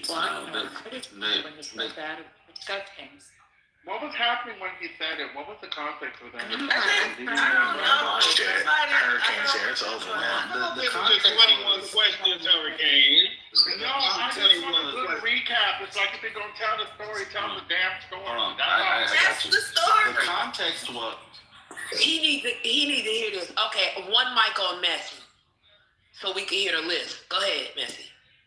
I mean, hey, you know I love you. Y'all Leave my brother alone. His lips is No, Zootopia adjacent. Omari, go on mute. We ain't talking to you. Messi, you know I'm just playing with you. Go ahead, bro. Messi, he went downstairs. No, Messi, I was just playing. Come back, please. Of all of the men, you are the most wholesome. No, he's huffing and puffing and goes down to the goo. Get your ass back up here. That's the sensitivity for me. What the fuck? Omari, hush. We ain't talking to you. I'm still on your ass from what you said to him before. I ain't forgot. I just ain't seen you in a while. yeah, we prefer. I don't remember, but I'm on his ass. He prefers you not on his ass, but I'm on his ass with the Whoa.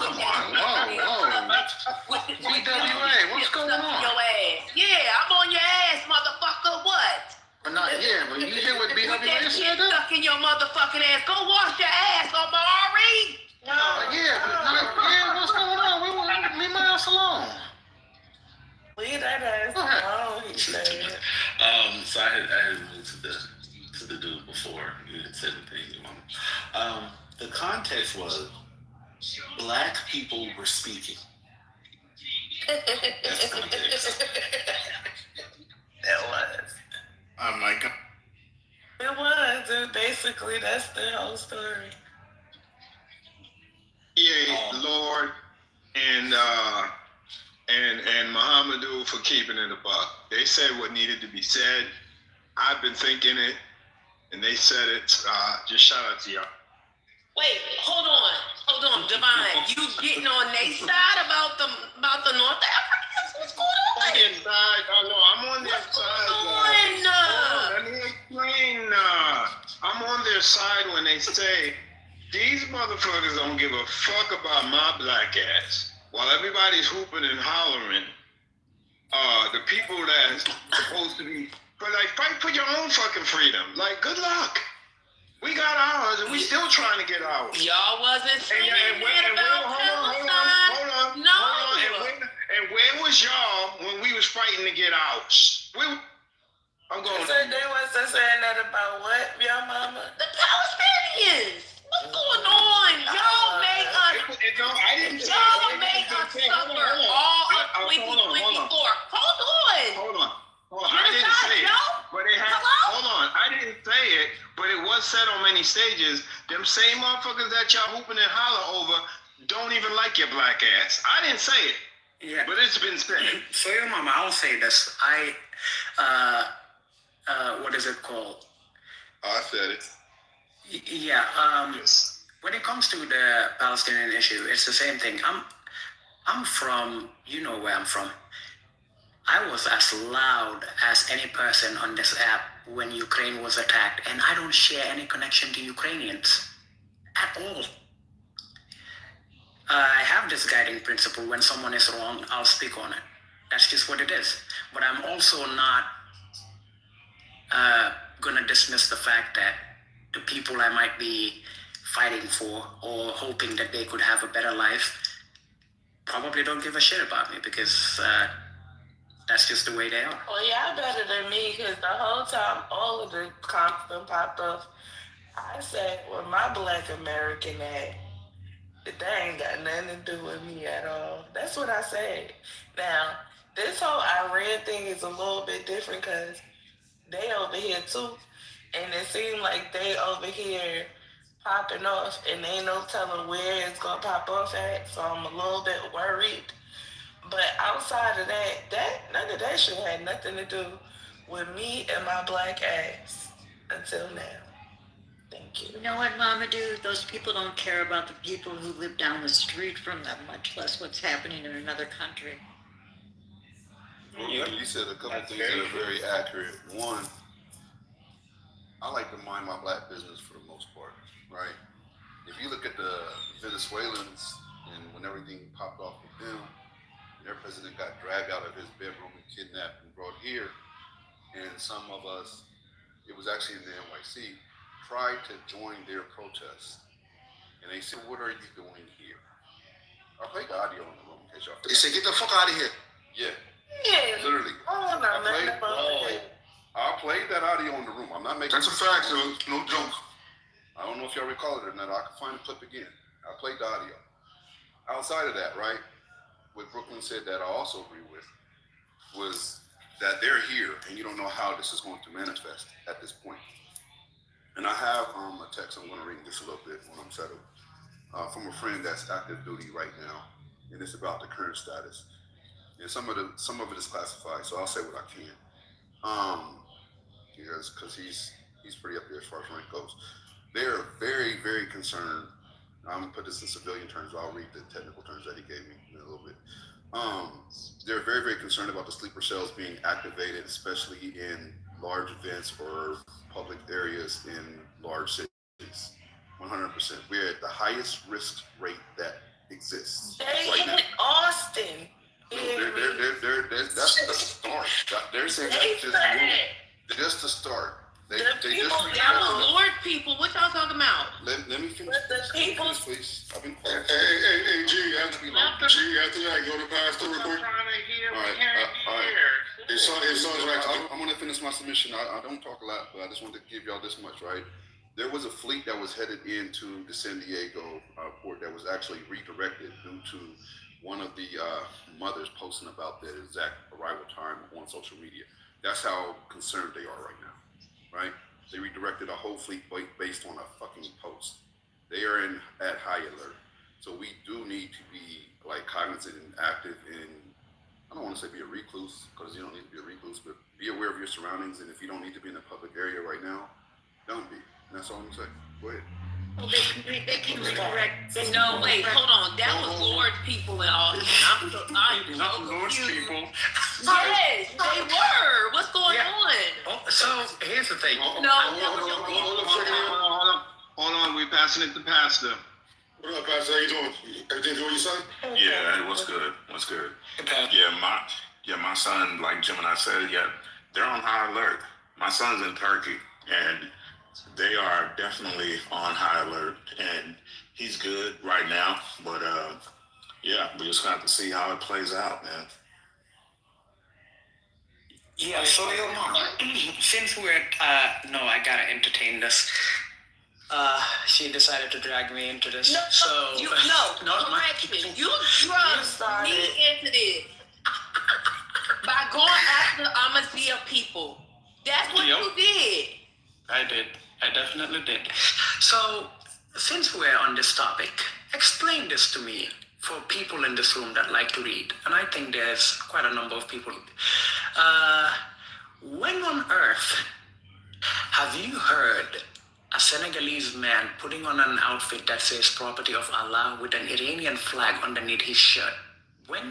Since when do Senegalese people have something with, Listen, I was asking the question, why the nigga doing this? We don't do this kind of stuff, so it's your people. You got to own that. Thank you, Evil Mama. That's literally my feeling. Like, I have a really hard time believing that happened at all, and B, what the circumstances actually were. Because Senegalese people just not wired to do stuff like this. Well, there are bad people everywhere. Here's the thing. I think I can. The Senegalese are French. They don't do this stuff. They like to kiss and stuff. There are the two things a Senegalese man cares about more than anything. His ability to make enough money to make it back home to Magal. A Magal is like a festival that they have in Touba. That is if he's a Murid person. Or his ability to marry a second, third, or a fourth wife. That's a Senegalese man's priority. That's about it. I do not, under any circumstances, see someone from Senegal. It doesn't matter whether he naturalized in the US or he just came here a few months ago, whatever.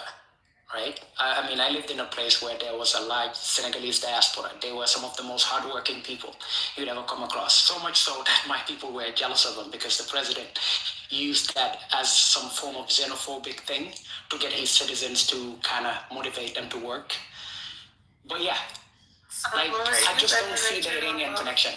You don't believe the news. Wait, so you said the man is there are Iranians, like there's a small, very tiny Iranian Shiite Senegalese population. There's just not enough of them to like move the needle. It was just one man though. Is it just some lone wolves? Not the idea. Hold on, we don't do lone wolves.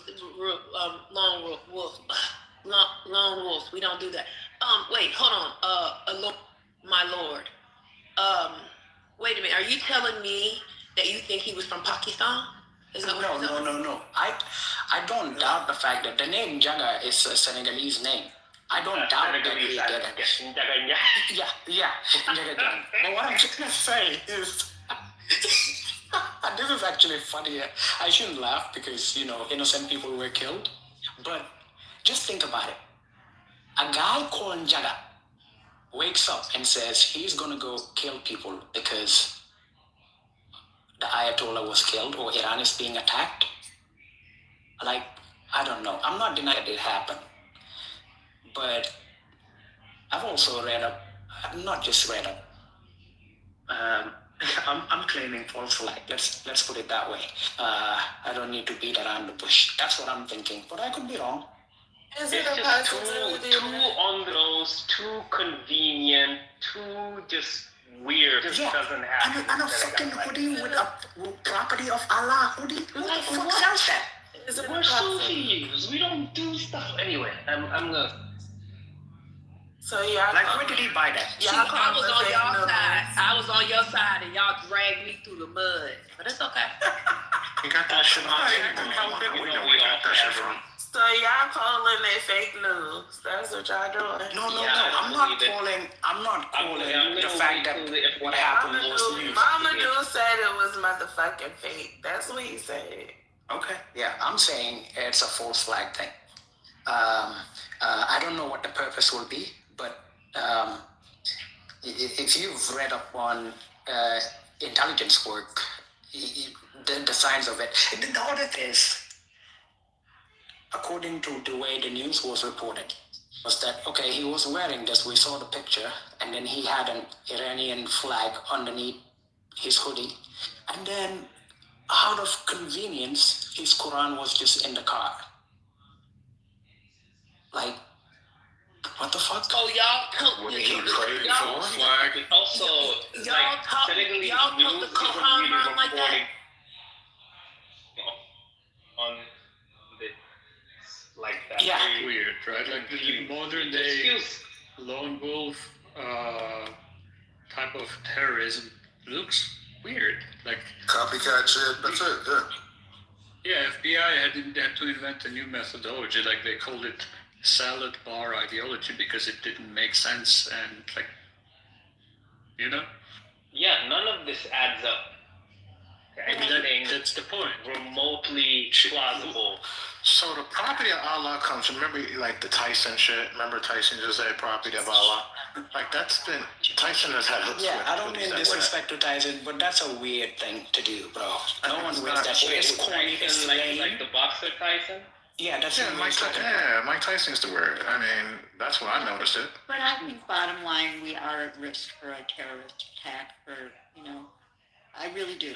Oh yeah, I'm not doubting that. I mean, shit, you can't go blow up the rest of the world and think their people just gonna sit back and not do anything.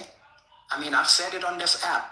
If you're an American citizen traveling anywhere around the world, watch your back. Yeah. If you're at home, watch your back. No, We're gonna have to pay for the we're gonna face the consequences of Trump's actions. And Trump is an old man. At some point, he'll be gone. You know what I'm saying? Yeah, but I agree with you. I mean, they're here. They're already here. They're already integrated. There are into the 100% culture. sleeper cells here that are about to activate. 100%. And they know that. And they probably the know where National they're Guard- at too. Go ahead. But I was just saying that they probably know where they're at too, right? Like they probably have eyes on them. I hope so. They have intel on them. I always trip on when people say go ahead, and then start talking.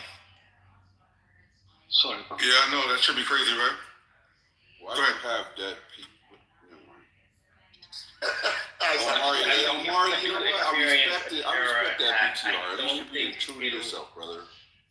If we ever experience a terror attack, it won't be anything as drastic as 9/11, I don't think. But it will. But you know, L is not. We don't know. We don't know. Yeah, you can't say that, bro. That's 20-some You years. say how it's going to manifest. How? Hold on. There wasn't drones. I mean, I There wasn't live drones this 9/11 world, going right? around, right? Like I live as a faith leader in the U.S. I understand, and I've been doing education around this for the last decade and a half of my life. Like I think I'm pretty good at seeing the likelihood of something like 9/11 happening. You It's can, very unlikely. sir. But something like this could lead to acts of violence, but I don't think it'll be that. Sir, like, don't do this, right? Did you see I don't 9/11 claim to coming? have your education as far as you've been studying it at a certain level for a length of time. Well, I'm also practicing it. I'm not just studying it. Hello. But what you don't have is key, and that's the intel. So there's no way to predict what's going to happen without the intel. You can study it all you want. You don't know their infrastructure. You don't know their intel. You don't know what their plans are, right? That are probably pre-designated at this point anyway. There's no way to know that. All right, can I chime in? I'm Can I chime in, going to please? say right now. All right, The cool. United States government is Betty, saying, let the niggas talk. so unless you have more intel than the U.S. government, which I doubt you do, but you possibly may, then you don't know. You don't know what you don't know. Okay, let me just chime in. Not the unknown So you known. Shout out to the known knowns. I know, so Shout out to Donald Rumsfeld. there are known knowns, and there. Okay, so you don't need 9/11. If we've seen throughout American history, at least recent American history, you only need little random attacks that happen to have us all on edge and terrorized. You guys remember anthrax? I sure do. That was a whole thing. I worked on But that's what I'm That's saying. what I was trying to say. But that's what I'm saying. You don't need a whole 9/11 We all remember thing. 1898. We've been terrorized forever. Let me stop playing with y'all. Y'all don't know about terrorism. Y'all really don't. Y'all just move on. I mean, that's Move it along. Yeah, my point is, you only need little things here and there. I mean, when we even talk about like serial killers in the United States, people are on edge every fucking night because, oh my God, there's serial kill. Like any small thing can happen fairly consistently in small doses anywhere, and we will be on edge and terrified for a long time. We don't need a whole big event. Well, I know. I mean, we've lived through how many mass shootings in the last few years? I get it. No, but the idea is that it's come from a particular source. Like mass shootings we've learned to live with because it's not one person or one group doing this. Even though the 70s we were terrorized by some groups out there and people were on edge. But in terms of like actually being on edge, and if we have one subway bombing here in New York, we're gonna be fucking on edge and people are not gonna take the subways. Like it's that delicate that something like that could happen, particularly here, but really anywhere in America. Do you guys remember when there were federal agents on airplanes on domestic flights after 9/11? Yeah, they moved them all to Spirit. They still there. You didn't know like who it was on the airplane, but you knew there was someone. Yeah, we have the U.S. Marshal flights. We know. We remember. I'm sorry. It's kind of worse than that. It is going to happen. Like, it's not going to happen soon. It's going to happen in, like, I don't know, 2 years, 3 years, whatever. Something is going to happen. It's just, sorry. It could literally happen in 2 or 3 minutes. Yeah, but we don't. Okay, thanks. All right, everybody. Yeah, but we don't. We realize this, and a lot of us are going to live in fear when this happens. And the crazy part is, and I remember this very clearly from 9/11, it was those fucking assholes in bumfuck fucking Nebraska or bumfuck Texas, where no terrorist is actually going to hit, but we were hit saying, oh, we need to bomb the fuck out of everybody and heighten the situation for population centers like in DC and New York, because those people in the rural areas don't fucking give a fuck and they're never going to be hit. But we are. But they're the most belligerent and they put us at risk. And I remember that very clearly from 25 years. Yeah, and, you know, I'm from that time frame too. And the foolishness of us was they literally used to teach you in school, they'll never come here. It can never affect us. They can never reach us until it did. So it changed everything. You used to walk right up to the gate when people left on an airplane, right? Remember those? Some of those can remember those days. Yep. That shit's gone. So the only part I disagree with Jim and I was, Jim and I said, we don't know what they'll do, what they're gonna, with what they can do. They do have the potential. I honestly didn't learn until this morning that they had such a huge connection to the cartel. I've been like, Patty said that shit this morning. I've been stuck on that almost all day in between meetings, like researching that shit. Crazy. So they've been planning and ready for this too. It's not just like they're not waiting for us to attack them. But what I don't want to see happen either is the mass hysteria and scapegoating of Muslims and Islam. Because people like me have worked tirelessly to undo and reduce that. Yeah. I agree, but I live with that shit every day, right? And that's not fair to us. Right? I mean, I agree, but, you know, people that work in my office still clench their purse. Like, what am I supposed to do? Yo, what did you say, Brian? Niggas get profiled every day, B? Right. Right. No one's clenching their purse. Like, come on now. Like, stop the cap. It was a metaphor. Settle down, kid. It was a metaphor. And you missed the paid in full reference he just made. See, pay attention to Mark. Oh, I didn't hear that. But shout out to Concrete. No, shout out to you, brother. Well, shout out to all of us, because right now we all bonding and vibing together. We feed off each other, and that's the beauty of Clubhouse. Even if we don't get along, I love y'all, man. I really do. Yeah, that's so nice, The influencers are stuck in Dubai, in the UAE. They are crying that they are caught up in the war and they went there to create content.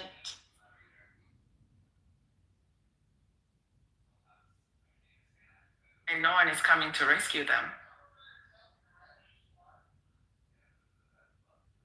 Who is this you're talking about, Millennium? The influencers. Wait, which influencers? The Instagram models. The ones who work in the UAE in Dubai. You have to do the quotation marks when you say influencers about them.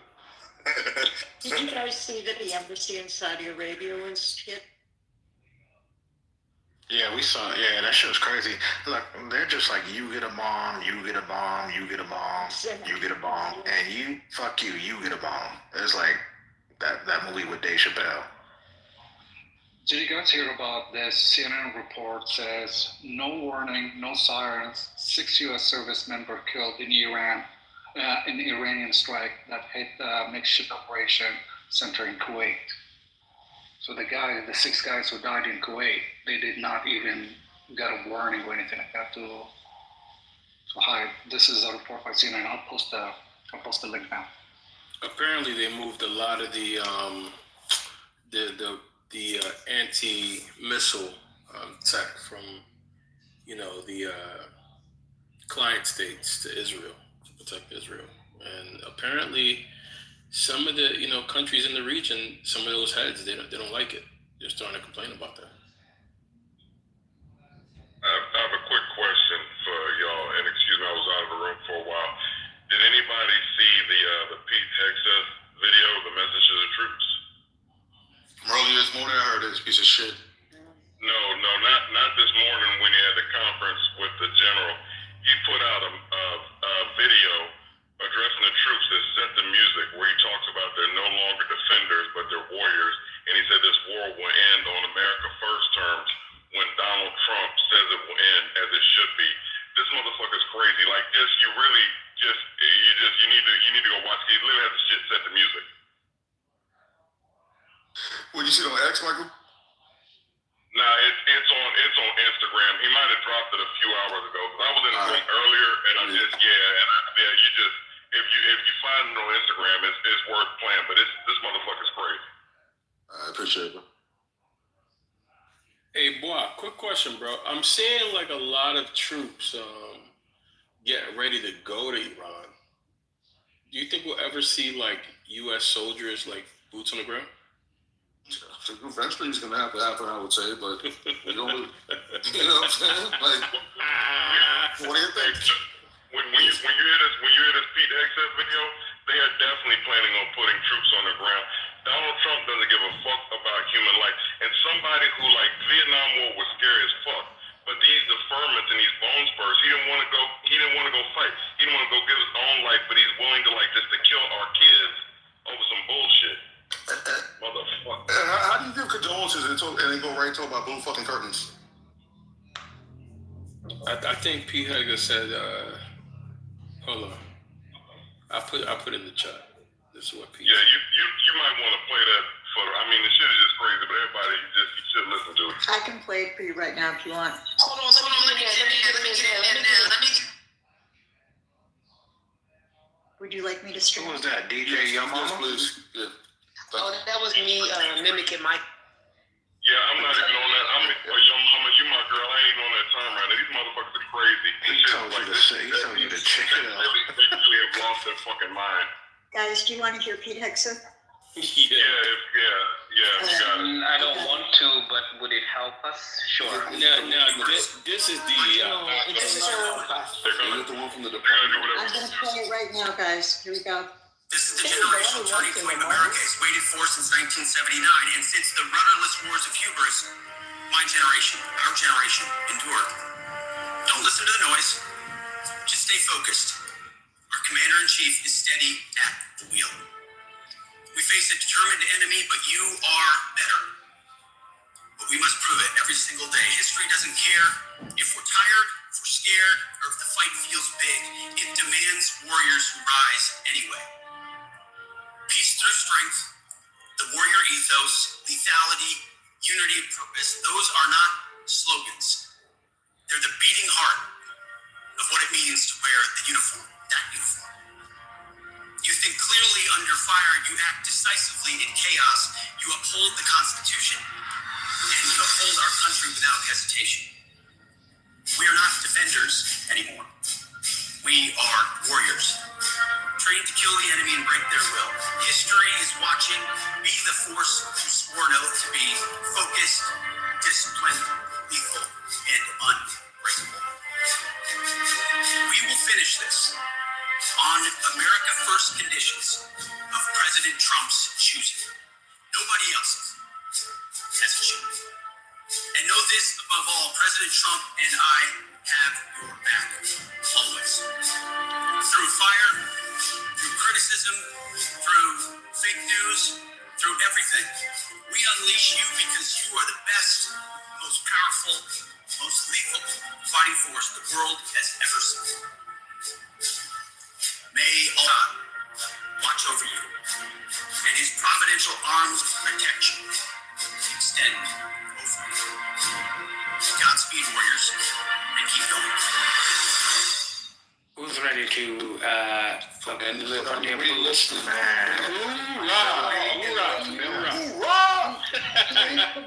Let me ask y'all, has anybody watched Breaking Bad? I have, no. Okay, do you remember the Call Saul commercials? How you make those little cheesy ass commercials? Yep, $25. This is that in real time. This is You really fucking didn't cry, pathetic. little bro? A little tear? No. Did you guys hear that Gemini got a little wet under the Not being like my eyes? patriotism. He's also trying to ban jurors who who like went to the Ivy League. Did you get about that? No. That's crazy. I just noticed that he used the word lethal 3 times. Lethality, I don't even think it's a word. And then lethal again. Yeah, he uses it in every sentence. He doesn't complete a speech without the following words: lethality, Maximum lethality. ethos. He would say the word ethos multiple times. Yep. And then lethality or kinetic. He would also add kinetic somehow. I don't know. The guy, it's sad, but you know, He shall like be I said. known. He shall be known as the one who led the world to freedom, the great America. Are you Yeah, saying, except when Like a TV promo. That's you're what saying he's the General Patton of our time? Yep, except when he was having his Senate confirmation, he was asked by a very interesting senator, lovely woman, who's simply asked him what the ASEAN countries were, and he couldn't tell it. Yep, he couldn't say it. Hey. So the issue that they're having here is that you know, during the previous attacks, 9/11 and all of that, the TV were doing this, were preparing people's mind for war and get ready to go fight and everything. But this time, none of that is happening, and so he has to create this content to help the compatriots, the patriots of America, the defenders of the flag, to come out and sign up for the war. That's what he's trying to do. Hey, breaking news. Neftali Bennett just basically said that Turkey is the new Iran. I repeat, Turkey is the new Iran. I don't know what Turkey's the the fuck new. Oh my goodness. I don't know what the fuck that means, but it can't be good. Yeah, he's a radical piece of shit in Israel. Don't worry about it. Yeah, Is he related to Norm? More than likely. No, I looked tonight and I was so shocked by how huge Iran is. Do you know how big that country Yeah, is? it's 3 times the size of Iraq. It's almost the size Fucking of. enormous. Oh wait, yeah, it's 2.5 times bigger than Texas for all Yeah, it's the almost people the that size. don't. Isn't it almost the size of California in terms of people too? 90 million. It's 3. No, it's 4 times the size of I put the Iraq. link in the, just in case maybe I misheard it. You know what I mean? Maybe he meant something else. No, I heard him say it too. Yeah, he's a ultra right wing piece of shit in Israel. We got. Hey, is he in the Likud party? So the thing is that what people are missing, Israel is going around and trying to get America to attack what it considers as its enemies, and Israel has to create the propaganda. So now they've just brainwashed Americans to believe the next fight is against Turkey. Yeah, but that's a crazy war. Ain't Turkey like a NATO member? It is. No. Is it? Where's Kimberly Foster? She's the smart one. Where's Kim? Who knows that? I don't know. I don't leave it to the Ivy remember- Leaguers to tell me that. Remember that the elections are this year for Netanyahu. He's up for election or not this year. But I don't think Iran is going to be a pushover. I mean, they're showing that, Yes. you know. Can y'all? So Turkey? Turkey is a NATO member. What's going on? Oh my Well, gosh. So Israel It's not attacks even a new- Turkey. It's not even a new one. It's an old member. Yeah, so doesn't America have the right to then step in to protect Turkey? The obligation, technically. It's not happening like enough. Let's focus on one fucking bullshit conflict at a time. Yeah, Breaking news. This was hours ago. One mic. Omari, It's like the Truman Show. Omari, I would like to hear your input because this is what you voted for, right? Most of You pull this shit every time. This ticket's getting old now. Responsible for your fucking vote, Hold on. Neo had breaking news. Let Neo go and then we'll go to I'm part of the clique now. You don't have to put me. I'm part of the team. Bro. Hold on a second. Go ahead, Neo. Thank you. So Trump called Kurdish leaders in Iran and Iraq in context of the war. The content of conversation is unknown. This is Axios. So they spoke to two leaders. A source with the knowledge of the call said they were sensitive and declined to give details on the content. These calls were a culmination of months of behind-the-scenes lobbying by Israel Prime Minister Benjamin Netanyahu. Another source said Israel had close security, military, and intelligence ties with Kurds in Syria, Iraq, and Iran for decades. So that's the news. Reading between the lines, they want to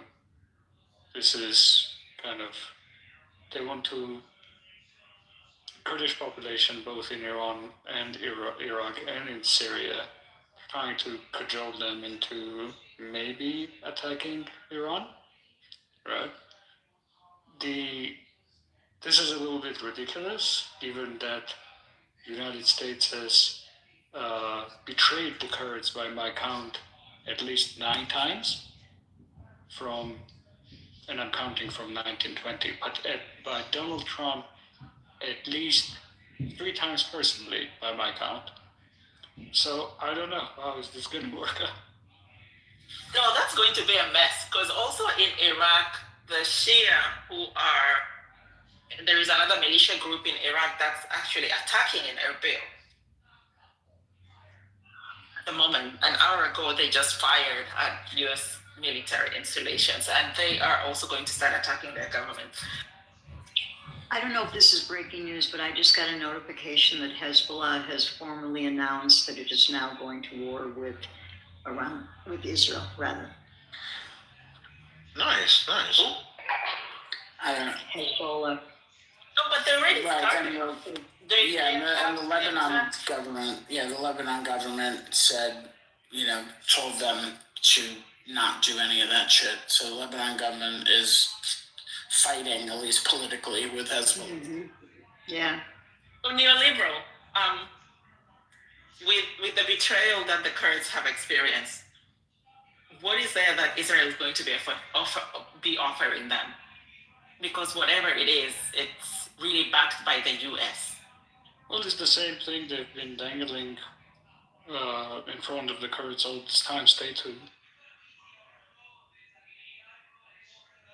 Israel, to be fair, has more credibility with the Kurds than the United States has. I think, maybe some people will disagree. But given, as you said, that this is Trump things, and most recently, just when was it?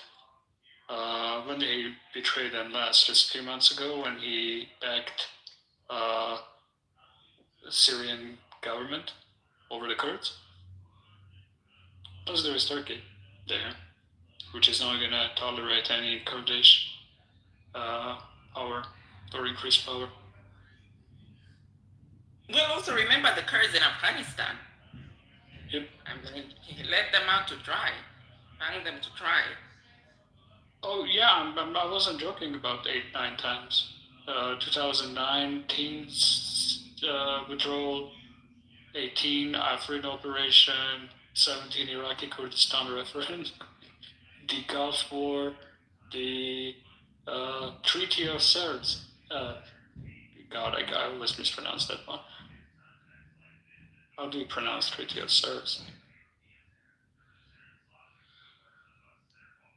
So what is your final assessment of all of this? That the Kurds are just not going to step up? I don't know. We'll see. It's who knows. I don't have predictions. Okay. So post the Gulf War, one of the things was that the Kurds wanted to have their own established region. And they fought to that, but they got betrayed. So what are they neoliberal, like 10, 15% of Iran? And they're mostly in a certain area, or what's the deal? Is it 50? Is it that high? No, 15. Sorry, 10 to 15. Yeah.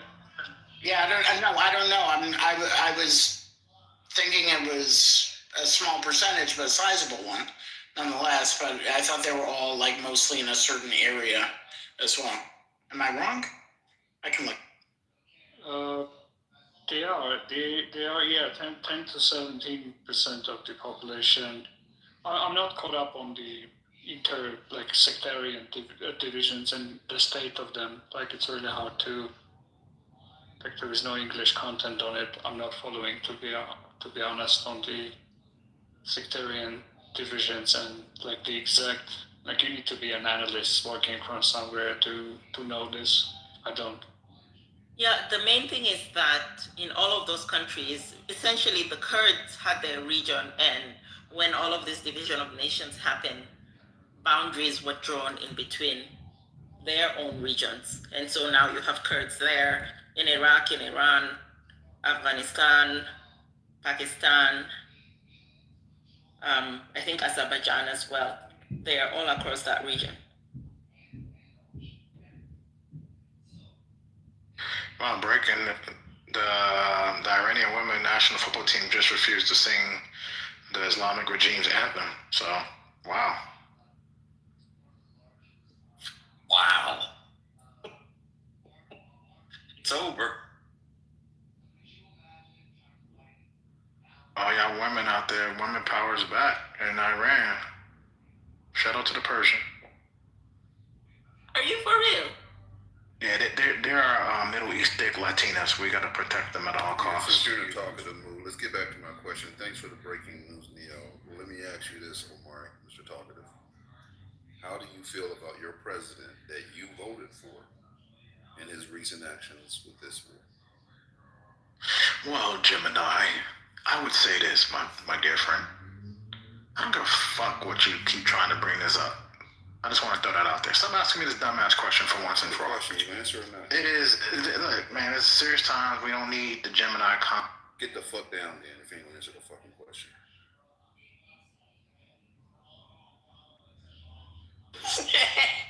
No! I know what you asked him. I missed everything. What you asked him. I must give you a dap because that was really good. Get the fuck down. The Negro celebrates violence upon the Negro. Shut up. You always want to get involved. Y'all need a moral compass. Y'all are losing yourselves. A compass? They don't. Clubhouse is no different than reality. Let me tell you what my moral compass is. Justice is me doing for your mama and not for anybody else. Negro is That's my moral compass. Individualism.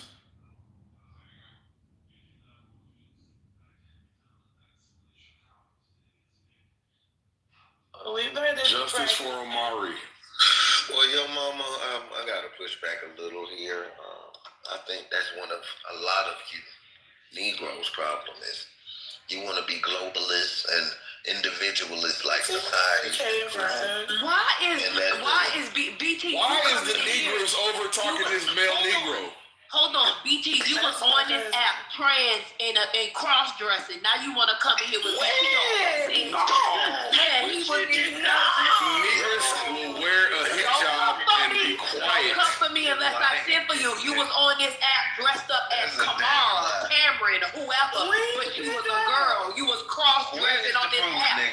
Where's the receipt? Oh, he said, wait a Where the receipt at?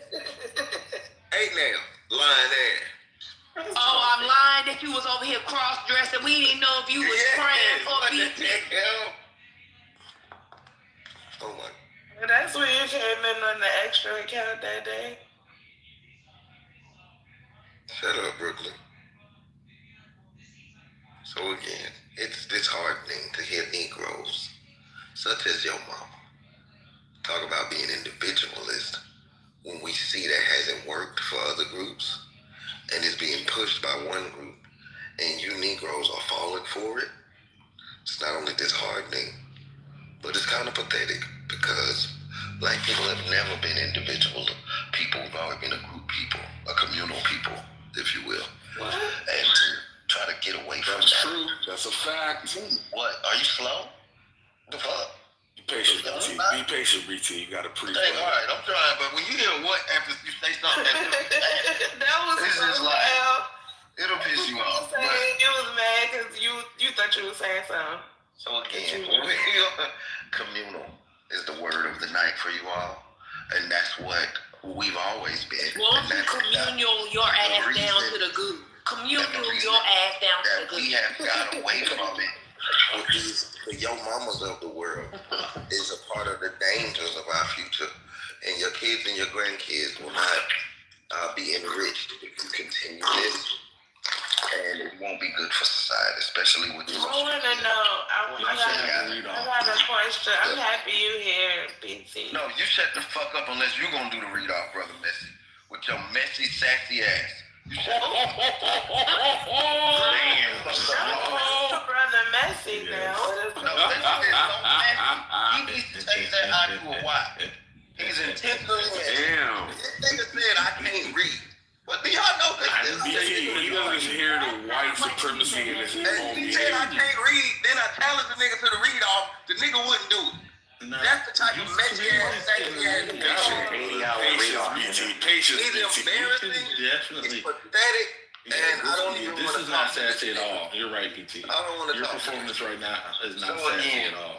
back just to land. That's a BT. Show a little patience.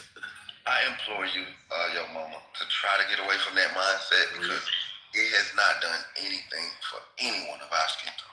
Amen. So I got a question, BT. The scholarship is here. Go on. What are the Go on, Crooklyn. What? Don't call me that.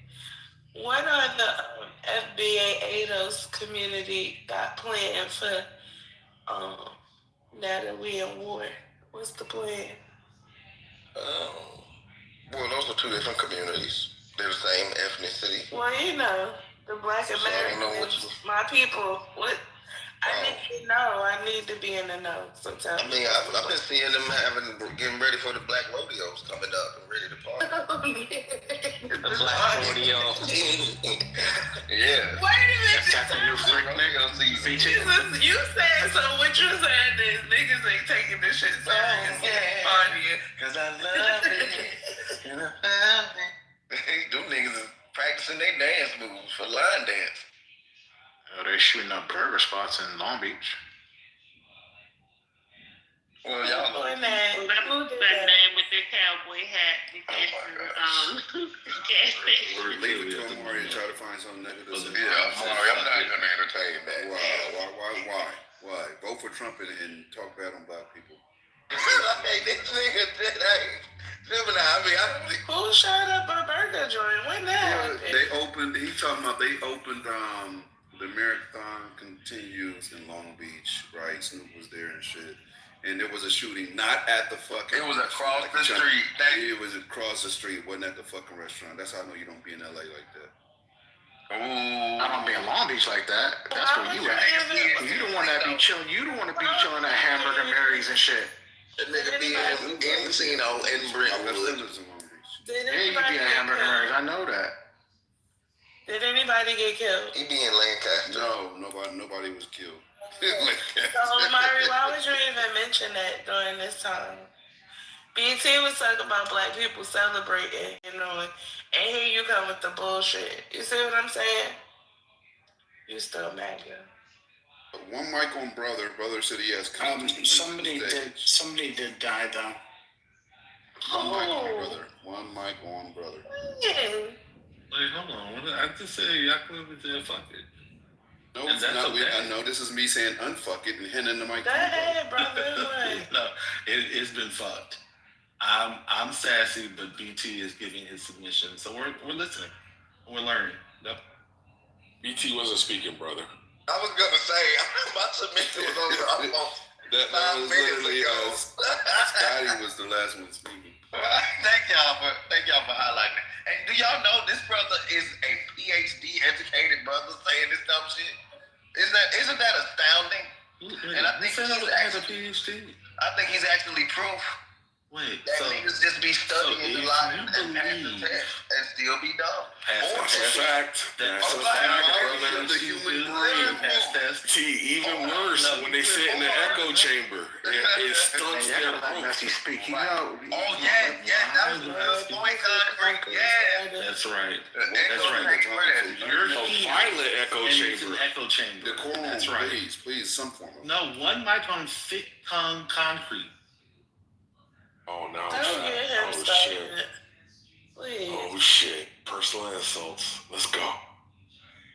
Yeah, passing tests is what you do in the PhD program. Apparently, that's what you do. Okay, good to know. One mic on BT. Tell us. BT, they can't even see it, bro. So you basically wasted your time. Actually, ask. And if they see it, they're not willing to change. Has a double bachelor's and a graduate degree. Subject matter experts on what they've been taught, but they haven't furthered their education outside of that. On what And they've they been think taught. they're credible to speak on every topic, when in fact they're only good at that one thing, they're knowledgeable on that one subject. What's your subject matter? And they haven't BT, expanded what's your their subject horizon. matter? They haven't expanded their horizons. They don't have the bandwidth to have a conversation outside. Hold up, brother BT, BT. have you ever heard One these second, people congregate behind an idea? Concrete, 1 second, sir. Brother BT made a very valid point.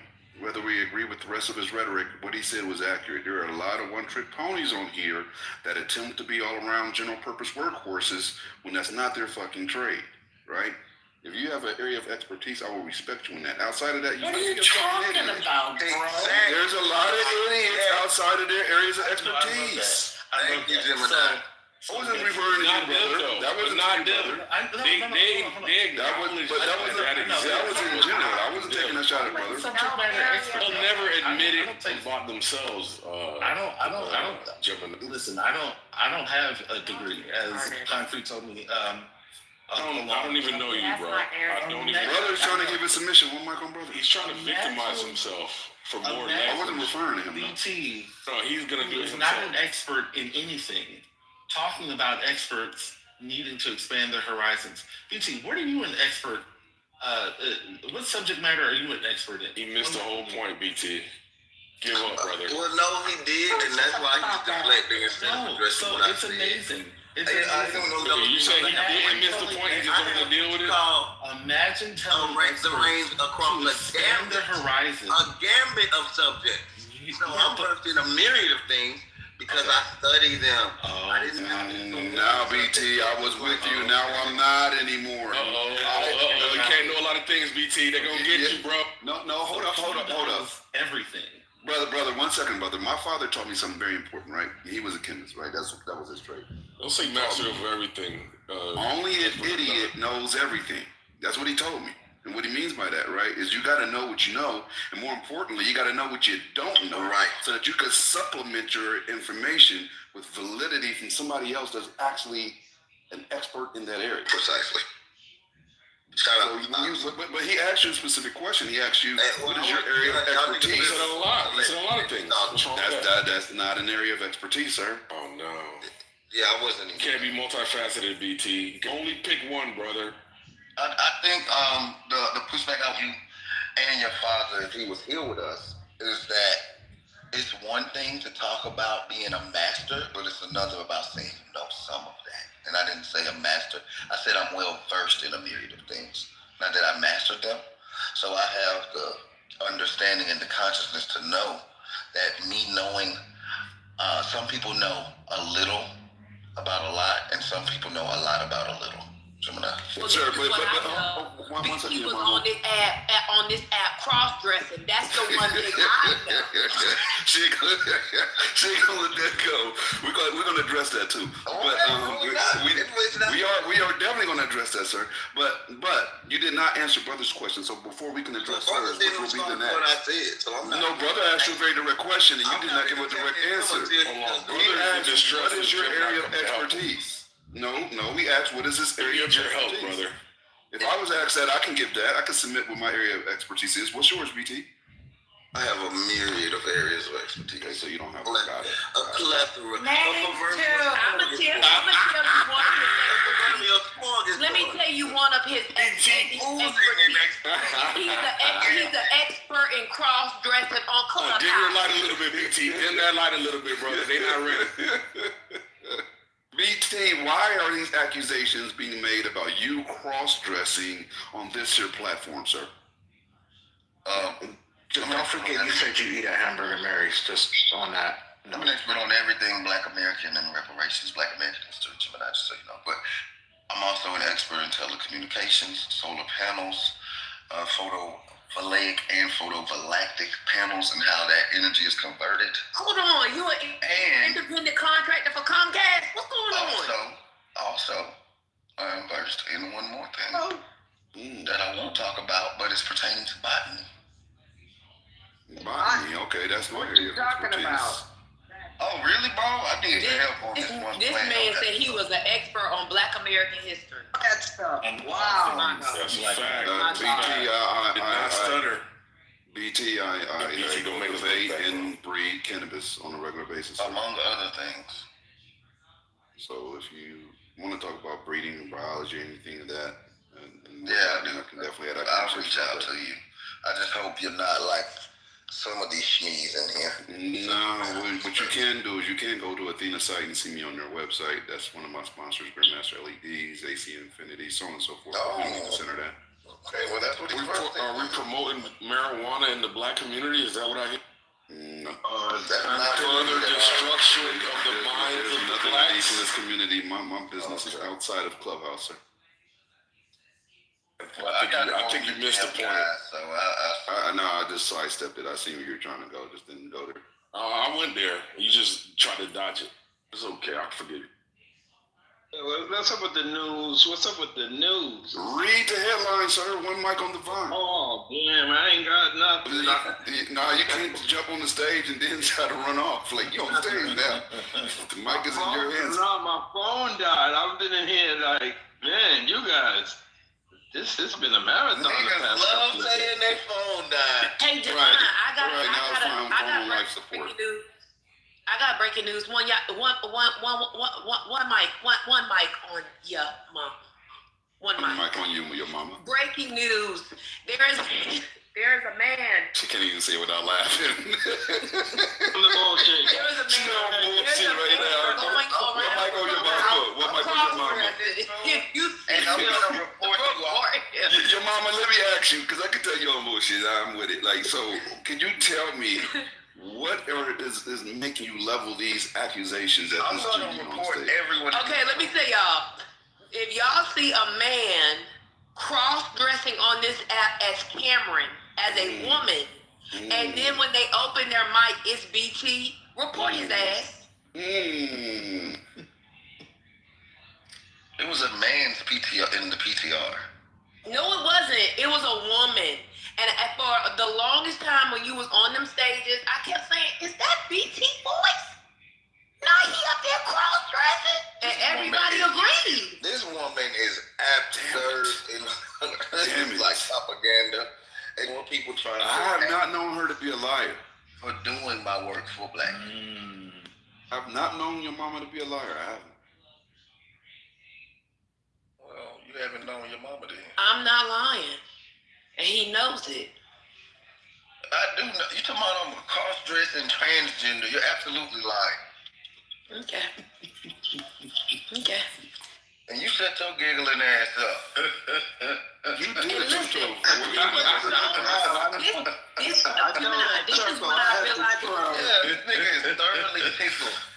this is when I realized it was him, because he brought up the book read off again. And I said, hold on, cross-dressing and still begging for a read off?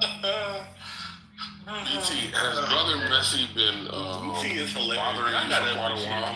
Yes, and that's why when you know why? When you said the thing about the dangerous echo chambers, it was in there, and that's why. I mean, that's why you knew what you were talking about, Concrete. Bro, I watch them every day, and they say some of the silliest things in here, and they all start amening, and you be like, wow. That's not true. Y'all niggas say, hold on. BT, this shit is amazing, bro. But so since Brother Concrete wants to try stuff, here they go. Since he wants to try to degrade the room, what happens in this room? Yes, what usually happens in this room? What usually happens in this room is we will give out valid and vital information, or someone will be in the midst of a confrontation where two people are at opposite ends of the spectrum, and Concrete intentionally comes in as a contrarianist and tries to antagonize the room, and that's the position he always takes. He will do anything for attention. He jiggles and gyrates for attention in this room. Oh my gosh! Listen, that's brother. what he does. Listen, brother. Oh, he's you can cast it. Wait, hold on. You can cast aspersions. Wait, hold on, BT. Don't get focused on the aspersions, right? Because that's just a diversionary. It's a good diversion. All right. So, Concrete, you out here. That's a diversionary. All right. That's a diversionary tactic. Just let's get to the topics, bro. If you got a topic, let's. That's right. Yeah, move along. We don't want to see you jiggling and gyrating. That was I don't even know what you Yo, they said Concrete out here camel slide. Didn't that nigga just shoot you and now you booty clapping for him, Amari? Come on, bro. Hold the line. BT, look at this nigga. BT, this nigga just got shot. I tried to stick up for him, and here he is booty clapping for the. You sticking up for me? Booty clapping for the hierarchy. Look at this nigga, booty clapping for the hierarchy. Hold the line, brother. Fight back, nigga. You can't be out here camel sliding like that. Of course it is, brother. You know this nigga want to be loved. I don't love him, but he want to be loved. When a grown nigga say you camel sliding, you gotta fight back. Omar, you saying you have Stockholm syndrome, brother? Yeah. Maybe I do. Maybe I don't.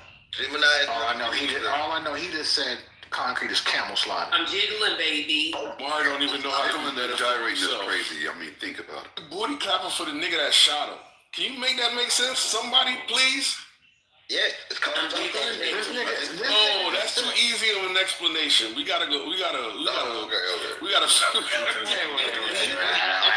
Divine, are you gonna say what's with headlines, sir? Are you gonna say what's with headlines, Divine?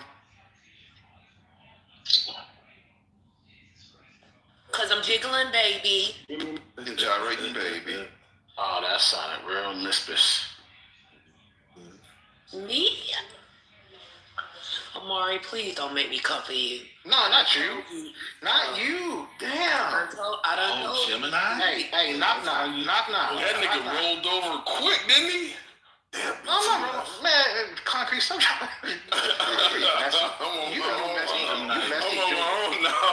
You messy junior.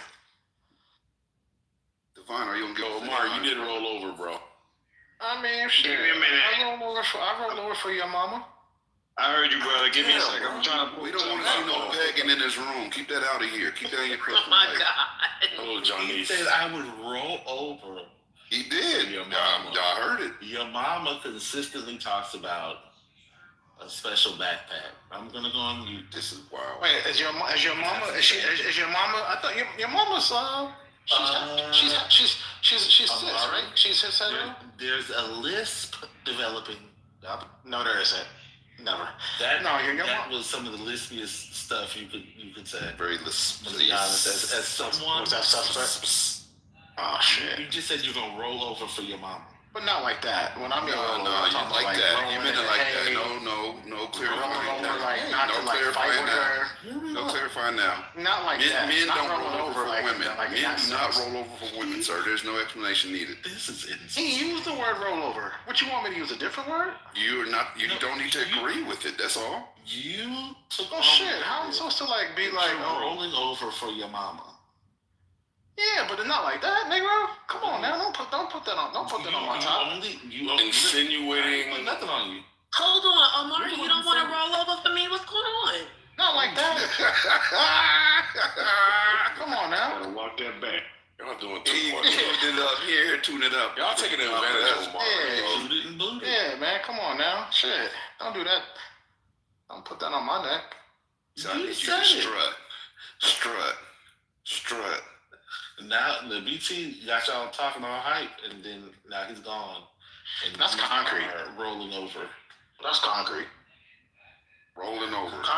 Concrete got the energizer when BT came in here. Let me tell you something. Nothing excites concrete more than to affirm other men. I mean, concrete just likes to be in the middle of conversations, even when he has concrete no must be a middle child. Yeah. Find a way to insert yourself into the conversation. What did I do to you and your mom?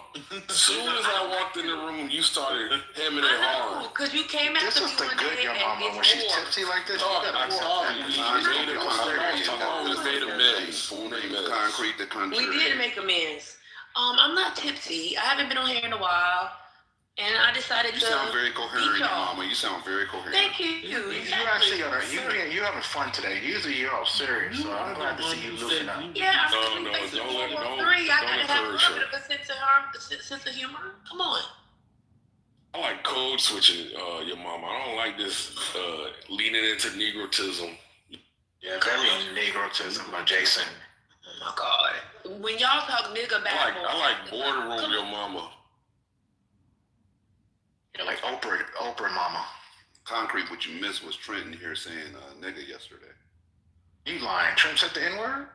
He must have got tired of y'all. I've never Not only heard he that said the N-word. he said nigga didn't ask for some weed. I'm not making that up. Trent I'm not making that up. People want to hear. TT, does Trent smoke? He said it. This is not a lie. PhD, man. We need to Trent. go out when there. y'all gonna jump him? Bradshaw. When y'all gonna jump him? Hey, Trent's the Y'all homie. need We to all in a jump group his chat ass. together. We Jump love his Trent. ass. Y'all Trent's need a to fan. jump his ass. Y'all got a mega group chat and y'all recruited Trent. You got a group Nah, it's myself, TT, Them and recruited Trent to the Trent. MAGA. Oh, you and Trent, MAGA got a MAGA Telegram channel? TT's in there, PhD's in there, ain't MAGA? PhD? Yeah, PhD's in the group chat too. Oh, I thought he was MAGA too. You mean the shit. Y'all mean the heavy set? You mean the heavy set dude that The guy above you. that be messing with the 16-year-old girls? That's who you're not. Oh, come on. Shit. What? I'm just asking for clarification. Did that happen? I'm asking for clarification. He's in the room with us. I'm not familiar. What's going on? Wait, wasn't that the rumor going on around on the clubhouse? What was the rumor? Hey, I'm not heavy set no more, sweetheart. You see how skinny I am now? You're not gonna deny the 16-year-old girls though? Wait, that's what you want to clarify. You're not gonna clarify about the 16-year-old girls. He said, I'm not heavy set. She said, you're a pedophile and heavy set. He said, I'm not heavy set. What the fuck? I'm not even gonna. Oh, you slim now. Go ahead. You got the jab. You had the jab. Now you got the bobblehead. What's going on? You got the bobblehead. Hello? I'm out of control now. No, I have noticed that. That is like, have y'all noticed Big Boy from like out here in LA? Big Boy is on the radio a lot, and when he lost his weight, he looked better with the weight. Like, not saying that about you, PhD. I'm just saying I noticed he looked better with the weight. He doesn't. A lot of them do. Al Sharpton looked He better got with real the skinny though when he was real. He was probably 500 pounds though. You know what I'm saying? First of all, what the fuck is fat ass Frankie doing in here? What's the question? Did anybody see Kelly Osbourne? A long time ago, but I didn't say name now. It doesn't matter. You're still fat ass Frankie, because if that's you in the picture and that's you small, then you gotta lock it down. He lost over 100 pounds, Brooklyn, in a year. You lost over 100 pounds? Yeah, Al Roker was another one. He lost the weight. He looked weird. Al Sharpton's another one. They do that like bobblehead. Yo, Kelly Osbourne, did they see her the other night? Man, that's that. Yeah, she looks so bad. Oh my god, I was so sad for her. She looked fine before. What the hell? Yeah, I mean, she looked like a skeleton. Wait a minute, Demi Moore.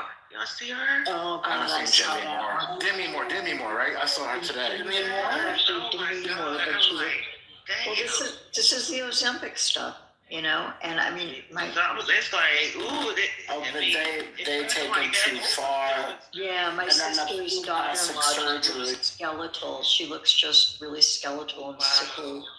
Yeah. Let me give you a couple of news stories, because we've been talking about war. I got one for you too, Divine. Yeah, I got some quick ones, but Gemini, there's one in Cali. I can't find it. If you could find it, it's so sad. It's a tragic murder-suicide. A whole family. I don't know if you heard about it on your side of town, but I'm gonna read a couple. So the First Lady Melania Trump made history. My bad. It's okay. Oh, yeah, pull it up, Brooklyn, and let the people know about it. First Lady Melania Trump made history by presiding over a UN Security Council meeting focused on children in conflict and peace through education. Oil and gas prices have surged globally as the conflict chokes key shipping lanes like the Strait of Hormuz. And there was a transgender student policy ruling. The Supreme Court blocked the California law that prohibits schools from notifying parents if a student changed their pronouns or gender identity without consent. And here in New York, gerrymandering win for the Republicans. The court blocked the redrawing of a GOP-held congressional district in New York ahead of the midterms. That got to be Staten Island. That was Staten Island. Yeah. And then we have gun rights and marijuana. Justices appeared inclined to support a challenge to a federal law that makes it a crime for marijuana users to own firearms. Of course, we have the Austin mass shooting. That's fucking stupid. The FBI and local officials are investigating outside a bar in Austin, Texas, that left 3 people dead and 14 injured. And that's exploring whether the attack was motivated by the Iran strikes. We spoke about that one. Epstein investigation. The House Oversight Committee released heated deposition videos of Bill and Hillary. I saw those. Those videos are out, guys. They released them. Bill and Hillary Clinton related to the Jeffrey Epstein investigation. There's clips all over IG. DHS funding. Congressional Democrats are clashing with Republicans over demand to fund the Department of Homeland Security following the Iran attacks. Yeah, we need Homeland Security right about now. And NASA overhaul. NASA Administrator Jared Isaacman announced a major redirection of the Artemis program, delaying the next moon landing to 2028 to reduce mission risk. Yeah, we don't need to be going to the moon right now. Entertainment and business, who cares? But shout out to Michael B. Jordan. He's been racking up. He racked up on the Image Awards on Saturday night. And last night, he racked up at the Screen Actors Guild Awards. So, Brooklyn, I'm going to toss it to you. Please tell the people about this tragic incident. Toss it to me. Just tell it. I was just I don't have it. I want to read it. I don't want to mess it up. I don't have it neither. I just know. I got 2 pieces of breaking. Go ahead. I'll look it up. Go ahead, Spiritus. This is Back to the Globe. And it's breaking from Al Jazeera, and that is the U.S. cancels all visa appointments in Pakistan, and the U.S. troops fired on protesters storming the consulate in Karachi. So I don't know if that was talked about, but there were 10 people killed. This is not good. Who they protesting in the U.S.? Yep. Well, I mean, I think the attacks, but yeah, probably the U.S. since they were at the embassy. I find it so strange. That's why I keep finding it so strange that all of the Iranians in America and in the East in the safe zones are celebrating. And it's like it's a whole nother story because we don't really know what's going on because we're not speaking to them directly. But it seems as though it's a whole nother story for the people that's actually there. Am I right? Or no? That's very complicated.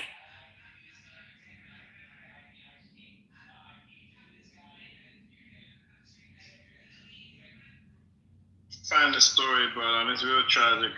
Young man, a man, he was about 40, killed himself and I think 5 of his children and his wife. He lost his job. He was going through financial issues, and he also owed the IRS $15K. This is tragic and sad. Beautiful, He works for Casa Permanente at that, yeah. Yeah, what is that company? It's an insurance company. Oh, wow. No, it's actually a hospital too. It's a hospital. In the hospital, It's a but hospital, yeah. yeah. And he Like when you talk about it, like right there in Hollywood, it's a big ass hospital. Yeah, he did lose his job. Yeah, this is crazy. It's crazy, man. Please, people, if you find yourself, they got them in Georgia too. They got Kaisers in Georgia too. Y'all got, They got Brooklyn, it's you like a gotta hospital stop talking insurance on company. top of people. It is really hard to What I know, Sonny? You keep speaking on top of people while they're speaking. don't worry about it. Yes, put belt to ass, cause she won't listen. Good job. Mind your business. When did I do that? So wait, where did this story happen? You Hold just on. did I it. thought The it was mom in was talking California. and you started talking. It's all right. It's all right. Where did this thing happen? I thought it was in Cali. Does anybody know? It did happen Gentlemen? in Cali. Oh, it did. Okay, because I'm looking. I don't know. I Was see it on that social okay? media, but Sonny, can I say that? Are you talking about the one in Sacramento? I'm not sure. It's a black family. Brother's about 40. His wife around the same age. They got 5 kids, young kids. The youngest was like 2 or 3. It's madness. It's madness. Did y'all talk about the shooting in Houston? Was it Houston? Austin. Yeah, we spoke about it. Yo, Devon, he looked like a military vet too. Who, the brother with the family? Yeah. Yeah. Oh no, wait on. Another one happened. Just 51 minutes. A husband fatally shot wife himself at an Alabama hospital moments after their first child was born. Oh, this is another one. Oh my God. Yeah, I put people going crazy. Where's that at, bro? Alabama. I put it in the chat. In the hospital too?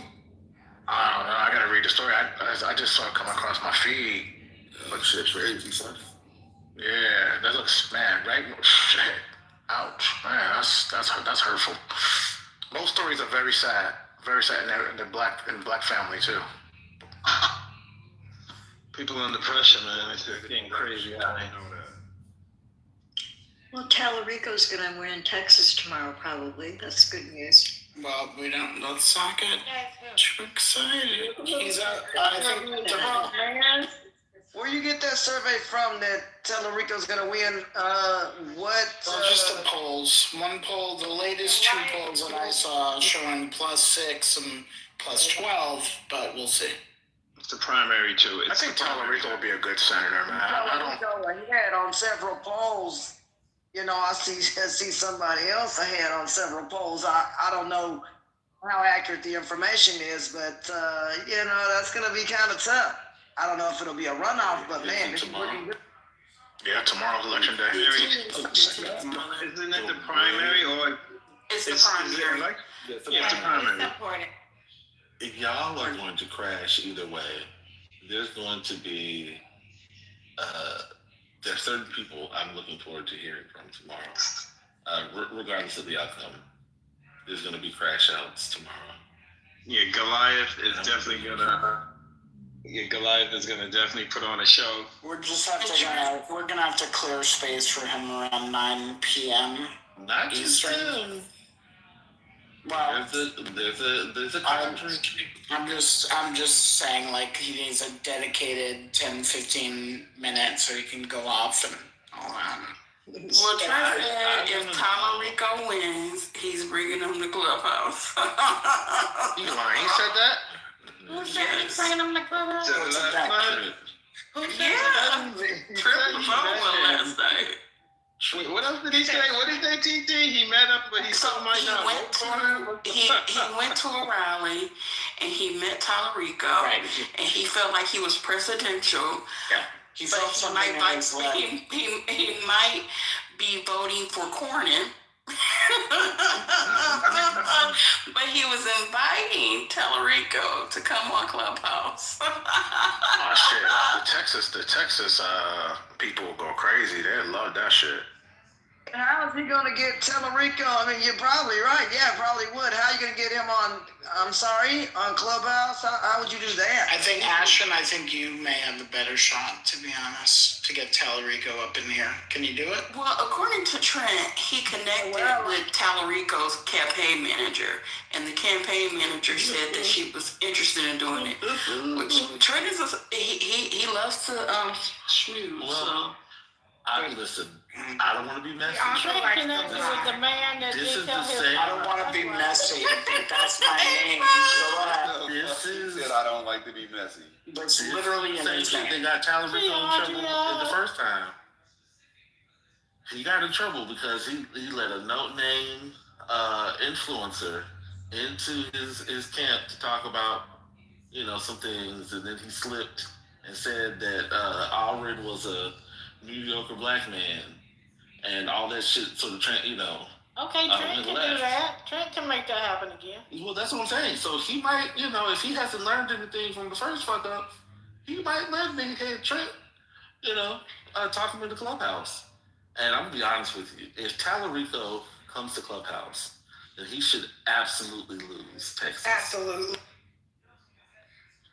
Absolutely, like by all my Especially, hold up, you take it a step further, brother Messy, who doesn't like to be messy.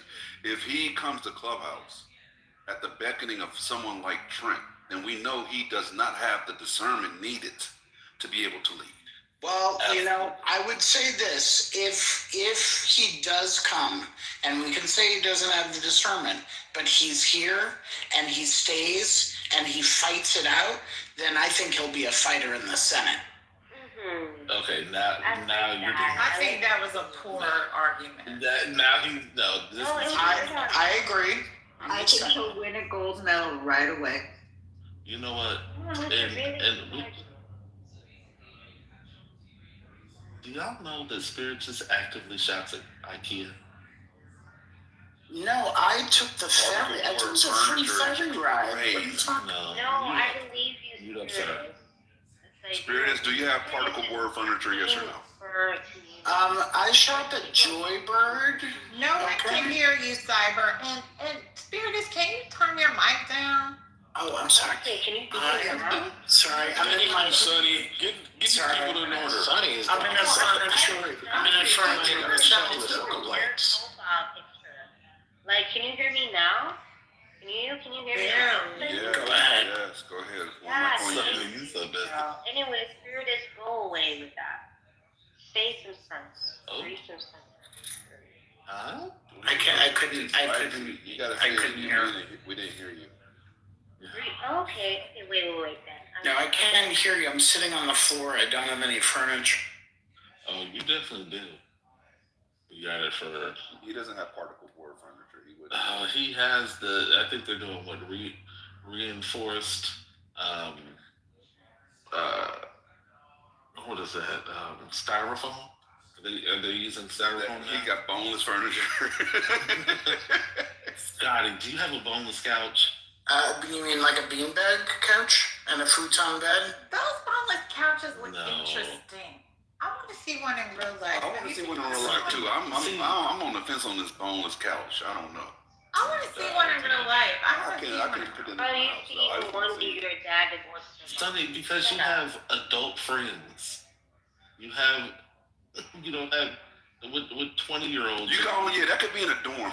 Boneless couches belong in a dormitory or. I've never even heard Y'all are of grown. Get the sectional. Look it up. Hey, let me explain it to you, brother. So I've been seeing all these commercials on Instagram, right? They have, when you take it out, it comes flat, rolled up, in like the way you would roll up a gym mat, right? And when you open up the plastic ceiling, it instantly inflates into the form of a couch. right? And that's the boneless couch. Let me tell you something. It's just Okay, on can his you phone. guys hear me now? I Like, I want saw. to ask everybody in the room, can you guys hear me now? Oh, Zach, that's what you need. Get yourself a We can hear you like a Verizon commercial. What's up? Exactly, Sonny. Suck my dick. Thank you. That's all I need. First of all, Did you say that to Gemini? you dumb bitch, but if you want some. Suck my dick, you dagger. You were talking so much shit trying to press niggas. Guess what? I can get another mic, you dick suck. Press niggas? Whoa. She's gone. She's gone. You're a weirdo. Do not let people up here with less than 100 friends, okay? Check the PTR. So Gemini, I've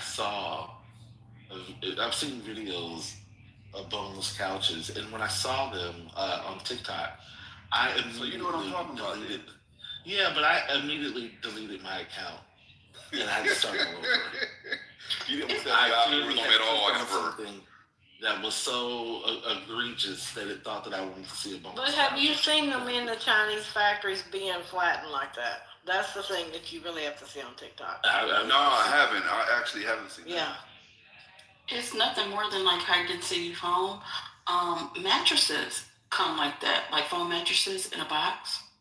So like you can actually like put them in Yeah, but those are good. But they don't have This to take the boneless couches form. ain't shit.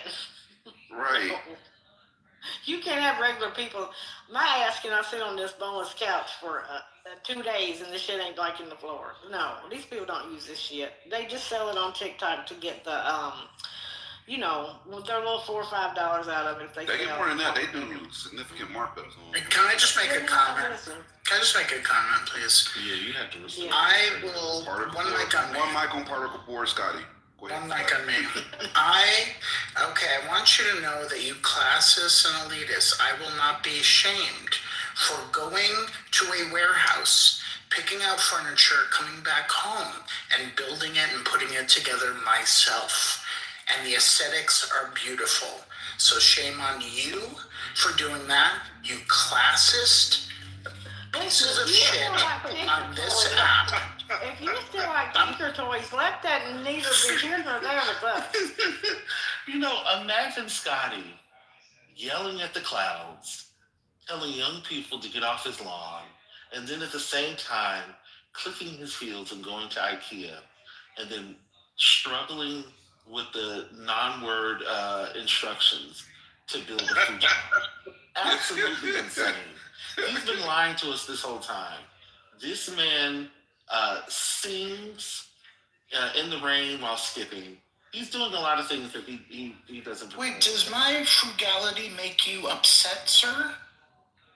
No, it doesn't match. It does not match the demeanor that you have on this app. I thought you were a man who enjoys real furniture, someone who cusses at people when they smile on the street, a real crotchety person, not someone who's enjoying minimalism and Swedish meatballs for, that's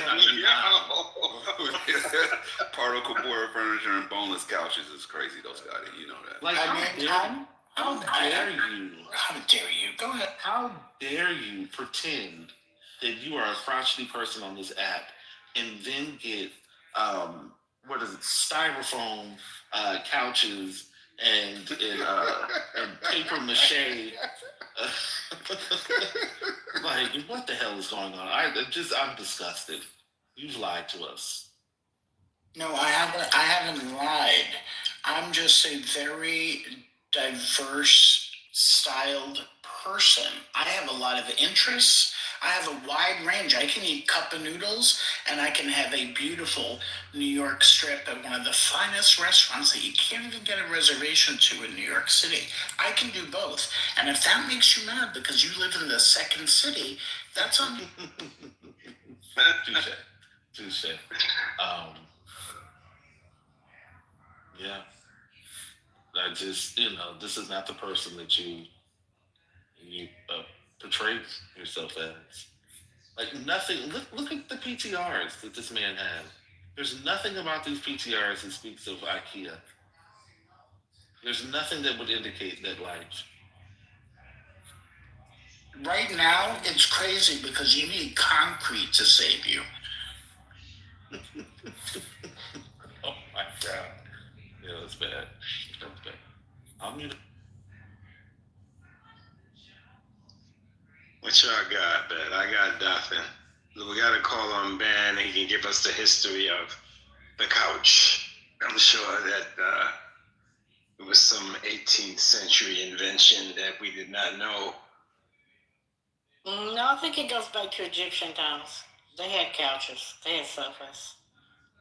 They just called them something different, to recline upon. Divine? Hello, Divine? Yeah, no, I told y'all in the chat, get you, all you grown folk, get you the love sack. Look, I have kids, and brother can relate, and they could tear up some couches, but they have not been able to tear up the love sack. You can strip them, put the joints, the covers in the washing machine, it look like new again. And you can get different colors if you want to. Divine, the name Love Sack? Who cares? The Come shit on. work. Come on. The shit works. Trust me. We done had some couches. But brother got a love sack too. Y'all got that money. Cause that love sack shit is expensive, I see. Ain't that You bad? can't tell people what kind of furniture you got. They can count your money from that. Well, Y'all got to be fair, brother got one too. I heard. Baby. You heard what? I didn't buy Ain't you got a love sack. sack? Who told you that? And let them be shocked.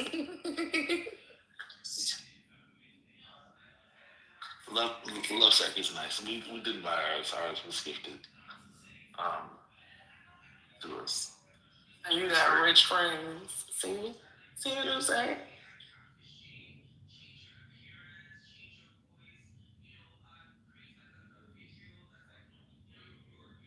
Y'all the good blacks in here. Don't let nobody tell y'all nothing different, okay? Divine really tried to save us with headlines, and we still ended up with the IKEA conversation. I tried, brother. I tried. I don't understand the IKEA slander. I don't understand the IKEA slander. I really. He didn't bring any. He just said. I read it, boo, but you look. It's hard to break news in here, man. It's really hard to break news. You guys did. And I kind of find it funny that Concrete's name is now a slur in the room. I find that funny. It's always been a slur. For some. How'd the onion rings turn out, Scotty? How'd the onion rings turn out, Scotty? Oh my God, it was amazing. Yeah. Okay. I'm a chef. Now you're speaking my language. Just trying to tip it off my heel. Air fryer, let's go. Yeah. Air fryer for the win. And just to clarify, for spiritists, it is not IKEA itself per se. It is. Oh, the fraudulent persona that I put out. Yeah, it's right. image. Okay. Yeah, it's Oh gosh, that's fair. That's fair. That's me. That's me. I have to work. I just had a psychotic break in IKEA once. You know how all those different lanes and you go round and round and round and then you keep ending up in the same place. I popped a Xanax I forget, 4 or 3. I can't even walk in there without a Xanax. Wait a minute. So it's not just me. IKEA makes me sick to my stomach. Oh yeah, Brooklyn. It totally does. I can't. What I is actually it? can't handle it. It's too much. It's all the weird turns, and then you keep ending up in the same place. You can't get anywhere. It's like a maze, like a rat in a maze. I get agoraphobic in there. I had literally almost a psychotic break. I sat down and almost started crying and left. I feel no, but they design it in a way where you almost have to buy a whole set of furniture before you leave. Right. Because you keep going in circles. That's exactly right. I had the same thing happen in Costco. I used to go to Costco and it'd be like, what am I doing? I'd be standing there at the checkout with huge thing of stewed tomatoes. I don't even eat fucking stewed tomatoes. I don't eat regular tomatoes. But it'd be my whole cart would be full of shit. I'm one person. I wouldn't have room for all that stewed tomatoes. I can't do places like that. I need like a market where I know where everything is, where everyone knows my name. I know where everything is on the shelves. I'm Sounds like an episode of Cheers. Right. So IKEA makes me sick, but I feel different about like Costco and Sam's and BJ's because I like all three of those. You like BJ's? I do too. All of them. I know. Like Did all somebody of them. ask you, Brooklyn? Because I couldn't tell. What? Somebody asked you. What you said?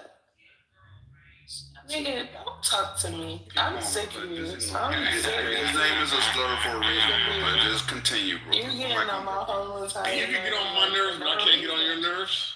I know. Yeah, I might as well just go ahead and date and get it over with. Come on, No, the relax, fuck we brother. might as well not. This Like, is friendly banter, brother. Calm. all of you niggas act like high school kids. Relax, all of it. Thank you. Now I forgot what I was saying. Never mind. You were saying love, Perfect. sack, Mission baby, accomplished. love, sack. Hey, Brooklyn. I had something happen tonight that's never happened before, guys. Y'all I have ordered ADHD tonight. I swear y'all do. I ordered from Instacart tonight, and the guy didn't come. And then I got a phone call that from sucks. his phone, and on the phone was an AI voice who was interpreting between me and him from English to Spanish, where I had to do my address. I finally gave up and did the whole thing in Spanish because I know enough Spanish. Just call Dread- Yeah, it was like AI. Because he didn't come? Come on, Concrete. He didn't know where he was. He didn't know the address right. Cutting people off. It is annoying. I had to tell him my address. He didn't understand it. We did it like 5 times. I finally gave him the numbers in Spanish when I figured out that, of course, I can do that. The whole conversation, it was like an AI voice that was interpreting on the phone call. I've never had this experience before. I mean, when he got up here and delivered it, I said, "Oh, no habla inglés," and he said, "Nada." And I said, "Okay." But that was the first time I've had AI on the conversation. That's wild. Yeah, I just want to say this is brought to you by First World Problems commercial. This is first world problem. Yeah, that's fine. Yeah, we have the third world complaint department. He's the president of it. He's the CEO I of run it. the whole room of first world complaints. What are you talking? It's fabulous. It's the WP, the privilege. Scotty, I told you about my friend in the NFL that complained because he's gonna have the same chef for a week straight. They've helped me a lot there. The first world complaint department on Clubhouse is probably the best house on Clubhouse. I've gone there. They've solved Uber problems for me, Instacart problems for me, all sorts of stuff. Canceling like subscriptions, things like that. Alaska has left the chat. Alaska has left the chat. I want you guys to know that I am no longer in the frozen tundra, nor will I be returning. April, I haven't heard your voice in so long. Hi. Where have you been, April? I'm out of the cold. That's all I can tell you. You back in the lower? Secret. Oh, good. Yeah, back in the lower? Secret. I I can't be putting missed it out your there for the voice. streets. Thank you. Yeah, welcome back. Wait, what do you mean? Fucking clam. Wait, April, what do you mean exactly? What do I mean? I left Alaska and I'm never going back. Oh, you mean like you moved?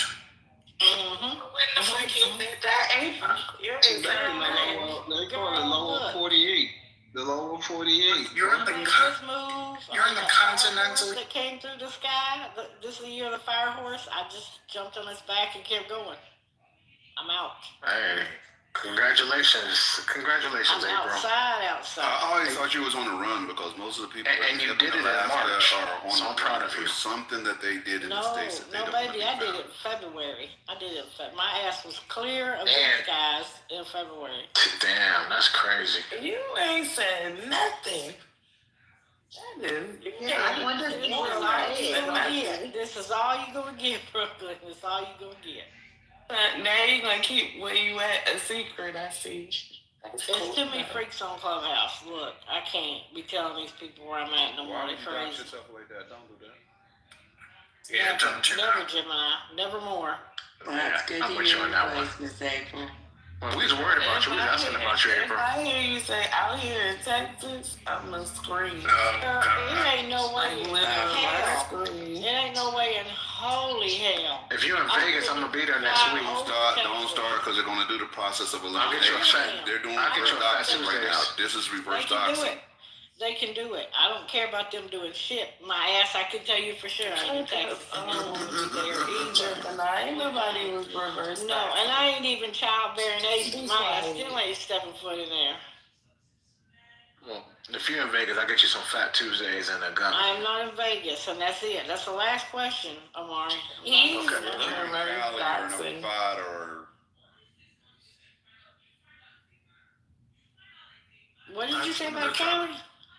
He trying to figure it out too. He just like the rest. He ain't shit. He's like, look what they're doing.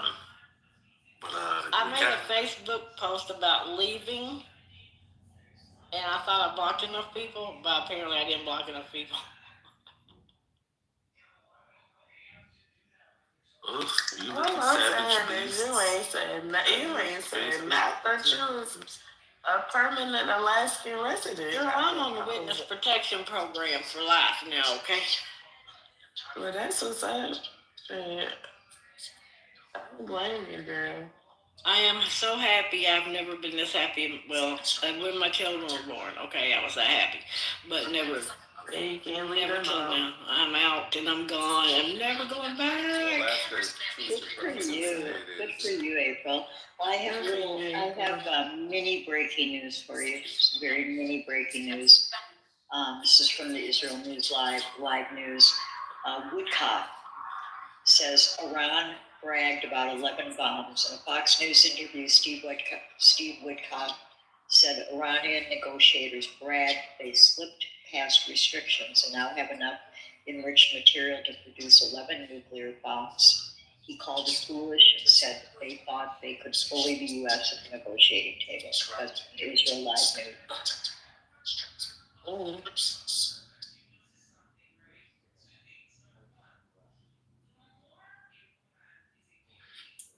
Wait, so is that like the WMD shit? Is that what they're setting up? I don't know. That's what I thought too, Scotty. You know, I'm on this this thread, this group that's Israeli Live News, and they have all the links to it. So any one of them, I can go to the link and actually see the live. But yeah, I don't know what that means. I mean, I would say who gives a shit? He's an idiot, but he might have that information.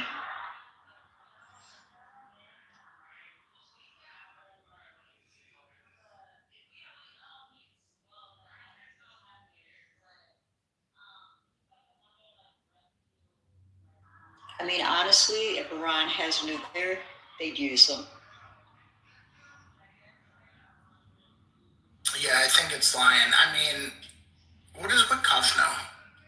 He fucking builds condos in New York. What does he know? Yeah, but he's like one of our negotiators there, supposedly. I realize. I mean, just to say that he could have inside information.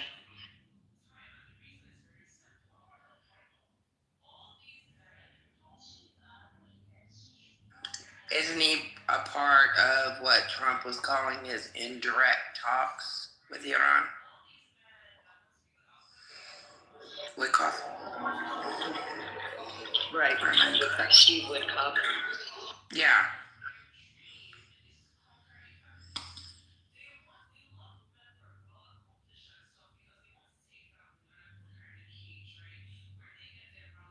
Scotty's right. I think his main gig is to negotiate building contracts for Trump. Yeah, I agree with that. I just don't trust any of them, honestly. They fucking lie about everything. And there's a history of the American government lying about this shit, so I don't trust.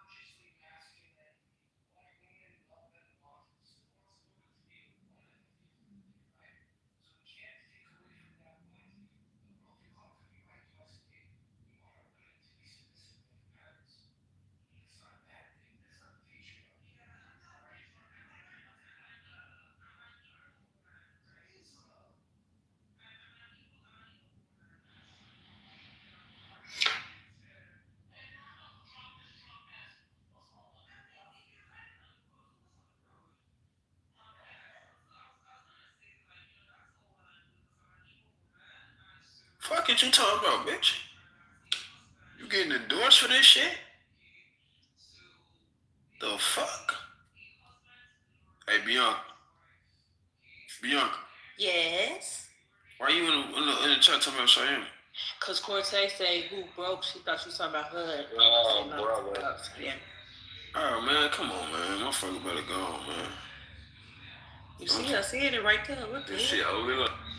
Motherfucker be like, you know, I ain't gonna lie, blood. I'm having my way with this shit in real life, gang. I ain't gotta explain nothing to nobody. Motherfucker know what's going on with me. And I'm talking about people that know me in real life that be on this app, gang. Like, this ain't no, like, what? Motherfucker. Y'all gotta watch out, man.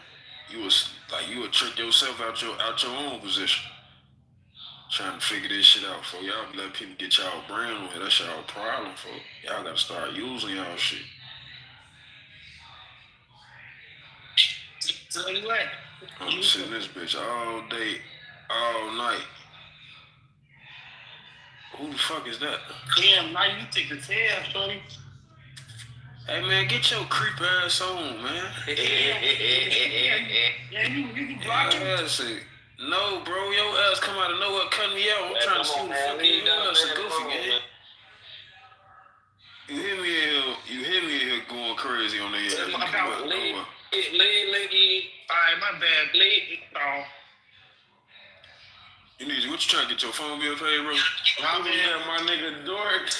You trying to get a donation? No, my bank account need to be cracked. Yeah, what kind of account you got? Fucking Wells Fargo. Oh yeah, I got something for you, boy. Come on with it. It should open it was open like 2 years ago. Yeah, you ain't bapping this. You sound like you just. I'm not bapping. I picture my. You ain't gotta do all that. Just go ahead and follow me back, bro. I got something for you, bro. Alright. How much you trying to see up off of? Like 20,000. 30,000. What? You trying to do what? Hey, Nathan, dude, trying Nigga said 20,000. 30,000.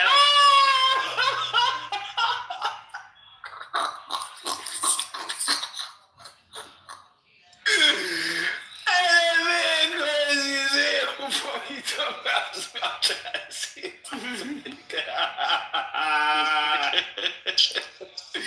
Hey, this shit is unbelievable. My brother.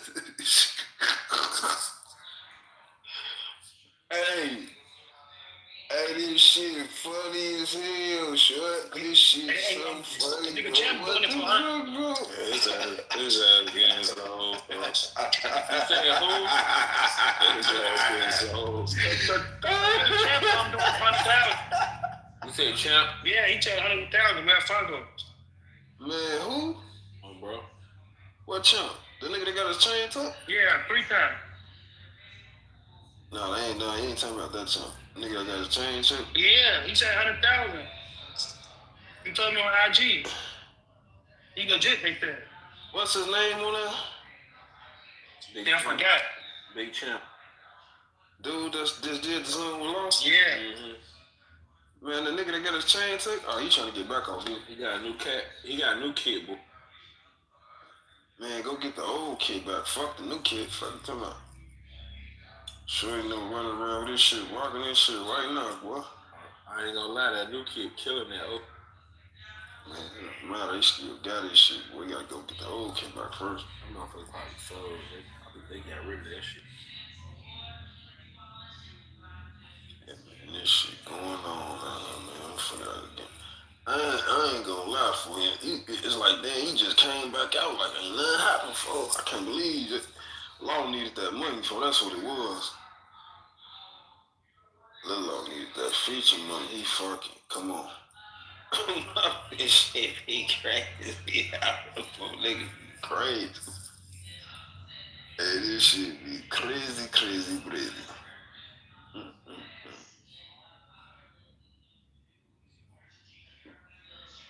So you finna, hey Cortez, come up. So you finna get him 20,000, Cortez?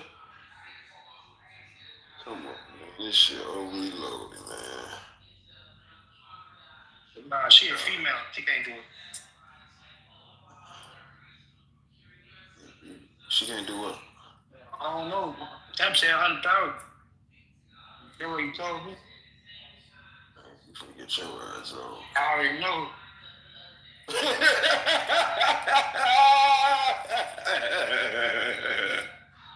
He took us more, I already know.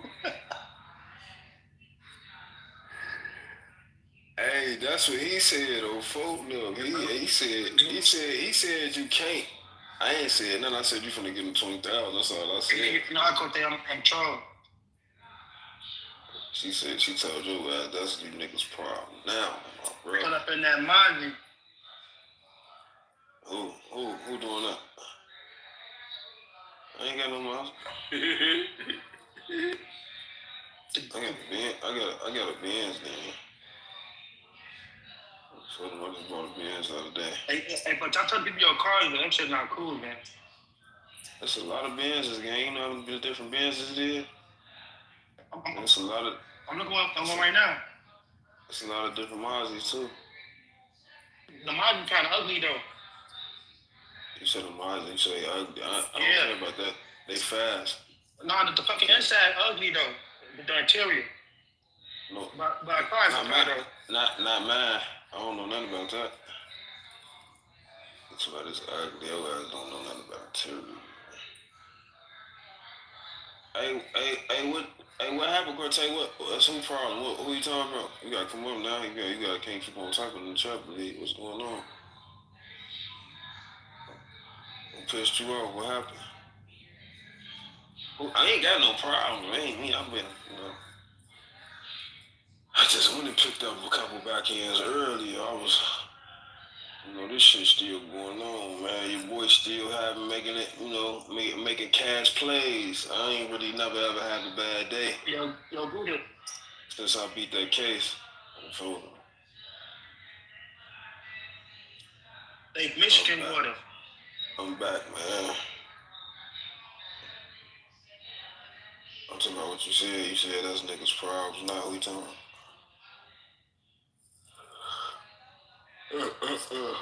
Hey, Stiper Free. You and this bitch bored. What? Go and find you something to do, man. Who you bank with, Stiper? You can't give me no money. Shut your punk ass up.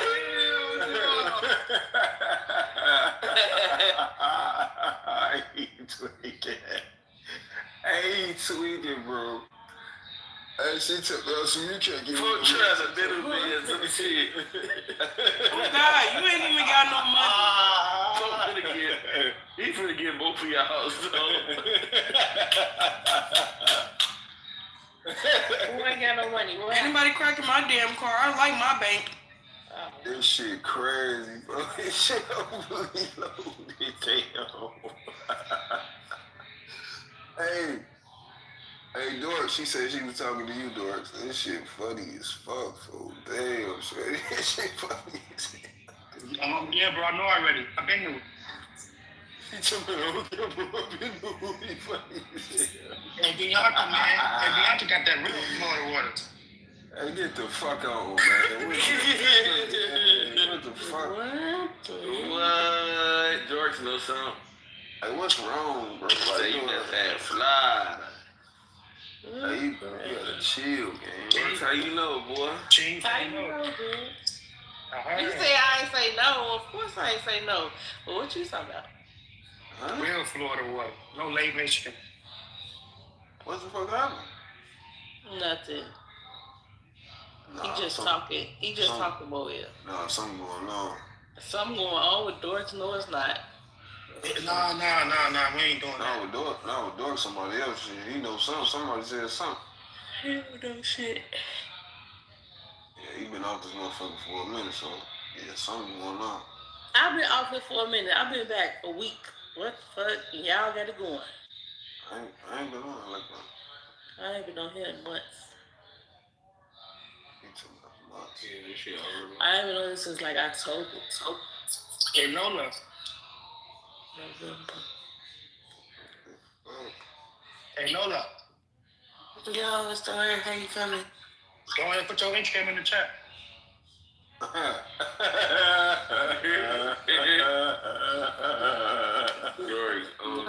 got you.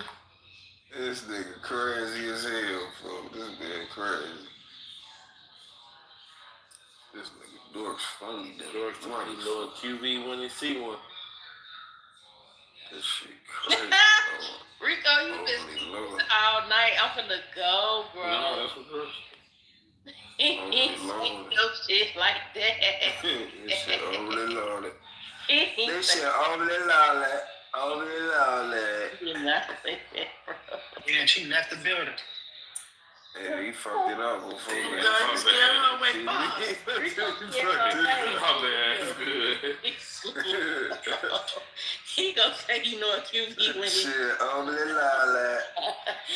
Y'all fried, bro. This shit overly I'm keeping real with you. This shit overly loaded. Cyber Creek, go ahead and go to the doctor. You gonna get her. Come on now. You gonna bounce him up? Girl, what? What? Hey, Cyber. Hey, Naya. Shit overly Doris, loaded. why are you saying anything to me and you need speech classes? Please come on. I say go to the doctor, man. I do go to the doctor. No, the Miami. Whoa. Oh, you said get your body done. You worry about how I'm built, No, then no. they just expose how your ugly ass looked the other day. No, I'm saying, listen, you ain't ugly. I'm saying, You said the wrong shit, bro. You worry about how I'm built and your head big as fuck. You were just big as fuck in them scrubs, changing the garbage cans in the hospital. Please shut the fuck up talking to me. Again. Damn. Wait, you was I you can never be just chill without a bitch ass nigga like you talking to me. You in the hospital, blood? it's a compliment. Really. What you about a compliment? You don't get no compliments. I'm a nigga. That's normal. You don't look like shit. I know, but I pay for it though. You don't talk like shit. You ain't even got to pay for it. You just asked them to give you $27 for it. You done fucked up. You need to buy crack that shit. I'll pay for it though. Man, what the fuck is going on? No, I'm saying something to you. Come on now. Stop that.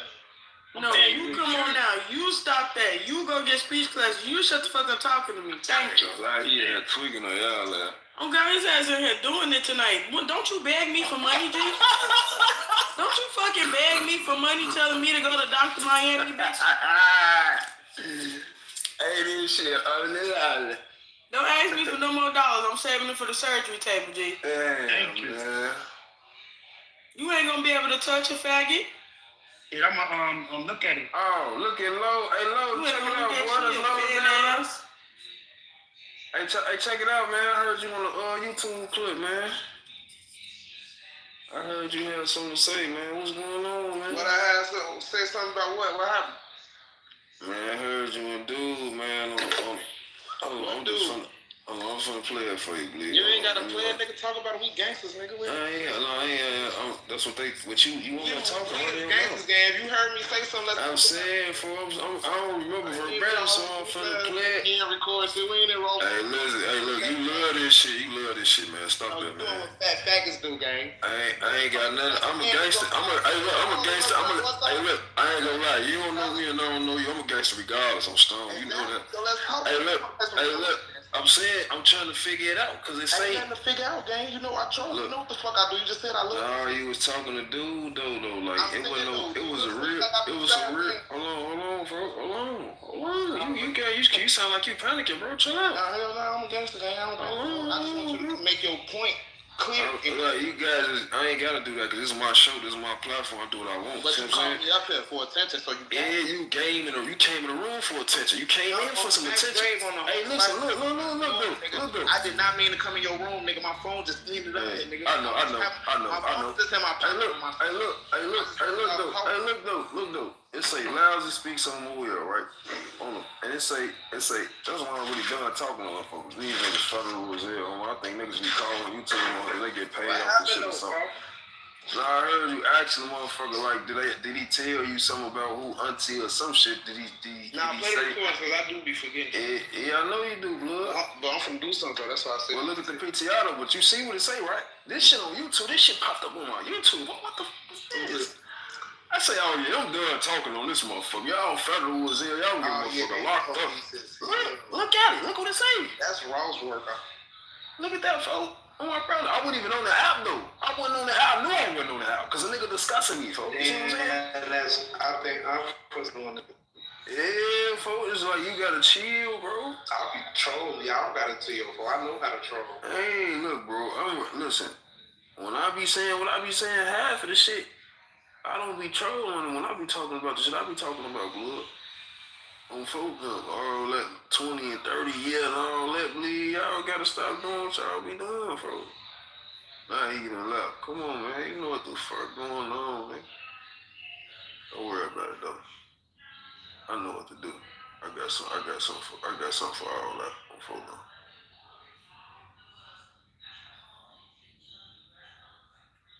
Y'all be on this motherfucker playing crazy, man. Man, this shit overly loaded. Yeah, damn. Don't worry about it though. It's gonna get overly loaded on my brother. Shit, I'm at the gym right now. What's today's date? I give it 30 days.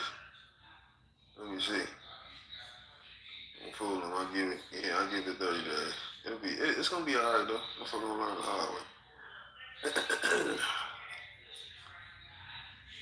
Man, it's gonna be a long summer for a lot of motherfuckers. No, it ain't. It's gonna be a short summer. I'm full now. You know what I meant though. Yeah. Rico, shut your That shit. big titty ass up out of Bitch, here. I don't got no titties, bitch. Better watch your mouth. These niggas crazy on this app. Stuff your mouth, bitch. I Damn. know you will. Bitch. Open your mouth, bitch. Thick ass. This shit. Overly loaded. You better sit down there and act like you got some sense. Hey, Naya, how that little trip was? You had a little blast, huh? It was cool. I was stranded at the airport because I missed my flight. Stranded at the airport is crazy. Yeah, so like the last flight to leave to Chicago was at 7:30, which I missed. The next one to 5 in the morning. You got to spend the night at the airport, please? Yeah, I see you had a good old time in there too. This is sorry, man. I'm so irritated. I'm not gonna hold it. That shit going on, son. This shit going on. Oh, yeah, good. What's up, dude? Yo, now you from the bird? Nothing to do from there. Sure. Yeah. Bro, you still catfishing flights, huh? You say what? Bro, you still catfishing flights, bro. Who doing that? You know me? Bro, why? Bro, come on, bro. I thought we got past that last shit, folks. What the fuck is you talking about, little bro? I thought we got past that last shit, folks. Hey, dude, you so lame, man. You know who you talking to? So my dude at the bottom right, get your broke ass on, nigga. You know who you talking to, little bro? Hey, who that? That's Rico? Nigga, I ain't talking to you, nigga. Shit, nigga, you don't know me. Yeah, fucking talking about your ass better. I hear a fan on, nigga. You got a fan on. A box fan. What you talking about? You ain't got no fan, nigga. Hot ass the fuck is that noise, nigga? Some hot Mr. Boy ass on. Lame ass, nigga. What's that in your background here? Bitch. Crazy. You better look closely, nigga. Look close. I'm gonna take that bitch. That back dude down there, yeah, he better get up out of here with this bitch. Who that was? I won't even pay attention. Who? Goofy. Dude, Hey, Lil Jeweler, so I can take that shit. Okay. And sell it back to his ass. Man, you don't even sound like you were taking him. Hey, he told me, he was talking like I knew him. Boy, I'm not from the birds, Goofy. I don't know you. Don't nobody know him, blood. Yo, ass like from nowhere. We don't know him. The birds. Fucking Goofy. He steady claiming to me, man, you ain't did shit. Man, that's your ass, He gonna get your When ass. did I ever claim I did? You not even talking to man. Get your goofy ass down. Fucking clown. Fuck down, Goofy. Man, don't like no goofy ass, man. These people be on this bitch chasing it, for. I don't understand it, for. Like, what be wrong, child gang? Y'all lads gonna chase yourself in the grave. An early grave site. Y'all lads be tweaking.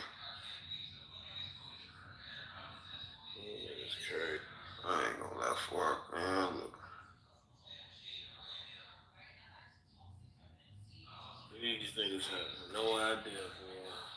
I'm nervous, so don't run up on, don't walk up on me looking, don't even look dumb. This bitch going off. I got something so crazy. Fool no. Should let me get my hands on the 29. It's over with. Y'all last, boy, y'all last got the beat. Yeah, look, walk on pins and needles. This shit going on, son. That's the last security guard. Well for his ass. Bad for his ass.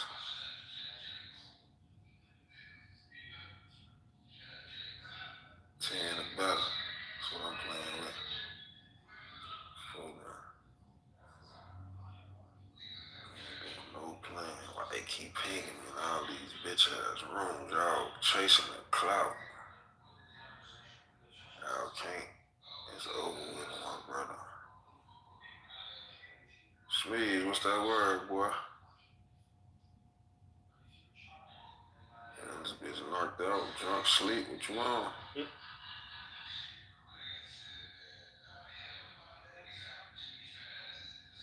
Did that, man. No, yeah, tough that shit. Shit crazy out, man. They went on, motherfucker. They tough that shit. Shit crazy. I don't even want to talk about it. Our show was in at 8. Hey, you see, we ain't trying to talk about it. Y'all trying to keep it quiet. Shut y'all goof ass up, man. I don't want to, I'm sure you don't give a fuck. You don't give a fuck about it. You don't give a fuck about it when it's about you. So when it's about somebody else, you want to, I want to talk about it.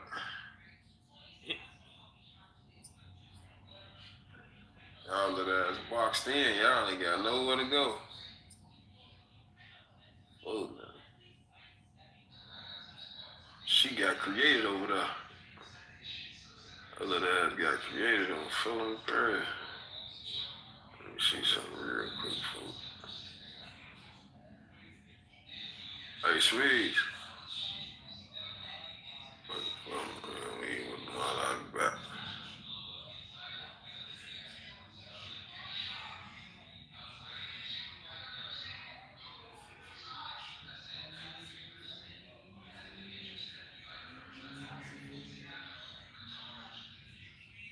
Yo.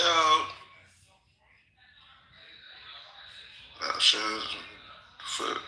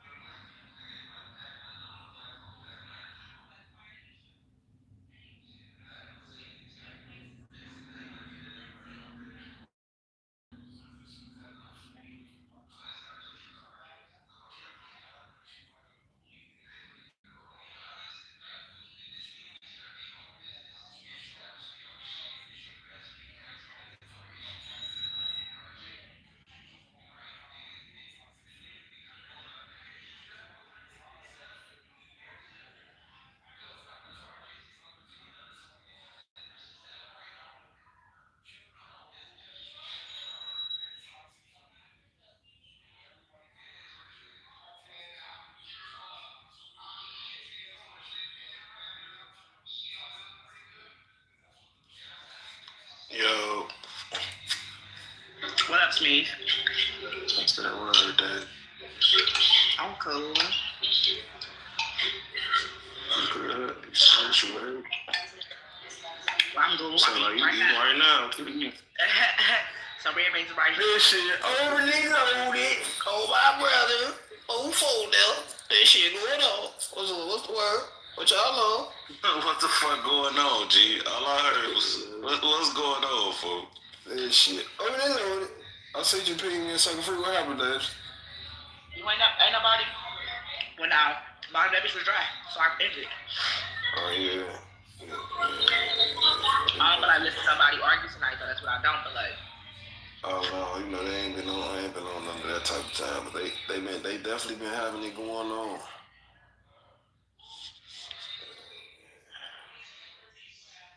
They definitely been having it going on, like, to the point where this shit overly loaded.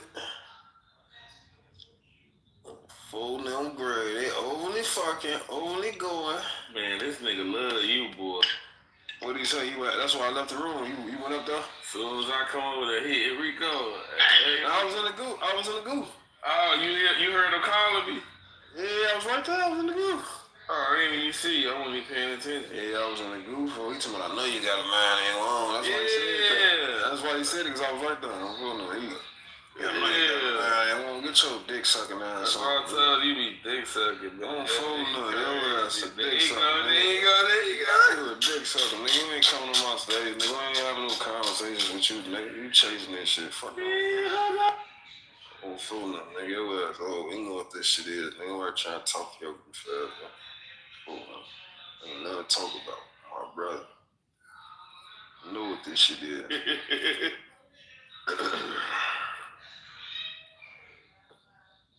Hey, Deja. Who I was up in there when you opened the room? It was me, Mika, and you don't know this girl from Philly. You don't know her. Hey, little bro, you go shopping and go. Where you go shopping at? You go to Snipes or Flight Club? Where you be going? Where you going to get your merch from? We don't even shop in the same type of stores, little bro. Don't fold them, bro. What the fuck is you can't? He talking about me. You know he ain't talking about you. He talking about who I.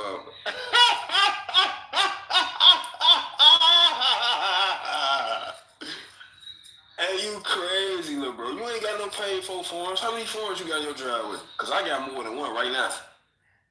Fuck is you talking about, nigga? What the fuck is you talking about, blood? You ain't like, bro. You ain't. Watch out, gang. You better keep on going and trying to go put that weak ass music together. The only way I ain't fucking with you is if you just you want to go sign for some M's, and I know you ain't did no shit like that. What the fuck is you talking about? This nigga crazy, folks. You must just start getting money or something. Yeah, fool. It gotta be. You know it's that. This shit. You know he sat on house arrest for 3 years, broke as hell. You know he just like, come on, blood. Seem like, come on, bro. It ain't used to happen. What are y'all even talking about? This shit around. Just going to This shit around, and I got shit to show for it. For now. This nigga crazy, man. My career big as hell. My car fast as hell. My bitch car fast as hell. Yeah, they don't shut me up. They just told you want to go career for career, car to car, band for band, any day. He just told me. You can't fuck with me, gang. You know, you better do your homework. You better ask around. Yeah, he just told me. I want to do all three, blood. He live with somebody, my brother. I want to go live and show the inside of the crib. He live with this bitch on me and this bitch huge. Hey, I'll show the outside of this bitch, boy. Hey, he crazy, man. Fool, bro, we all got cash money, bro. That's regular, gang. I got 8 kids, nigga. Is you slow? Do your homework, Lousy. Ask the motherfuckers that be on my page. No screenshots, man. This shit going on, man. I'm just saying, you keep talking about money, bro. That shit is made every day. You must just got it. Don't let that shit fall out of your pocket, spinning, man. Nick, I'm doing what you do. That's what you do. Hey, he talking about you a hoe. Who he talking about? Who a hoe? He talking about you a hoe.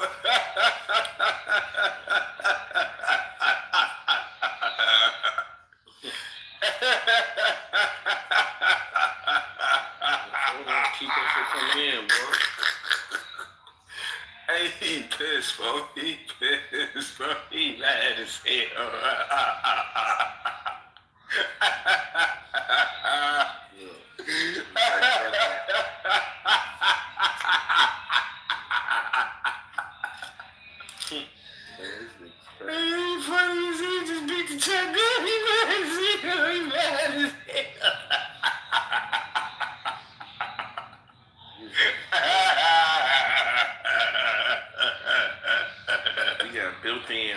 places and walls and shit. Hey, he mad as shit. You hear me? Shit, crazy. Niggas. Hey, baby. Mm-hmm. I got some shit with some high ceilings too, though. I don't think you caught that though. I'm full now. I don't really be posting when I'm in the career like that though. I'm full now. I be low. I'll be low. I got some shit with real high ceilings for real. Bro, no doubt with the windows at the top. We got 3 floors in this bitch, boy. I go upstairs. Full now. Yeah, I ain't gonna bap. I got 2. Master bedroom, big as hell. Bathroom, jacuzzi, and that bitch, all that. Full now. This ain't for you, see she Yeah. I told you, fish, fool. He mad as hell. He mad as shit. He mad. He be wanting a motherfucker to try to get on stage with him to talk. Don't nobody care about being on stage. You being in the same space with you. That be you niggas, folks. Nah, man. Niggas not even thinking about you, bro. Like in real life, folks. Like, don't fold nothing. This shit going on, twin. Yeah, I'm talking. Man, we in here listening to dude. Well, not even listening, watching him bab it off in the chat for regular shit. I'm full now. Are you so lousy loud? Man, come on, man. Be thinking about niggas, blood. I'm fooling my dog. I'm living my life, gang. Have a long way for waking up every day. Going to get back here. Catching flights. In and out. On my brother. I was just in the hills with blood, and they got a big ass mansion over in Beverly Hills, for looking over the city, gang. On phone now. Folks can't come out. Yeah, let him up. Not no rent it, folk. Not no rent it either. Man, hell no, this bitch ass dropped me. I know he wrote that. That bitch ass can't come up. That shit over. The price in that cup for me. So it's born, folk. Let him up. All right, go back to where you was at, folk. You was born. I'm over here. Get your up. You doing some tough ass shit, Stone. Black Stone, tough in real life, gang.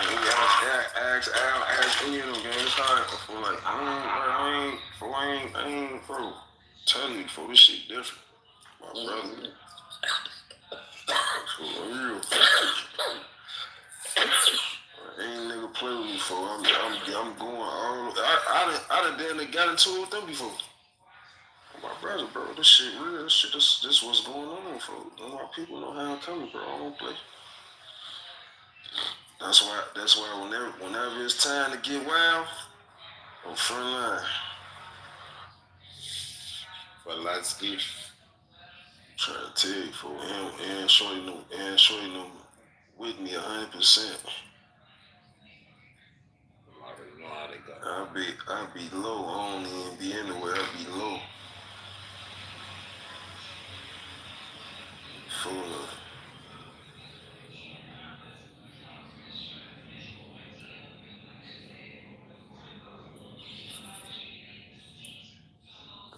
I ain't gotta do none of that.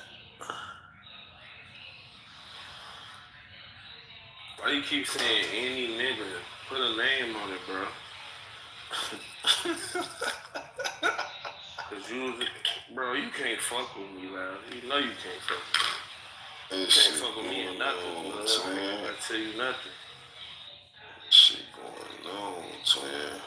About both of y'all. You was over that dick sucking and Ross room talking about, I heard you too. You can't fuck with me. I told her to go live. Let's show the inside of your crib. So now, we gonna show cars, crib, and money. I know you can't fuck with me. You know how I know? Because you gonna show the car. Yeah, I'm showing everything.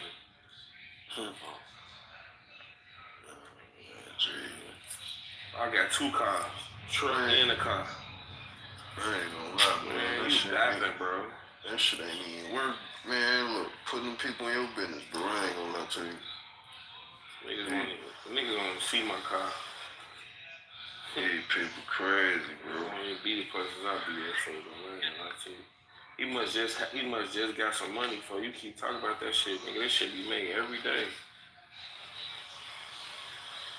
Man, watch out, bro. What you just had a deal or something? You just had a deal? Nigga, your J you took, nigga. This 50 on my wrist, nigga. I bought this cash. And one before this, I bought a Rolex 41, nigga. And I got paperwork to all my jewelry. This shit going on, man. You bought your jewelry? I know you ain't talking about that little lousy chain.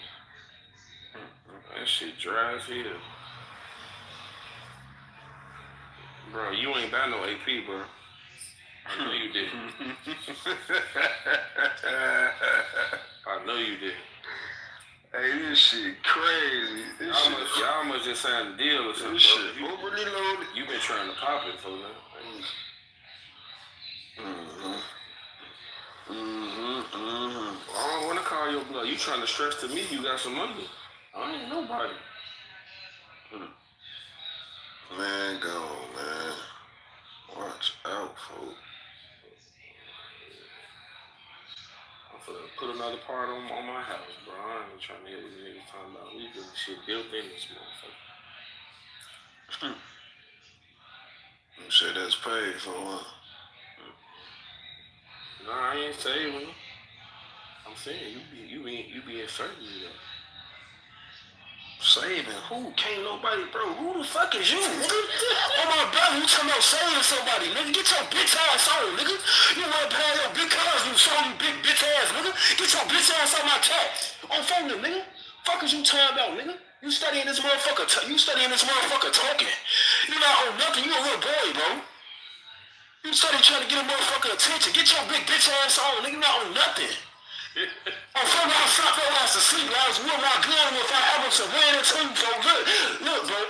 Ain't none of them niggas you be around for. If we ever run two in the same setting for my brother for, ain't nobody go for nigga gave your ass a construction contract and you went to go do some construction work and they sent your ass off to go do it. I don't give no fuck about none of that shit. No weight when it come to me, bro.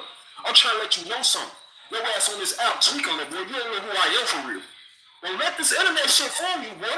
Man, Lousy just signed a deal or something, bro. On phone them, your ass tweaking. Cause he was just working. I don't give no fuck who you with. Look, bro, everybody do the same shit, gang. I don't know where you get your information from, who to lie to you. Ezel don't know me or my brother, nigga. Don't none of them niggas you be around for all, like it's only about one or two of them, and two of them, nigga, I've been around since I was like 13, 14 years old, nigga. You study talking about like, bro, I don't give no fuck. It could be now, nigga, it could be 15 years, so I ain't been, it could have been 20 years a nigga ain't seen me for. I'm fucking not gonna play with me, bro. I'm trying to tell you this. I'm trying to let you know this. Your ass tweaking, little boy. I'm phone up. Get your bitch ass out my chat, bro. I'm here talking about you gonna deal with me tomorrow, bro. Bro. I'm phone up, bro. You go catch a flight, folks. Go get over doing it. Go suck they dick. We don't want to talk to you. I just said, folks. You must just try to deal with you, think you can fuck with me, yeah. Nigga crazy, folks. They keeping on. Come on, ain't nobody trying to talk for you. Just in the room with some bitches and a leg thing before you come over here and talk, running your mouth, trying to talk to me. Cause like a year or two ago, you was just working at the Target. Him too? He was just working at Target on, I think on Damon. Oh my God, Target working ass niggas, folks. Warehouse. Wow. Motherfucker seeing you. Before that motherfucker seeing you. But you know, you ain't my applicant, so I ain't motherfucker, you know. Man, he steady getting saved, folks. He don't even know it, folks. Niggas be crazy, folks.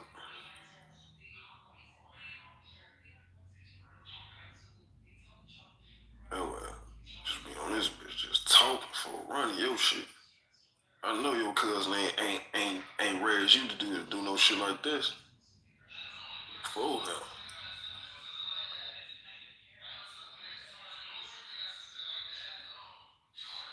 Man, why you keep saying y'all, bro? I keep telling you keep talking about this y'all shit. His ass crazy, folks. Overly, folks. Overly retarded.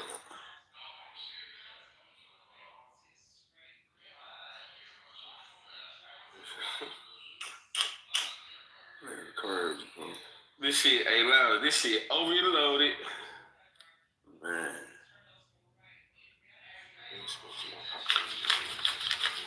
Let's do that shit on roast on before. We ain't doing that shit on roast on. We fucking chilling, bro.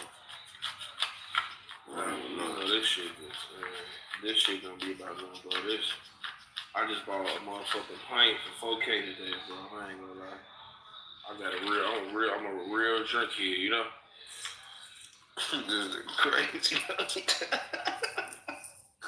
Like, man. Hell no, man. These people crazy as hell, folks. Man, bleed.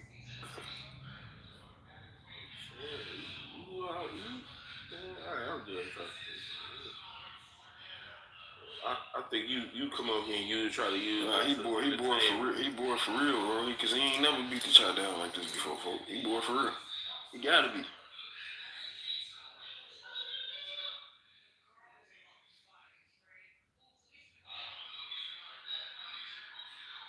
Ain't shit going on, folks. Ain't nobody like what, bro?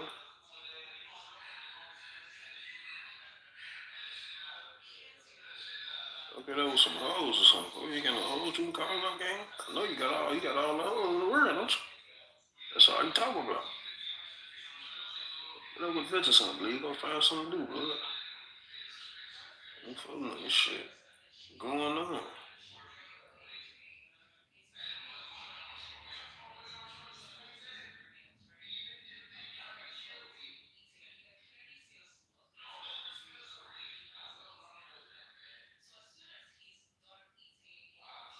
You talk to Moolah, boy?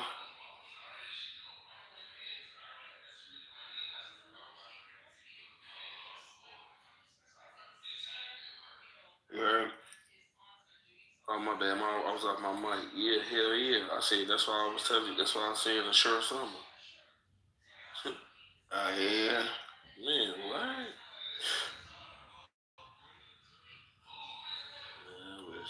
Moolah know something? What? Hell yeah. You wouldn't believe how close that shit is. Let's call me. Let's call me for now. It's a lot of motherfuckers on the go. 8, 9, 1, 2, 3, 4. Goddamn, for this shit going on, son. Damn. Y'all in here, y'all in the cool. Niggas know what it is. Niggas can't fuck with me. We can go in the garage and we can go outside. And we can get outside. Fake time. Yeah, they gonna be outside. Fool no. I'm trying to do that. Get wicked. This shit'll get wicked.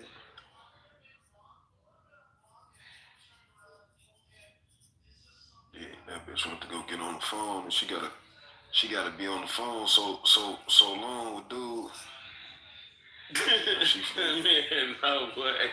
I'm feeling them, bro. When I started doing, that's why she started getting mad. Y'all be knowing what's going on, bro. She gotta get why she magically pop back on her like at 2 in the morning or some shit like that. Wait for him to go to sleep and then get back on the outfit. This bitch for these hoes crazy, man. I'm telling you, I stay out of my business. She don't be wanting a motherfucker to know her business on her though, but she be telling that business. But she don't be announcing that shit like that. So when a motherfucker don't know her business and I say something, she get mad. Bitch, fuck you, ho. Fuck on, dick sucking ass, bitch.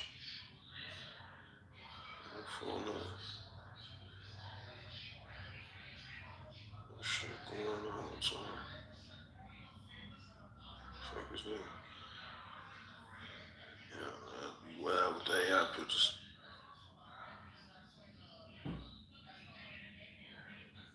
Let me go back over here and know you wrong. See what they talking about. You probably back over there. Oh yeah. This bitch the one that opened up a room in the cruise ship.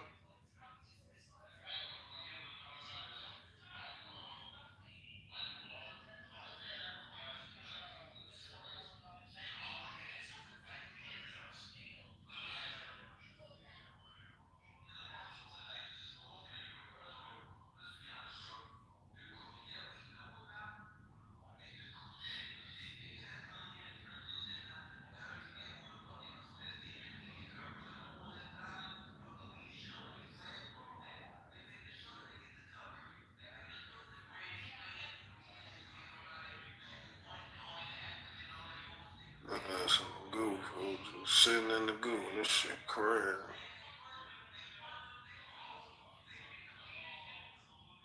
Call my little man. Fuck.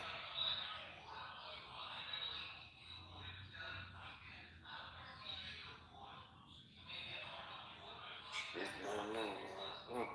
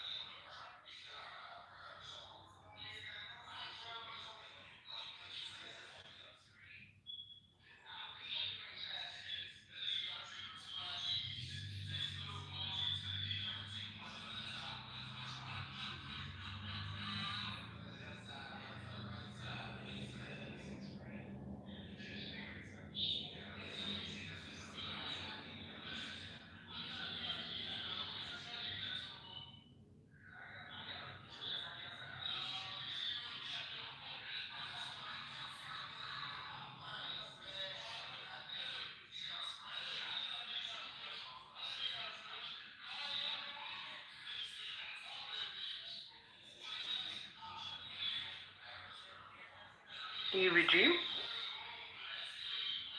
Can you repeat one more time, please? The 40 million Turks that you said, are they anti-IRGC and the regime?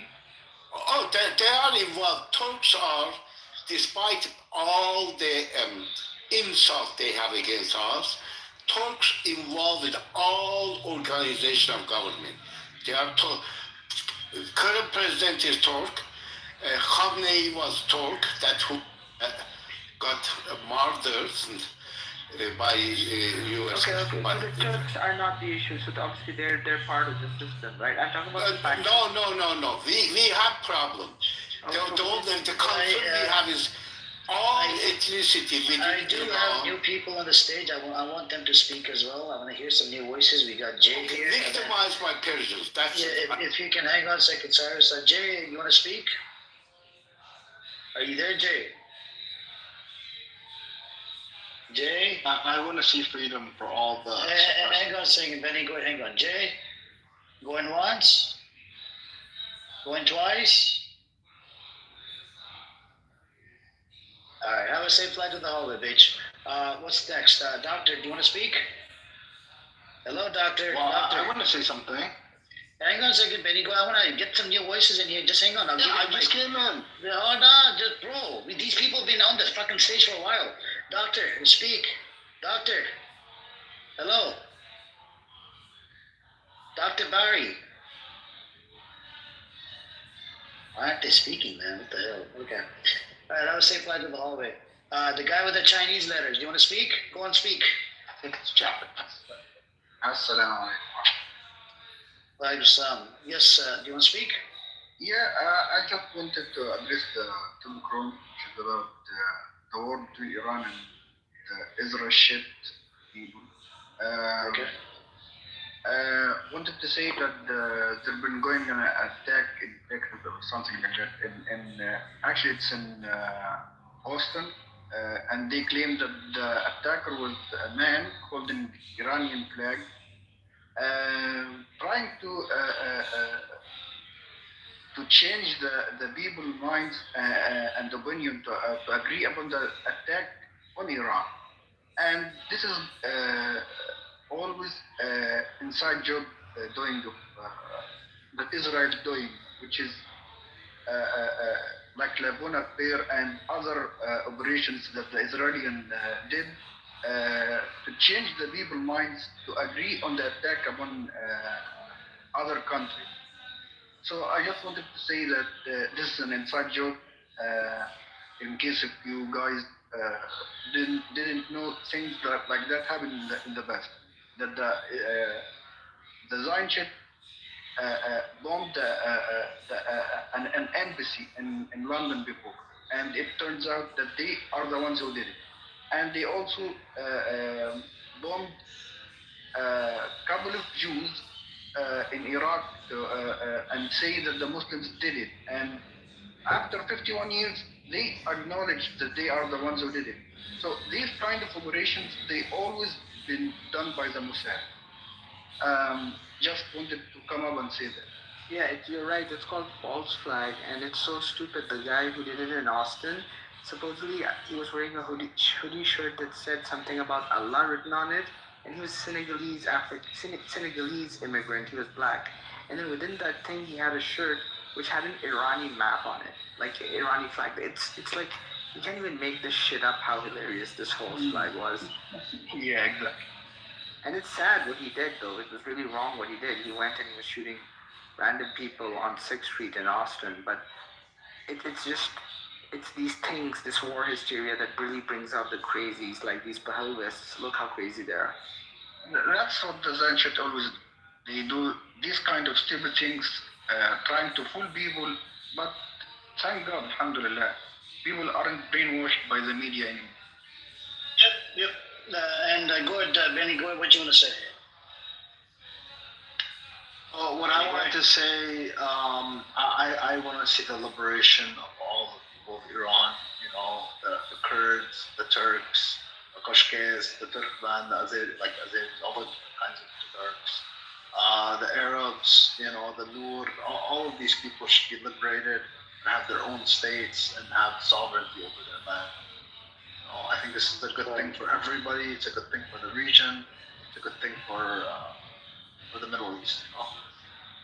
I hear you. Inshallah, And Pastor, did you want to say something? Yeah, of course. How are you guys? Doing good. How you doing? Good. I had a question. What do you think is going to come next? Do you think they're going to come after Turkey, or it's just a metaphor? That's the plan, I think, because Turkey is a NATO member, and it's hard. This is the reason. He's such a threat. They didn't even allow Turkey to be part of the Board of Peace and the ISF forces and whatnot inside Gaza, and because Israel's scared of Turkey. It's very powerful, and it's basically a small mini China, in the Middle East. It produces its own stuff as well. Secular government, people have. But in relation to what happened in Gaza after 7th of October, there was a report. Al Jazeera had a report out. There was more than 10,000 Turkish citizens have served in the IDF after 7th of October. So, and I have a question, Amir. Are they not part of the NATO, Turkey? Yeah, Turkey is part of NATO. That's why they're scared. Israel is not going to start shit, but maybe later, once they're done with Iran. Yeah, that's very sad. It's going so bad. I'm seeing all the bombings. I'm just very confused. What's going on? To be honest with you, it might turn out to be a third world war. Yep, that is a possibility. Unfortunately, we are. We just need to have Russia and China to say, okay, we step in, and that's it. Huh? And that's it. But a lot of Chinese officials right now in Iran, they are helping Iran as far as what's called monitoring the sky. I don't know in English term for it. You got it. But that's what you say. You're right. Yeah. But it's just interesting about what's going on. I know we cannot change anything because the powerful always run.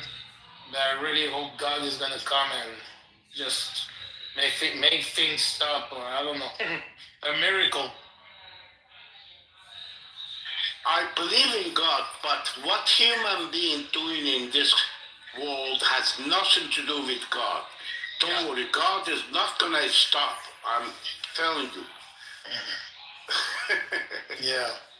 I just it just every time I look at my phone, I see those bombings and both sides. Paco, are you from Iran, if you don't mind me asking? Sorry? Are you from Iran, if you don't mind me asking? Yeah, I have origins from Iran and Algeria. Oh, okay. So do you? I don't speak Farsi. I don't speak Farsi. Do you want to topple the IRGC? Sorry? Do you want to topple the government of Iran, the IRGC? For me, I wish that they keep the way they were, because they were not threatening anybody. But it's not my call for that anymore. I don't really. For me, I think it should stay the same, and it was okay. But after with what's happening and a lot of stuff happening over there, Iran is a very old people, very old civilization, and I think we should let them be free of what they want to choose, Right. We should not be titled or governed by the Zionism at all, Zionism are trying to make the rules of the world of every country. And this is disgusting because they have no power over who they are to come in after any country to tell them what to do or what to be or what to think. If they want to revolution in Iran, they will do it themselves. Why they need anybody? That's true. This is how it should be. And I live in Mexico, Mia. I live in Mexico, and then the Mexican people, not a long time ago, we revolt. They revolt, I live at the border by the U.S., but I live in Mexico, and the thing, people revolt. They killed somebody that was a revolutionary against the cartel and stuff, and everybody revolt on the street. Now they know what they're dealing with. But then, the thing is, I don't, like I say, people with money don't control everything, and we need to understand that. And even if we pray God or whatever we believe, I do think people will pay one day. Doesn't matter when, but they will pay, and it will be very, very soon. So right now, I think we just heard somebody say, just like in Iraq and other places, America is getting some of the militias ready from the Kurd side, and I think they might do the attack like on the internal side. So they might go into Iran from through Afghanistan or something, and try to go after the because America is not willing to put the boots on the ground because it's a big liability for America. Imagine how many soldiers they're gonna lose. Yeah, and so this is what America is scared of, and I think he's trying to find a way to maybe stop this from happening, because this actually could, this is turning into sort of like World War III.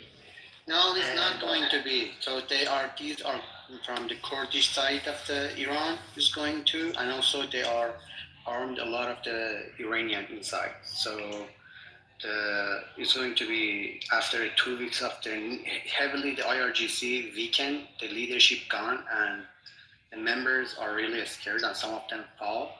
So they're gonna finish them without put the boots on. How do you know? How do you know this? My family and friends still there. I'm in contact. So they have access to arms? See. Some of them, yes. Okay, but you do know, right, that the IRGC is a pretty large. Majority of them fall. Majority of them, because most of those people are not ideologically connected. They are. That is a jobs, but some of them, yes, they are, and that's why you do know it's about over a million, right?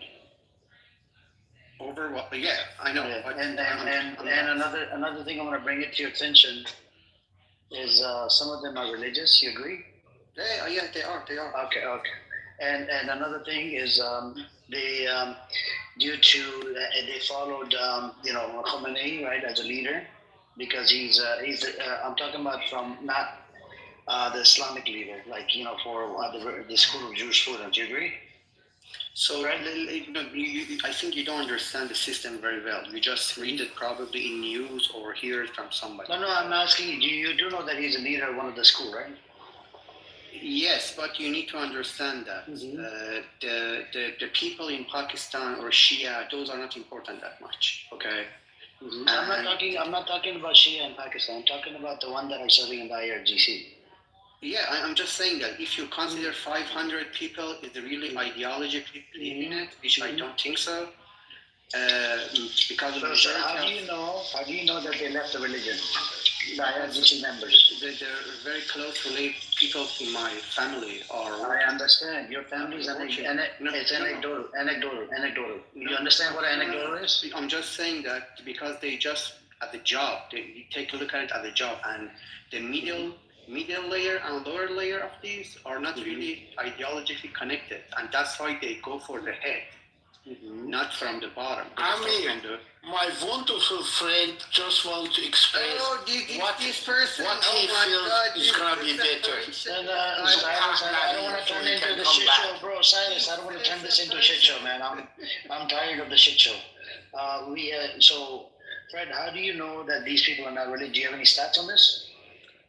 My family, my own family, and also but your family is your anecdotal experience. Do you understand what anecdotal means? No, I know. But what I'm saying that my family, even we had the meritor in the Iran-Iraq war, and they were very religious and connected to the Islamic Republic. But over time, they lost the ideology, but they still work in the government side because of the money. So. That's a significant number of these people are like that.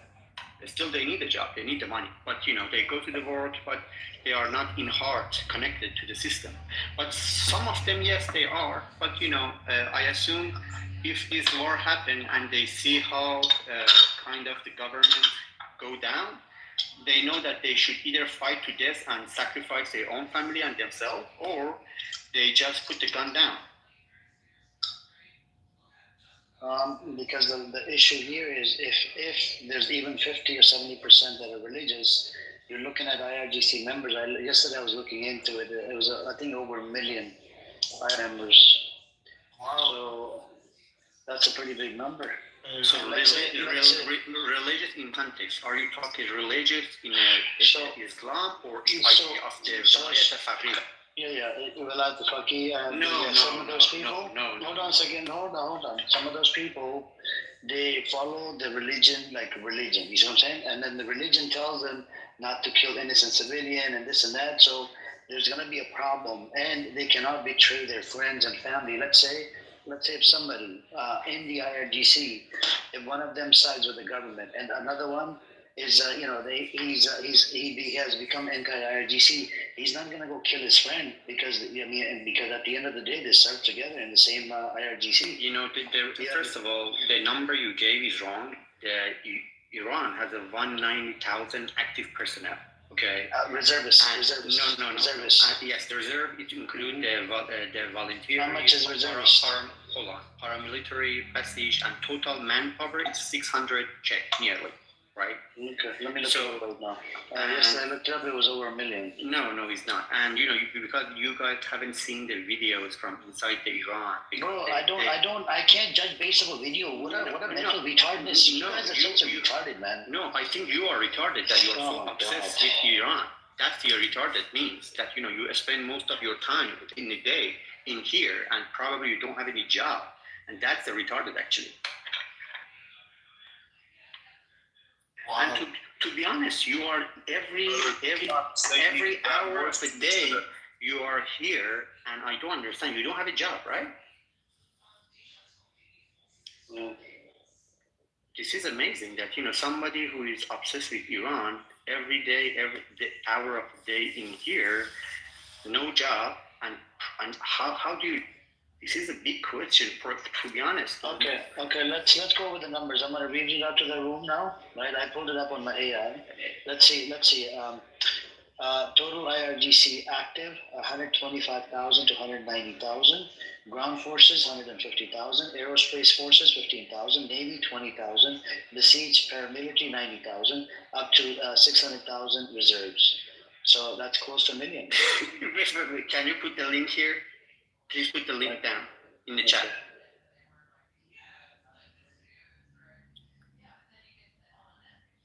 Let's see. But one question, Amir, overall, you are, I think you 24/7 hour here. So you don't have any job, do you? What do you care? What's your business? No, because you are obsessed with what's your business? When he doesn't What's have your a business? job. What's your business? What's your business? You're in here as well. No, they take What's your job as well, brother? Hold on, Sean. What is it to you? I know Los Angeles. Fred, you live in Los Angeles, right? Yes. You live in Los Angeles, right? Very bad.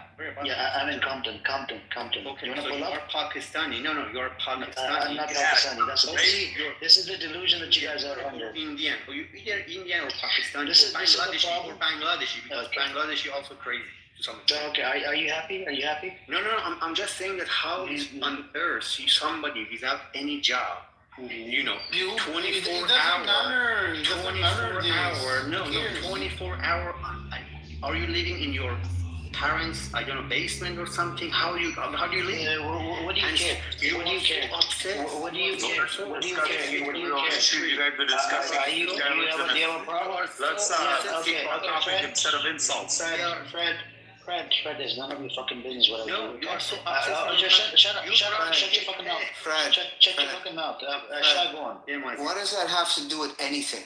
No, because It's none of your understand- business. I understand your side because you are connected to some extent. Okay, but these people are not, and so obsessed 24/7. It's not obsession. It's about solidarity. It's No, about solidarity. no. I mean, if there's solidarity, why they didn't do it for the people? What do you care? What do you care? Fred, this is a topic right now. Fred, I talked you weren't here. You were on this Or, app. yeah, it was a You weren't on this app. What are you talking about? Yeah, this is just now. So calm down. Move on. After hours of my work, I just How many years? Okay, Fred. How many years have I been on this app?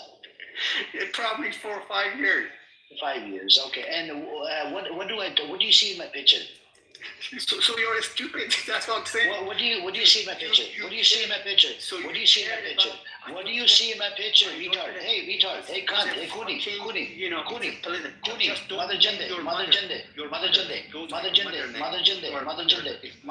What do you see in my picture? What do you see in my picture? What do you see in my picture? That's Israeli. Okay, Mother Jende. Say it in the audience. Go on, Shah. What do you want to say?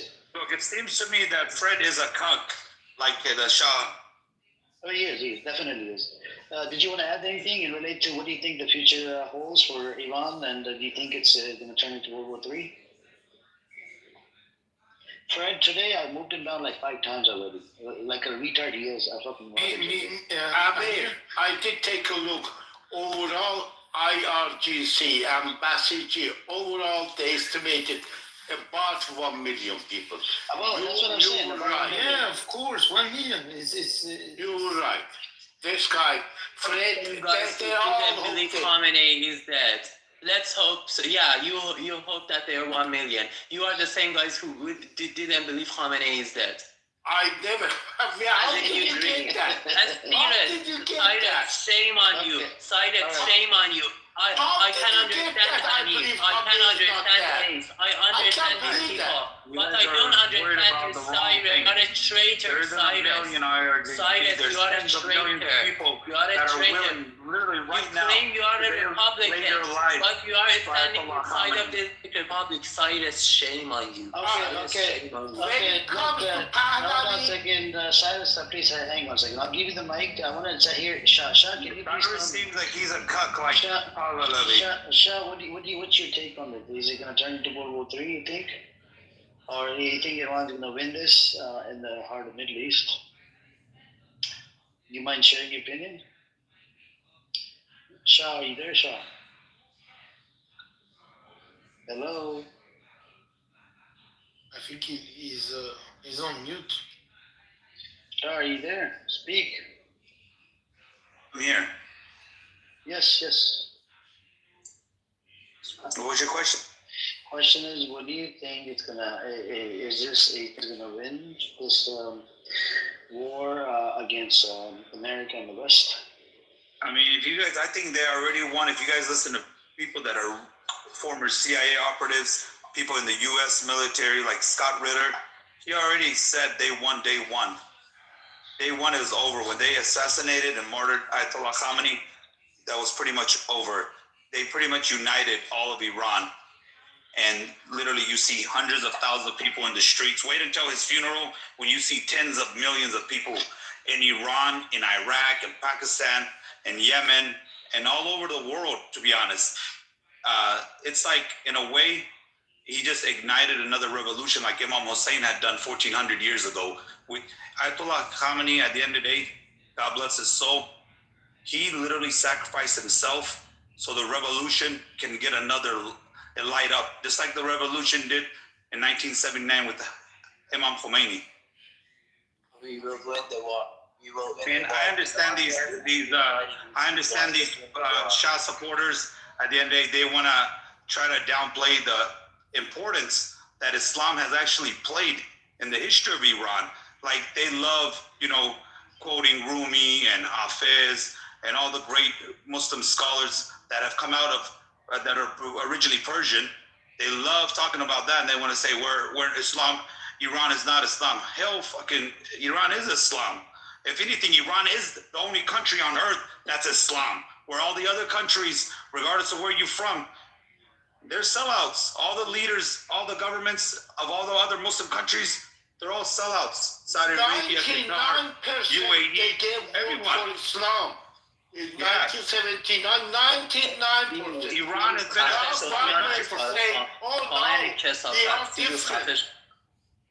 Iran is the reason the golden age of Islam happened because of Iran. This is part of that. The Persians, Ibn Sina, all these guys.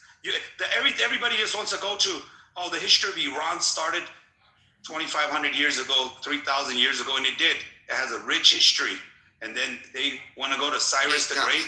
And then after Cyrus, you can name me from Cyrus's time to, Islam coming to Iran, to all the great scholars that came from Persia. Name me one other king or somebody that was actually great. Darius II, when Alexander the Great came, he was a coward. He ran away from the battlefield. So that was Cyrus's grandson, his third grandson. So go ahead and tell me, mention me somebody in the history of Iran from after Cyrus, besides Cyrus, from Cyrus's time, after him to Islam. Name me one other philosopher, one other great leader Iran had. In fact, Cyrus got killed by Queen of Uzbekistan. Her name was Tahmuris. Yeah, that's fine. But Cyrus they cut his head up. They dropped it in the place where they cut the pigs, all that kind of stuff. This is the Herodot history of the Herodot. But Persians, they never say that. That's not what I asked. I told you from after Cyrus the Great because you guys all want to always say we're not Muslim. Iran is not Muslim, but Iran is Muslim. Iran is the only Muslim. Okay, so you can't say Iran is not Muslim. A lot of the Shah supporters, the Pahlavis, they're all like, Persia, we're Persian, we're not Muslim. Your ideology and your faith is two different things than your ethnicity. It's like, we're not Jews at the end of the day. We don't say we're Jewish. We say, I say I'm Afghan, I say I'm... Where are you from? Shah, if you don't mind, let me know where are you from. I think he lost reception. Shah, maybe he can get I'm from Mashhad, Iran, Khorasan. That's where I'm from. That's where my ancestors are from.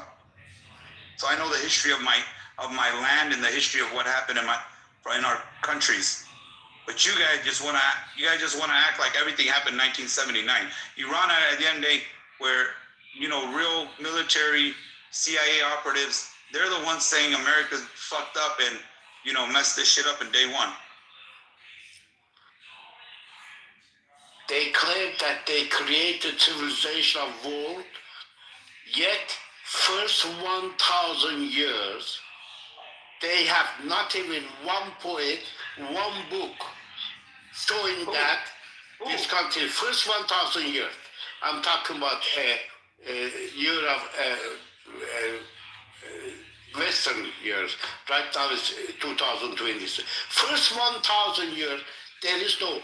After Arab attacked Iran, with them came the civilization. With them glorified the poetry, all that kind of stuff. But no Persian can acknowledge that. No Persian can acknowledge that. They're just living in a lie. That's all. Where are you from? You remember, have you seen, there's one guy, I don't think you would know, have you heard about Colonel Muhammad Taghi Khan Pesian? No, I haven't. No. Anyway, I'm from Tabriz. Okay.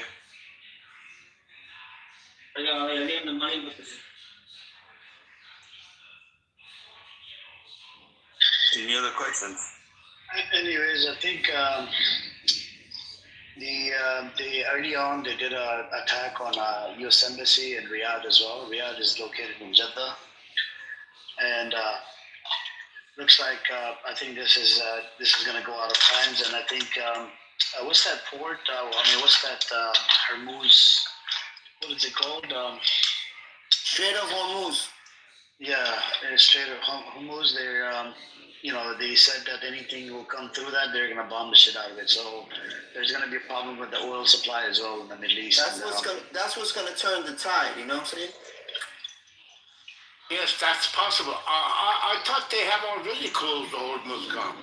But I can't believe Saudi Arabia is a sneaky snake, man. I can't believe it. Yeah, that shit was crazy. Yeah, but They're do like you a think triple agent.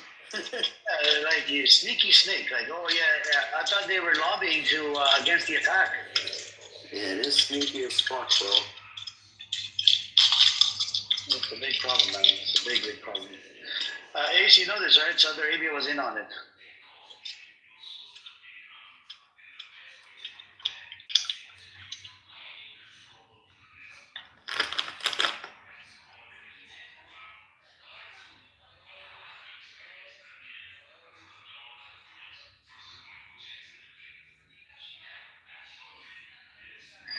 Mazi, can you see anybody who wants to come up? It's just on my side, it keeps on giving me error. I don't know what the deal is. Yeah, I couldn't speak. Okay, let me check. Hold on. Hey, what's up, Shape? How you doing today? Hello, can anyone hear me? Yeah, I can hear you. I can hear you. Did you see that the attack on the refinery in Saudi apparently was a false flag? The Iranians denied it was them, and they said it was the Israelis that did it. Did you guys see that? Seriously? Yeah, I posted. Yeah, I saw it. Times. Everybody's ignoring me. For sure, the Israeli will do that. I'm sure. Say that again. I say I'm sure that the Israeli will do that. They try to create confusion. Yeah. Israelis would never do that, right? No, they would. Yeah, they would. Yeah, I predicted this. Here's the funny thing. So many people predicted false flag attacks, but they didn't seem to think that it could be against with US forces or US sites. Right? Yeah, it's like the drone attack in Europe, and the French president blamed Putin on everything. So anybody can fly a drone and with something, and especially military, secret service, or whatever, with something. So yeah. But anyhow, now it's going to be creating confusion. Yeah. Just to let you know, guys, just now, the French government are activating the radio spatial transmission for the nuclear. And they just released a new submarine for the nuclear also. Nuclear submarine. For what purpose? Against Russia? I don't know. It seems like they're preparing. I just saw it on Instagram right now.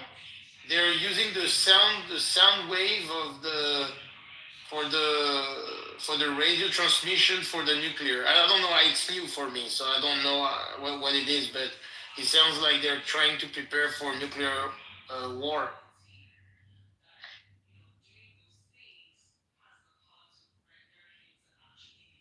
Yeah. I'm going to post the link in the chat to the guy explaining the false Shape, flag. I send you an invite. If you want to come on up. We have a whole bunch of crazy people in here. But Amir, I'm very disappointed because the Shah is the son of the Shah, okay? Because the Shah was the Shah. He's the son of the Shah. And nobody cares about this guy. That's the thing. They're trying to put him on the pedestal. And today he say to the news, on the French news, he was invited to the French, and he say, "Oh, I never claimed to be on the throne. They called me." I'm like, who called you? Israeli put you there. No, not even the Americans, the Israeli. They're gonna put you here. You're gonna suck their dick until you die, motherfucker. Like, seriously. Like, I don't get how I'm gonna interrupt you. Go ahead. I don't get how anybody, like any Persians in America and Europe that are anti the regime or the Islamic Republic. I just don't get how, out of all the people you guys could have picked, you picked the biggest cuck on the planet Earth. A lot of people know Adam 22. He's a cuck, right? He lets his wife with other men. This guy is honestly a bigger cuck than even he is. He's living a lie. Like, us as Persians, as Muslims, we can't ever respect a man like that. I don't get how these guys will come on here and try to defend him. Like, honestly, pick a better person to lead you instead of this cuck. Like, it's embarrassing. It's embarrassing for me and a bunch of other people that you guys. There's a lot of very, I mean, important businessmen that are in Los Angeles and has notoriety with their people and can at least do something. But right now, I think this war is just a masquerade, just for Epstein files, first of all, to not tell that, and then to not remove Trump out of power. Remember, you see how Netanyahu look at Trump and the. Yeah, I know, but I want to believe you on that. I don't think they've been trying to get Iran forever. Iran is the central of the entire Middle East. Iran controls East and West. There's a reason Iran has been so successful throughout its history of having five. Iran is the only country ever in history that had 5 different empires that ruled vast amounts of land. It wasn't one, it was 5 different times, at 5 different times of period of history. So Iran is geographically where it's located is in a perfect position. Iran has oceans, Iran has deserts, Iran has mountains, Iran has a lot of natural resources, plains, and has everything. Look at it in a way like America is. If you look at America, America has every kind of geographic in its country. America has deserts, America has Great Plains, America has agriculture, America has oceans. Los Angeles by itself is the 4th largest economy in the whole world by itself. If you take Los Angeles out, LA, California. So you got to look at Iran in that particular way. Iran is for 47 years has had sanctions. Iran is still currently today 19th ranked GDP in the entire world. And if you take sanctions off Iran, Iran would easily be a top 5 economy in the whole world. But these motherfuckers, these Zionist dogs, the only what's Iran hasn't attacked nobody. Iran has put up against the fence the last 47 years because they do not want to recognize Israel. They don't want to kiss the wall. They don't want to bow down to the West. And why is that? Because of the Benjamin Netanyahu been trying to get Iran since 1995. I don't know why, but he has. I mean, Shai is totally right. I'm about to bring up the terrorist on the stage, Farhad. He's the biggest terrorist on this app. Farhad, come on up like a little Mother Janda you are. Come on up, Mother Janda. Yeah, when I was look at Iran currently, where they're at still in this world. They're still they're literally facing the two top 5. America's #1 military in the world. Israel's in the top 5 as well. They're literally facing both these. And plus, every single missile that goes towards Israel or goes through any of these countries, they have layers and layers and layers of missile defense systems, and they're still hitting them. This is the ingenuity and the greatness of the Iranian people, that they, for 47 years, self-sufficient. They don't rely on nobody else. They rely on themselves. And they put them against it. So imagine if Iran didn't have all this sanctions, Iran didn't have all this shit that's going against them. All because what? They don't want to recognize Israel. All because they don't want to recognize a genocidal apartheid state. Shot. I gotta cut you off there. Israel army is not even in the top 20. They ain't shit. Talking about their army. Strong army. You're being anti-Semitic, Ash. No, they are. They're top 5 technological advanced military in the face of the earth. I'm not talking about their men. Their men are cowards. They can't fight on the ground. Ash is being anti-Semitic, Ash. You gotta stop with that. Yeah, I don't mind, but at the same time, they are. I just was reading the other day. That army not shit, dude. They good with technology, but as far as fighting the war, they can't hold a candle next to Iran if they were just fighting. Oh yeah, I agree with you on that. But I'm saying how far advanced, like how many F-35s they have. They have 100 plus nuclear weapons. They can literally destroy the whole fucking earth tomorrow if they wanted to. Like I'm not sure if you guys are aware of the Samsung. They have a Samsung. Like if Israel hits the fan, they're gonna literally launch nukes at everybody. They don't give a. They're saying that's how evil and genocidal they are. And the thing is, people just want to live a lie and just. Like this guy Fred, he wants to live a lie and act like they're fucking over there trying to free them. No, they're trying to take Iran because when you control Iran, you control the whole fucking Middle East. You control China and Russia. This is about China in a way too. Because once you control Iran, you control the whole Middle East. But it's like Venezuela. Venezuela isn't shit. Their oil is like a very cheap oil. You gotta like process it a lot different. It costs more money to process that oil than the oil that's in the Middle East. Sean, by the way, today I learned from somebody from a documentary. They were telling that the product that can make the oil thinner and lighter to transport from Venezuela. Guess where it is? From Iran. In Iran. They have the product in Iran to make it thinner and lighter so they can transport the oil from Venezuela to America. That's fucking crazy. Yeah. So there's a lot of other stuff that's involved besides, but Iran has been a thorn in their ass for the last 47 years. And if you look at it, even before that, since 1953, when Dr. Mohammed Mossadegh came and naturalized all the oil, and they killed him. So at the end of the day, these guys, the CIA, the MI6, Mossad, these imperialists, that's what they've been doing for the last couple hundred years, and that's what they're going to continue to do. They're going to go and suck every other country out and make their country better. Go ahead. I got a quick question, my brother. You from Iran, right? Tell me the real. What's up with the supreme leader who just got killed? Because over in America, we different screaming. Oh yeah, bro, it's just a bunch of lies on him. In my personal opinion, he's probably the most honorable man that was living on face of the earth until he was a martyr a few days ago. So all these bullshit lies, and he's at the end of the day, he's a religious leader. Hey, Amir, I seen some videos on him that made me think differently about him. He seemed like a level-headed dude. I ain't gonna lie. I mean, you can look at it. Look, compare a side-by-side picture of him and Benjamin Netanyahu and Donald Trump and anybody else you want. And look at, and we have a saying in like a nur of a person, right? You could see like a holiness coming out of him in a way. And you don't see no holiness coming out of Benjamin Netanyahu. You don't see it coming out of Donald Trump. Donald Trump can't even freaking quote one verse from the Bible. These guys are all puppets of Israel and at the end of the Zionist regimes. That's the Rothschilds and the Rockefellers. One thing we know over here in America, we know Donald Trump not a Christian. We know he played religion just to control. I live in America, so I know. We know that for a fact. We know Donald Trump. Look, I get it. Like people are like, oh, there's some people celebrating. Yeah, he said it to the word that he's a Jew.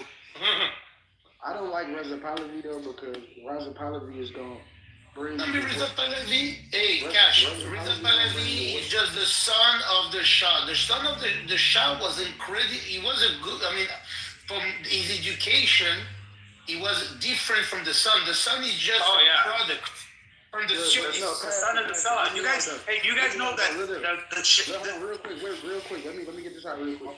The thing is, bro, I can't be judgmental because I'm not from Iran. You feel me? So I can't say who better than who.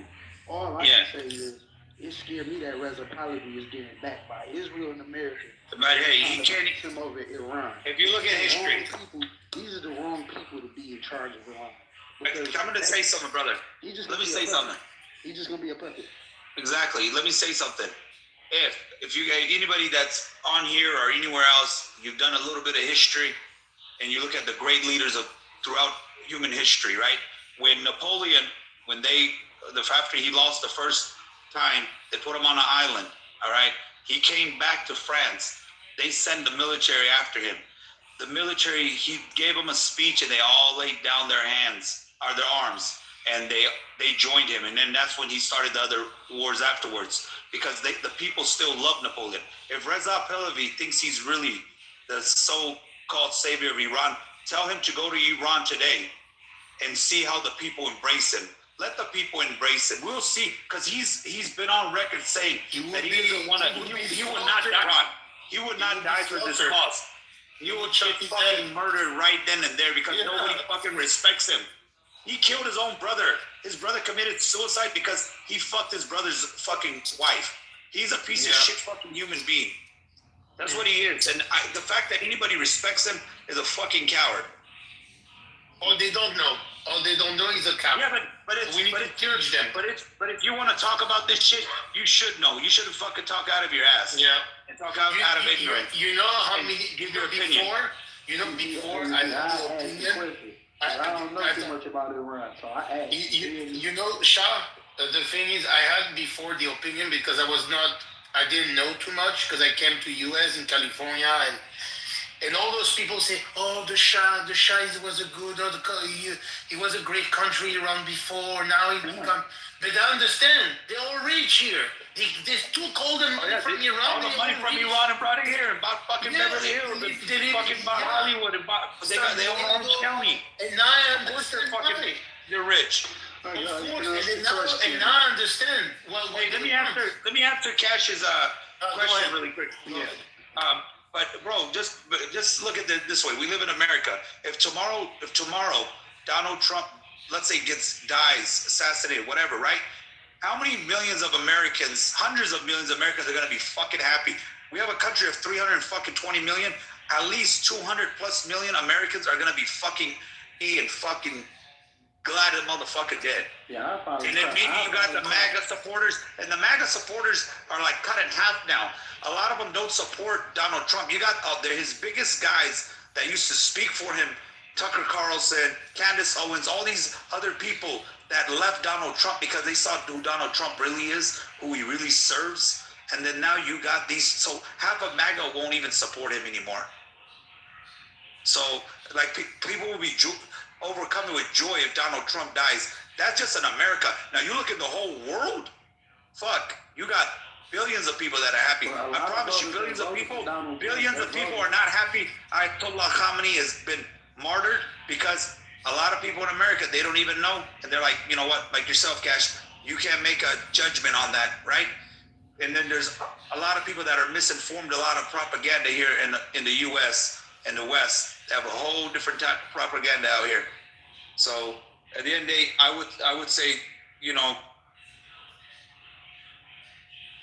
You see, where I grew up at, I was around a lot of people from the Middle East who end up schooling me on a lot of shit. So one thing I know about America is they paint a person as a demon to kill them and to make that America feel like we was in the right. Charles, can I ask you a question?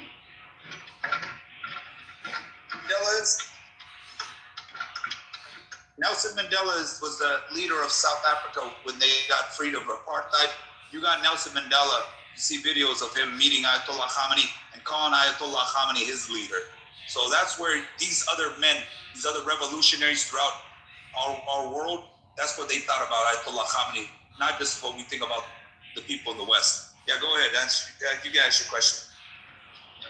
I just put a link down, some text down the bottom there that apparently there's a new potential leader in the mix, something like Ali Lanjani. Have you heard about him at all? Don't know if I'm saying it right. Yes, I have, but at the end of the day, they haven't really decided who's going to be the leader. They're still going to, I think right now they're in wartime, so they're not going to pick who's going to be the new supreme leader, but somebody's going to get picked. And, at the end of the day, they thought they're going to take the head out and it's going to all crumble down. And they've assassinated a lot of, leaders over the last year. And, everything they keep doing, they're to some of them, I think. So they're. Okay, yeah. Thank you. Yeah, Haas, Larry, Johnny, him and his whole family have been involved in the government for years. So people are speculating that he might be the runner-up for, and somebody that I'm not sure if this is confirmed, but somebody that the West can cope with also. Some people are even speculating that's why him and his family have not been assassinated. But all of this is speculation. I don't know. So it sounds to me that you're saying he's somewhat of a popular figure, somewhat like. I don't know about popular, but I know that it's somebody that I think again, this is speculation. Somebody that the West can have a line of community work with. Yeah, but again, I could be totally wrong. I could be. Yeah. Curious. And by the way, I just heard that 2 days ago. So Yeah, so it's new to me also. Okay, got it. Understood. Thank you.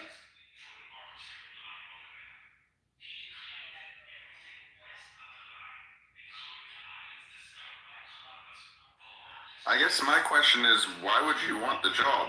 Whoever gets named is going to be in the crosshairs almost immediately. Why would you even want the job? No, you might be a patriot. I mean, there is a thing called patriotism, right?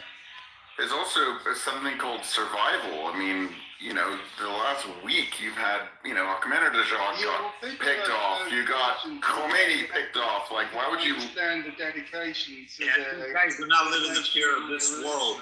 These guys understand. Hold on for a second. It's hard to explain this ideology. Rolf is Somebody that doesn't understand It's because Mark, I think Mark asked a question. He's not a coward. See, there's a difference between the Western and Eastern view of world. He's not a coward. He's not gonna sit there in fear of, if we live that way, you're not gonna have these empires I mean, Iran has not lasted for as long as it has because they're scared. It's not a question of being a coward, it's self-preservation. If you jump off a mountain, that doesn't make you. Rolf said, Hans said, it is something called being a patriot. It's something called for the people. It's something greater than yourself. Yeah, but getting shot 10 minutes after you get named isn't helping anybody. Right. So America gets to do that, right? America and Israel gets to shoot people because I'm saying that's what they want. That's what they want. They want the fear of that nobody wants to take the position of supreme leader. There is no. You see, Please, that's how they I'm gonna want interrupt to be. you. Yeah. I'm gonna interrupt you real quick to answer this question. The thing is, you think they're gonna just get killed 10 minutes after they take the job, and that's not the truth. They have bunkers, they have hidden bases. At the end of the day, Ayatollah Khamenei decided not to leave. He told them, if you're gonna take me, you gotta take 90 million of my people with me too, inside the bunkers. He chose martyrdom. He chose to ignite a fire with his people. At the end of the day, this is what's his dream. As every Shia knows, that their dream is martyrdom, because the king of martyrs is Imam Hussein, and that's who we live by. So at the end of the day, like I said, it's kind of hard to explain to somebody that doesn't have the faith of sacrifice, and that's what it is, to sacrifice yourself for a greater cause, better than yourself. And maybe the next leader, he to preserve the leadership, preserve Iran, he'll be in a bunker to lead his people. He doesn't mean he needs to stand in the open and, here, shoot me. So at the end of the day, these guys have been in wars. They all fought in the Iraq-Iran war that America sent Iraq, and of over 1 million people died on both sides. So they're ready to die, but so was the founding fathers of the United States. So was the founding fathers of every country. I don't know what country you're from, but you look at any country throughout the history, the founding fathers of those countries, the people that made that country what it is, they were all willing to sacrifice themselves for their country, for that cause. So it's like, yeah, there's some men that won't kill themselves or will be put in the front lines, but then there is others. Look at American troops. For the poor American troops, they have no choice. That they're dying because of Israel. They're dying because of fucking pedophiles. I'm pretty sure a lot of American troops, the ones that I know that are my friends, they all regret joining after 9/11, going and wasting their whole youths or seeing their friends die, having fucking panic attacks now because they went and fought because.